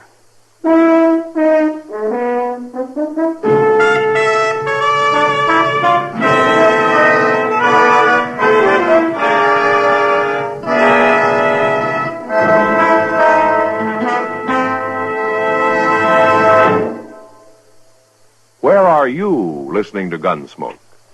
In your kitchen? Getting ready for Sunday supper? Maybe in your living room, relaxing? Or out driving? Say, be sure and watch the road. But remember, there's pleasure ahead when you smoke Chesterfield. When you satisfy yourself with Chesterfield's better taste and mildness. It stands to reason. A cigarette made better and packed better smokes better, tastes better. And Chesterfield is more perfectly packed by Accuray. This electronic miracle removes human error in cigarette manufacture. So Accuray Chesterfield is firm and pleasing to the lips, mild, yet deeply satisfying. Yes, Chesterfield gives you something no other cigarette can give you. Chesterfield packs more pleasure because Chesterfield's more perfectly packed. To the touch, to the taste, Chesterfield packs more pleasure because it's more perfectly packed. By Chesterfield. Mild, yet they satisfy the most.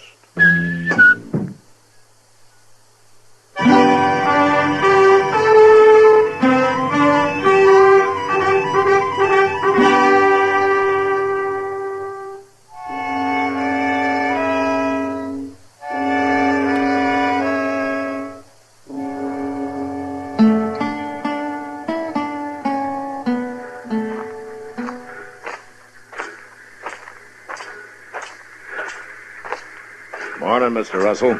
Morning, Marshal. Well, I see the train's ready. Where's Kitty? She insisted on meeting me here. She wanted to do her business at the bank alone for some reason. Well, maybe it's because this is the last time she'll be doing any business on her own. I hope so. No woman should be in business anyway. Yeah, especially Kitty.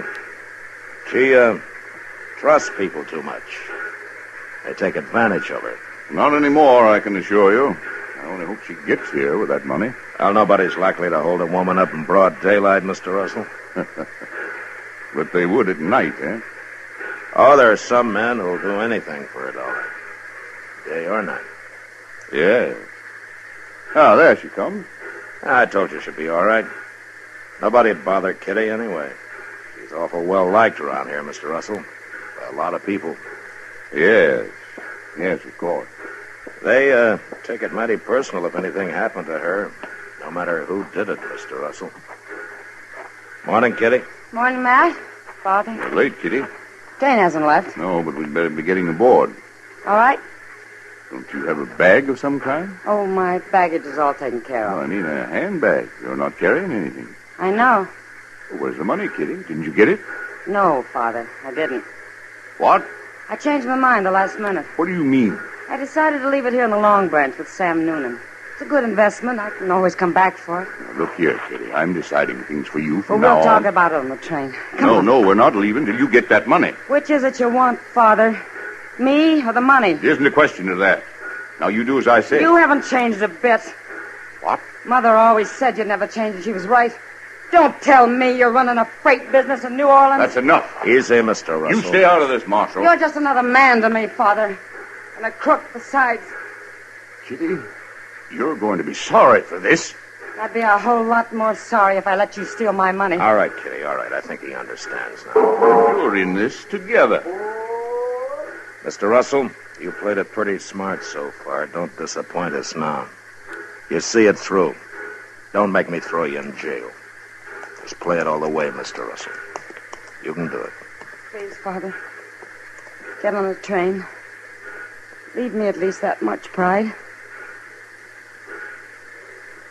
Yes, I think so. Goodbye, Kitty. Bye. Marshal. Goodbye, sir.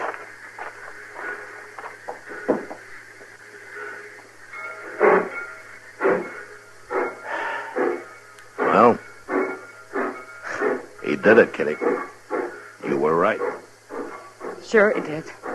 You bet he did. All of us Russells have pride.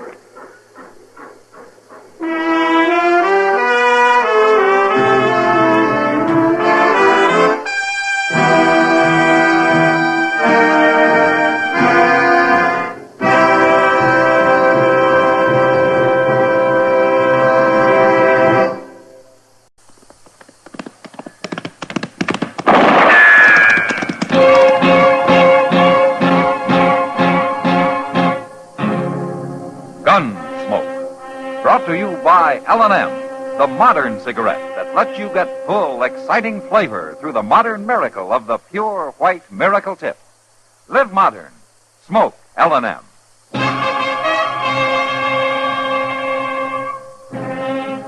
Around Dodge City and in the territory on West, there's just one way to handle the killers and the spoilers, and that's with a U.S. Marshal and the smell of Gunsmoke.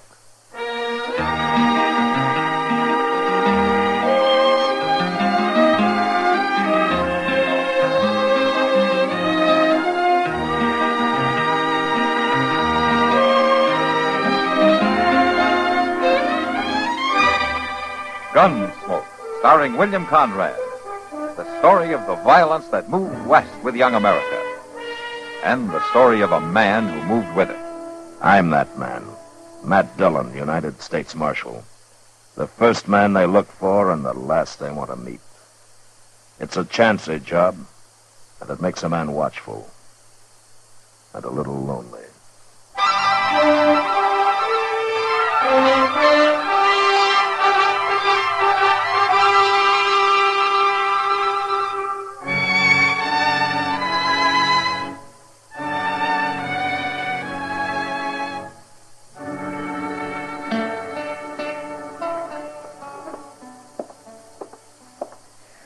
Get a little fresh air in this office. Uh-oh. Uh-oh. What's the matter, Chester? Oh, my gracious. You got trouble, Mr. Dillon. Leastwise, you're going to have. That's usually a pretty safe prediction. That red-haired Blanchette girl, the one married that no-good Slim Adele. Cherry Odell? She come in here? She sure is, with her eyes a-snapping and her curls a-flying. Why, she's madder and prettier right now than she's ever been, Mr. Dillon. Huh? Oh, she must have been real insulted. Look out, here she comes. What is it? Marshal Dillon, Morning, Cherry. what kind of a town are you running, Marshal? When a decent married woman can't walk down the street without... Without being insulted? Why don't you sit down, Cherry? I don't want to sit down. All right. Now, which one of the boys do you want to have me hang this time? Matt, I didn't come here to be laughed at. No, you want somebody thrown in jail. Somebody that made the mistake of paying you a normal human compliment.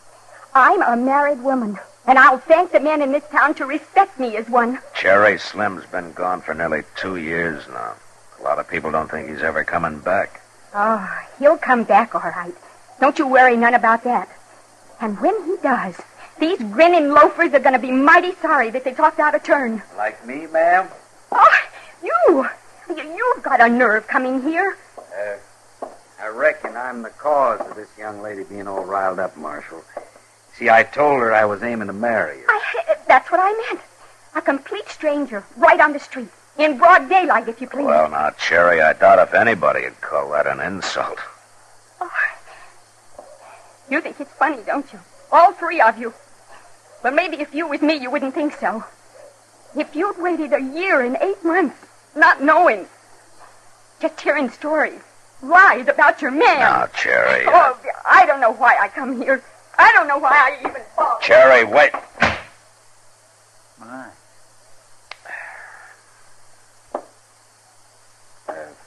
Marshal, my name's Red Larnard. I'm Matt Dillon. This is Chester Proudfoot. Howdy. How you do? Are you just riding through? I didn't have any actual plans, Marshal, till I came face to face with Mrs. Odell up the street there. Huh? Miss Odell? Oh, I knew who she was before I even spoke to her. I ought to. I've been carrying her picture with me for 3 weeks now. Here. Where'd you get this? From her husband, after he was dead. Dead? Oh, my goodness. That's what I came to Dodge for, to let her know he was dead. I see. Tell me something. Slim Odell, how did he die? Well, it was Injuns, renegades up in the Platte River country about a month back. You sure of that? I was there. Me and him was partners on a trap line. They almost got me, too. Uh-huh. Chester, Yes, sir. hand me that bulletin there back of the desk, will you? Yes, sir. Here you are, Mr. Dillon. I got word of Slim's death, too, Red. The sheriff's bulletin came about 3 weeks ago. I looked in the post office here. There wasn't any bulletin up. Yeah, I know. I haven't said anything about it, not even to Cherry. Slim Odell was shot to death trying to hold up the North Platte Broken Arrow stagecoach. His partner got away. No name, no description. Marshal... That's why I kept the news to myself. I figured his partner might head for Dodge and try to get Slim's wife to alibi him some way. Now, just a minute, You Marshal. keep your hands right where they are, Red. You're under arrest for attempted robbery and for the murder of 2 stage line guards. Take his gun, Chester.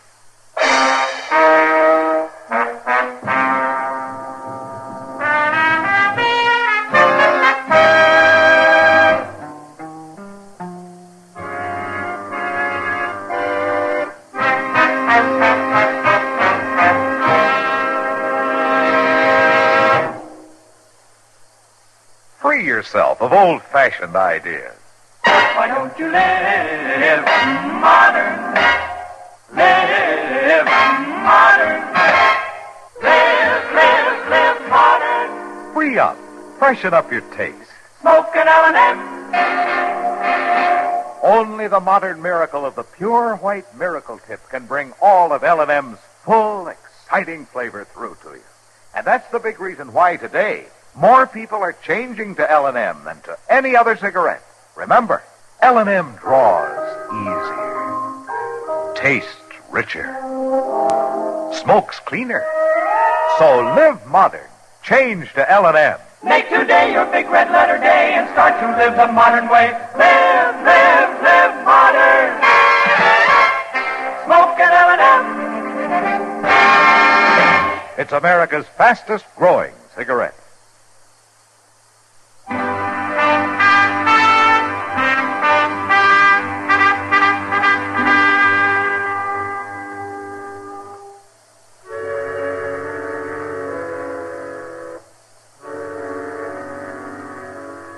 Red Larnard was a pretty nervy customer, walking into my office and telling me a lot of lies about Slim Odell being killed by Indians. The strangest thing of all about it was that I was sure he knew I wouldn't believe him.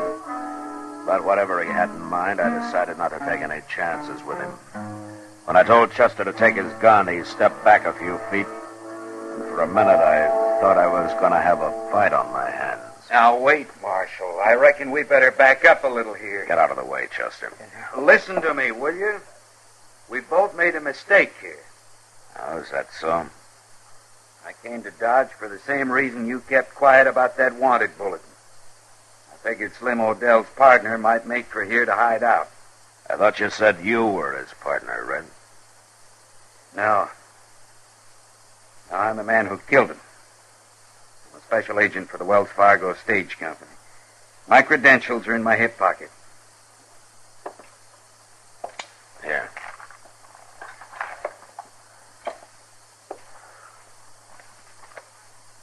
Uh-huh.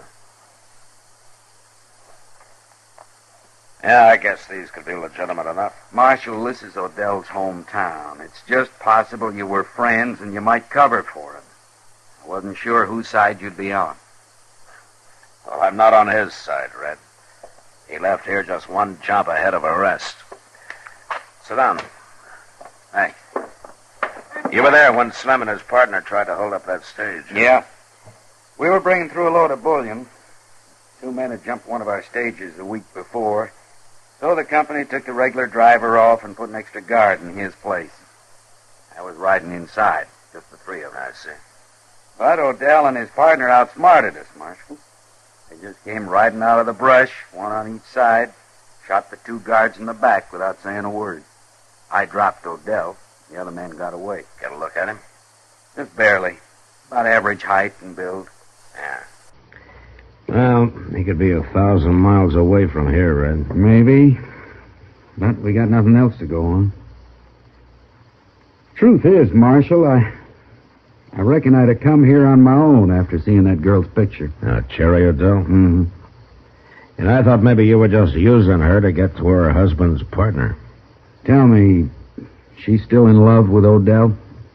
Maybe. And maybe she just thinks she is. Cherry's a born rebel. I always figured she married Slim, mostly to spite her family. They were only together about 2 months. He tried homesteading until he found that there was work to it. Then he left town with Yancey Kleiber. Kleiber? He's the partner you're looking for. At least I heard 4 or 5 months ago they were still together. I've been watching for him since I got that bulletin, but he hasn't showed yet. Marshal, I'm a plain man, and I don't know much about women, but I meant just what I told that girl.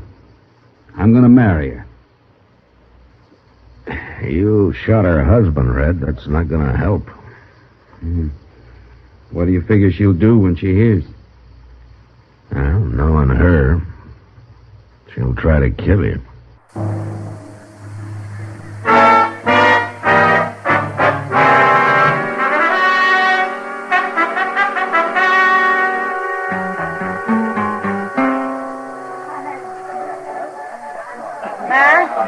Matt, I sent a boy to look for you a while ago. Oh? Yeah, I guess he's still over at the jail waiting for you. What's the trouble? Well, I'm not sure, but... Matt, do you know somebody by the name of Larnard? Red Larnard? Yeah, he just hit town this afternoon. He's here on business. Why? What about him? Well, Cherry Adele was in here looking for him. In here? Yeah, looking for this Red Larnard, and that's all she'd say, Matt. She was acting half wild. She had a run-in with Red earlier this afternoon. Doggone, if the Long Branch ain't getting to be the most law-abiding place in Dodge. At least that's where the law abides most of the time. The law abides most of the time. How are you, Doc? Very funny. Oh, Kitty, you're looking prettier than a young filly in a field of buttercups. Well, thank you. You just watch this old goat, Kitty. The only thing he really thinks is pretty is a bad case of jaundice or a family down with a croup. Oh, now, Matt, I'll allow you to buy me a drink for that. Just may do that, Doc. Mr. Dillon. Mr. Dillon? Yeah, what is it, Chester? You better come quick, and you too, Doctor. Why? What's the matter? It's that fellow Red Larnard. They just found him laying back at the livery stable. He's been shot in the back.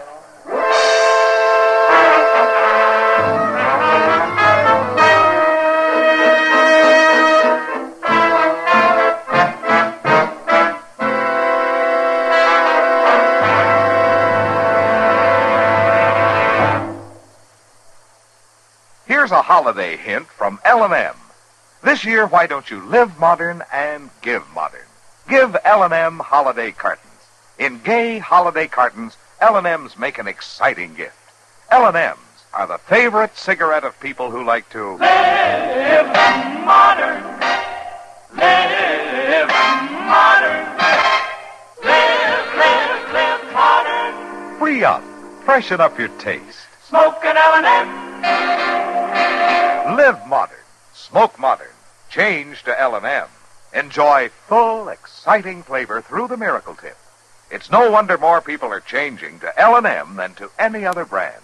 So smoke Modern L&M. And remember, you're sure to please when you give L&M holiday cartons. Live modern. Smoke an L&M.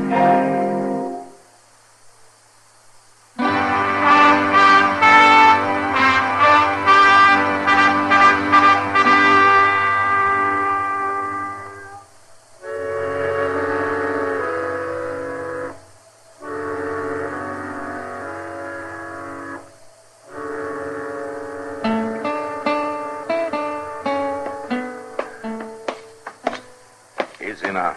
Watch the top step there, Chester. Yes, sir. I got him all right. All right, let's get him in. Stretch him out over here on the table, man. Yeah, all right, Doc. All right, easy, Chester. Yes, sir.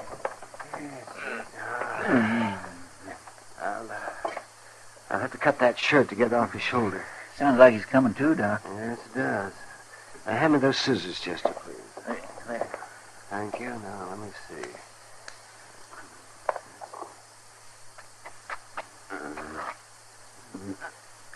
Now take it easy. Take it easy now, son. Let's have a look at you. What do you think, Doc? Well, Matt, if it'd been a couple of inches lower, a little to the right, I'd have had myself a coroner's fee. As it is, though, I guess he'll probably live. Well, don't sound so disappointed. Hand me those forceps, will you, please, Chester? These things? That's right. Here. Thank you. Can you hear me, Red? Yeah. Yeah, I hear you. Now, there's no use fooling you, son. This is going to hurt a little bit. But we've got to get that bullet out. Go ahead. Get it over with. Wait a minute, Doc. Be all right if I ask him a couple of questions first. Sure, Matt, you go ahead. A few minutes won't hurt anything. I've got the bleeding stopped. Red, you feel like talking? I felt more like it. It won't do any good anyhow, Marshal. What do you mean? I went over the stable, get my horse. I was aiming to ride out to Cherry's place. I felt the bullet hit me, and that's all. You didn't see who it was? Huh? No. No, they were behind me. I didn't see anybody at all, Marshal. That's a fact. Don't you believe me? I got no reason not to, Red. If you claim that's what happened, then that's the way it is. That's all I know about it, Marshal. All right, Red. Good luck. Thanks. Go ahead, Doc. Chester. Yes. Brace yourself now, young fella. Once we get that bullet out, you'll feel... Chester, go saddle a couple of horses, will you? We'll ride out to the Cherries.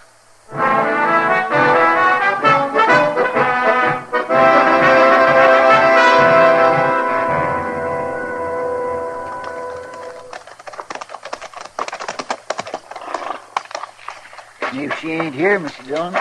She's here, all right.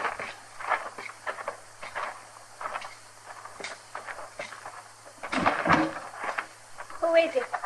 Who's out there? Matt Dillon, Cherry. Chester's with me. What do you want? Oh, a cup of coffee, maybe. Have a talk with you. No, Matt. You can't come in. Oh, why not? Because I'm here alone. It's late. It just wouldn't be right. You come back tomorrow when it's daylight. Well, I think it's all right, Cherry, since this is more or less official. What do you mean? I hear you were in town earlier tonight looking for Red Leonard. What of it? How did you find him? No, I didn't find him. What did you want with him, Cherry? That's my business. Well, it might be mine, too, in a way. You know who he is? He's a brute that thinks all he has to do is grin at a girl and he's got her. Oh? And along with it, he's a sneaking, cowardly killer. He is, huh? Red Larnard shot my husband in the back. Didn't even give him a chance. And then Red made up the story that Slim was trying to rob a stagecoach. Made it up, huh? Why did he shoot Slim in the first place, Cherry? Red was trying to hold him up. Slim and Yancey. Slim had $20,000 in gold dust that he took from the diggings at Grady Fork, that he'd worked hard for. Marshal, that's where he's been for the last year. Slim Odell working? Sure he was working.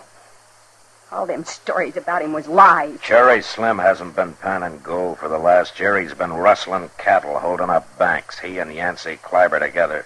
No. I've tried often enough to tell you he was no good, but you wouldn't believe it. Or at least you wouldn't admit it. Actually, I think you knew. I think you knew it a week after you married him. That's not true. Slim was killed during an attempted holdup of the stagecoach between North Platte and Broken Arrow. He was shot by a Wells Fargo agent. And not in the back. Yes, he was. 2 men were shot in the back, all right, the 2 guards. Cherry, Red Larned is a special agent for Wells Fargo. I don't believe Well, it. it's true. And I got the sheriff's bulletin on the robbery. Now, you've known me for a long time, Cherry. Have you ever known me to lie to you? No. All right. Now, Yancey Kleiber told you that wild story, didn't he?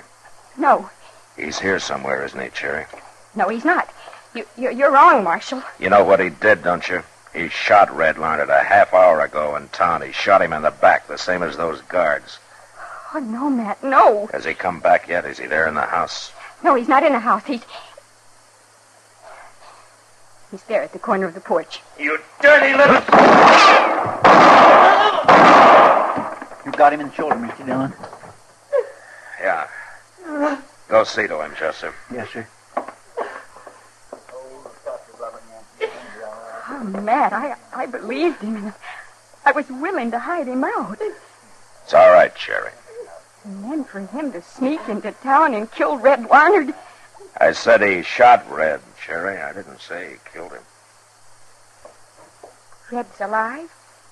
Well, he was lying in Doc's office when we left.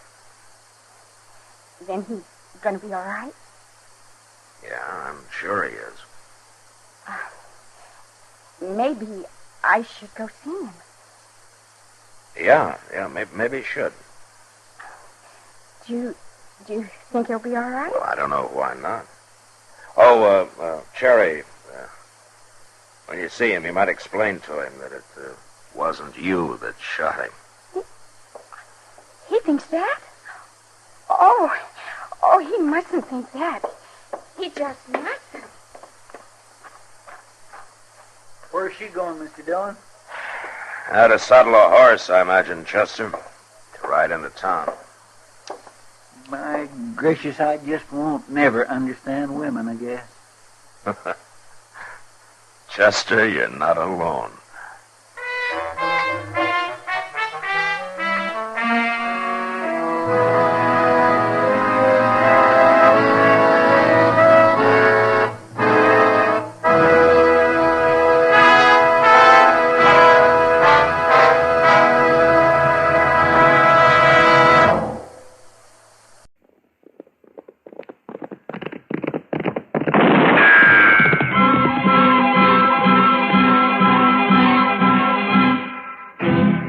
Around Dodge City and in the territory on west, there's just one way to handle the killers and the spoilers, and that's with a U.S. Marshal and the smell of Gunsmoke.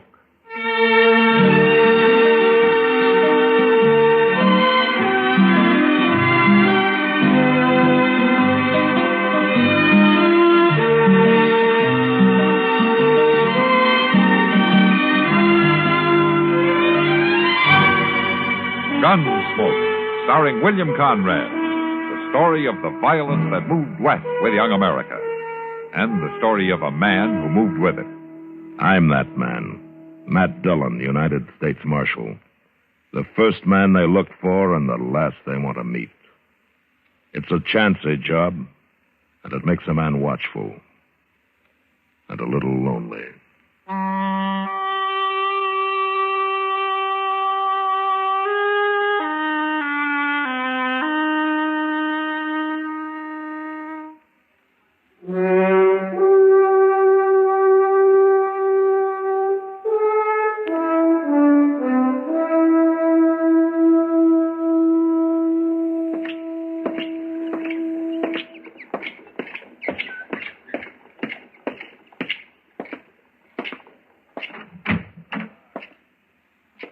Doc.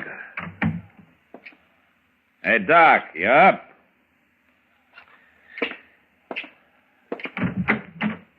Hey, Doc. What? Yeah. You gonna sleep your life away, Doc? Yeah, what's the matter? What's the matter, man? All right, what time is it? 7:30. Now, put your pants on. Let's go up the street and get some breakfast. Now, come on. 7:30. Come on, roll out. It's daylight in the swamps. Come on. Oh, Jesus. Oh, well, I guess we might as well.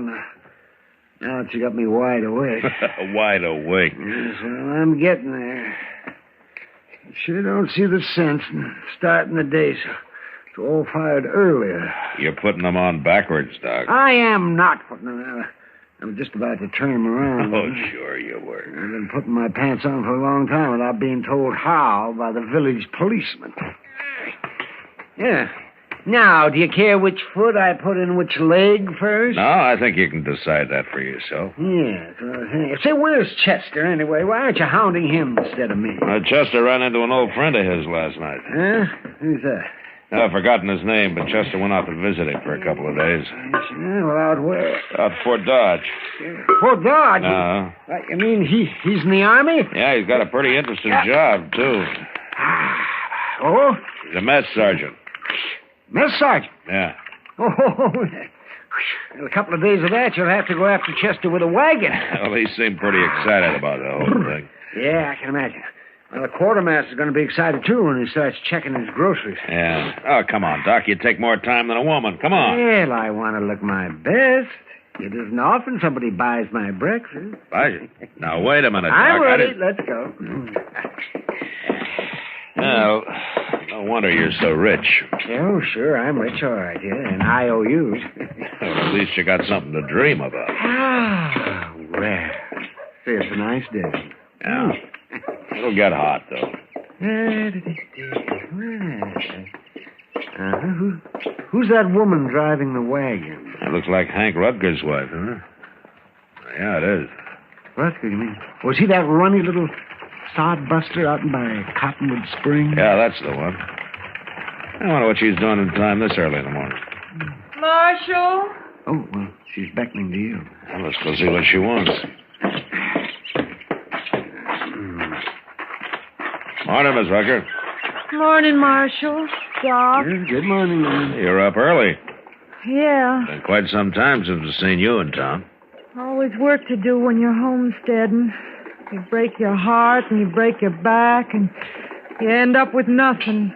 Even worse than nothing. 'Cause the years are gone finally and you can't get 'em back. How's Hank?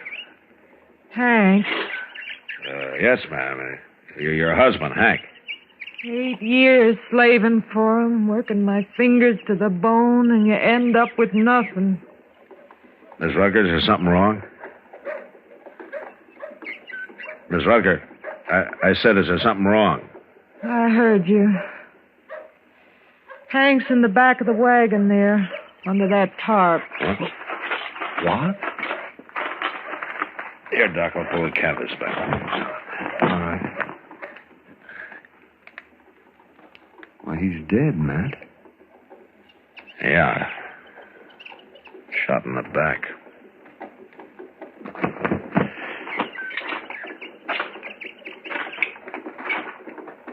How'd it happen, Miss Rucker? I don't know about things like this. What you're supposed to do, I mean. So I loaded him into the wagon and come into town. I figured you'd be the one to see. You figured right, but what happened? It wasn't me, Marshal. I didn't shoot him. Who did? I don't know. You don't know? I mean, I don't know his name or nothing. He was a stranger. Stopped by the place yesterday evening just before sundown. Wanted to water his horse. Hank wasn't there. This fella kept looking at me and talking kind of funny. Then he saw Hank coming and he rode on. Maybe then he's the one that Late last night, Hank woke up, heard something outside. Thought it was an animal bothering the stock. Went out, and pretty soon there was a shot. How do you know it was the same man? Because they come by the house after. but I run him off. Oh. What does this fellow look like? I don't know. Like any other man, I reckon. Nothing special. Except for his shoulders. Oh, what do you mean? He has the biggest shoulders I ever seen on a man. Mighty powerful. Look, Miss Rutgers, why don't you go across the street there to the Dodge house and take a room and get some rest, huh? You'll leave the wagon here, and Doc and I will take care of things for you, huh? I'm all right, Marshal. You go on now. Feels strange being alone. Hank wasn't much, I guess. Didn't treat me good, but at least he was always there. A woman needs a man. All right, I'll go now. Thank you, Marshal, for taking care of things. I'll stop by later, Miss Rucker. All right, Marshal. Well, what do you think, Matt? I don't know, Doc. That woman's got something in mind she isn't telling us about.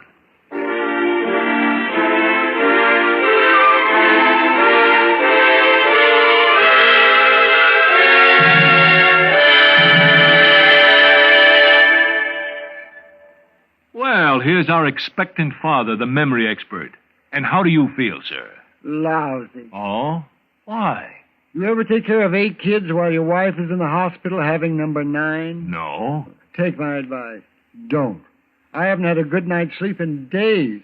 I think my kids are part sponge. Oh, really? Why? Well, they drink enough water to irrigate a desert, and mostly in the middle of the night. Well, at least you don't have to worry about your wife. She and the baby are getting good treatment at the hospital, and thanks to Medicare, there won't be any expensive bills for you to pay. That's what bugs me, man. Why? It's such a bargain. You know no woman can resist a bargain. If your wife is bargain-minded, better get the pamphlet on Dependents Medical Care Program fast.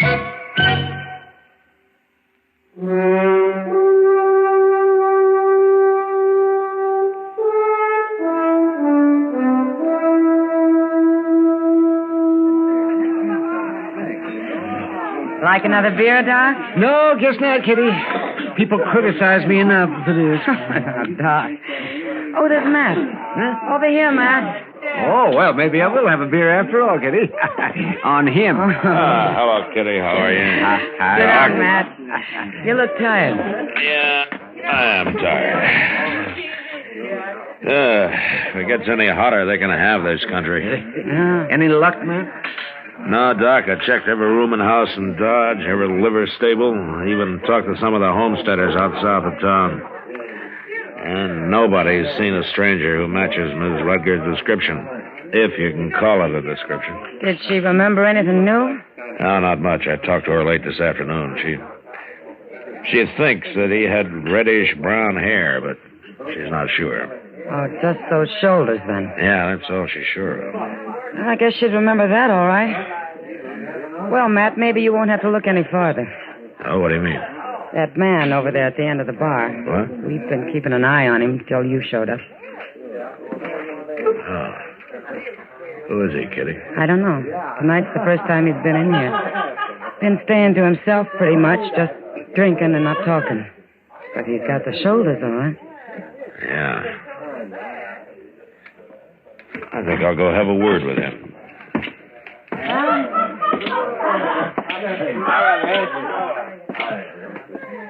Evening, stranger.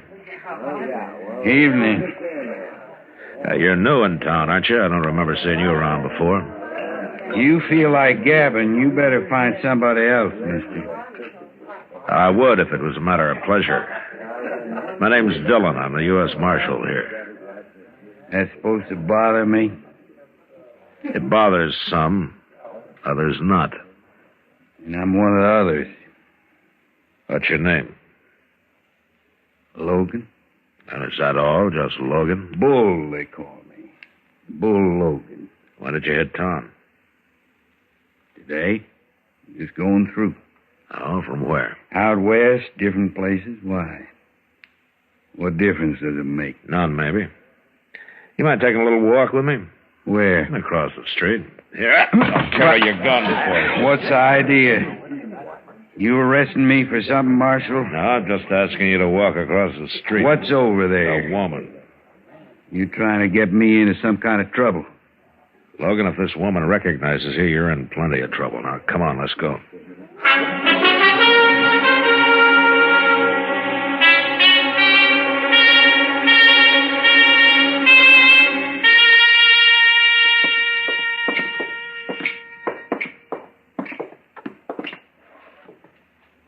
All right, you stand right there, Logan. I don't know what you're trying to pull, Marshal. But you're all wrong. That's possible. Oh, Marshal, I couldn't... Is this the man, Miss Rucker? What are you talking about? I never seen her before in my life. I thought you better take a look at him, man. I don't know this woman. Now, what is this? What are you trying to set up here? Shut up, Logan. The man that shot Hank was real big. I reckon it stuck in my mind because Hank was such a little man. There's such a difference between them. All right, I'm big. What about it? You claiming you seen me before? Stay where you are, Logan. He's not going to hurt you, Miss Rucker. Now, take a good look at him. Is this the man who stopped by your place yesterday afternoon, who came back later and shot your husband? Well? No, Marshal. It ain't him. It's his shoulders, that's all. But other than that, he don't look nothing like that fella. I never seen this man before in my life. Look, if you're scared of him, don't be. I ain't scared of him. Why should I be? He ain't the same one. Well, you satisfied, Marshal? All right, Miss Rucker. Thanks anyway. I'm sorry to have bothered you. I'm going back out to the place in the morning, Marshal. There's things to do. And I think that fella's got clean out of the country by now. All right, ma'am. Do I get my gun back now? Yeah, here you are, Logan. Thanks. Be seeing you. Pleased to have met you, ma'am. Good night.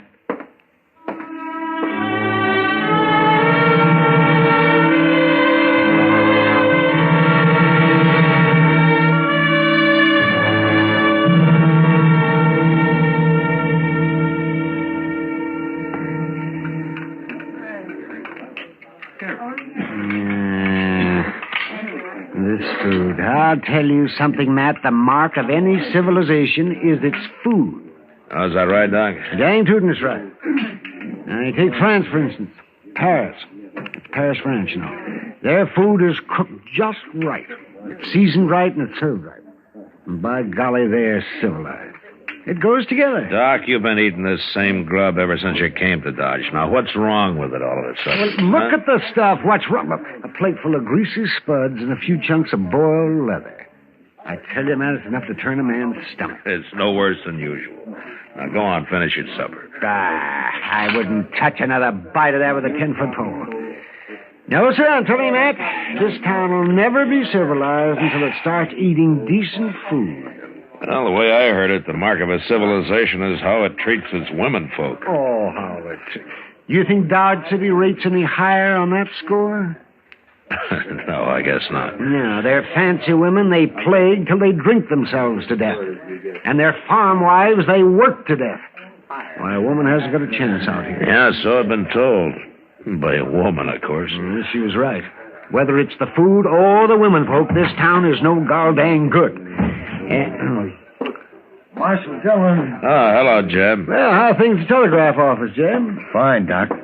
I brought this telegram right over, Marshal. Huh? It's your answer to that circular you sent out on Bull Logan. Oh, yeah, thanks, Jeb.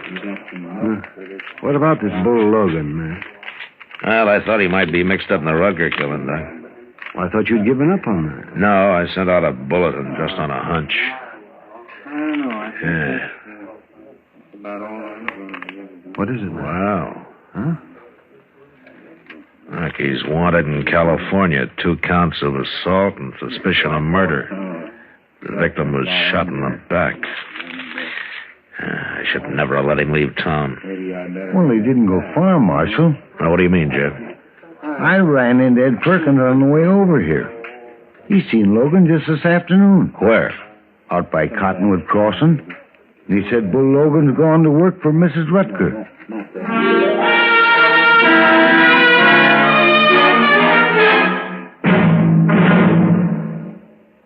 Another visit with Joe and Daphne Forsythe. Joe, what are you doing? Oh, hi, Daphne. Just eating a midnight snack. What is that mess? That mess is a liverwurst, salami, lettuce, and peanut butter delight. Nightmare is more like it. What woke you up?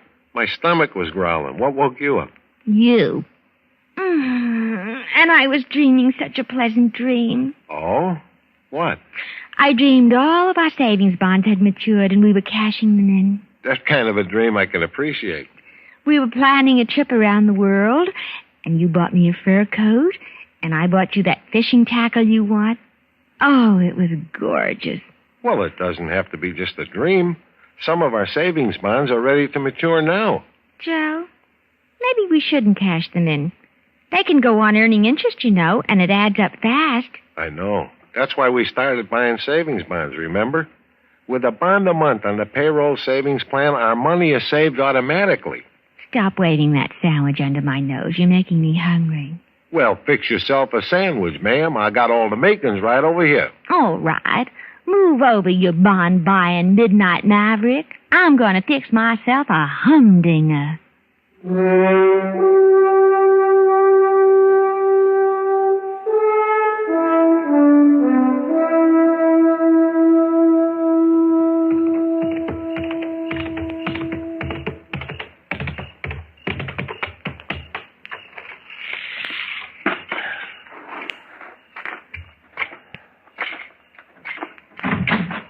Who is it? Who's there? It's Marshal Dillon, Miss Rutger.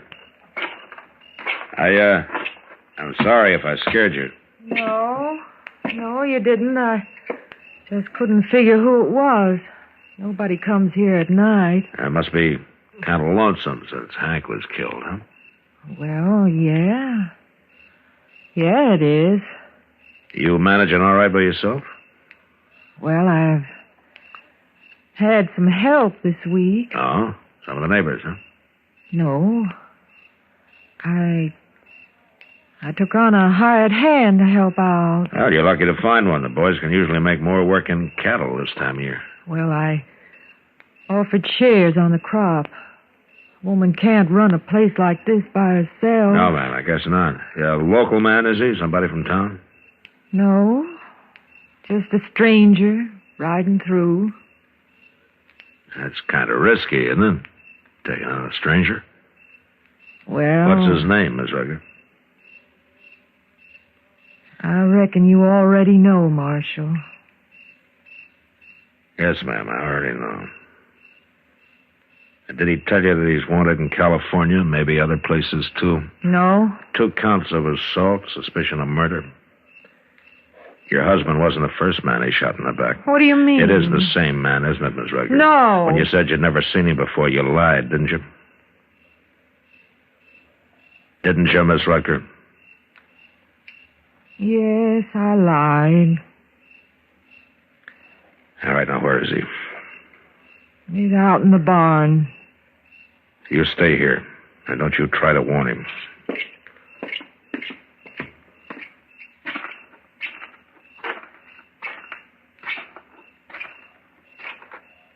That you, Martha? I said, is it? Well, Marshal, you're a long ways from town. You're under arrest for murder, Logan. So she told you about me after all. Not yet, but she will. I just got word back from California. It seems you're wanted out there. Now, don't try it, Logan. You're not taking me now.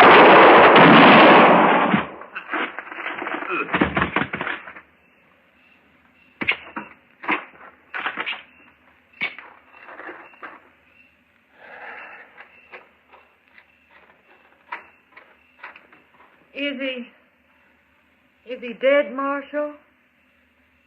Yeah. He's dead. I don't know why I said it wasn't him. I reckon I must have been crazy or something. Just seems such a shame, though. Shame? What was done was done. There wasn't nothing going to bring Hank back. I was left by myself. Bull here was big and strong. Seemed such a waste. Him dead, too. I see.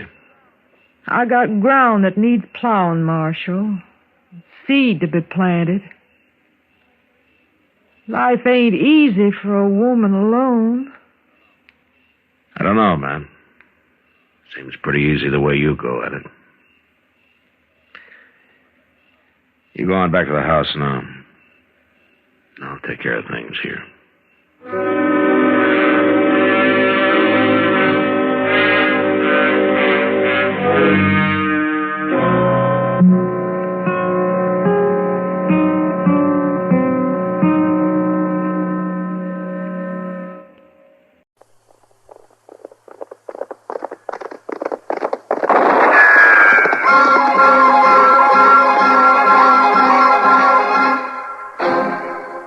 Dodge City and in the territory on west, there's just one way to handle the killers and the spoilers, and that's with a U.S. Marshal and the smell of Gunsmoke.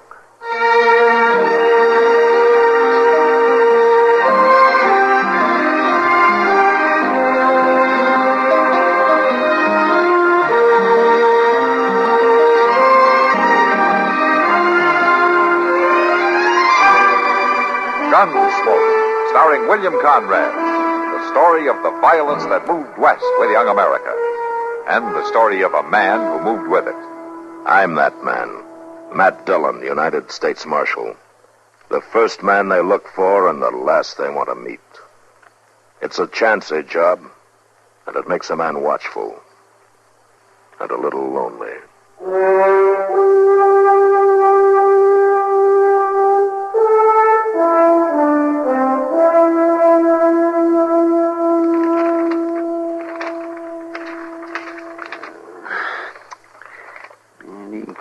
These circulars about snowbody. Well, come on in. The door ain't locked.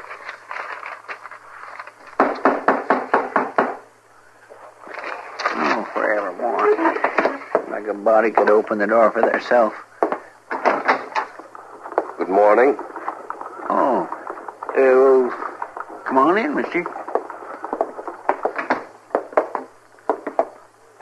I want to see the marshal.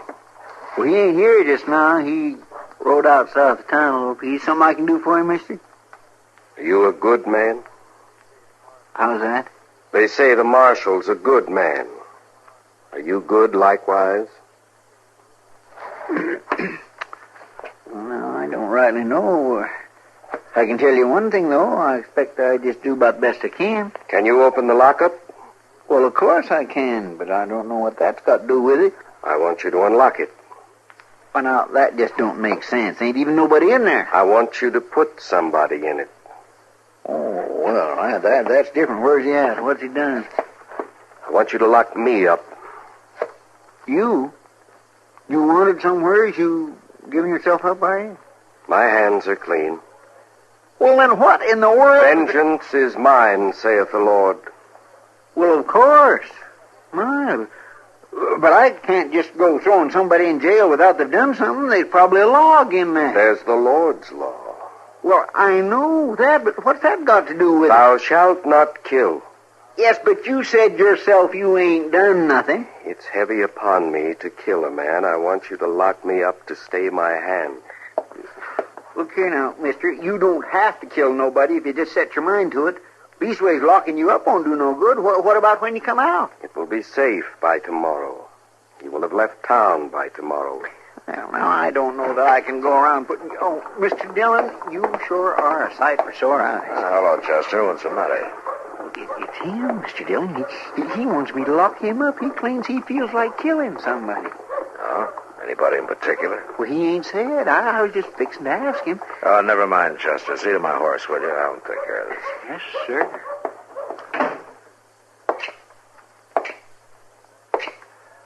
What's your name? Are you the marshal? I'm the marshal. I'm called Jacob Leach, Marshal. I'm a God-fearing man. What's this about locking you up?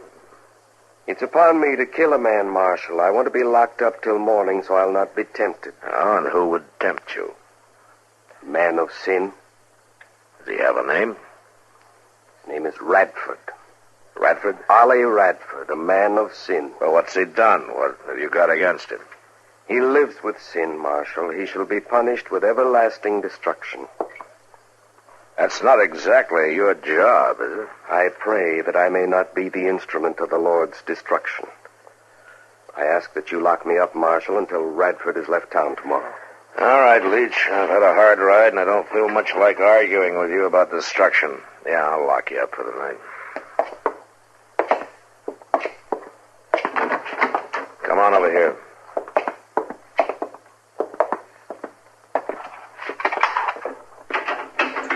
All right, go on in.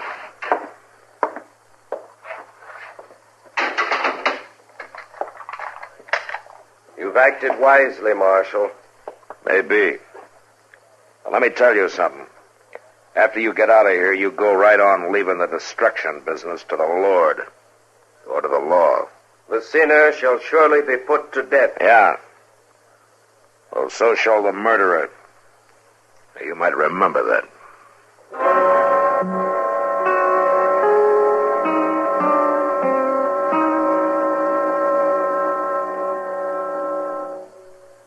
Now, just listen a minute, if you will.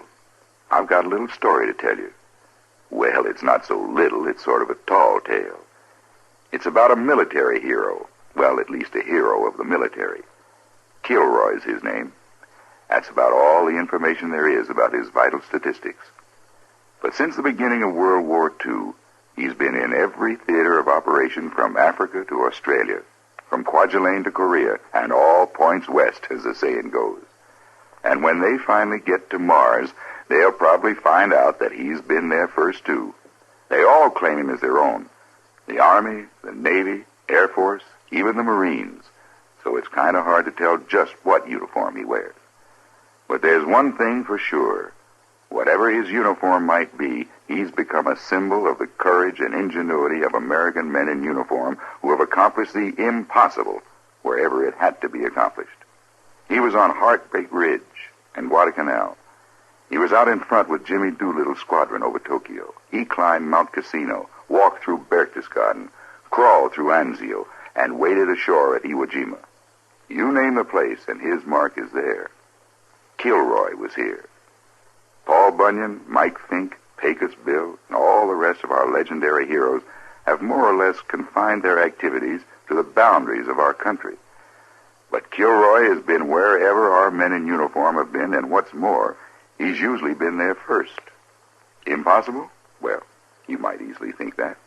If you hadn't seen his signature on the wall in a prison camp, or inside a concrete bunker, painted on a blown-up enemy tank, or chalked on the top of a bleak, bomb-cratered hill in Korea, you might say impossible. But there are those who don't. And I'm not going to argue with them because they're fellas who've been there. This is sort of their story I've been telling you, theirs and his. They're the ones who have made it sort of nice being citizens of our United States. Citizens with freedom to talk and laugh, and free to write and read and worship too. Yes, sir. Maybe you don't think about it much, but you should.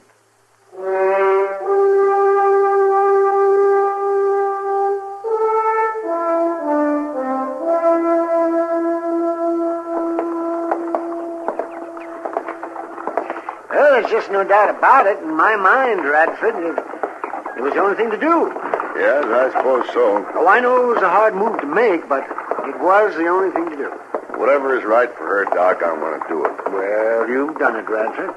I expect living in one room at a boarding house is a little cramped after ranch living. Oh, well, we've lived in one room before. Anyway, it won't be forever. No, I I guess about a month at the outside. Oh, morning, Matt.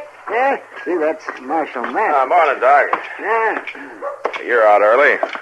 You looking for business? Oh, I've got so much business I don't have time to look for it. Oh, Matt, this is Ollie Radford. Marshal? Radford, huh? I haven't seen you around here before, have I? No, Marshal, I don't get to town very often. I set up ranching out near Cimarron a few months back. No? You got business in Dodge? Well, no, Marshal. To tell the truth, I don't have no business in Dodge at all. But my wife has, don't she, Doc? Yes, you see, I moved the Radfords into Ma Smalley's for a few weeks, Matt. Mrs. Radford's expecting, and she's not very strong. I just want to kind of keep an eye on her. And they'll be here for a while, huh? Well, 3-4 weeks, I figure. Yes, well, I'll see you two later. I've got to get on up to my office there. All right, Doc. Yeah, you tell Molly what I said, Radford. I'll do that, Doc, and thanks. So long, Doc. Goodbye. Radford, you know a fellow named Leach? Jacob Leach? Where did you run into him? Right here in Dodge. He says that he might have to kill you. Marshal, that man's crazy. Yeah, maybe so, but he sounds like he might really go after you. Has he got any reason for killing you? 4 years ago, back in Missouri, I was married to his sister. Oh. Don't you go off and leave her or something? No, Marshal. She died. I see. Leach blamed you for it, huh? Well, he said I killed her. She died trying to have our baby. That's why I want Doc close by this time. Doc's a good man with babies. Does Leach know that you're married again? Well, if he's here in town talking about killing, he must have found out. Oh, he'd think it was a terrible sin, Marshal, me marrying again. Yeah. Well, he thinks you're just in town to pick up supplies, and they're heading back this morning. We'll just try to keep him thinking that way. I'd be obliged, Marshal.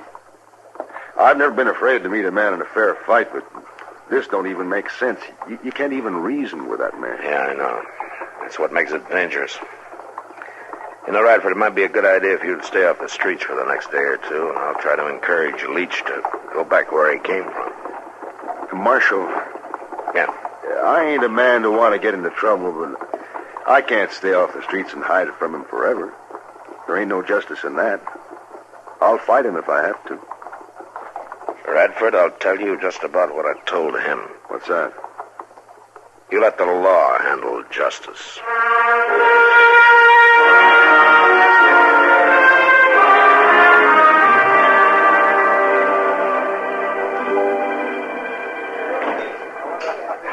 Well, that's quite a story, Matt. But I haven't seen anybody like Jacob Leach in here. Well, he might not let himself come into a sinful place like a saloon, Kitty. Some of them do, to preach. Well, anyway, you send me word if he does come in here, will you? Yeah, sure will, Matt. Just want to keep track of him if I can. Yeah. He's a fanatic. You can't tell which way he's going to jump. Did he say how long he'd be in town? Well, he's going back to Missouri in 2 or 3 days. So if I can keep Radford out of his sight, I think we'll be all right. Oh, Matt. What? Doesn't look like I'll have to send for you. How's that? I think that's your man coming in the door right now. What? Oh, yeah. Hello, Leach. They told me you'd be here. This is a strange place to find a good man, Marshal. What's on your mind? I was thinking to tell you goodbye, Marshal. I have a call to leave this town of temptation. Oh? That might be a good idea. You set a sinful example, Marshal, frequenting this den of iniquity. Why don't you let me worry about that, Leach? With this woman, this brazen woman. Now, just a minute. All right, come on, Leach. I think it's about time you got out of here. Mr. Dillon? My word shall be heard. Mr. Dillon? Mr. Dillon, do you know where Doc's at? Not right now, Chester. Why? Well, it's Ollie Radford's wife over at Moss. Chester. She all took right. sudden and she took back. Okay, all right, Chester. I'll help you look for it. Come on. Kitty, you listen to what Leach has to say now. You Right. understand? Sure, Matt. Sure. Did he say Ollie Radford? I didn't hear him, Mr. Leach. Don't you want to go on with what you were saying? Don't lie to me, woman. They all lie. They lie and they sin. But it's clear now. Oh, Mr. Leach. There's no other way. He is here. I must seek them out and kill them. I can no longer shirk my duty. Them? Well, now... I must kill Ollie Radford and the marshal. He is no better than the others. He lied to me. He protected a sinner. Mr. Leach, do you want to help save a sinner? Woman, it is my cross to bear to seek out sinners and save them. I must find my way to this Ma Smalley's. I must ask my way and seek them out. Mr. Leach. What? How can I be saved? Saved? I'm afraid it's too late for you, woman. But if I helped you find them, if I showed you the way... A Jezebel come to repent? Why not? Yes. Jacob Leach is indeed the instrument of the Lord. Well, then let me take you there. You won't have to ask your way. Yes, woman. You lead the way. Lead the way and we will save the sinners. Come on, then. We'll go out the back way and come up behind them. I sure want to help save those sinners.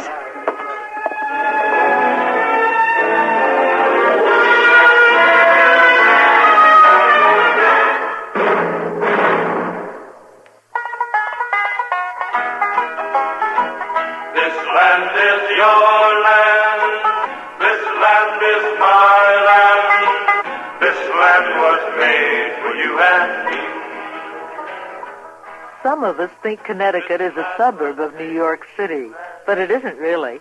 It just seems that way because so many people working in the city commute daily between their jobs and the grassy, country-like atmosphere of Stamford, Greenwich, or Larchmont. Those who don't commute, preferring to work where they live, may 9 to 5 it at the Electric Boat Division of General Dynamics in New London, selling insurance in Hartford or making clocks in Bristol. But regardless of where they work, both groups of people have a great deal in common. They don't share merely the nutmeg or Constitution state, for the place of their residence is shared with others, such as P.T. Barnum, Harriet Beecher Stowe, Nathan Hale, Noah Webster. People in Connecticut today share the yearly excitement of the Yale-Harvard crew races, the beauty of the mountain laurel blossom in late spring, pride in their state's early Yankee peddlers, and more than anything, the true meaning of their state motto, he who transplanted sustains.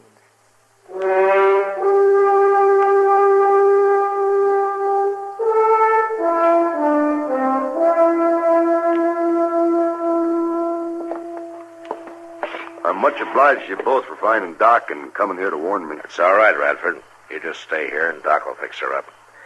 We'll handle Leach. Sure, Marshal. Good night. Good night. Come on, Chester.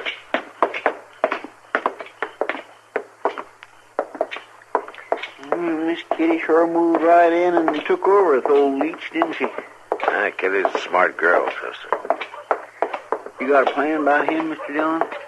Well, I just hope I can sort of ease him out of town. You push that kind too hard and they're likely to go wild on you. And people get hurt. I declare I don't know why I didn't have no more sense than to just blurt out Radford's name like I did. Well, maybe he didn't hear you. No, but what if he did? We just have to hope that Kitty can handle it.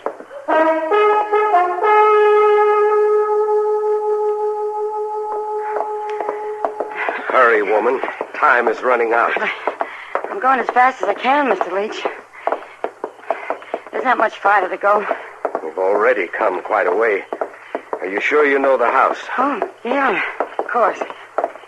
Just down there. You see it? It's off the road to the left, over there. Judgment approaches. The sinner shall be punished. We shall not fail. I hope not. I see no lights.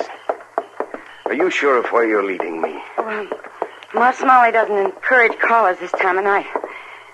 There'll be lights in the back room where Ollie is. And the marshal. The marshal must be there, too. I hope you'll be there, too, Mr. Leach. Just as much as you do.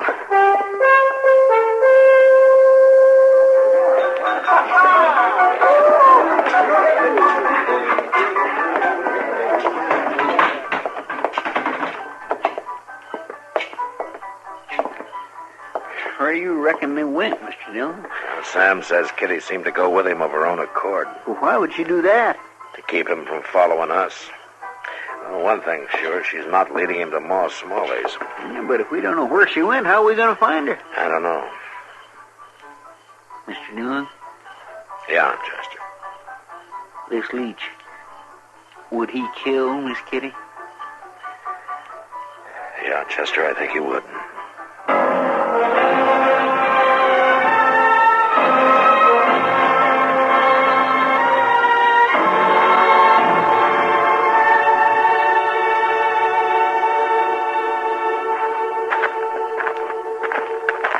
Isn't this the house you pointed out?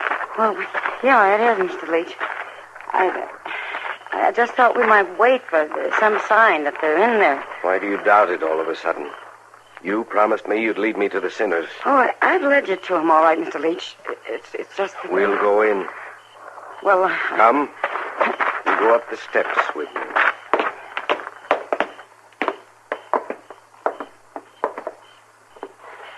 Open the door. Yeah.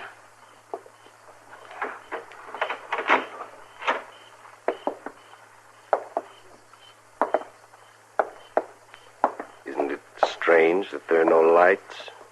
No, Mr. Leach. Ma'll bring a light. She doesn't believe in waste. She believes wastefulness is a sin. A small sin.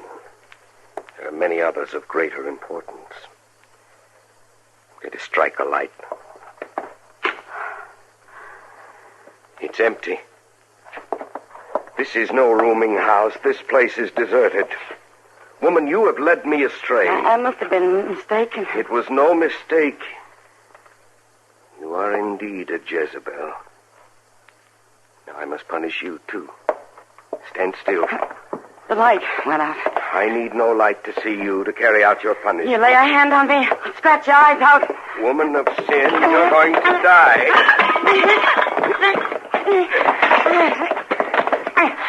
Not likely, mister. Now, you keep away from me. You don't want to get blown in half. You took my gun. I sure did, mister. You come near me, I'll shoot you, sure. You woman without shame. You shall not escape. No gun will protect you. Keep back. I warn you. Keep back. You cannot escape me.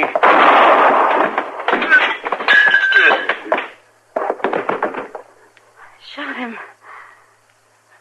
I shot him.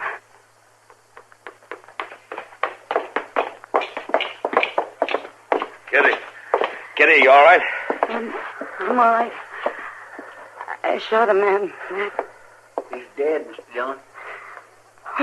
Matt. Oh, Matt. Oh, Kitty. It's an awful thing. To kill a man. Yes, it is, Kitty. Even when a man is nothing but a killer, it's always bad.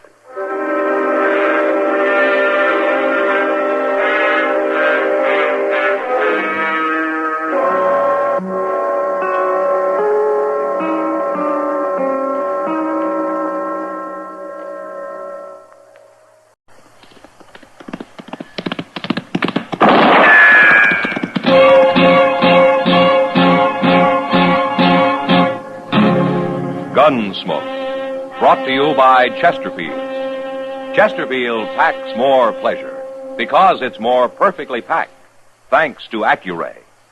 They satisfy the most.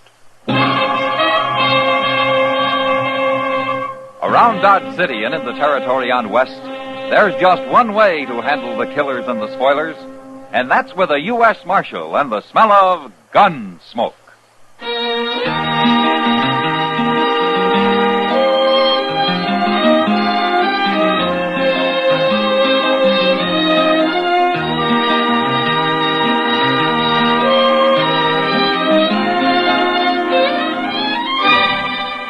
Gunsmoke, starring William Conrad. The transcribed story of the violence that moved west with young America. And the story of a man who moved with it. I'm that man, Matt Dillon, United States Marshal. The first man they look for and the last they want to meet. It's a chancy job, and it makes a man watchful. and a little lonely.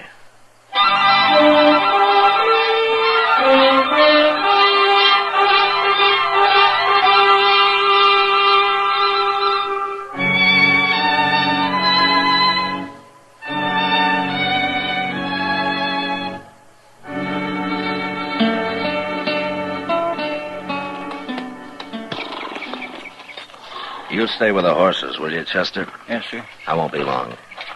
I sure don't envy you having to talk to her, Mr. Dillon. Well, somebody has to do it. I don't understand that, Zach Morton. It's good land out here. There's a nice little house, water, everything. Why do you have to go trying to get rich the hard way? And I guess it never looks hard till you try it. Mr. Dillon, Ada's seen us. She's come out on the porch. Oh, yeah.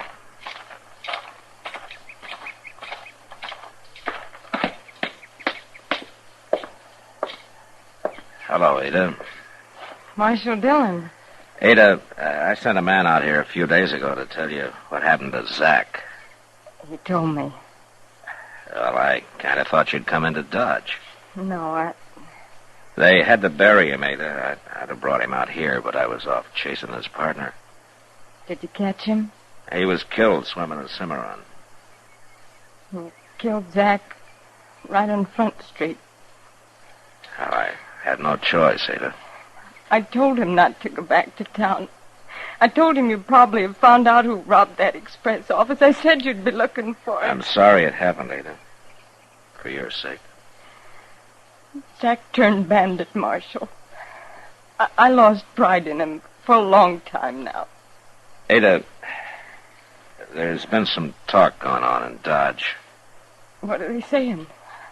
Well, everybody thinks that Zach brought the money out here and hid it. I think you know where it is. Is that what you think, Marshal? Well, they could have been headed south with it, riding bold and innocent like right through Dodge. The money could be at the bottom of the Cimarron with Zach's partner. Zach went bad, Marshal. I hated him for it. That's why I didn't come to town when he got killed. Yeah. Well, I won't bother you anymore, Ada. Goodbye. Goodbye, Marshal.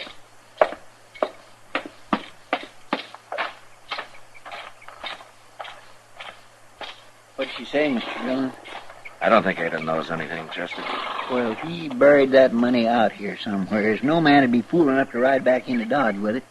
I think that woman's fooling you, Mr. Dillon. I think she knows where the money's at. Chester, let's ride back as far as the creek and build us a fire, huh?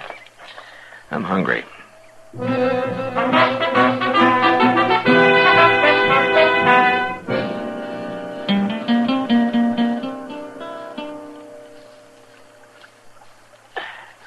Here's another strip of meat that's about done, Chester. Well, that's yours, Mr. Dillon. I ate the last one. Hey, look. Huh? We got company. It's that Leach Fields fella. Leach Fields? Well, who's he? He got off Santa Fe one day while you was down on the Cimarron. But I don't know for sure where he comes from or wonder what he's doing out this way. No. Is he a gambler? Oh, I ain't never saw him gambling, but he sure dresses like one, don't he? Yeah, he looks pretty fancy. Oh, he's a gentleman, Mr. Dillon. A real gentleman.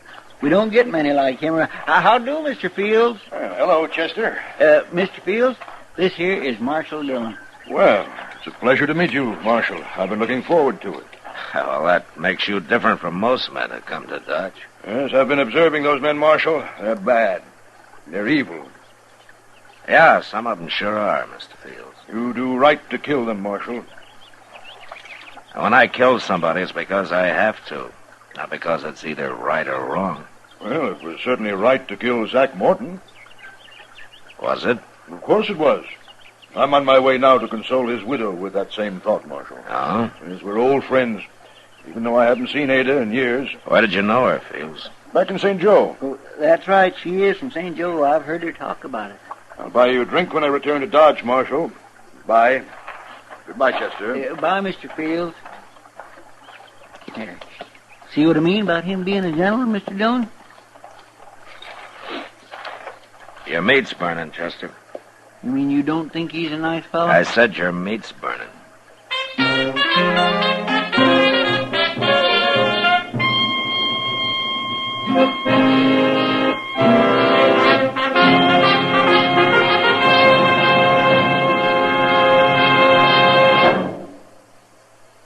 Where are you listening to Gunsmoke?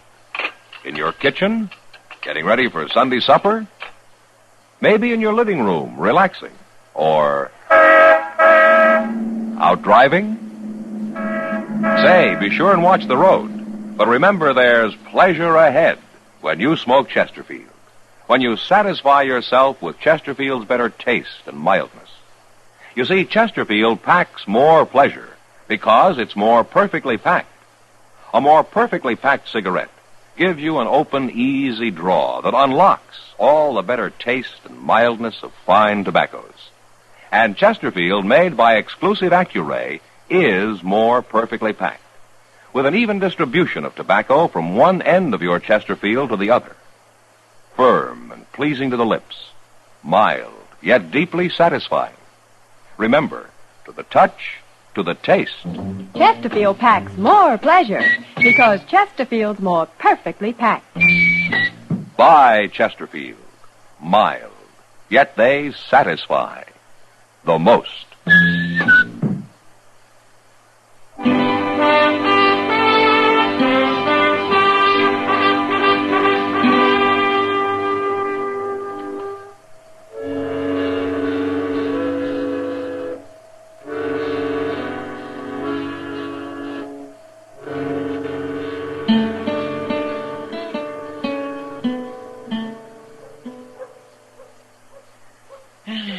Front Street sure is deserted today, ain't it? It's fine with me, Chester. I hear there's some cattle coming up the trail in a couple of days, though. Well, that's a couple of days off. We'll enjoy ourselves while we can. Yeah, sure. Well, forevermore. What do you know? Oh, what is it? Look, it's Leach Fields and Ada Morton. Oh, yeah. Ah, hello, Ada. Fields. Hello, Marshal. How do? Chester. Well, I've got good news, Marshal. How's that so? Haven't I, Ada? Let me tell him. We're going to get married, Marshal. Married? Tomorrow, right here in Dodge. I brought Ada in today so she could buy some clothes and things. Ah, I see. I know what you're thinking, Marshal. You're thinking it's awful fast with Zach gone only a couple of weeks. Oh, it's no business of mine, Ada. Well, it's not so fast considering how we knew each other back in St. Joe and all. Ada, you'd better run along now and do your shopping. I'll meet you at the Dodge house in about an hour. All right. Ada.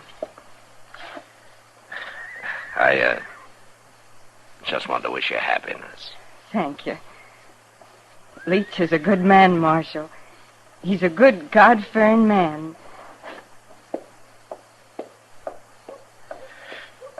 Well, that's quite a compliment, Fields, from a woman like her. She's endured a lot of evil in her life, Marshal. I want to help her to forget it. Look, Fields, the evil that you mentioned, that never brought her a thing. Not a thing. Well, of course not. What I mean is, it didn't bring her any money. Money? From Zach? That'd be tainted money, Marshal. I wouldn't touch it, and I wouldn't allow her to. Now, what about that drink I promised you? No, not today, Fields. I'm pretty busy. But I'll be waiting for you next time you come to town.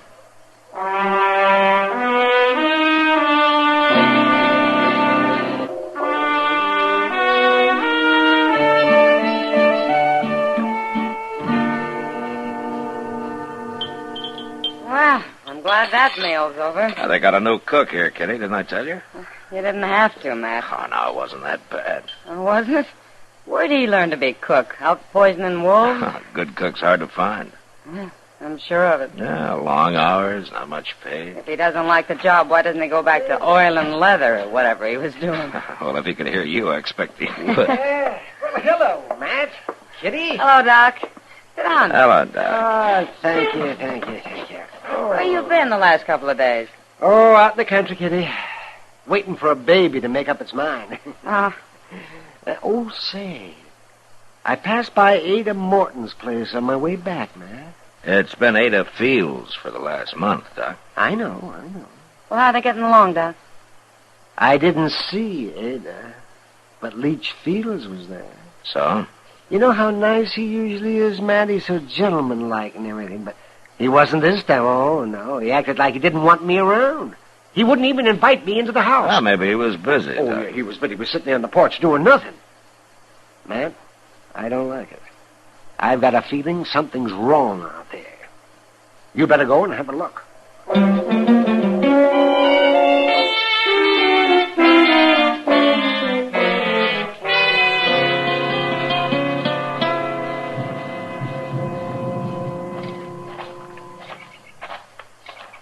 He's sitting right there on the porch, Mr. Dillon, just like Doc said. Yeah? Of course, I always did think Doc's just an old worrier. Hello, Fields. Good afternoon, Marshal. Chester. How do, Mr. Fields? What are you doing way out here? Well, we were riding by. We thought we'd say hello. Well, I'm glad you did. Sorry you missed Ada, though, Marshal. She's going to be mighty disappointed. Where is she, Fields? I don't know. She got on a horse this morning and said she was off to visit some neighbors. Mm-hmm. Didn't she say who? She wants to go visiting. I don't ask her where. I trust Ada. Yeah, sure. I'd ask you in, Marshal, but one thing she did tell me was if anybody rode by, not to let them see the house. She didn't take time to clean it up, and you know how women are. Well, we got to go back to Dodge anyway, Fields. You tell her hello for us. Yeah, I'll do that, Marshal. Goodbye. Goodbye. Bye, Mr. Fields. Goodbye, Chester.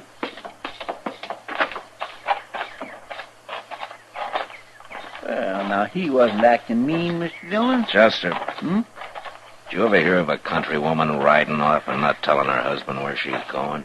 Well, no, sir, come think of it, I never did. You bet you didn't.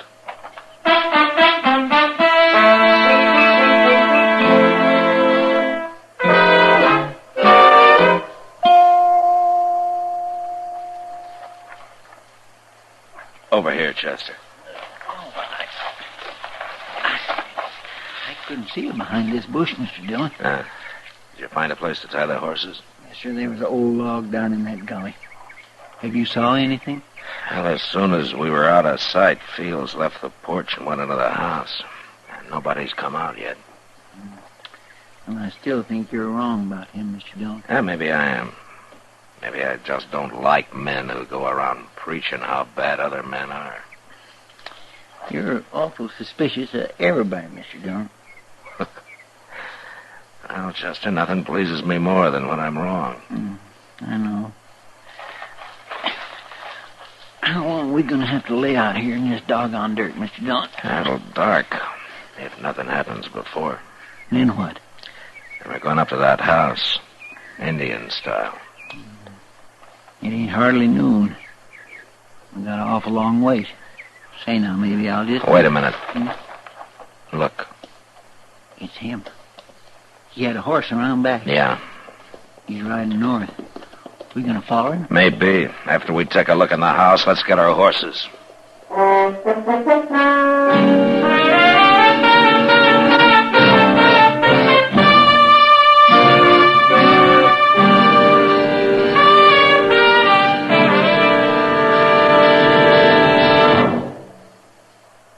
That whistling man, Bobby Haggart, really started something. Tonight, we'd like to introduce a player piano that could have come right out of the Long Branch in Dodge City. Packs more pleasure, packs more pleasure. Chesterfield packs more pleasure because Chesterfield's more perfectly packed. The more perfectly packed your cigarette, the more taste and mildness are released for you. Chesterfield, made by exclusive Accuray, has an open, easy draw that unlocks all the pleasure of fine tobaccos. Now, Accuray ensures an even distribution of tobacco from one end of your Chesterfield to the other. Chesterfield is firm and pleasing to the lips, mild yet deeply satisfying. Chesterfield packs more pleasure because Chesterfield's more perfectly packed. To the touch, to the taste, Chesterfield packs more pleasure because it's more perfectly packed. By Chesterfield, mild, yet they satisfy the most.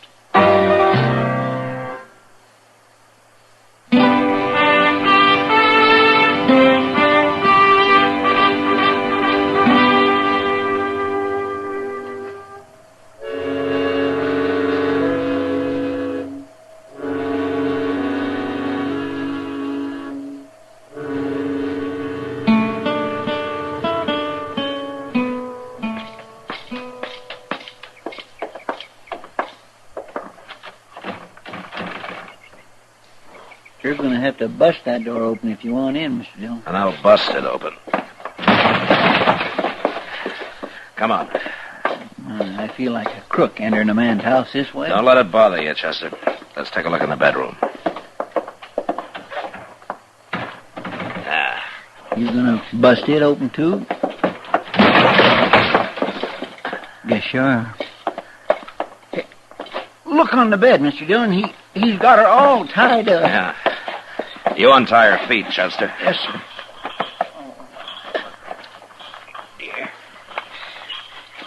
She looks sick.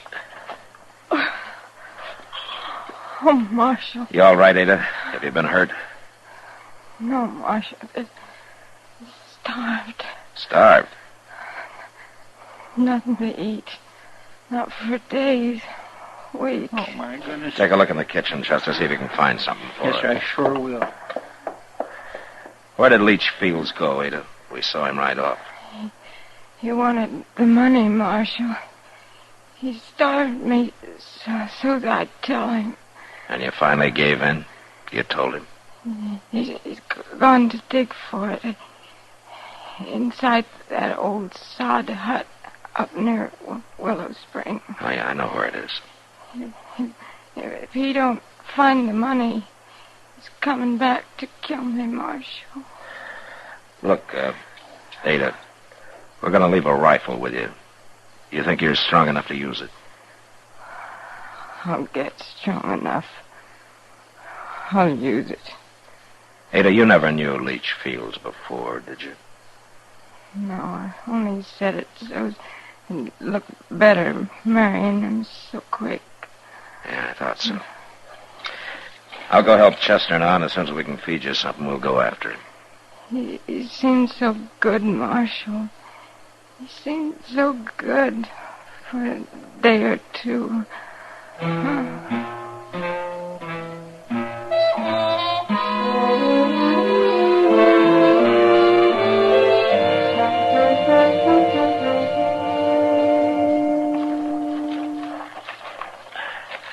All right, this is far enough, Chester.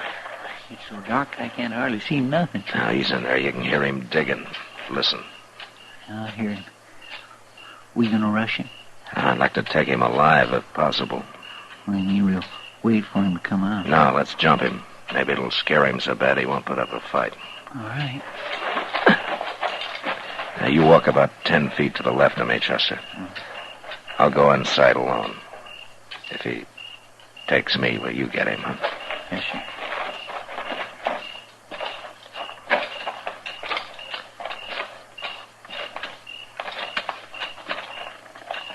Okay, Chester.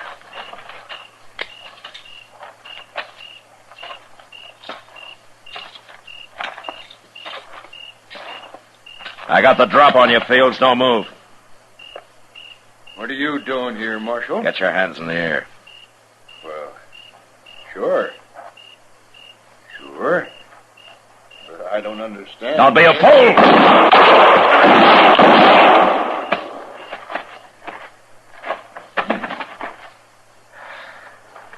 All right, Chester.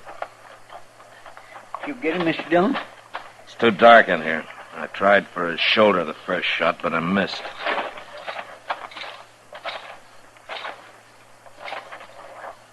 You sure he's dead? I couldn't afford to miss the next two, Chester. No, sir. No, Mr. Dillon, I sure was wrong about him. Yeah. I guess he didn't find the money, though, did he? He would have, if there'd been any. But this is where Ada said it was. You want to start digging for it, Chester? Well, no, sir. That money's at the bottom of the Cimarron with Zach's partner. Well, then why'd she say it was out here? Well, I guess she thought if she could get rid of Leach Fields even for a little while, she might have a chance. Well, she was right, wasn't she? Yeah. And you and everybody else had better start believing in Ada. She's been through enough over something that she never even knew anything about. Man sure can be wrong sometimes, can't he, Mr. Dillon? Now, you tell everybody that back in Dodge, Chester. And maybe Ada can have a little peace. She's earned it.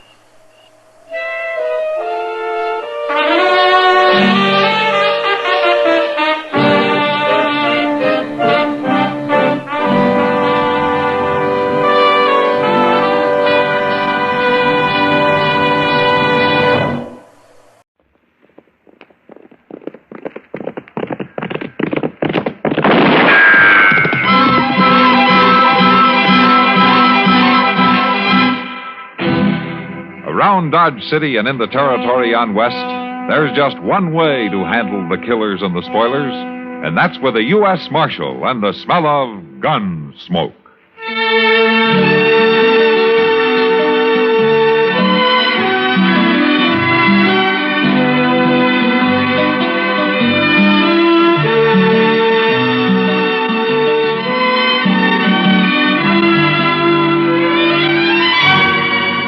Gunsmoke, starring William Conrad. The story of the violence that moved west with young America. And the story of a man who moved with it. I'm that man. Matt Dillon, United States Marshal. The first man they look for and the last they want to meet. It's a chancy job, and it makes a man watchful. And a little lonely.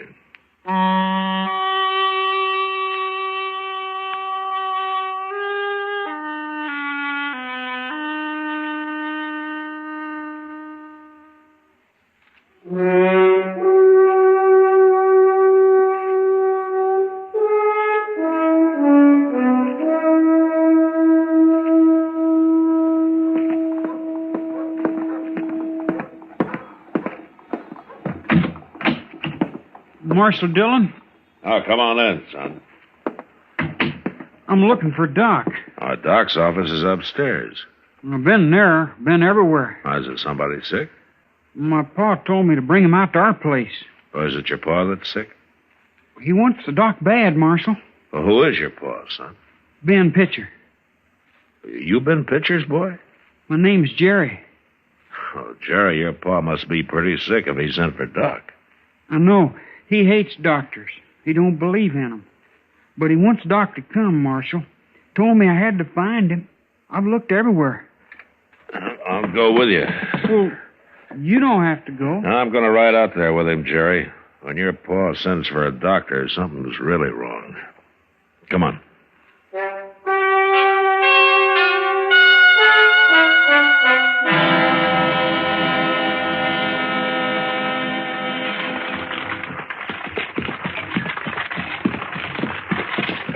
How do you like riding in a buggy, Matt? Make you feel important? Sure it does, Doc. But the way you drive, I'd feel a lot safer on a horse. You'll get used to it. Well, I hope not.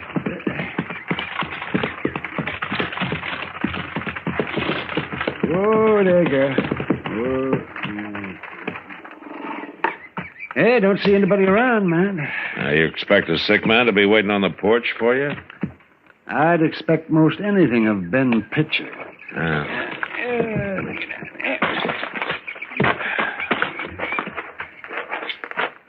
You know, a man can change, Doc. Not him. Not Pitcher. Well, we'll find out soon enough.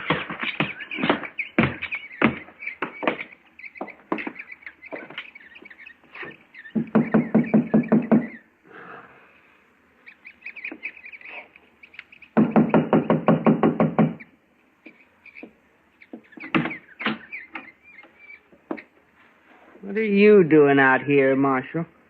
I just came along to keep Doc company, Miss Pitcher. Oh. Where's the boy? Jerry said tell you he'd be along directly. Why didn't he come back with you?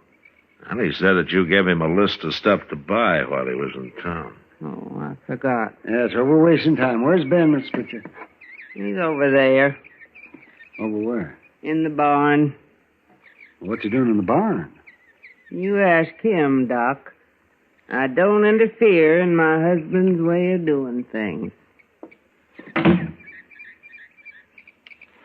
Oh, my, that woman could fair drive me crazy, man. Yeah, maybe that's what happened to Pitcher. Between the two of them, it's a wonder the boys made out at all. Jerry seems okay so far. Yeah, if they have their way, they'll make a spook out of him, yeah. They could, all right. Pretty good barn he's got here. Yeah. Doc, I'll go in first, huh? What? You follow me.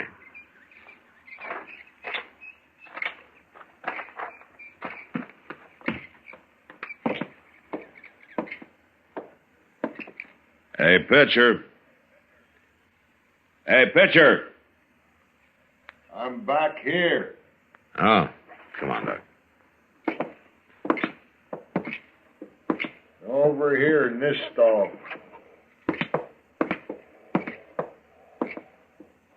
I thought it was Doc. He's here, Pitcher. What are you doing in there with that cow? I thought you were sick. I ain't sick, Doc. Well, who is sick?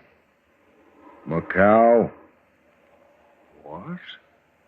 Well, my cow's got the colic or something. I done everything I can for her. You mean you had me come all the way out here to doctor a cow? Well, I sure wouldn't let you doctor no humans. But a cow's different. I don't mind so much you working on a cow. Oh, you don't? Huh? No. Humans can get well by themselves, but cows is helpless. They're kind of pitiful.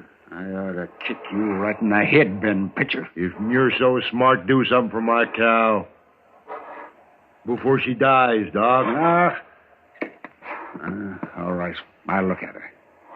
But you sure don't deserve it, Ben. You ain't doing it for me. You bet I'm not. Now get out of the way and let me in there.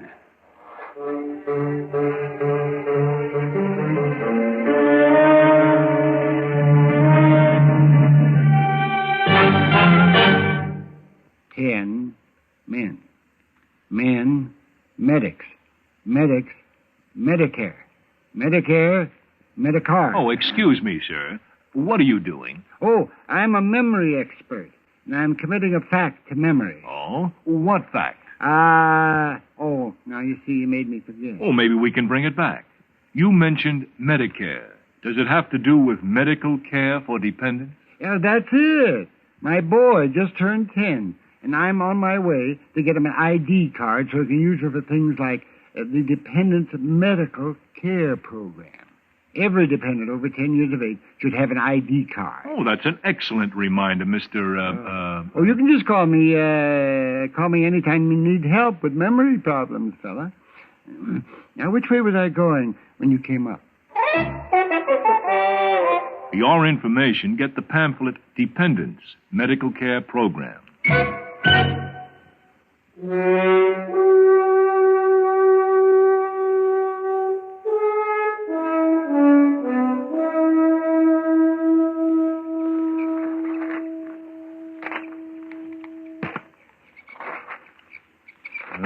What's he doing in there all this time, Marshal? Leave him be, Ben. He'll let us know if he wants any help. I guess he's through. How's my cow, Doc? Here's your knife, Ben. Did you stick her with it? I did, and she's going to feel a lot better. You can give her all the water she wants, but don't let her eat anything for a day or two. Is she going to live? I don't know, Ben. If she dies, I ain't going to pay you. I wouldn't take money from you anyway. What's wrong with my money? It's not your money. It's you. What do you mean? Hey, Paul, I'm back. I got all the stuff Ma wanted. You'd better have. Oh, Doc, Marshal. Jerry? Hey, Doc, you missed all the excitement. Yeah? What's that? It happened just after you left. Everybody was running around looking for you. What happened, Jerry? On this hill. She was walking down the street, and I guess the sun was too much for her or something. Anyway, she kind of fainted like, and she fell against the window right there at the general store, and it cut her arm real bad. Nobody could get it to stop bleeding. They couldn't? No. That's why they was looking for you, Doc. I told them you'd come out here, but they wouldn't believe me. Well, what happened to Mrs. Hill, Jerry? She died, Doc, just before I left. She died? Did you hear that picture? A woman died. If I'd have been there, I could have saved her. But she died. Don't talk at me. She died because of you and your rotten, lying ways. Hey, take it easy now, Doc. I'll show you. Nobody eats me. Paul's got a knife. Hey, no, Pitcher. Oh, he cut him. Pitcher! Here, I got your Doc. Yeah. You ripped me with that knife, Matt. Yeah. You hurt bad. It's bleeding. Help me into the house, Matt. We can look at it there. Sure, Doc. Come on. What about Paul? Let me know when he comes to. I'll come back and knock him out again.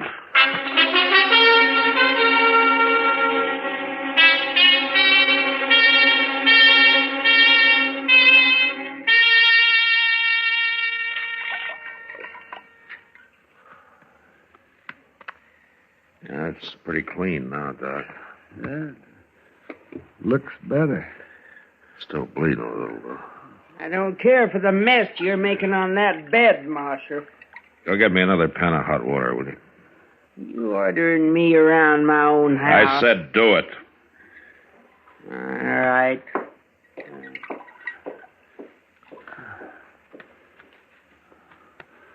Matt? Yeah, Doc. I'm not sure, but I don't think that knife ruptured anything. Oh, good. But a couple of those veins have to be tied off. Then I got to be sewed up. Oh? There are needles and thread in my bag. Oh, I'd do it myself, but I can't reach it easy enough. Oh, you mean you want me to do it? Well, I'll tell you how. You think I can? It's easy, especially for a gunfighter. Yeah, that's what I was thinking. I can bleed to death this way. Yeah. I won't have any trouble, Doc. I'll go get your bag. Now, here, you hold the cloth on it, huh? I've got it.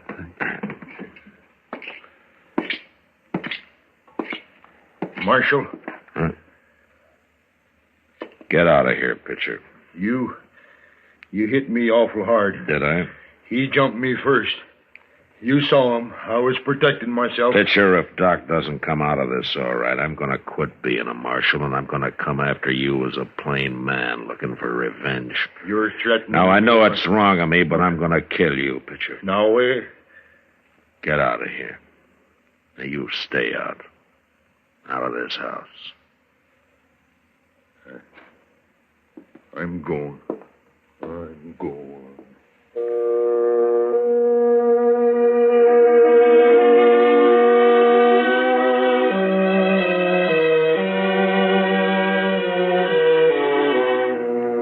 It wasn't easy, and I felt like I had fence posts for fingers, but I finally got Doc sewed up.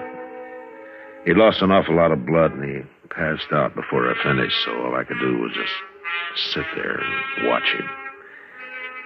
Yeah, maybe that was the hardest part. In the morning, however, he seemed better, and he insisted that I take him into Dodge. So I made a bed in Pitcher's wagon and had Jerry drive the buggy alongside. He was in bad shape by the time we reached town, but I got him into his own bed and then sent for Kitty to help me out. I don't know what I'd have done without her for that next week. Matt? Yeah, I'm coming, Kitty. You know what he wants now? Oh, what? He's tired of drinking plain water. He says if we don't start cutting it with some good corn, he won't drink any more. Then let him go thirsty. He won't hold out long. No public servants can tell me what's good for me. Send that lawman down for some whiskey. Now, Doc, we've gone to a lot of trouble to keep you alive. We sure have, Doc. Well, don't you worry about me. I'd get out of bed right now, only I like being waited on. Who's that? Ooh, that's a dumb question. How'd I know? Go look. You know, Doc, I never thought anything could make you any ornerier than you've always been, but by golly, getting stabbed did it. Never mind, Gab. Just answer the door. Come on in. Oh, what manners. Come on in, I said. Good heavens, man. All right, go ahead, Doc. Fire me. Doc? Doc? Go in here. Hello, Doc. Well, it's Jerry. Well, here, come in, son. Well, what are you doing in town, Jerry? I come for Doc. You what? Pa's sick. He's about to die. He's so sick. Oh, now look, what is this? It's the truth, Marshal. Pa made me lie last time, but he don't even know I'm here now. He doesn't know you're here? He's too sick, Doc. It's like he's out of his head. He don't know nothing. Well, what about your ma? She know you're here? I didn't tell her. She'd have stopped me. Doc? Look, Jerry, your pa tried to kill Doc the last time. Now, Doc's still in bed. He can't go anyplace. Please, Doc. Why should he risk his life for your paw? Wait. I'll come, Jerry. No, Doc. No. A man's dying. Doesn't matter what man. I'm a doctor. I knew you'd come. I knew you would. You're crazy, Doc. You'll open that wound riding out there. Besides, you're not strong enough. You're taking an awful chance. Jerry? What? How'd you get to town? I figured you'd need it, so I brought the wagon. I thought so. Well, you gonna help me, Matt? All right, I'll help you, Doc.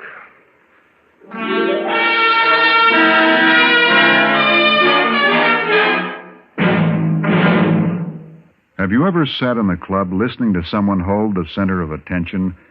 No doubt you've said to yourself, how does he do it? He's no smarter than I am. And you may be right. But he does have the power to command your attention. And this power may come from a thorough knowledge of the subject in discussion. This power through knowledge is available to you. The United States Armed Forces Institute provides opportunities for military personnel to continue their education while on active duty with the armed forces. USAFI courses are almost limitless. Why, there are over 200 courses in high school, college, and technical subjects alone. For a small initial fee, you may enroll in your first USAFI course. From then on, you can continue to take other USAFI courses at no further cost, as long as your progress is satisfactory. Take advantage of this opportunity. Develop your own power through knowledge with a USAFI course. The next time there's a big discussion at the club, you may hold the center of attention.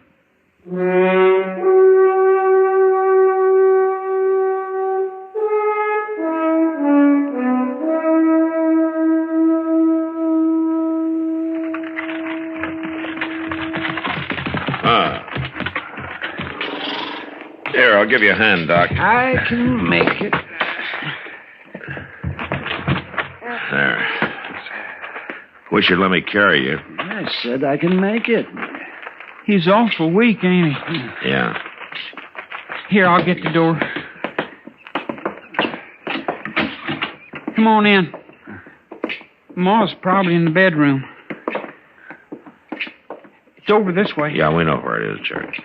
Oh, I forgot. That you, Jerry? It's me, Ma. Where you been? What are you doing here? Jerry came after me, Mrs. Pitcher. We don't want no doctor. Your husband's sick? He's terrible sick. But you can't do him no good. Now get out. Now, wait a minute, Miss Pitcher. You look at Doc. You can tell he shouldn't be here at all, but he came. He came to help a man who tried to kill him. And nobody's going to stop him now. Come on, Doc.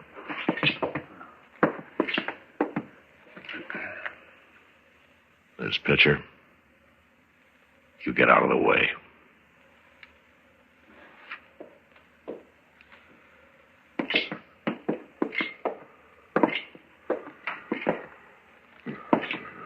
Yeah, I'll get you a chair, Doc. Thank you. There you are.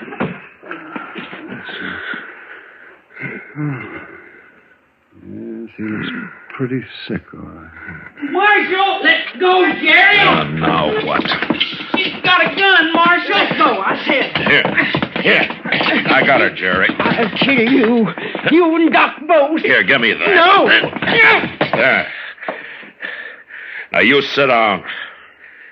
Go on.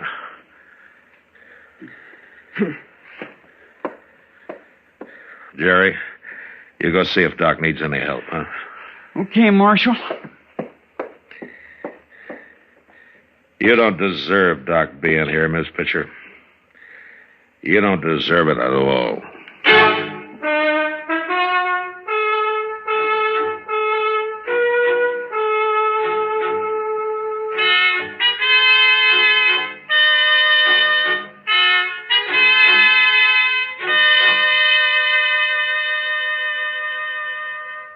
Marshal. What? I've been thinking. All night I've been sitting here thinking. Oh? I don't want my husband to die. I can't have him die. Doc's doing everything he can for him. Can he save him? Do you think he can save him? I don't know, man. Mrs. Pitcher? How is he, Doc? He's past the worst. I think he'll be all right. Can I see him? Can he talk? Yes, but not for long. He needs a lot of rest now.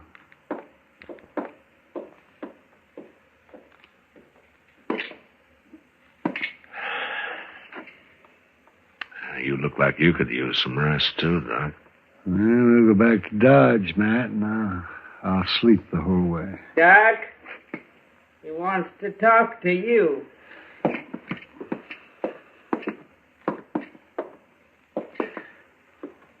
What is it, Pitcher? Ma says that you was here all night. I was, yes. She says you saved my life. Maybe I helped. Maybe. But what I want to say is that I ain't gonna pay you. You what? I didn't ask you to. Doc saved your life, Pitcher. Maybe he did. But I ain't gonna pay him. Doesn't matter, but why not? 'Cause my cow died? No, but... Pitcher. Matt. Yeah, what, Doc? Don't bother. Let's go. Okay. Doc. Yes? He means what he says, Doc. I can't change him. It's all right, ma'am. I can't change him. But there's something I gotta say. Yes? I'm proud to have you in my house, Doc. I'm real proud. Can't say no more.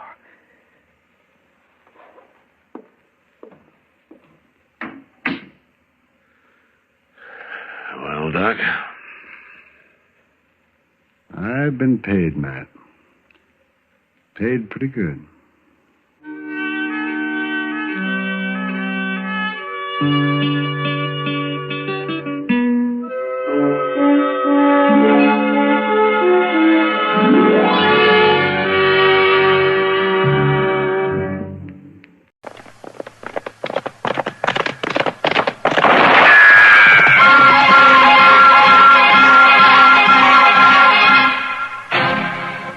Dodge City and in the territory on West, there's just one way to handle the killers and the spoilers, and that's with a U.S. Marshal and the smell of Gunsmoke.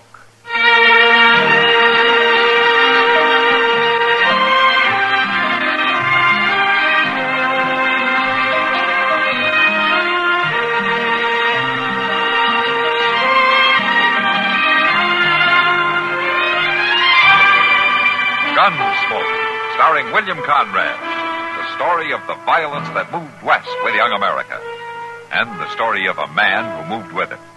I'm that man, Matt Dillon, United States Marshal.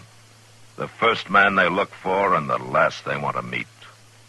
It's a chancy job, and it makes a man watchful and a little lonely.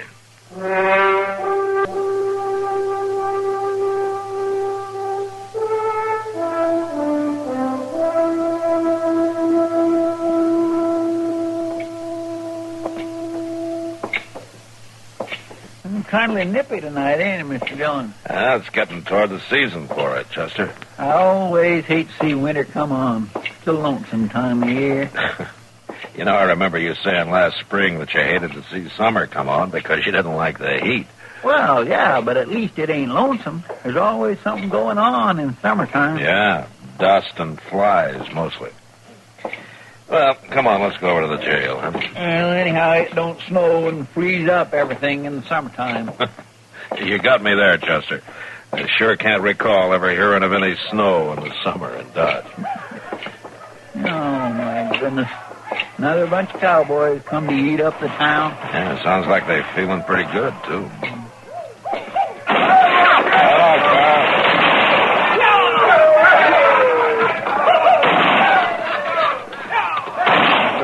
Lazy T outfit, Mr. Dillon. Yeah, it is. That was Carl Willett, trail boss. What they doing up in the Panhandle this late in the season? Well, I heard they were going to try to make a second drive this year. I've forgotten about it. Well, they're going to have a mighty hard time finding buyers. Most of the cattle agents has gone back east. Yeah, they probably contracted their herd when they were here in the spring. Come on, Chester. Well, ain't you going to stop them shooting that way? They're not doing any harm, just letting off steam. They'll quit pretty soon and settle down to spending their money.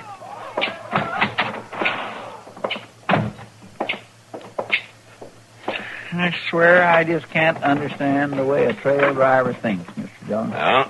Well, what do you mean? Well, they'll spend 2 months or more working a herd north, then they hit town with a pocket full of pay. They go out and throw it away in one night, and they're flat broke again till they get back to Texas. Yeah, but they sure got a night to remember, Chester. Well, maybe so, but doggone it, you'd think they'd use some sense once in a while. Well, what is it, Kitty? Up the end of the street, Matt. You better come. It's Red Bastion's wife. Well, what about her? One of those cowboys shot her.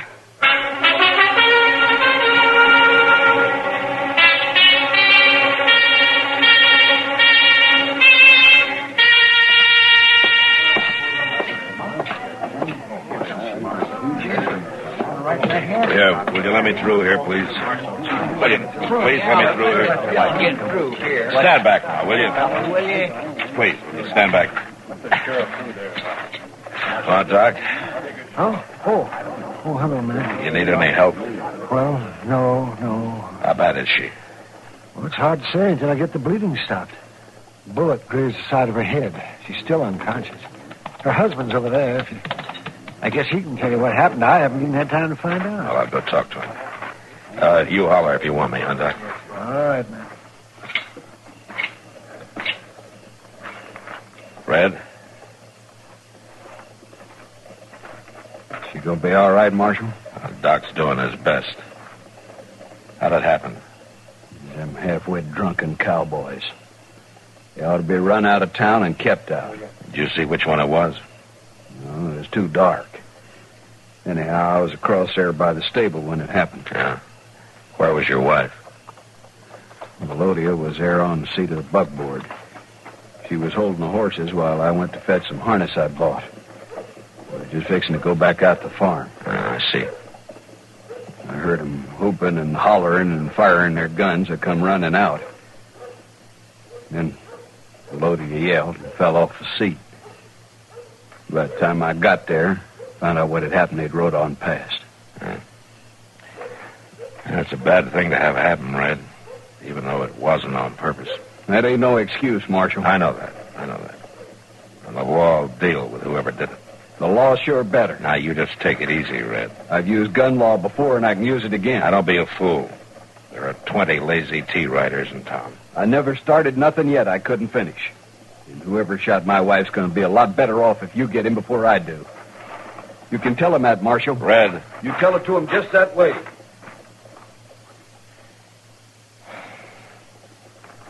Marshal? What? Oh.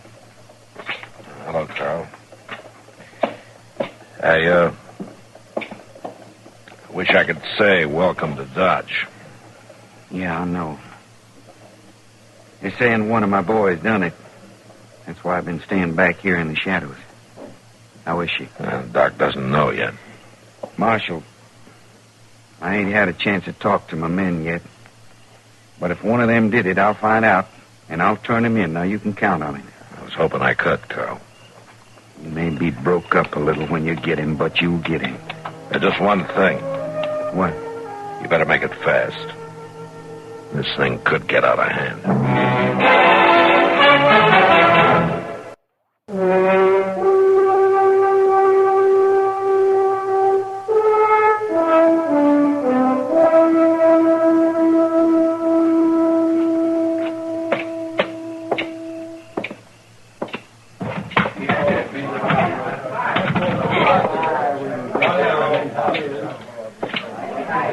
Over here, Matt. Huh? Oh, all right. Hello, Kitty. You look like you could stand a drink. Yeah, I think I could.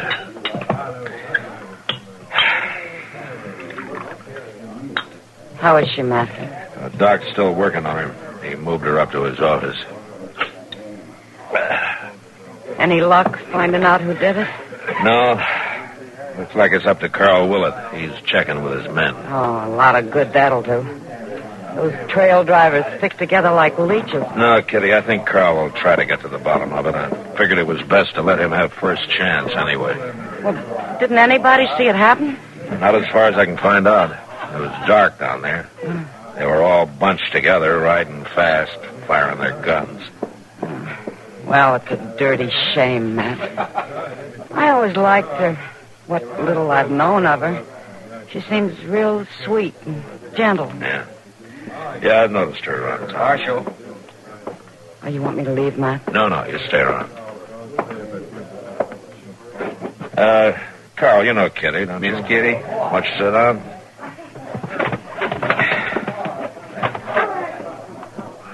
You, may be sorry you invited me, Marshal, when you hear what I got to say. Oh? None of my boys shot at her. They was firing in the air. Yeah. That's what they say, huh? Marshal, I've rode with them men. At least 2 drives with all of them. 10 or 12 with some. Now, you get to know a man on a cattle drive, and you know when they're telling the truth. I believe him. I see. Marshal? That's her husband. We met last spring. I bought water off him for a couple of weeks. Find out who shot my wife yet, Marshal? I'm working on it, Red. Why don't you make Carl Willett here tell you? It was him and his men riding down that street. None of my boys did it, Bastian. That's so. Yes, that's so. And what makes you think so, Willett? They don't lie to me. If one of them had done it, he'd tell me. Now, ain't that just fine? My wife's laying over there in Doc's office hurt bad, maybe dying, but it ain't nobody's fault. Nobody really done it because your man wouldn't tell a lie. Look, Bastian, nobody feels worse than I do about your wife. But you're barking up the wrong tree. I say you're a liar, Willett. You'll only say All right, once. hold it, both of you. Now, you listen to me, Red. Carl's only saying what he believes. If he's wrong, we'll find out about it. Now, you both just settle down. Looks like I'll have to, Marshal. He's wearing a gun and I ain't. I'll be glad to take it off. No. Tomorrow I'll be wearing one myself. As long as you're going to cover up for the man that's guilty, I reckon it'll have to be you I come looking for. Red, you're talking like a fool. Maybe so, Marshal, but the way I see it, the law's had its chance and it ain't done much. Yes, Matt? Oh, Doc. How is she, Doc? It's a close call, but she's going to squeak through. She's resting easy now. That's good. That's real good. You can take her home if you want to, Red. I'll stop by tomorrow. She'll more than likely sleep for 12, 14 hours. Well, could have been a lot worse, Red. It don't change nothing far as I'm concerned. I'll be in town tomorrow, Willett. I hope you are, too.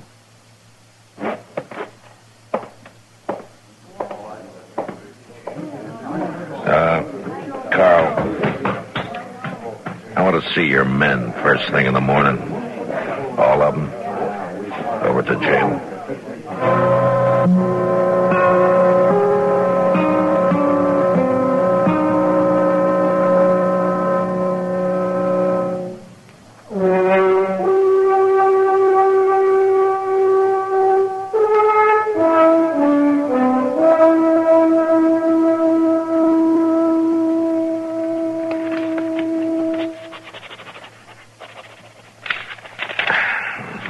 That's all. You can go. Thank you kindly, Marshal. Now you can call on the next one, Chester. Well, that's all of them, Mr. Dillon. No? That fellow Tex there was the last one. He was. And we don't know any more than we did when we started talking to him. Well, one of them did do it. He sure is a good liar. Yeah. There, they stuck together like pups in the same litter.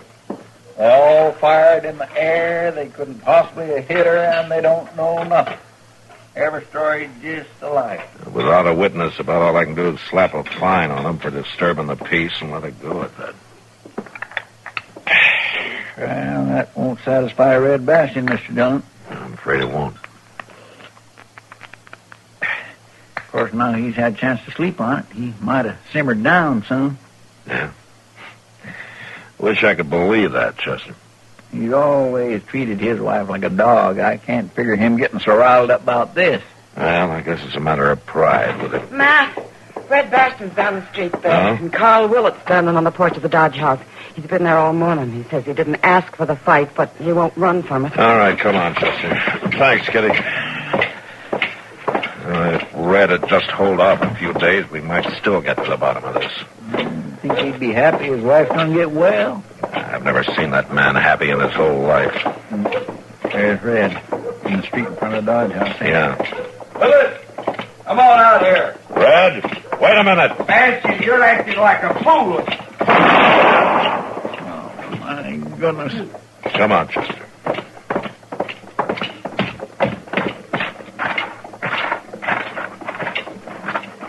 You drawed on me, Marshal. It was self-defense. They all seen it. Yeah, I saw it too, Red. He's dead, Mr. Dillon. That's too bad. I was just going to talk to him. Sure you were. That's why you pulled that old trick on him. What do you mean? Slapping your thigh with your left hand the way you did. He thought you were drawing, and he had his gun half out before he saw his mistake. That's when you drew and killed him. It was self-defense. The fact remains he drawed on. And the fact remains it's a killer's trick. Matt? Matt? Yeah, Doc. I've got to get out the Bastion place right away. What's the matter, Doc? Hey, it's your wife, Bastion. One of the neighbor's kids just rode in from the farm. What about her? What's wrong? Well, she's been bitten by a rattlesnake.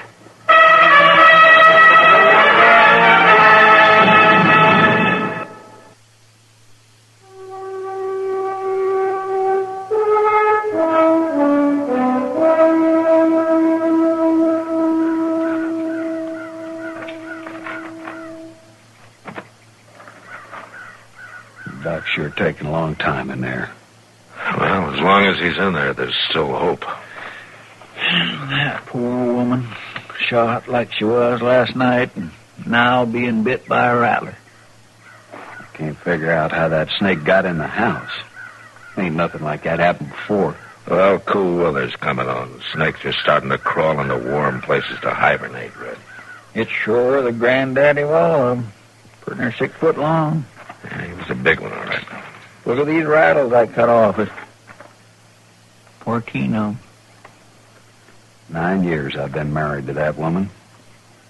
Won't go easy losing her. Well, now, there's still hope, Mr. Bastion.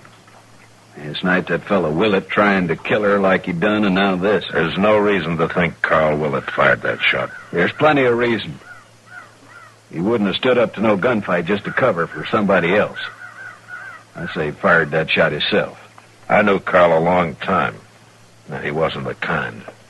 Sure you knowed him, Marshal. Real good friends, the two of you. I seen that right off. That's why I figured I couldn't count on no help from the law. I think you've said about enough, Red. All I asked for was for you to do your job, Marshal. I sure don't see what... How is she, Doc? Well? I'm sorry, Red. It was just too long before I got to her. She was awful weak to start with. What kind of a doctor are you, anyhow? Well, the best I know how to be. I'm sorry. Sure, you're sorry. That makes it fine. Take it easy, Red. Looks like you got a visitor, Mr. Bastion. Huh? There's a wagon pulling into the yard. Why, that's the same... Same what? He's a peddler. Tinware and stuff. He come through here this morning heading west. What the devil's he doing back?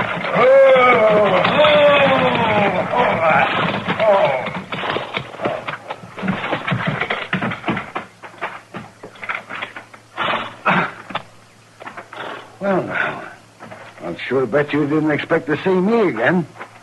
What do you want? My horse went lame on me out of the way. I ain't got no horses to sell. Oh, that's too bad. Well, say, did you get rid of that big snake?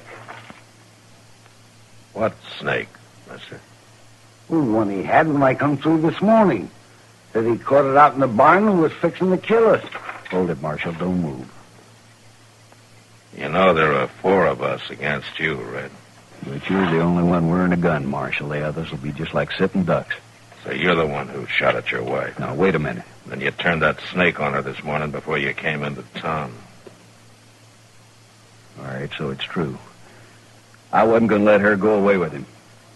With who? Carl Willett. They got real friendly when he was here on that drive last spring.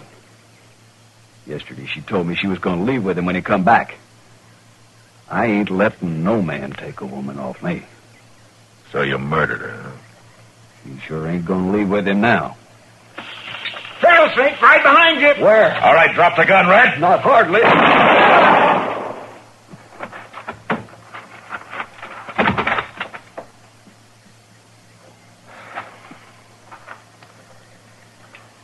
Thanks, Chester.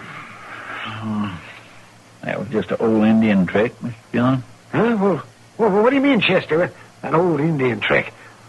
Well, Doc, you just stick a snake's rattle on the point of your knife and snap the handle with your thumbnail. See? Yeah.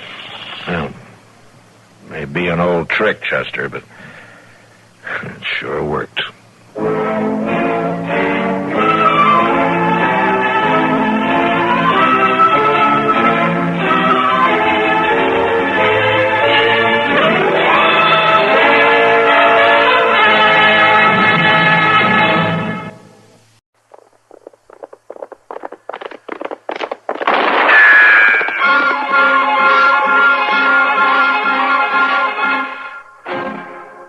Dodge City and in the territory on West, there's just one way to handle the killers and the spoilers, and that's with a U.S. Marshal and the smell of Gunsmoke.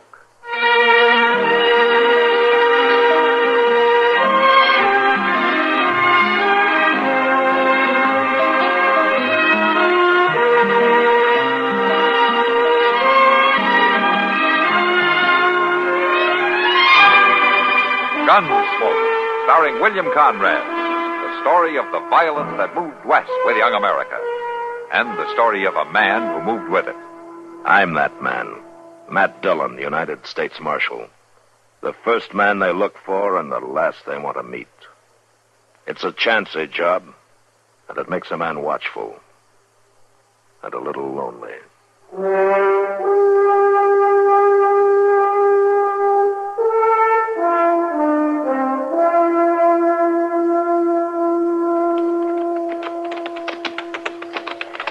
Mr. Dillon, couldn't we stop a little while? And if we're going to get to Dodge before dark, we got to keep moving, Chester. Yeah, but I swear I'm about to bust. Oh, what did you expect after the way you ate dinner? You know, I just couldn't help it. Every time I eat with the cavalry, I make a fool of myself. The ration them fellers draws nowadays is really something. Hey, Chester. Look over there in that drawer. Why, it's an Indian, ain't it? Is he dead or what? So let's go see.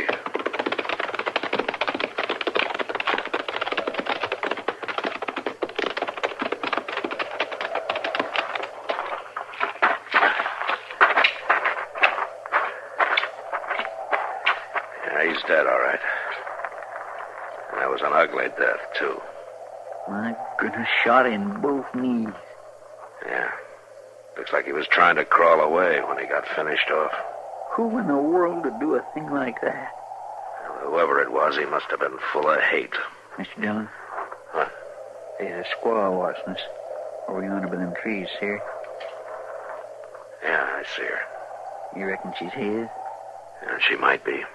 They're both Pawnee. She's coming over here. Say, she don't think we'd done this, does she? I don't know. I sure hope not. And if I could speak Pawnee, I'd tell her. Understand white man talk? Is this your husband? Yes. I'm Matt Dillon. I'm a U.S. law marshal. Law much true.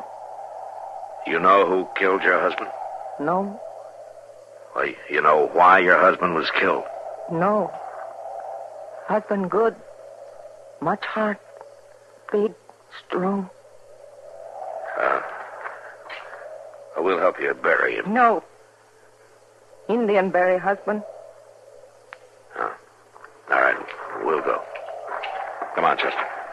Well, it just don't seem right leaving her there all by herself, Mr. Dillon. That's the way she wants it, Chester. Well, let's get on back to Dodge.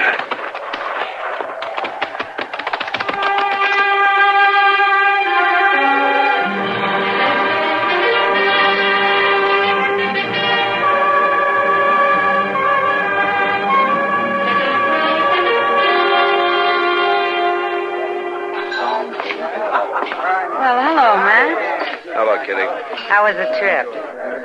Oh, it was all right, I guess. You don't sound very enthusiastic. Have a beer and tell me all about it. No, thanks, Kitty. I'm going to go pick up my laundry, and then I'm going to go get some sleep. Evening, Kitty. Matt. Hello, Doc. Doc? Well, I just treated Chester for an attack of indigestion. How are you feeling? Oh, fine. Well, that's not true, Doc. Something's bothering him. Oh? That's so. What's the trouble, Matt? I'll tell you what's the trouble, Doc. Disgust for my fellow man. But I guess I'll get over it. What happened, Matt? Well, on the way in today, Chester and I found a dead Indian. His squaw came along about the same time. Just rough to watch, that's all. Well, Matt, men die all the time, and their women grieve. No, not like this, Doc. He was killed a piece at a time. Somebody had shot him in both knees so he'd crawl. It wasn't until they'd had their fun that they finished him off. His squaw could see what had happened to him, so they Be didn't... quiet. I'm listening to a funny story. Hey, you. Is it my funny story you're listening to? Yeah, that's right. Any objections? You have some particular interest in Indians? I have. Go on with the story. It's good. How does it end? It hasn't ended yet. I could end it for you. If there was me out there, that squaw would have went right along with a man. That's so? I hate Indians. I kill them. That's mighty near all I got on my mind. I enjoy killing them. I hate squaw men, too. All right, get your hand away from that gun.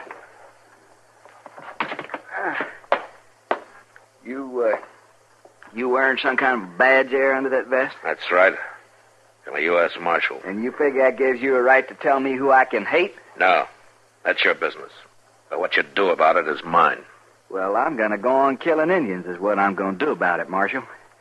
Like I've been doing for 16 years. And you've got a lot to answer for, mister. That's a long time. It seems like no more than yesterday. I come back from hunting one time. I found my wagon burnt. My wife with a pretty back stuck full of arrows. My baby son carried off. They was Pawnees. And Marshal, your little badge ain't gonna change that. That's between me and the Indians. I'm gonna kill them till the day I die. Edgar. Leave me alone. What a terrible thing. What Matt saw was terrible, too, Kitty. Yeah. 16 years of that kind of hate's long enough, isn't it, Doc? Much too long. Mr. Dillon? Yeah. Mr. Dillon? That squaw is here. What? Here in Dodge? Yes, sir. She come over to the office. She wants to talk to you. Oh, where is she now? Well, there was another Indian with her. They're waiting out near the edge of town. All right, let's go.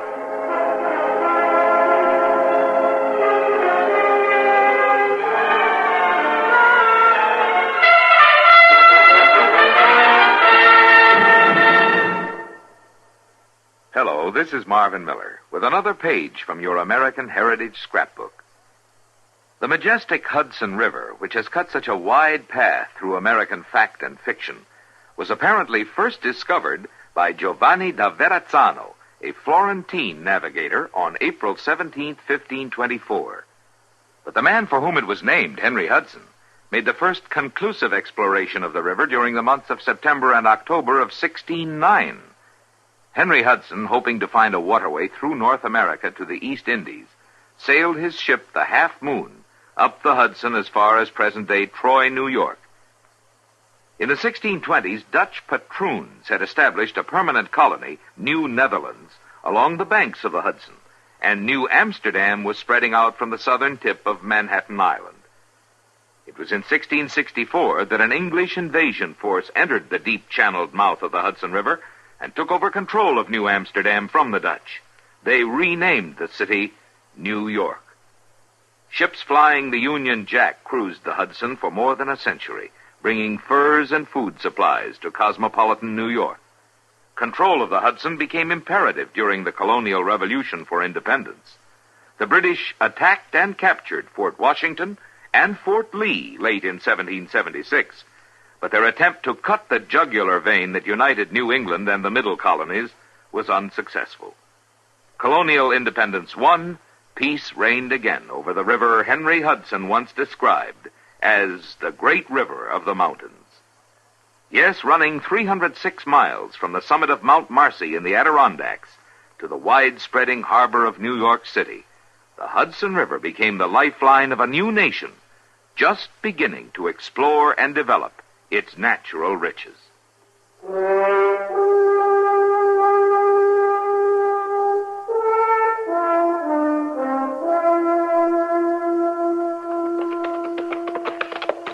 I don't see him, Chester.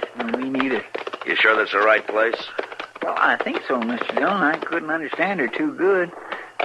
Maybe they changed their mind and left. No, that's not very likely. Must have had something pretty important to say to come all the way into town like that. They sure must have. Oh, there she is. Moving out into the clearing. Yeah, but she's alone now. Where's that other? Well, we'll probably find out. Mr. Dillon, we better be careful. I don't like this. You want to wait here? No, I'm coming.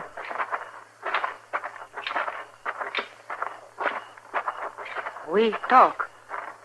You come alone now. My friend says that there was another Indian. He back there. He little white wolf. Brother. He no make talk. He wait. Is that the one, Chester? Well, I think so. He never come near enough for me to get a real good look at him. Any other Indians here? No other. 3. All go leave village. Make new house. Oklahoma. All right, we talk now. White man kill husband. White man go to city. How do you know this? Brother, he gone. See one, only white man. Then go find husband dead. Brother track white man. Go to city. Who is the white man? He wear black hat, spotted shirt. He ride black horse. Why, I've seen him. Wait a minute, Chester. There are many men like that in the city. You got to say more than that. You find, you make prisoner, you kill. Now listen. The law must know, and it must know good.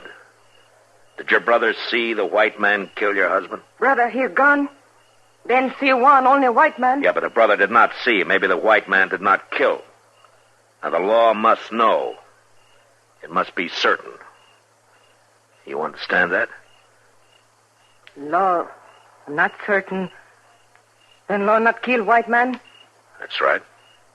Then you give us white man, we kill. No. Brother not have 2 hearts. Brother certain, we kill. No. That's much bad. Now, you go to Oklahoma. You make new house. White man big enemy. We no make peace. We wait. We kill. Well, that's sad.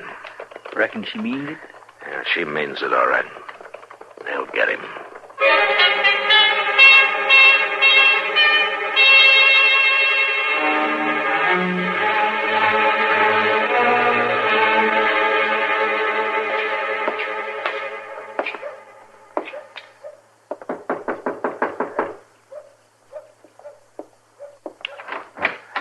Eggert, I want to talk to you. Come on in. I tried to find you last night. I ain't been hiding much. Yeah, I know. It was late when I got back to town. Nobody knew where you were staying. I went out to talk to some Indians. You seem mighty fond of Indians. I'm fond of the law, Eggert. Now tell me, did you kill that Pawnee? I killed lots of Pawnees in the last 16 years. That's not what I'm asking you. Did you kill that one yesterday? Supposing I did, what would you do about it? I'd hang you. For killing an Indian? Might as well hang a man for a squashing worm. That day's past, Eggert. Now, the Indians think you killed him, and so do I. I reckon you'll have to prove it, Marshal. Yeah, there's an Indian who can identify you. The squaw's brother saw you do it. That ain't exactly true. No? No, 'cause if it was, you'd have me in jail right now. You ain't got no proof. Well, the Indian heard your last shot, and he saw you ride off. He tracked you here to Dodge. Don't put no rope around my neck. Not legally, no. But the Indians know that you did it. And I don't want to have to hang those Indians. And what do you mean by that? I'll tell you what I mean by that. They're waiting for you, Eggert. They're what? That's right. So you stay in this town. You set 1 foot outside of Dodge City, and those 2 Pawnees will kill you. Don't be sure of that, Marshal. Don't be sure of it at all.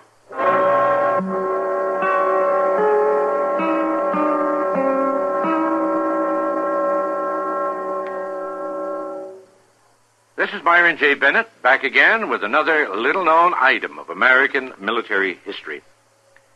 When you're up there in the wild blue yonder, either shooting or getting shot at, there's not much time for making famous remarks.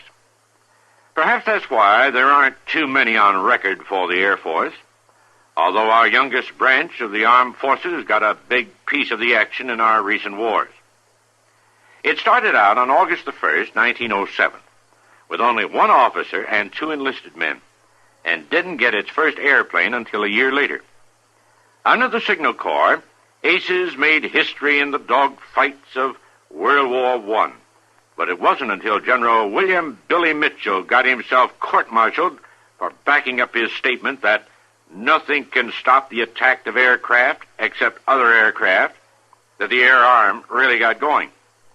In World War II, General Henry H. Hap Arnold built the Army Air Corps into the greatest military armada ever seen, with his 3-legged stool formula of pilots, planes, and airfields, and the slogan, "Keep 'em flying." And in the Cold War that's been going on ever since, the now independent Air Force with its ever-ready Strategic Air Command carries the biggest stick we've got behind its soft-spoken motto, "Peace is our profession."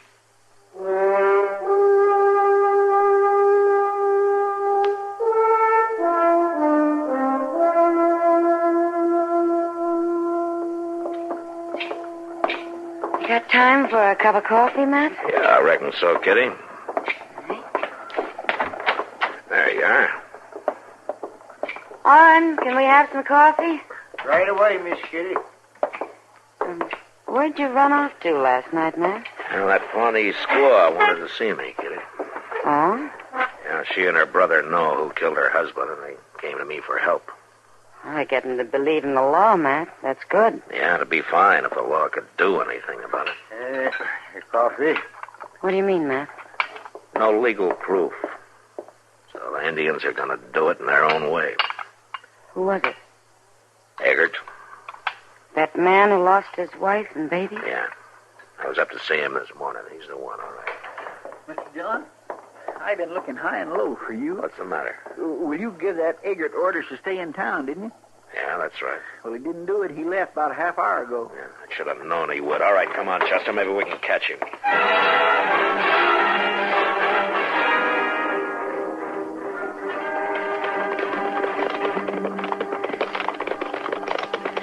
Seems like we ought to have caught up with him, but now, Mr. Dillon. Yeah. Maybe the Indians got him already. I doubt it, Chester. I think they'd get him behind him and trail him till they could set up an ambush. Well, it's a pretty good spot for a fight right here. Wait a minute. There's the squaw over there in those trees. And she's riding up that little gun. Yeah, come on. She's turning. Oh, she jumped off. I'll get her. You catch the horse. Yes, sir.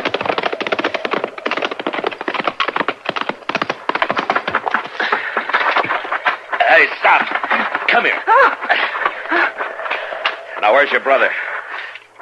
Come on, talk. Where's Little White Wolf? You see white man who killed your husband? Mr. Dillon? Yeah, over here, Chester. I got her horse. What'd she say? Nothing. Nothing? No, not a word. Look. Brother kill white man, he break the law. Now the law will punish him. You understand that? Now where is your brother? All right, come on. That's where I don't understand, Mr. Dillon. I do, Chester. She waited on the trail as a decoy and deliberately led us away to give her brother time. Right now, that Indian and Egbert are stalking each other somewhere in that bush. See, that was a rifle. White man, big enemy. We kill now. Little white wolf avenge husband. Where'd he come from, Chester? Could you tell? Well, from that bluff yonder, it sounded like. All right, let's get over there. Maybe we still have time to stop him.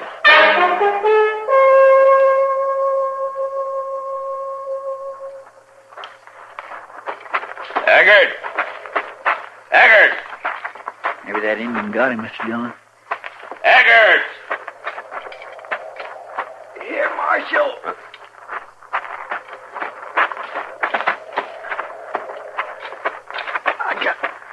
I got me another Pawnee. But he got me too. Where is he, Egbert? Right in them rocks.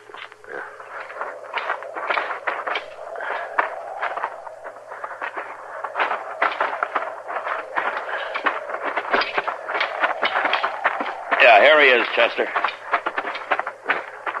He's shot right through the head. Boy, he's much more than a boy. He's Mr. Dillon. Yeah. Little white wolf. He's dead. Little White Wolf wasn't your brother. Not your true brother, was he? No. True brother. Die baby. Chief, give mother white baby. Call him Little White Wolf. He grow up fine Indian. He good brother. White man die? Yeah, he'll die very soon.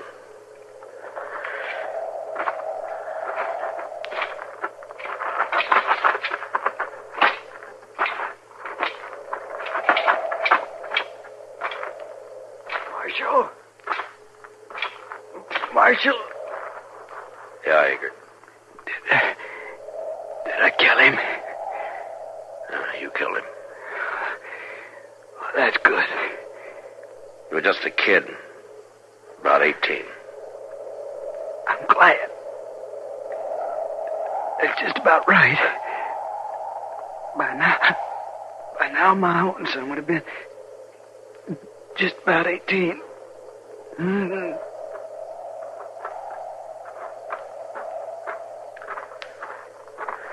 Mr. Dillon, did you tell him?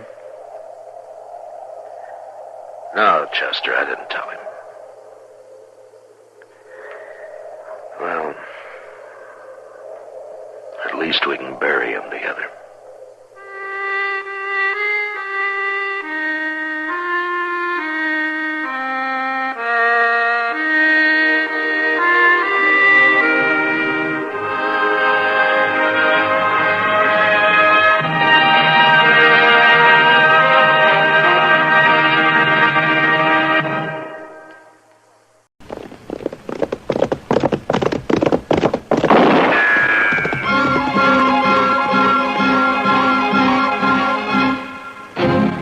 Around Dodge City and in the territory on West, there's just one way to handle the killers and the spoilers, and that's with a U.S. Marshal and the smell of Gunsmoke.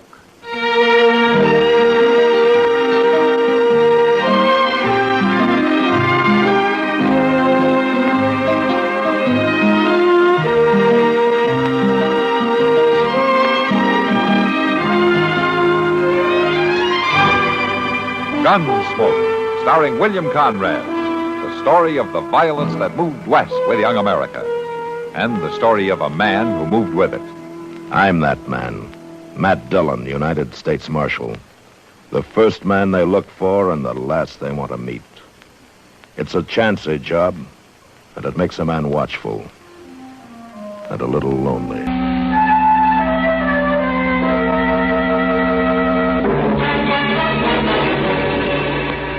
Millions of Americans are now crowding our highways, pushing and impatient to get the most out of this weekend. The hundreds of highway deaths and thousands of highway injuries can be avoided, provided that every single motorist does his bit. That bit means driving safely and sanely all the time. There's positively no excuse for excess speed. By observing all speed limits, you'll get to your destination almost as soon. Whereas if you speed, you may never get there. Just as important is the necessity of paying strict attention to traffic signs and those white lines on the highway. They were put there for your protection. Never pass unless you're absolutely certain it's safe, that the road is clear ahead. Never pull out of line, slow up, stop, or turn without first looking in your mirror, then signaling clearly well ahead. And don't be afraid to give the other fellow the right of way. If you let him go, you won't crash into him. At all times, drive with caution and courtesy. You'll live longer.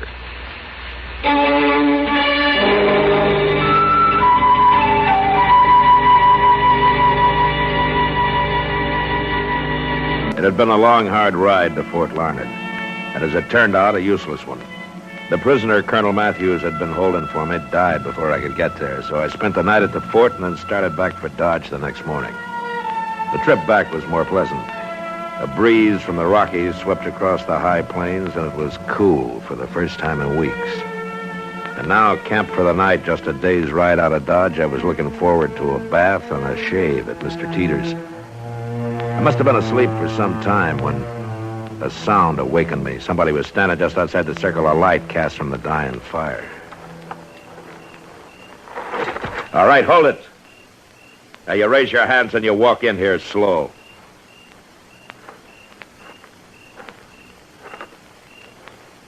Keep coming. Right up to the fire.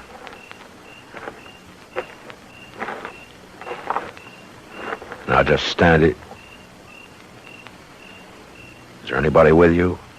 No, I'm alone. Please, mister, I didn't mean any harm. What are you doing here? I was hungry. Thought maybe I could get some food. Well, I might have shot you. I'm awful hungry, mister. I've been sitting out there watching your fire. I thought you were asleep. Well, there's some side meat in that fry pan. It's cold, but you can have it if you want. Thank you, mister. You really were hungry, weren't you? Yes, sir. What did you eat last? This morning, just before I ran away. Ran away? That's right. I ran away from home. I see. What's your name? Trudy. Trudy Trent. Well, where is it, Trudy? Your home. About 40 miles from here. What's your name? Dillon, Matt Dillon. I'm the U.S. Marshal in Dodge. Dodge. That's right where I'm headed. Now, look, Trudy, Dodge is a long way from here, a whole day's ride. Don't you think you better ride back home tomorrow and think about this a little? Your parents are going to be a little worried. That's just me and Pa, Marshal. I sure ain't going back to him. He's probably out looking for you right now. Pa? He gets drunk almost every night. Ain't likely he's out riding around on the prairie. I see. He's about the most terrible man ever lived, Marshal. I could tell you things he done to me you wouldn't believe. You want to hear? Look, Trudy, a lot of kids don't always get along with their pa. I'm not a kid, Marshal. I'm old enough. I've been old enough a long time. Look, you're going back home in the morning, and I'm going to ride with you to make sure you get there. Don't you like me, Marshal? Sure I like you, Trudy, but you're still going home. Don't make me go back there. Please. I'll do anything you want. But please don't make me go back. I got a blanket for you. You can sleep with the fire. Marshal, please. Look, Trudy, whether you think so or not, you're still just a kid, and I'm taking you home in the morning.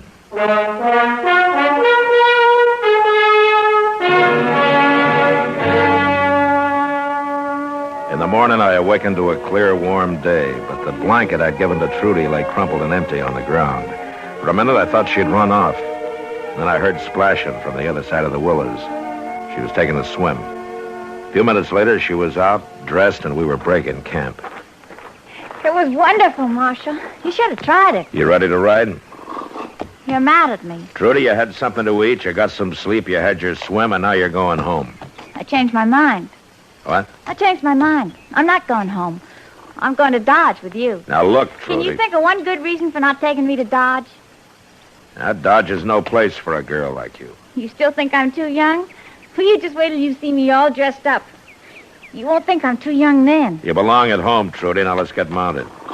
Marshal, What? if you want, you can marry me. You want to marry me?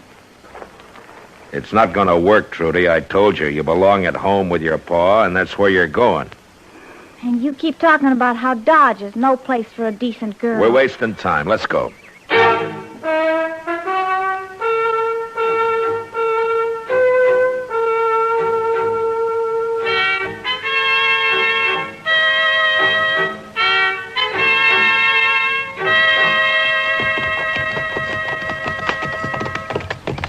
Well, there it is, Marshal. So you can see we don't make out too good. This is hard land, Trudy. Any land's hard for Pa. He had a pretty good farm once, but he left it. Why? He had to. The neighbors run him off for stealing stock. He told me about it one night when he was drunk. He laughed fit to kill. Marshal, will you stay the night and think about taking me away with you? We'll see.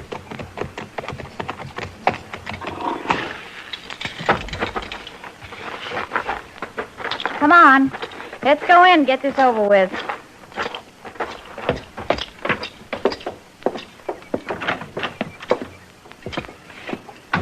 Pa? Hey, Pa. Hey, where'd you run off to, girl? I guess you was worried some, huh? You sass me and I'll fetch you a clout. This is On the Marshal head. Dillon, Pa, from Dodge. What you bringing the law out here for? He brought me home, Pa. You what? I run away yesterday morning. Marshal brought me home. I ought to tend you good, girl. Running off that way. Worried about who'd do the chores, weren't you, Pa? Now, don't you talk like that, girl. 'Cause I missed you. I missed you something fierce. I'll bet you did. I worried so much that I didn't hardly eat nothing. But you sure been drinking enough, though. Hey, Marshal, don't you pay her no mind. She's my little girl, and I care a whole heap for her. Listen to him. Don't it make you sick, Marshal? I'll spend the night like you asked, Trudy. Now I better take care of the horses. What's this about spending the night? I asked him to, Pa. Well, for? We don't need him around here. And I'll tell you something else. Tomorrow I'm riding to Dodge with him to stay. You're what? I'm leaving you, Pa, for good and all. No, not hardly you ain't. Don't you hit me, Pa. Now look, Mr. Trent. Marshal, I'll tell you true. You take her away, I'll come to George. I'll tell people what you done. Young girl like that. Why don't we wait and talk about all this later, huh? When you're sober? Well, I don't know as I aim to get sober. But I know one thing for sure. You ain't taking Trudy away. Never mind him, Marshal. You go take care of the horses. I'll find something for supper. Drunk or sober, I'll say just one thing. Just don't mess with me and my Trudy. Just don't mess.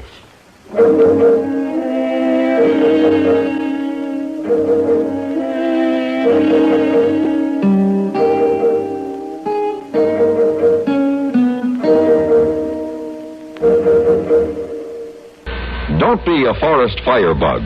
Remember, a careless match, cigarette butt, or campfire left to spread can do more than destroy valuable timber acreage.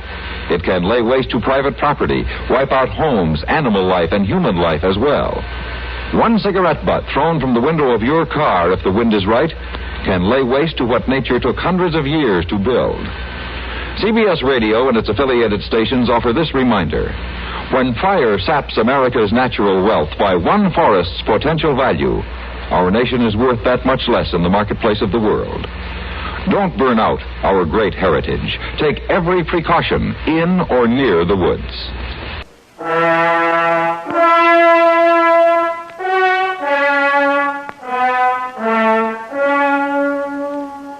The Trent farm wasn't much of a place, inside or out. The front room where we ate was just a broken stove, a couple of bunks, and burlap hung over the two unglass windows. Supper was some boiled greens and sheep herder's bread, which Asa used to sop up his plate. You You eat like a hog, Pa. She's got a real sharp tongue, ain't she, Marshal? Yeah, she can talk all right. Oh, yeah, she can do everything. Sure. Cook, clean, Yeah. fetch, carry, feed the stock. Yeah. Anything. Yeah, I taught her them things. Yeah, and a lot more. I'll bet, and it's cheaper than hiring somebody. Huh?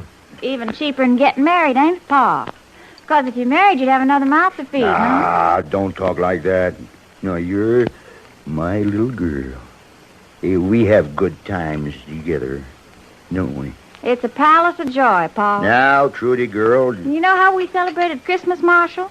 Pa got drunk and set me on fire. I had to run out and roll in the snow or I'd have burned up. Then he wouldn't let me back in. I near froze to death. Well, I'm going to go out to the barn, get me another jug of whiskey. The one under the bed's empty. And get myself Well, Marshal, what do you think now? Still think I shouldn't go into Dodge with you? Is he always like that? Not always. Right now, he's kind of on good behavior on account of you being here. I see. Dodge couldn't be worse than this, could it? No, I guess not. Then will you take me, please? Yeah, I'll take it. Honest? Yeah, but your pa's going to make a fuss. There's going to be trouble. You afraid of him? No, it's not that. I just don't want anybody hurt. Well, ain't I worth fighting for? Just a little? Now, Trudy, I want you to get something straight. I'd do the same for anybody. Now, look, the first thing in the morning... Pa, how long you been standing there? Marshal, you can sleep in the barn. Fine. Yeah, you'll find a good spot right at the edge of the loft. You'll like it fine there. You'll sleep good, too. The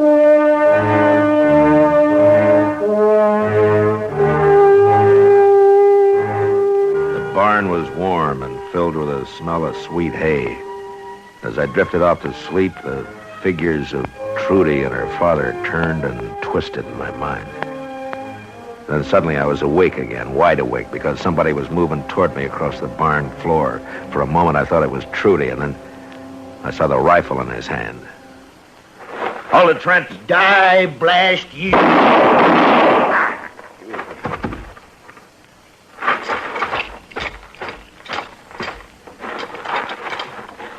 Asa. Asa. Pa! Where are you, Pa? Marshal? In the barn, Trudy. What happened? Did he shoot you? No. I heard him get up and go out, and I followed as soon as I could. Is he dead? Yeah. He shouldn't have tried it. Trudy, I'm sorry. Don't be. He had it coming. You go on back to the house. It'll be dawn in an hour. I got some work to do here. I ain't going to stay on this rotten farm now, Marshal. That's for sure. You get your things together, Trudy. We'll leave for Dodge as soon as it's light.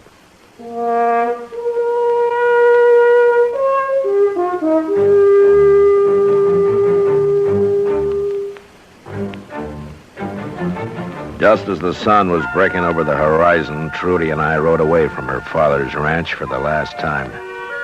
She never once looked back, but I did. The roof sagging at one end, the boarded windows, the unwatered patch of corn, the makeshift barn. A small cross now stood over a stone-covered grave. It wasn't a hard place to leave. In Dodge, I told Kitty about the whole affair, and she promised to give the girl a hand. So she put Trudy to work in the Long Branch, so she could keep an eye on her that way. Hello, Matt. Hey, you're doing quite a business. Yeah. Sit down. Oh, thanks.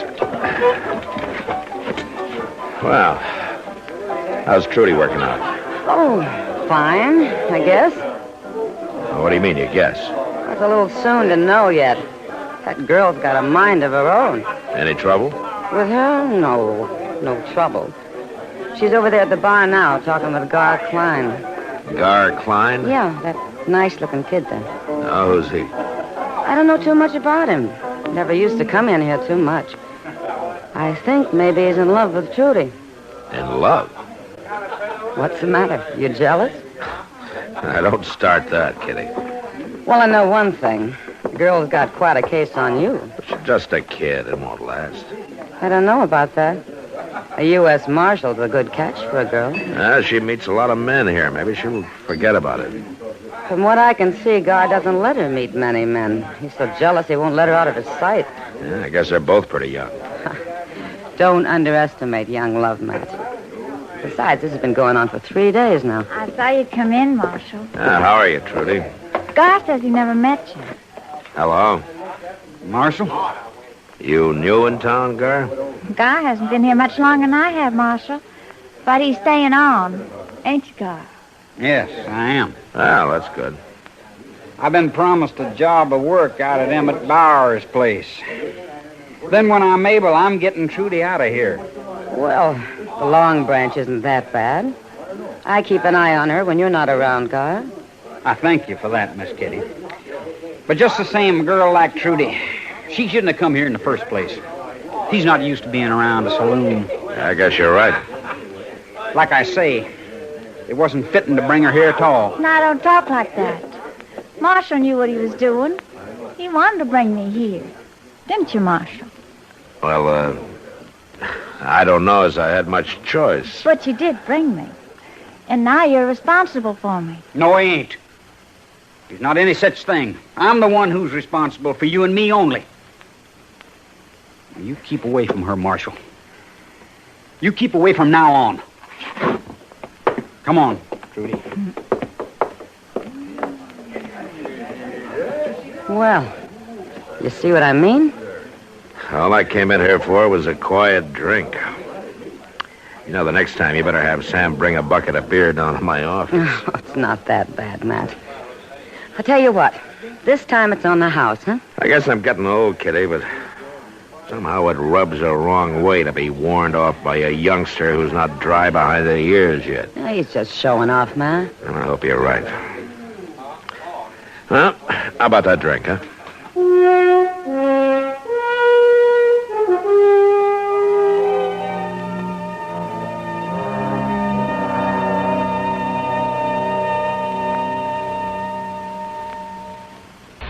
Hi, this is Dennis James with a longtime favorite.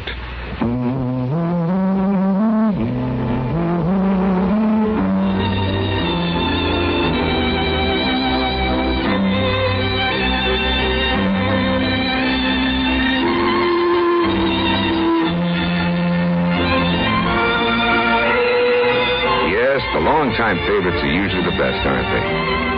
And one favorite folks have relied on over the years is Kellogg's All Brand. Since 1919, America's favorite natural laxative cereal. Kellogg's All Brand is the safe, gentle way to overcome irregularity caused by lack of bulk in your diet. It tastes good, too, and it never gets mushy in milk. There's only one All Brand, Kellogg's All Brand. So relieve constipation the way millions do with Kellogg's All Brand. ALL-BRAN. Yes, you're so right to stay regular with Kellogg's All Brand. Try it, okay? Okay.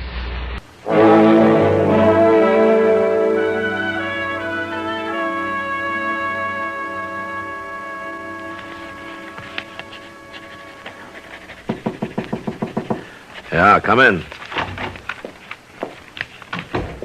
Evening, Marshal. Trudy, what are you doing here this time of night? I came to see you. Well, aren't you supposed to be working? I asked Kitty for a few hours off. Said I was sick. I see. You haven't been to the Long Branch all night. Well, I've been busy. You don't seem very glad to see me. Now, look, Trudy. Let's get this straight. Marshal, I came here to tell you something. What? I just thought you ought to know now. I'm going to get married. Well, that's fine. To you. Now, wait a minute. I thought you were talking about Gar Klein. God, well, I am. Because he's in love with you. He got himself a job at Emmett Bauer's so he could save enough money to marry you, get you a place. Gar's just a fence-riding cowboy, and that's all he's ever going to be. I'm not going to marry a man like that. Like I said, I'm going to marry you. Trudy, you're a foolish, romantic little girl, and I'm sure not about to get married to you or anybody else, not now or any time. Now, have you got that straight? Little girl, am I? You asked for I'll it. teach you how to talk to a woman. Stop it. Stop that. Take it. I said stop it. Now, you just calm down. You feeling better now? I'll tell you how I feel. I'm going to tell everybody in Dodge you killed my pa, and then you ran off with me. How my pa tried to stop you, and you shot him dead and forced me to come with you. Trudy, you listen to me. You don't really care about me at all. Now, you be honest with yourself. You just want to be a U.S. Marshal's wife. Isn't that right? Trudy, wait a minute. You try and do good for somebody, and this is what happens.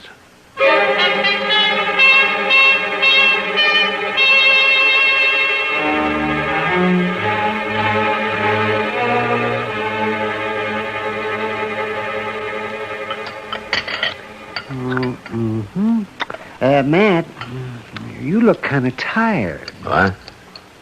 I say you look tired. Oh. Well, just like I've always told you, Chester, you can't burn the candle at both ends and not have it show. Oh, she must be a handful, all right, huh, Doc? Well, she's got Matt going all right. It's a sure sign something's in the wind when they won't even talk about it. Yeah. Well, it even happened to me one time, Doc. Yeah? Back in Texas it was. Oh. And this little old gal, bless her heart, just wouldn't give me a minute's peace. She must have been a ridge-running beauty. Well, now, she wasn't too bad, Mr. John. Say, you better get married, Matt. It's a whole lot easier on a man than all this court. I just hate to do this to you, gentlemen, but I'm going to have to leave.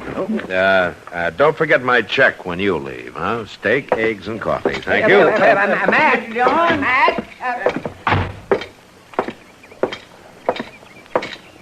Marshal. Huh? Oh, Gar. I've been looking for you. Oh, what's the trouble? I heard all about it. All about what? Trudy told me last night. She told me everything. You been drinking? Last night I was, but not now. I see. Last night, Trudy told me how you shot her paw so she could run off with her. Now, wait a minute, Gar. Now you got her here in Dodge, and you don't want her no more. Gar, will you listen to me? Trudy's lying to you. You're a fool to believe all that talk. I love her, Marshal, and she loves me. And I ain't gonna have you make sport of her. I'm not trying to hurt her. I haven't said anything against her. Can't you see this is what she wants? She's trying to make you jealous, trying to get back at me for turning her down. I'm gonna kill you, Now, Marshal. you better just go along, son. We can talk about this later. Not hardly, Will you do Marshal. that? Gar, don't be a fool. This is for Trudy and what you done to her.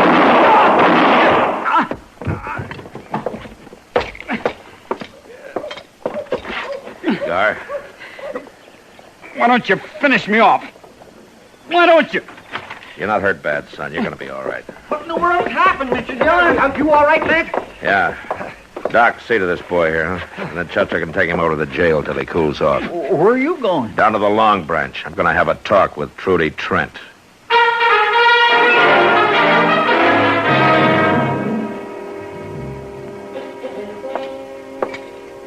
I heard the shooting, Matt. What was it? Gar Klein, but I'll tell you later. Right now, where can I find Trudy? Well, it won't be too easy, I'm afraid. Well, easy or not, I'm going to find her, and I'm going to run her out of town. Trudy's caused all the trouble she's going to around here. She's already gone, Matt. What? What happened to Gar? Did you shoot him? Yeah, but he'll be all right. What's this about Trudy? Well, last night Gar was in here with Trudy, and she got him pretty drunk. From what I could tell, they were talking about you. Later, Gar passed out, and I had Sam put him in the back room to sleep it off. And that's when Trudy met the gambler. Gambler? Yeah, from St. Louis. He came in last night late, real late, on his way to San Francisco. Trudy was at loose ends, and she got to talking with him, and they left together just half an hour ago on the morning stage. I see. I guess maybe he was a better catch than Gar Klein. Well, he looked like he was pretty rich. Fancy clothes and all. So I suppose she figured he was. Better than you, too, since she finally figured out she'd never get you. It's too bad about Gar. But I guess he was trying to do the right thing, at least the way he saw it. Yeah. Trouble is, she never really cared for him at all. He was fighting for just a lot of shadows. Well, maybe that's better than not fighting for anything at all. Yeah, I guess you're right, Kitty. I guess you're right.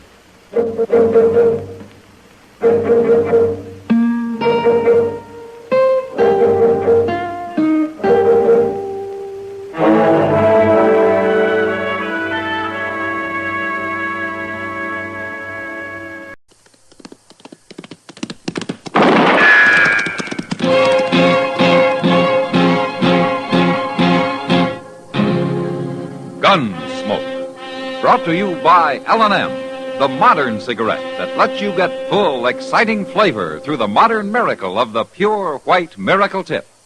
Live modern. Smoke L&M.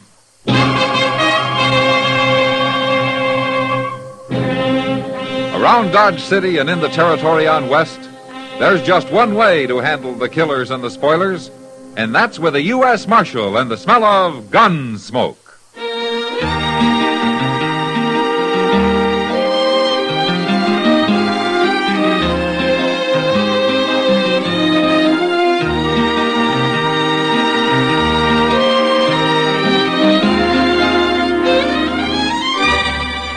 Gunsmoke, starring William Conrad. The transcribed story of the violence that moved west with young America. And the story of a man who moved with it. I'm that man. Matt Dillon, United States Marshal. The first man they look for and the last they want to meet. It's a chancy job, and it makes a man watchful. And a little lonely.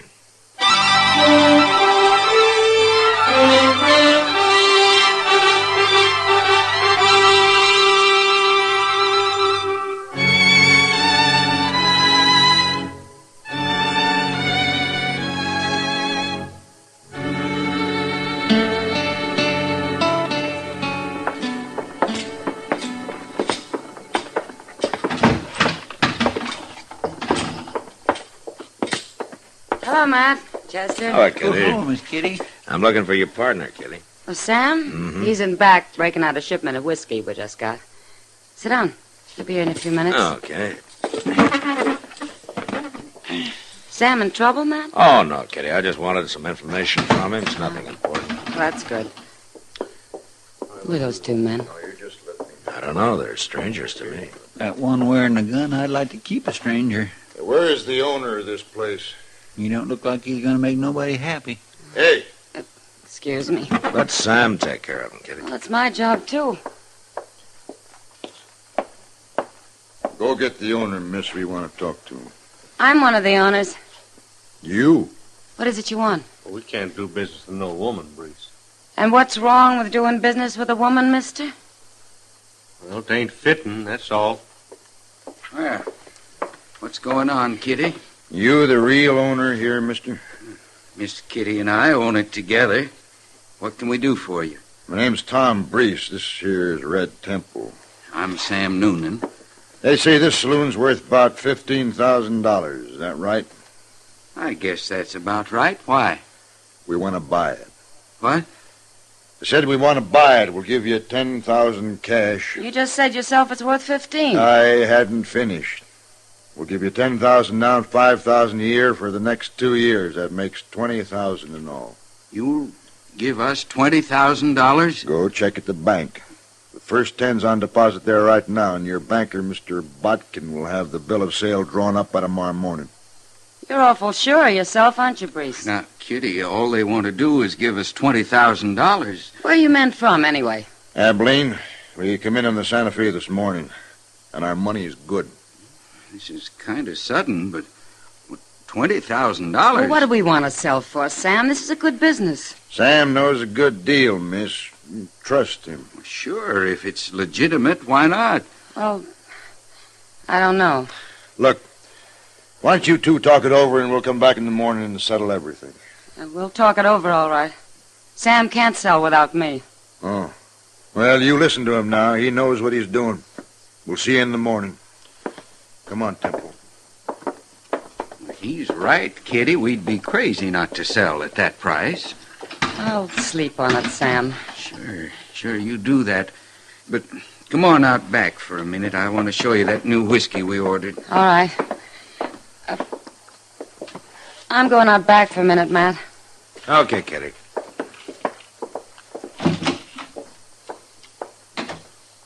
Well, I'll be doggone. What do you make of that, Mr. Dillon? Sounds like a good deal, don't it? Yeah? If, like Sam said, it's legitimate.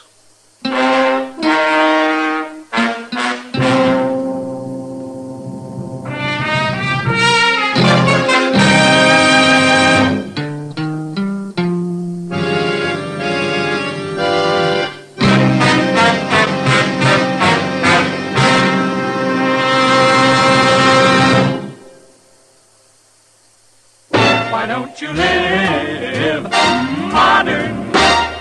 Live modern. Live modern. Change to L&M. Only with L&M can you enjoy the full, exciting flavor of today's finest tobaccos through the modern miracle of the L&M Miracle Tip. Through the pure white Miracle Tip, L&M tastes richer, smokes cleaner, draws easier. No other cigarette, plain or filter, gives you all the flavor you want. The rich, exciting flavor you get only from L&M. So light up, free up, let your taste come alive. Live modern. Smoke L&M. Make today your big red letter day and start to live the modern way. Live modern. Get L&M today.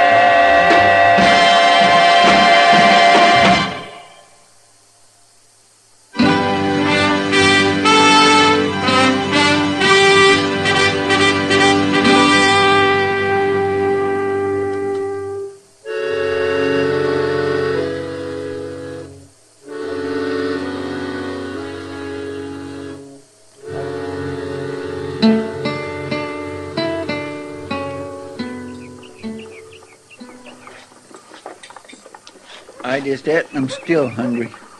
But it's a nice morning, though, ain't it, Mr. Dillon? Yeah, nice enough to get Kitty out bright and early. What? Oh. Say, she looks mighty pretty, don't she? Mm-hmm. Good morning, gentlemen. Good morning, Miss Kitty. Well, are you in business or out, Kitty? In.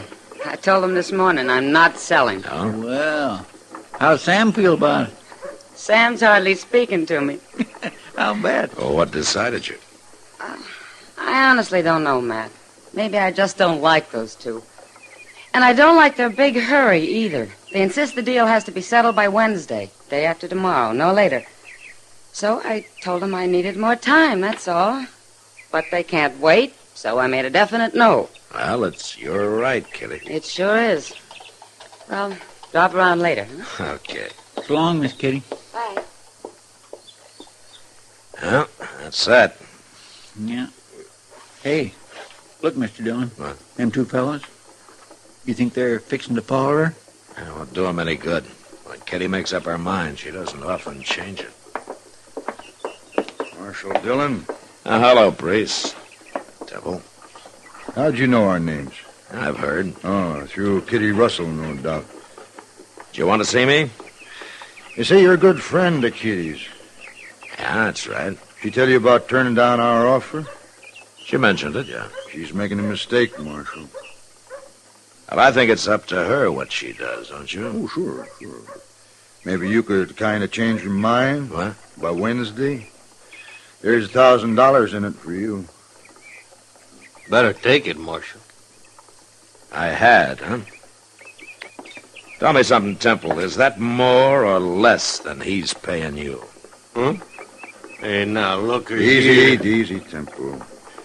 What do you say, Marshal? I don't know what your game is, Brees, but if I find out and I don't happen to like it, you're going to be in trouble. Both of you. Come on, Temple. Yeah. We'll meet again, Marshal. Anytime.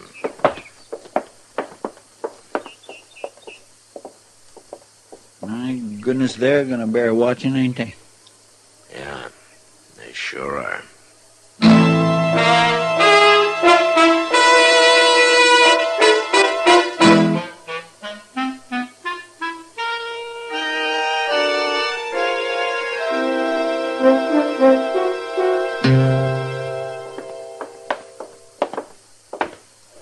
Well, this is number 9. Go ahead, Temple. Knock.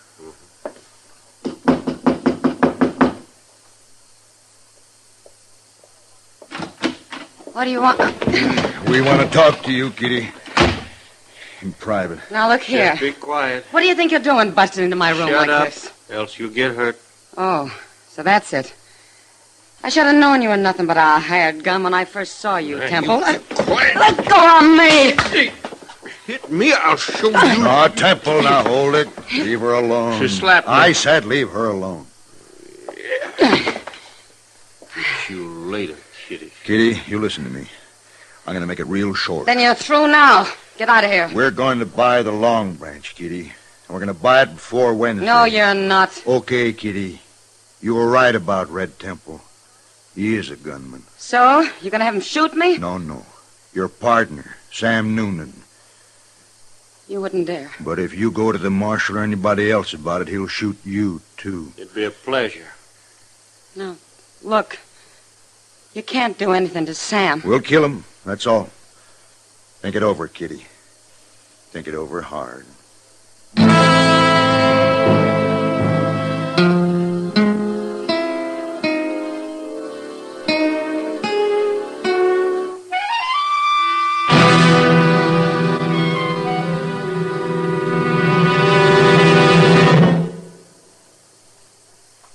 Why don't you live modern?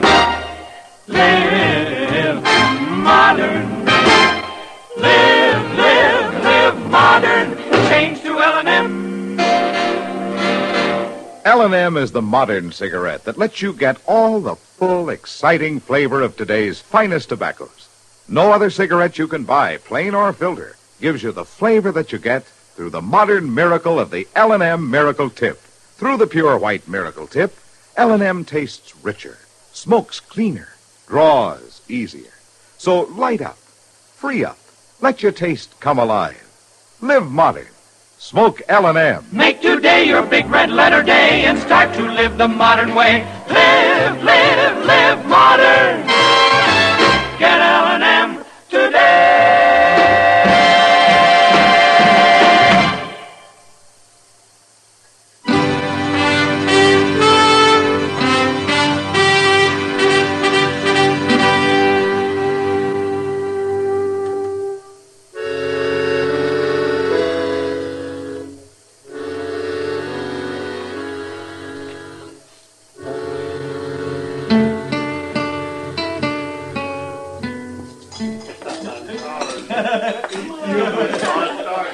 Evening, Marshal. Hello, Sam.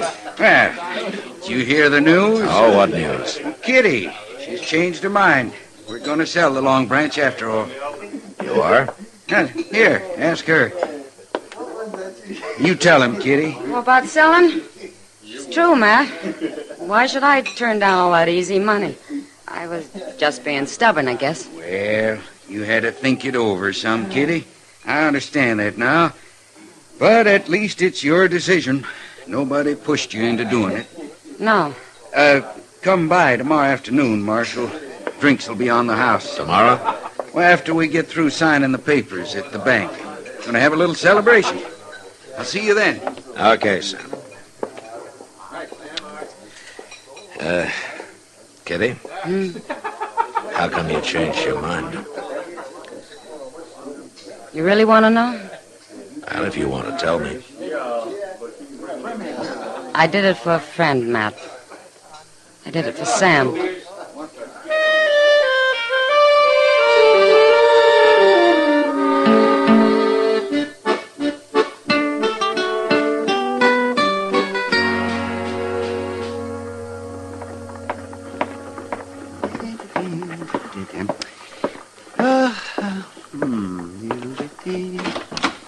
Well, good morning, Matt.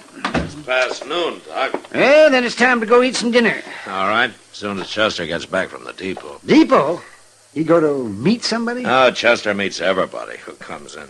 But his excuse is that he's picking up the mail. Oh, sit down, Doc.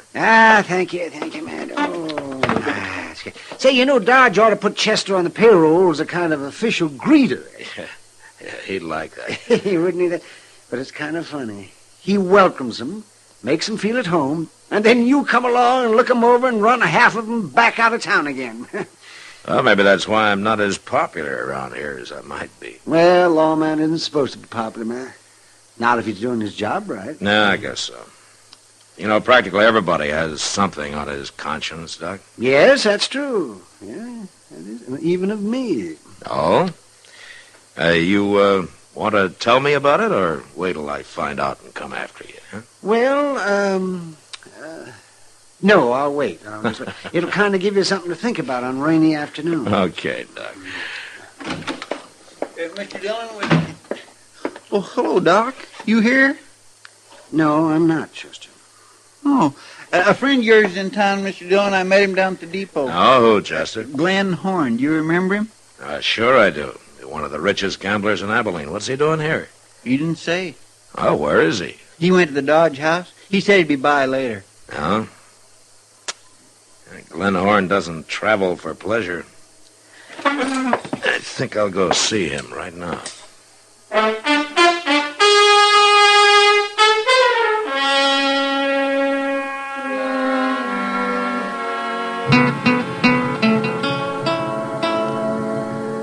Well, Glenn, the whole thing begins to make sense, doesn't it? Yes, it sure does, but I don't like being taken for a fool, Matt. And I won't be in the middle on any kind of a crooked game. You never have, I know of. I don't even know this pair, Brees and Temple. The game works better for them that you don't. I'll admit I was talking some about my plans, but I never thought anybody'd try a trick like this. Anything for $1, Glenn. I suppose you've got some fool law here against shooting people. Well, you take him back to Abilene and shoot him. I'd rather have Bill Hickok worry about it. No, I'm serious, man. And you leave the fighting to me, Glenn. If there is any. You think this Red Temple's much of a gunman? You never know till it happens. But if we handle it the way we plan, maybe there won't be any shooting. Men like them never give up easy, Matt. Well, let's find out. You ready to go? I'm ready for anything. Come on.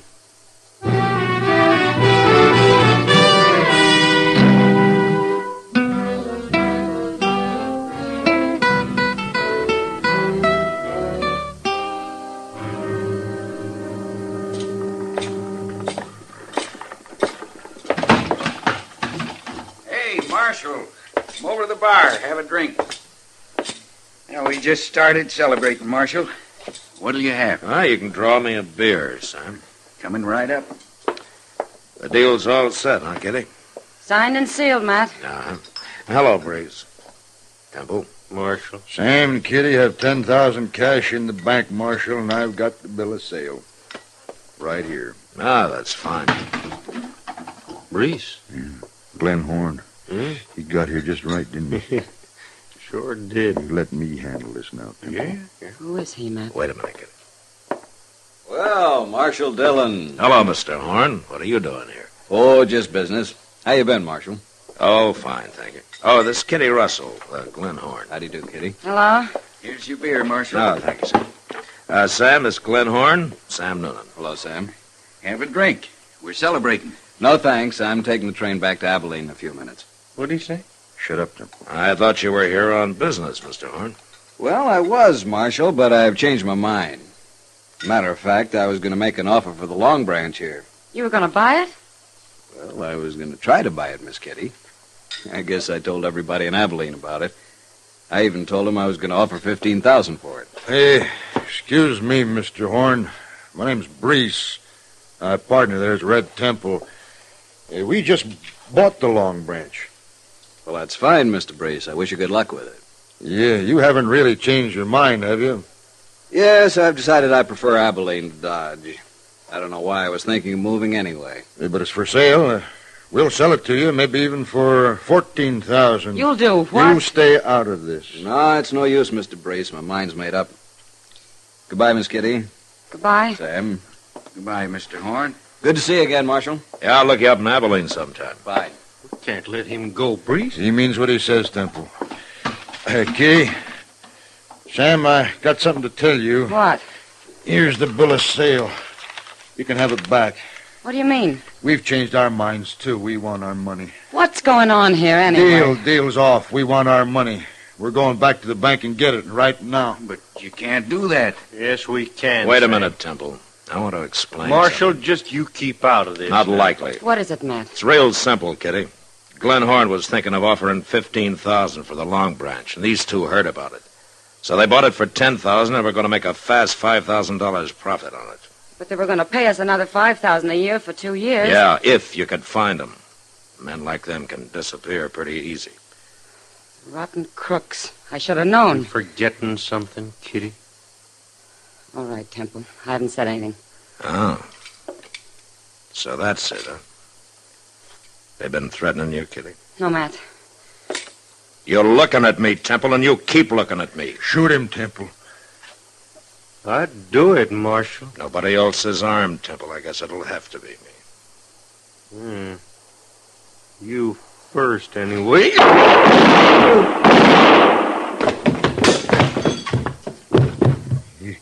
You killed him.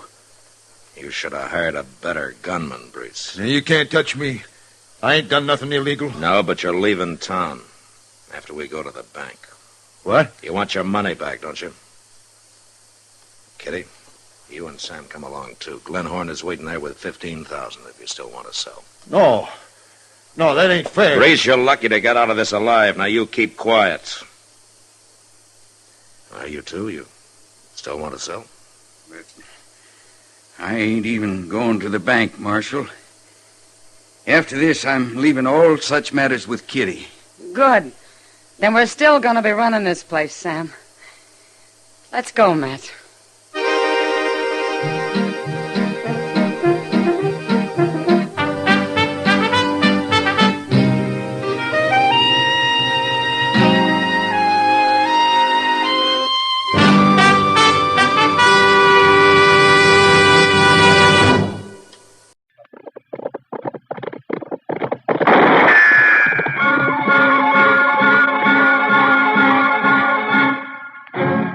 Around Dodge City and in the territory on West, there's just one way to handle the killers and the spoilers, and that's with a U.S. Marshal and the smell of Gunsmoke.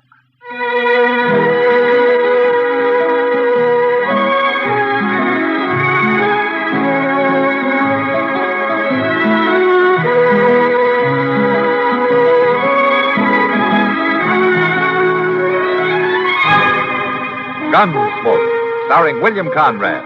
The story of the violence that moved west with young America. And the story of a man who moved with it. I'm that man. Matt Dillon, United States Marshal. The first man they look for and the last they want to meet. It's a chancy job, and it makes a man watchful. And a little lonely.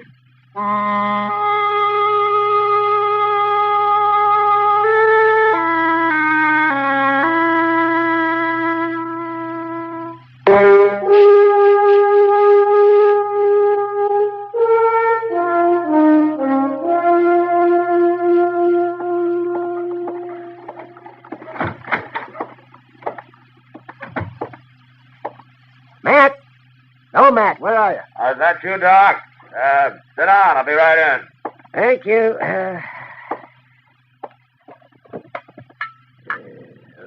Coffee.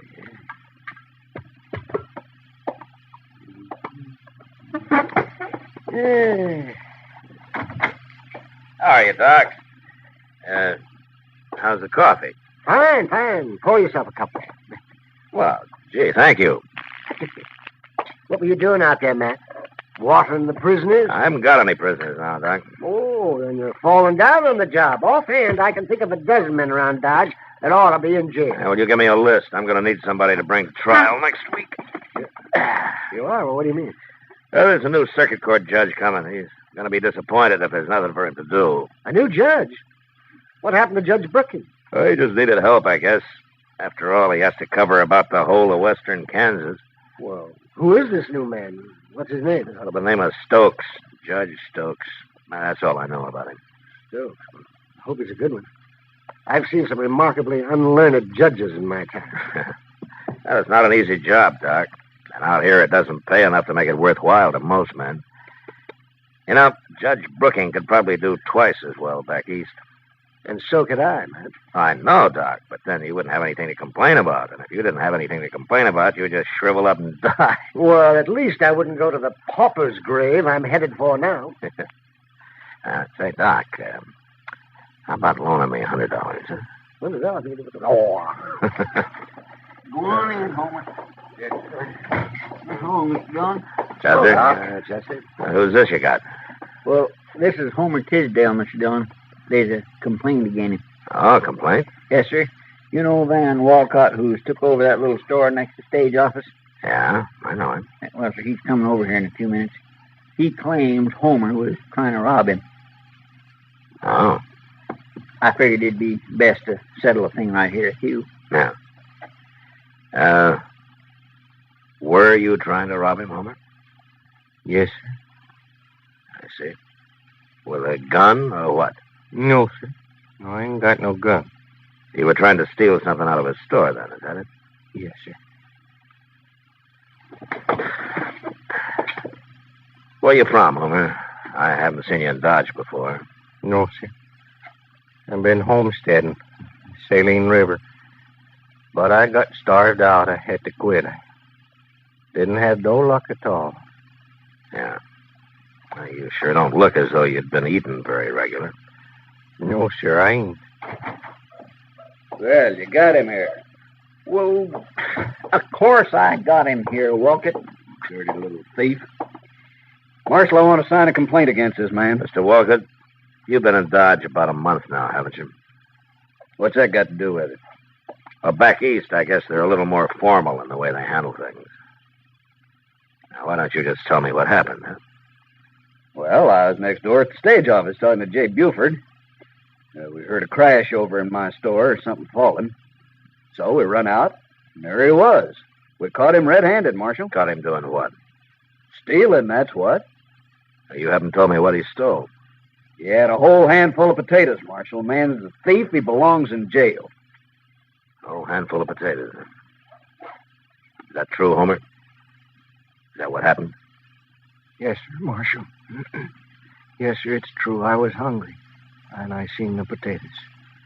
I thought he wouldn't miss a couple. I could pay him back later. Man who steals belongs in jail. Look, Walcott, he shouldn't have done it. I admit that, but... Then throw him in jail. And I can't do that.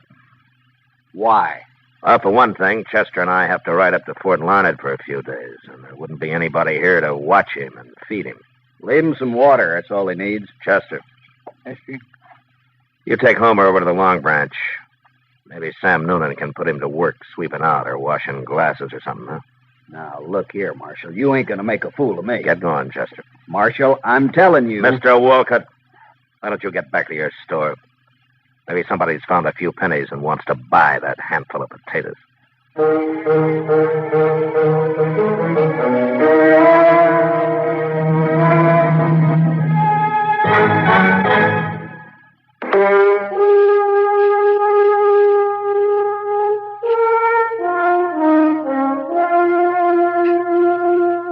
Doc was right.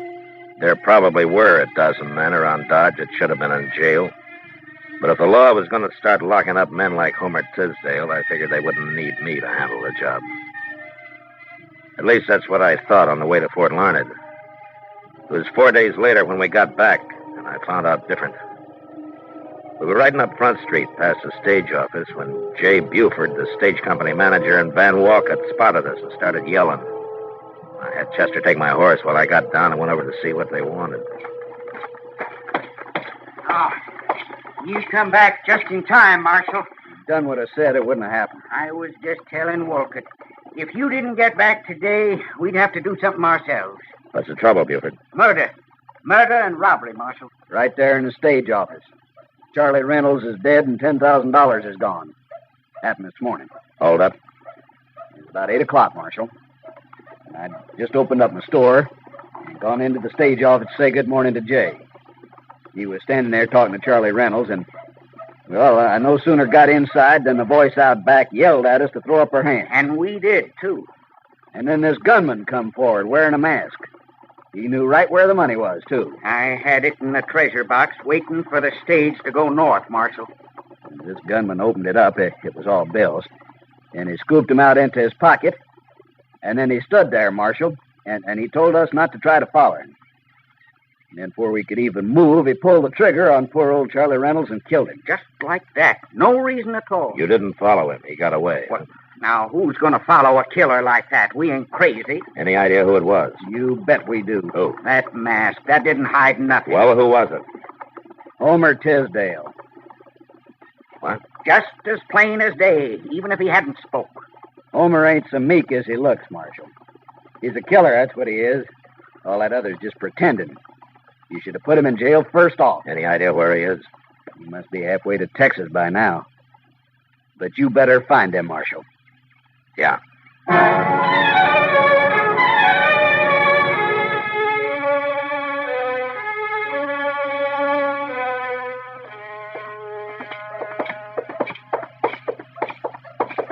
Yeah. That Homer's a mighty cool one if he is still in Dodge, Mr. Jones. Maybe he hasn't heard about it yet, Chester. You don't think he did it, do you? Well, we'll ask him if he's in here.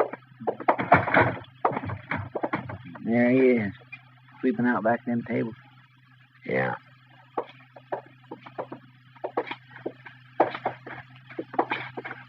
Oh, Marshal, Chester. Oh, Homer. The fella's looking for a drink. It ain't 10 o'clock yet. Homer. Hmm? How long have you been here? Oh, come into work about 8:30, Marshal. Why? Where were you before that? Out back.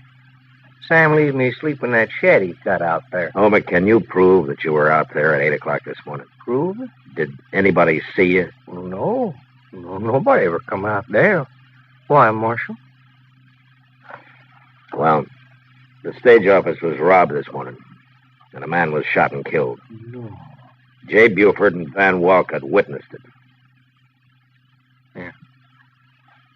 They say you did it. Me? They're willing to swear to it. Well, I didn't rob them. I didn't kill nobody. I wouldn't do nothing like that, Marshal. You don't believe them, do you? Doesn't matter what I believe, Homer. There are 2 witnesses. You haven't even got an alibi. Well, I was right out back there, Marshal. I was eating a little bread and some bacon. That a fella Will you gave promise me something, Homer? Well, sure, Marshal. What? You promise me that you won't leave Dodge. I'm in bad trouble, ain't I? Yeah. I won't run. I promise. 3 days later, Judge Stokes Circuit brought him to Dodge. I went over and talked to him about Homer Tisdale. And it was like talking into a rain barrel, or rather a whiskey barrel. The judge seemed to have more interest in corn liquor than in the law.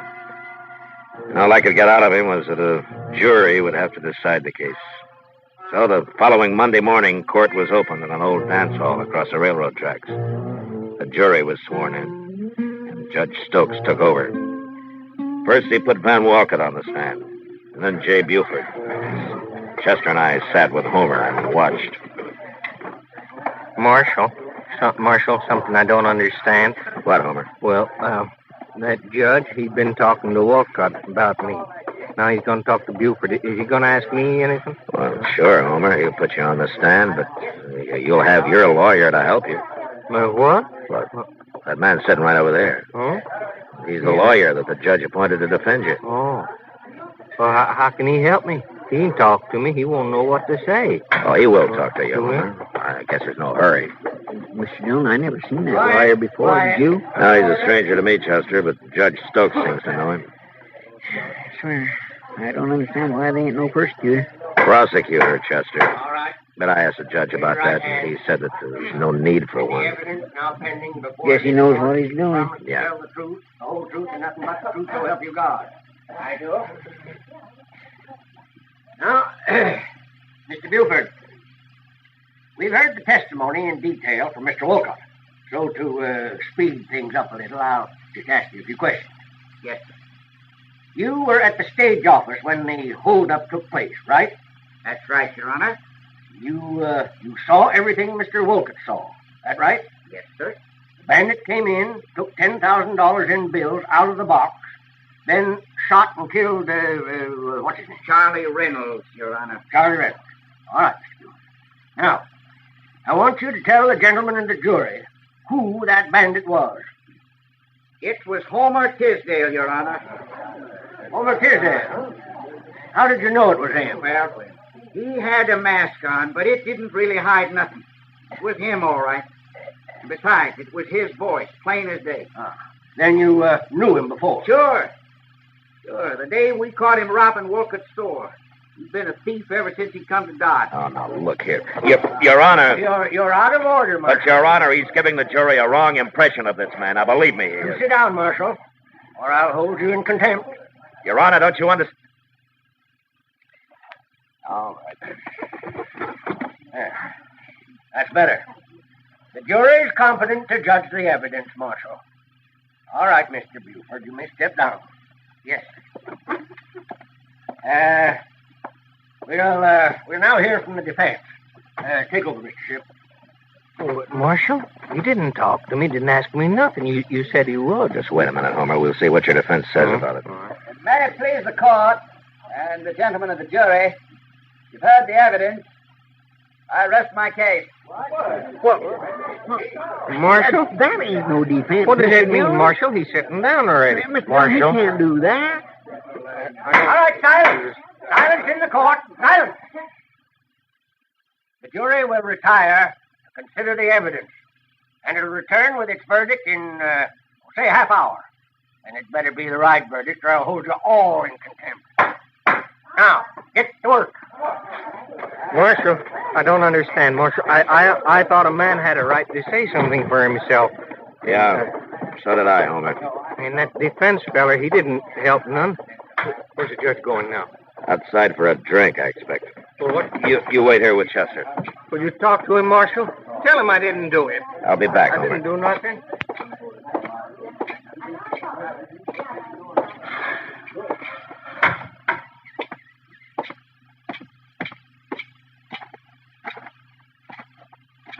Oh.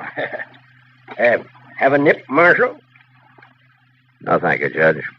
I always like to get the jury out. Gives a man time for a little refreshment.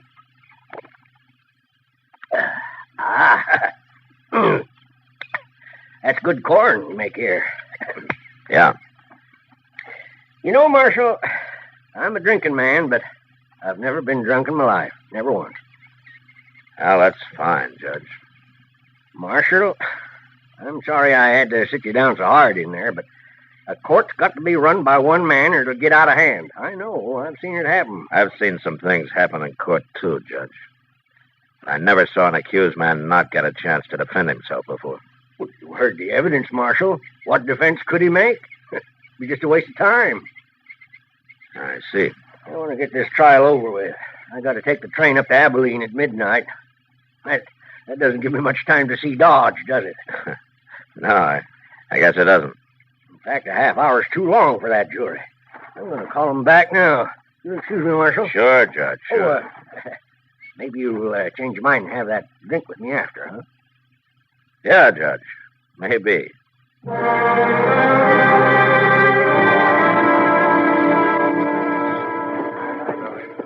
Well, he sure didn't give that jury much time, did he, Mr. Dillon? No, he didn't, Chester. Marshal, what do you think they'll say? They haven't much choice, Homer. Well, gentlemen, have you reached a verdict? We have, Your Honor. Let's hear it. We find the defendant, Homer Tisdale, guilty. Homer Tisdale? I ain't guilty, Marshal. Stand up. I didn't do nothing. Stand up, Homer. Go on. It ain't fair. Homer Tisdale, you've been found guilty. Where's the money? What did you do with that $10,000? I ain't got it, Judge. I didn't take it. Honest, I didn't take it. Since you won't tell us where you buried that money, I'm going to sentence you. For robbery, you get 20 years in prison. 20 years? But you'll never serve 'em, Homer Tisdale. You're a double-dyed monster, and your hands are steeped in human blood. Creatures of your like aren't fit to live. Away with you. And for murder, I sentence you to be hanged by the neck until you are dead. Court dismissed. Marshal, did you hear him? Did you hear what he said? I declare I never seen nothing like this. There might just as well not have been no trial at all. Take Homer to jail, Chester, and keep him there. Well, it ain't right, Mr. Dillon. It just ain't right at all. Do it, Chester. Yes, sir. Where are you going? I'm going to have a drink with Judge Stokes. What? Yeah. We're going to become real good friends.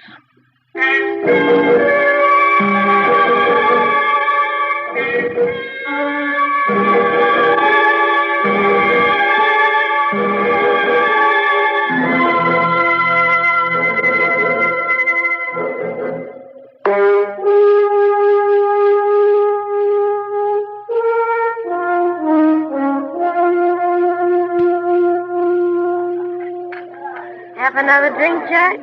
No more, Miss Kitty. I've got to be going. Pour him one, Kitty. He's got an hour yet before his train leaves. Have you, Judge? Sure. You'll have another, Judge.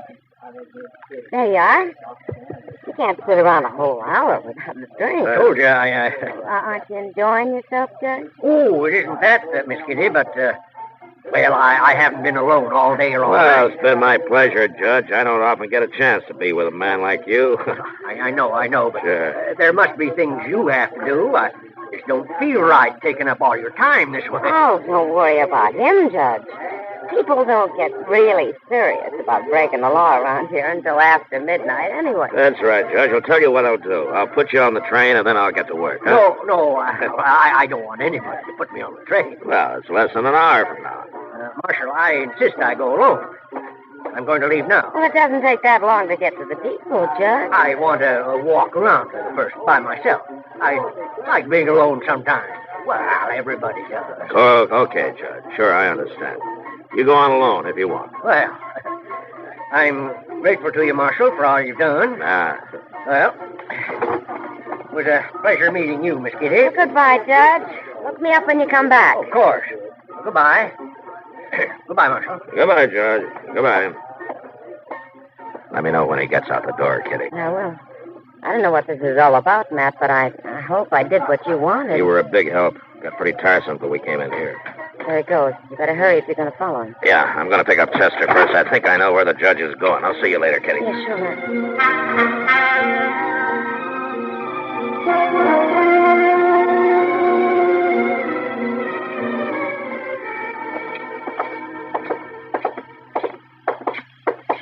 I declare must have drove him crazy, Mr. Dillon. You dogging him around that way. I worried him some, Chester. That's how I knew I must be right. Here we are. We better watch through the side window there, and they'll see us. Yeah.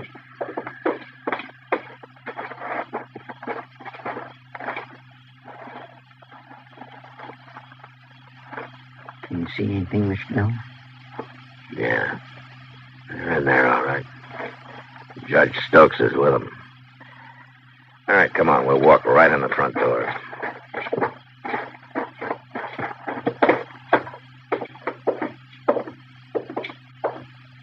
You get to one side when we go in, Chester. Yes, sir. Gillen! What are you doing here? I thought you wanted to be alone, Judge. Shoot him, I tell you. He knows. Now, Buford, Walker, which one of you is going to shoot me? Now, one of you must have a gun somewhere. You shot Charlie Reynolds. No? Then get your hands up while we search you. I got a gun, Marshal. Here. I'll give it to Get his gun, Chester. It's still in his pocket. Tell me, Judge, how much money did they give you out of the $10,000?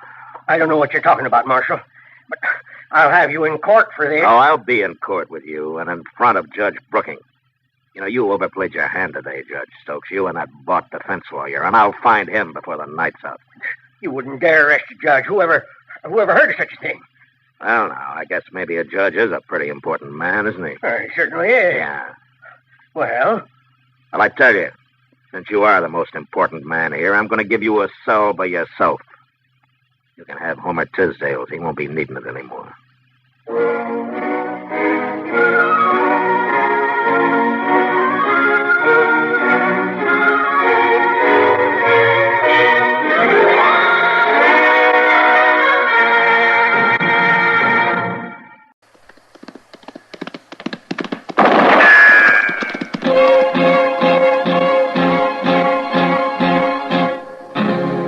Gunsmoke, brought to you by Chesterfield.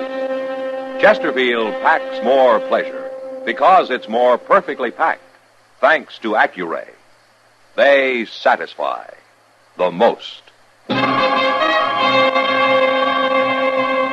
Around Dodge City and in the territory on West, there's just one way to handle the killers and the spoilers, and that's with a U.S. Marshal and the smell of Gunsmoke.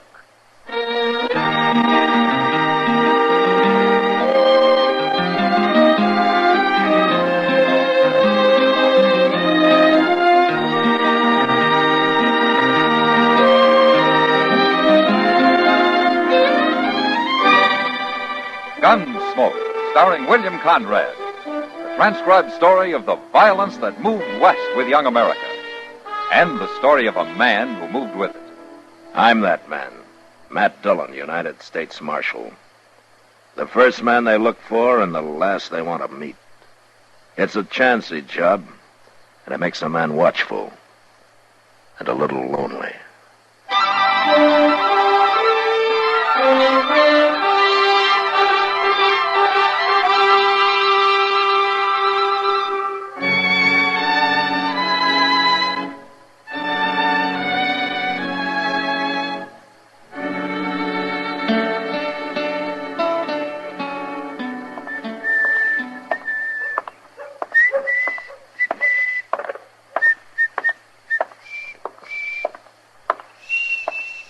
Well, hello, Doc. Chester? You going out on a sick call? I don't usually carry my bag when I'm going for a beer. No.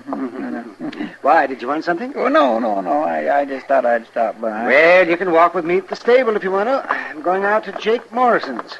His boy has the ague. Oh, now ain't that a shame? Seems like everybody's getting the ague these days.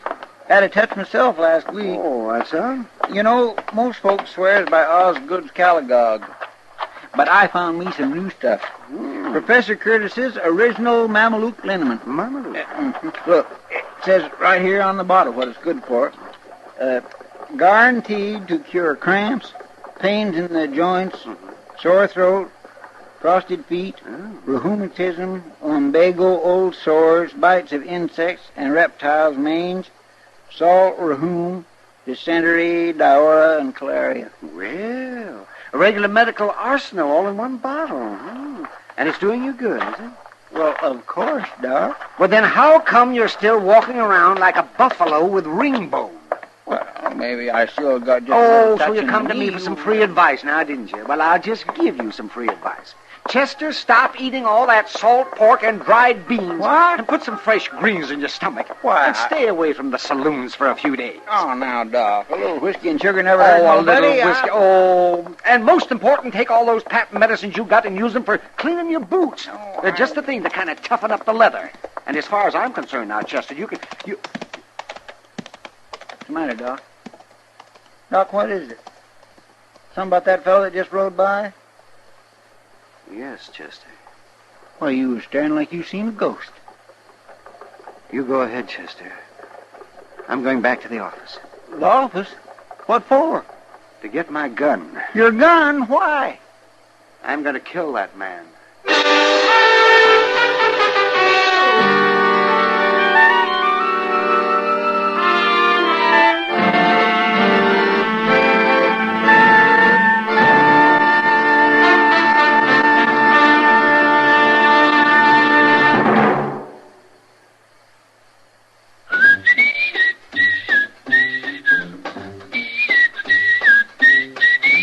Packs more pleasure, packs more pleasure. Chesterfield packs more pleasure because Chesterfield's more perfectly packed. The more perfectly packed your cigarette, the more taste and mildness are released for you. Chesterfield, made by exclusive Accuray, has an open, easy drawer that unlocks all the pleasure of fine tobaccos. Now, Accuray ensures an even distribution of tobacco from one end of your Chesterfield to the other. Chesterfield is firm and pleasing to the lips, mild yet deeply satisfying. Chesterfield packs more pleasure because Chesterfield's more perfectly packed. To the touch, to the taste, Chesterfield packs more pleasure because it's more perfectly packed. Buy Chesterfield, mild, yet they satisfy the most.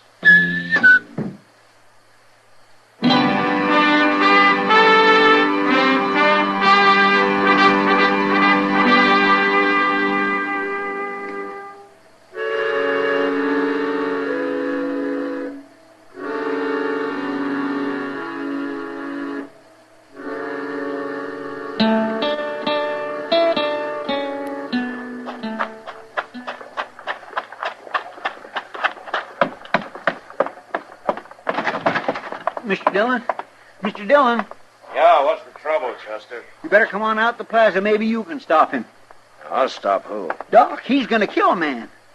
Doc? Doc, yes, sir. He's gone and got his old army walker and strapped it to his belt, and he's marching up Front Street looking for the fellow, whoever he is. All right, let's go. I tried my best to stop him, but he wouldn't listen. Oh, you should have saw his face, Mr. Dillon. He means business. I never seen Doc like this. Who was the fellow, Chester? I never seen him before. Well, you know what it's all about? No, sir, but I do know one thing. I'd hate to have to face that old Walker pistol, even if 'tis an old cap and ball. Why, it'd blow a hole clean through a buffalo. Matt! Oh, wait a minute. It's Kitty at the door of the Long Branch. She's waving. He must be down there. Yeah, come on. Matt, it's Doc. Is he in there, Kitty? Yeah, and he's got a gun. He's threatening some man. All right, thanks, Kitty. And if you won't come outside, I'll kill you where you stand. I told you I'm not going to fight you. That's up to you. But I'm going to kill you whether you defend yourself or not. Doc. That's enough. Matt, you stay out of this. Happens to be my business, Doc, when a man threatens another man in this town. When the other man doesn't want to fight, won't defend himself, it could turn out to be murder. You think I don't know that? You must want to kill him pretty bad. I've wanted to for a lot of years. Why? I've got good reasons, Matt. But you won't tell me, huh? No. All right, what about you? I could say I don't know, but I'm just a stranger passing through town. But I know. There's no good reason for murder. I guess he thinks there is. Do you? Not many men would say yes to that, now would they, Marshal? But you won't defend yourself, huh? I won't draw with him, no. If he's going to shoot me, he'll have to take the consequences. I'm not a fighting man, Marshal. I'm a miner. Me and my partner here, we're just traveling through Dodge. We don't want any trouble. That's right, Marshal. We made our strike out in Arizona Territory, and we're headed back for St. Louis. Oh, we was just minding our own business, having a quiet drink when this fella comes along. What's your name? Clem Maddow. This is Ben Bartlett, my partner. We don't want no trouble. You won't have any. Go on back to your drinks. I'm going to kill him one way or the other, Matt. And you can't stop me. Look, Doc, you're taking an awful lot for granted. Maybe you think I won't throw you in jail for threatening murder. Maybe you think because you're the town's only doctor that you can get away with... Listen. No, you listen to me. You're forgetting a lot you ought to remember, Doc. For instance, your position in this town. You ought to be setting an example instead of acting like an ordinary gun hand. And more important, your responsibility. Another man's life may be his own risk, but yours belongs to this whole town. And a good many lives depend on you. So you calm down and you put that gun away.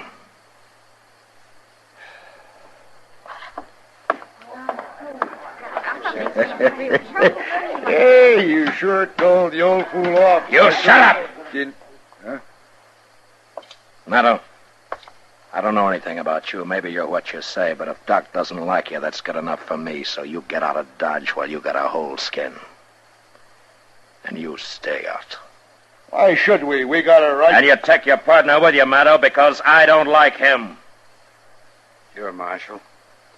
We was going on tomorrow anyways. We're right on tonight, as soon as we stock up on some grub. All right. Where did Doc go, Chester? Well, up the street, probably back to the office, like you said to Matt, the look on his face when he went out. Yeah, I know, Kitty. Well, I'm going up there. Matt, you had to do it. Yeah. I'll see you later, Kitty. Yeah, sure. Mr. Dillon, that Maddow, he didn't seem like such a bad fellow. No, he didn't, Chester. I'd sooner believe bad of that partner of his, that Bartlett.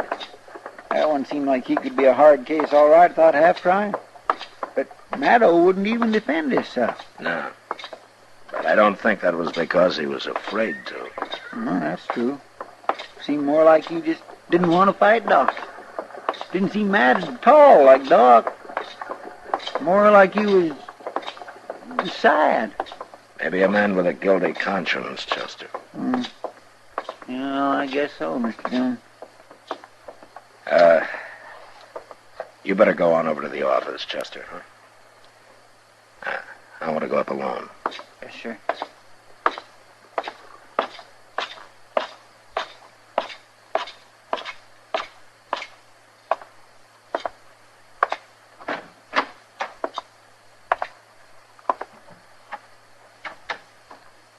Doc.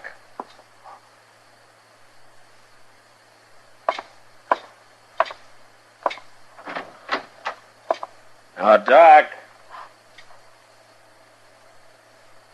Huh. Now, I wonder where he could have gone.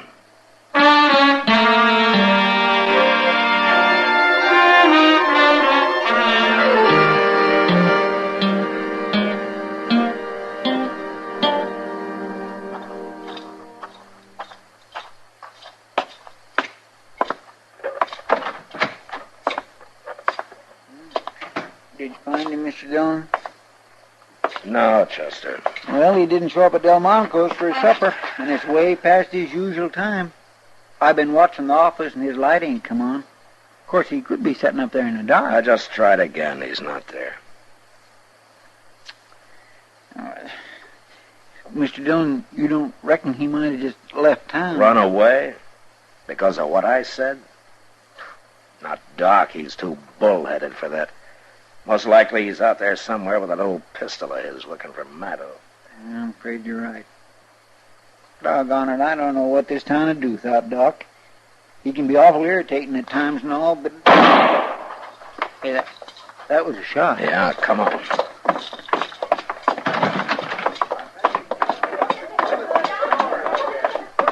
Marshal! Over here! It's that Bartlett, Mr. Dillon. It's Clem, Marshal. I think he's dead. All right. Everybody stay back. Give me that lantern, will you? He was shot in the back, Mr. Dillon. Yeah. It looks mighty bad. He said he'd kill him, and he's done it. Did you see who did it, Bartlett? No. We was loading horses, and I just turned to go back into the store for another load when I heard the shot. Anybody else around to see it? Why, no, but after all, Marshal, can't be much doubt who did it, can there? Everybody in town heard him threaten to kill Clem. Just because the man's a doctor doesn't give him any right to go around murdering people. That's enough, Bartlett. The important thing right now is to try to save this man's life. Where will we take him at, Mr. Dillon? There's only one place, Chester. Yes, sir.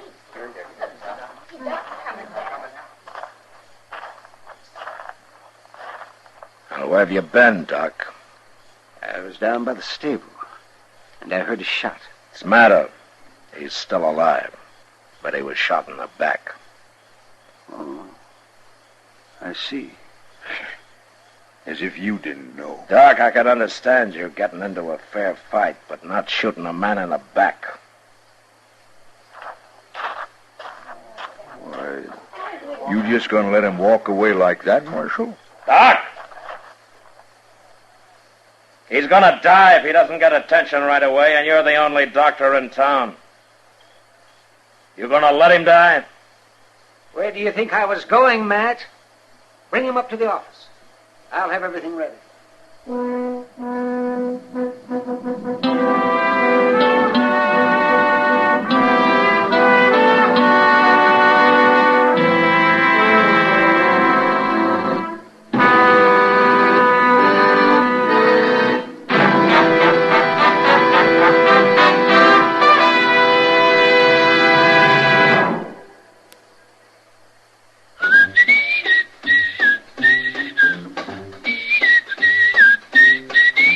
Packs more pleasure, packs more pleasure. Chesterfield packs more pleasure because Chesterfield's more perfectly packed. The more perfectly packed your cigarette, the more taste and mildness are released for you. Chesterfield, made by exclusive Accuray, has an open, easy drawer that unlocks all the pleasure of fine tobaccos. Now, Accuray ensures an even distribution of tobacco from one end of your Chesterfield to the other. Chesterfield is firm and pleasing to the lips, mild yet deeply satisfying. Chesterfield packs more pleasure because Chesterfield's more perfectly packed. To the touch, to the taste, Chesterfield packs more pleasure because it's more perfectly packed. Buy Chesterfield, mild, yet they satisfy the most.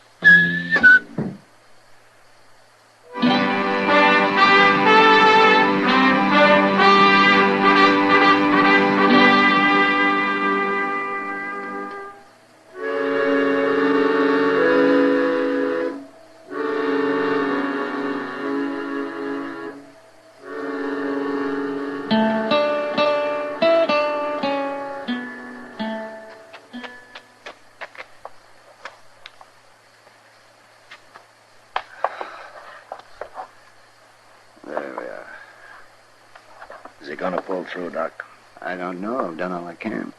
Ah, good.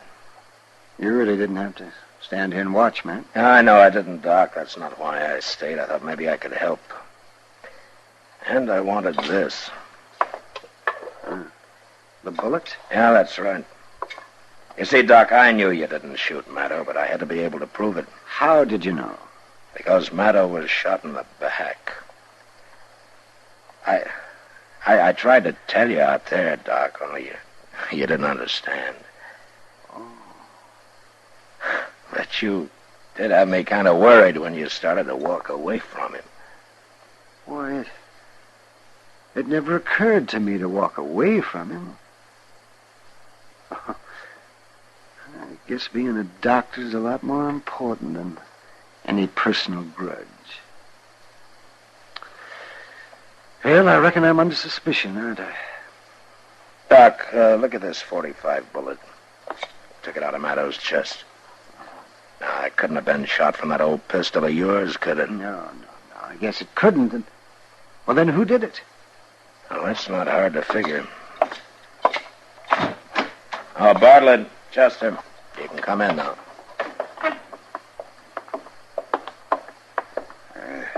How is he, Marshal? I think he's going to be all right.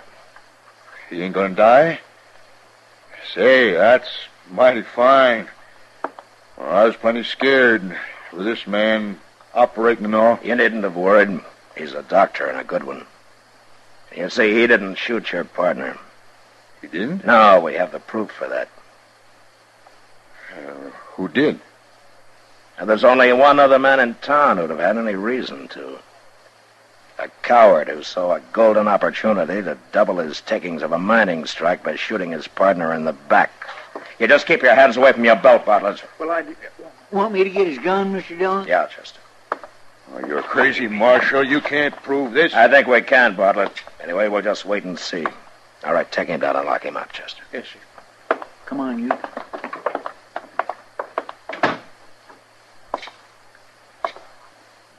Doc, looks like Maddo's gonna come too.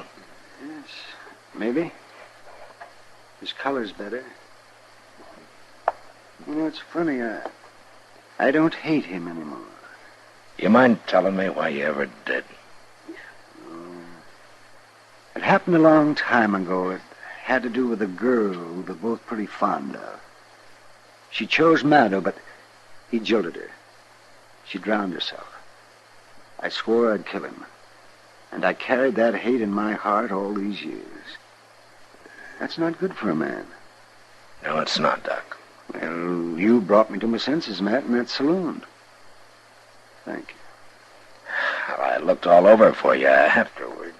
Well, I guess I was out of Jake Morrison's. I remembered I had to treat his boy for the ague, so I did. Doc? Oh, yes, Clem. Now you just take it easy. That's right. You lie still. You're going to be all right. Doc, I wanted to tell you I'm awful sorry for what happened. Maybe sorrier than you. I loved her. I would have come back if I could have. Well, I guess I never even thought of that. Well, we've both been sorry too long. It's all over now. Thanks. Now you just go on to sleep. You get your rest there now. And the world will look a lot better to you tomorrow. That's it. That's it. Well, good night, Doctor.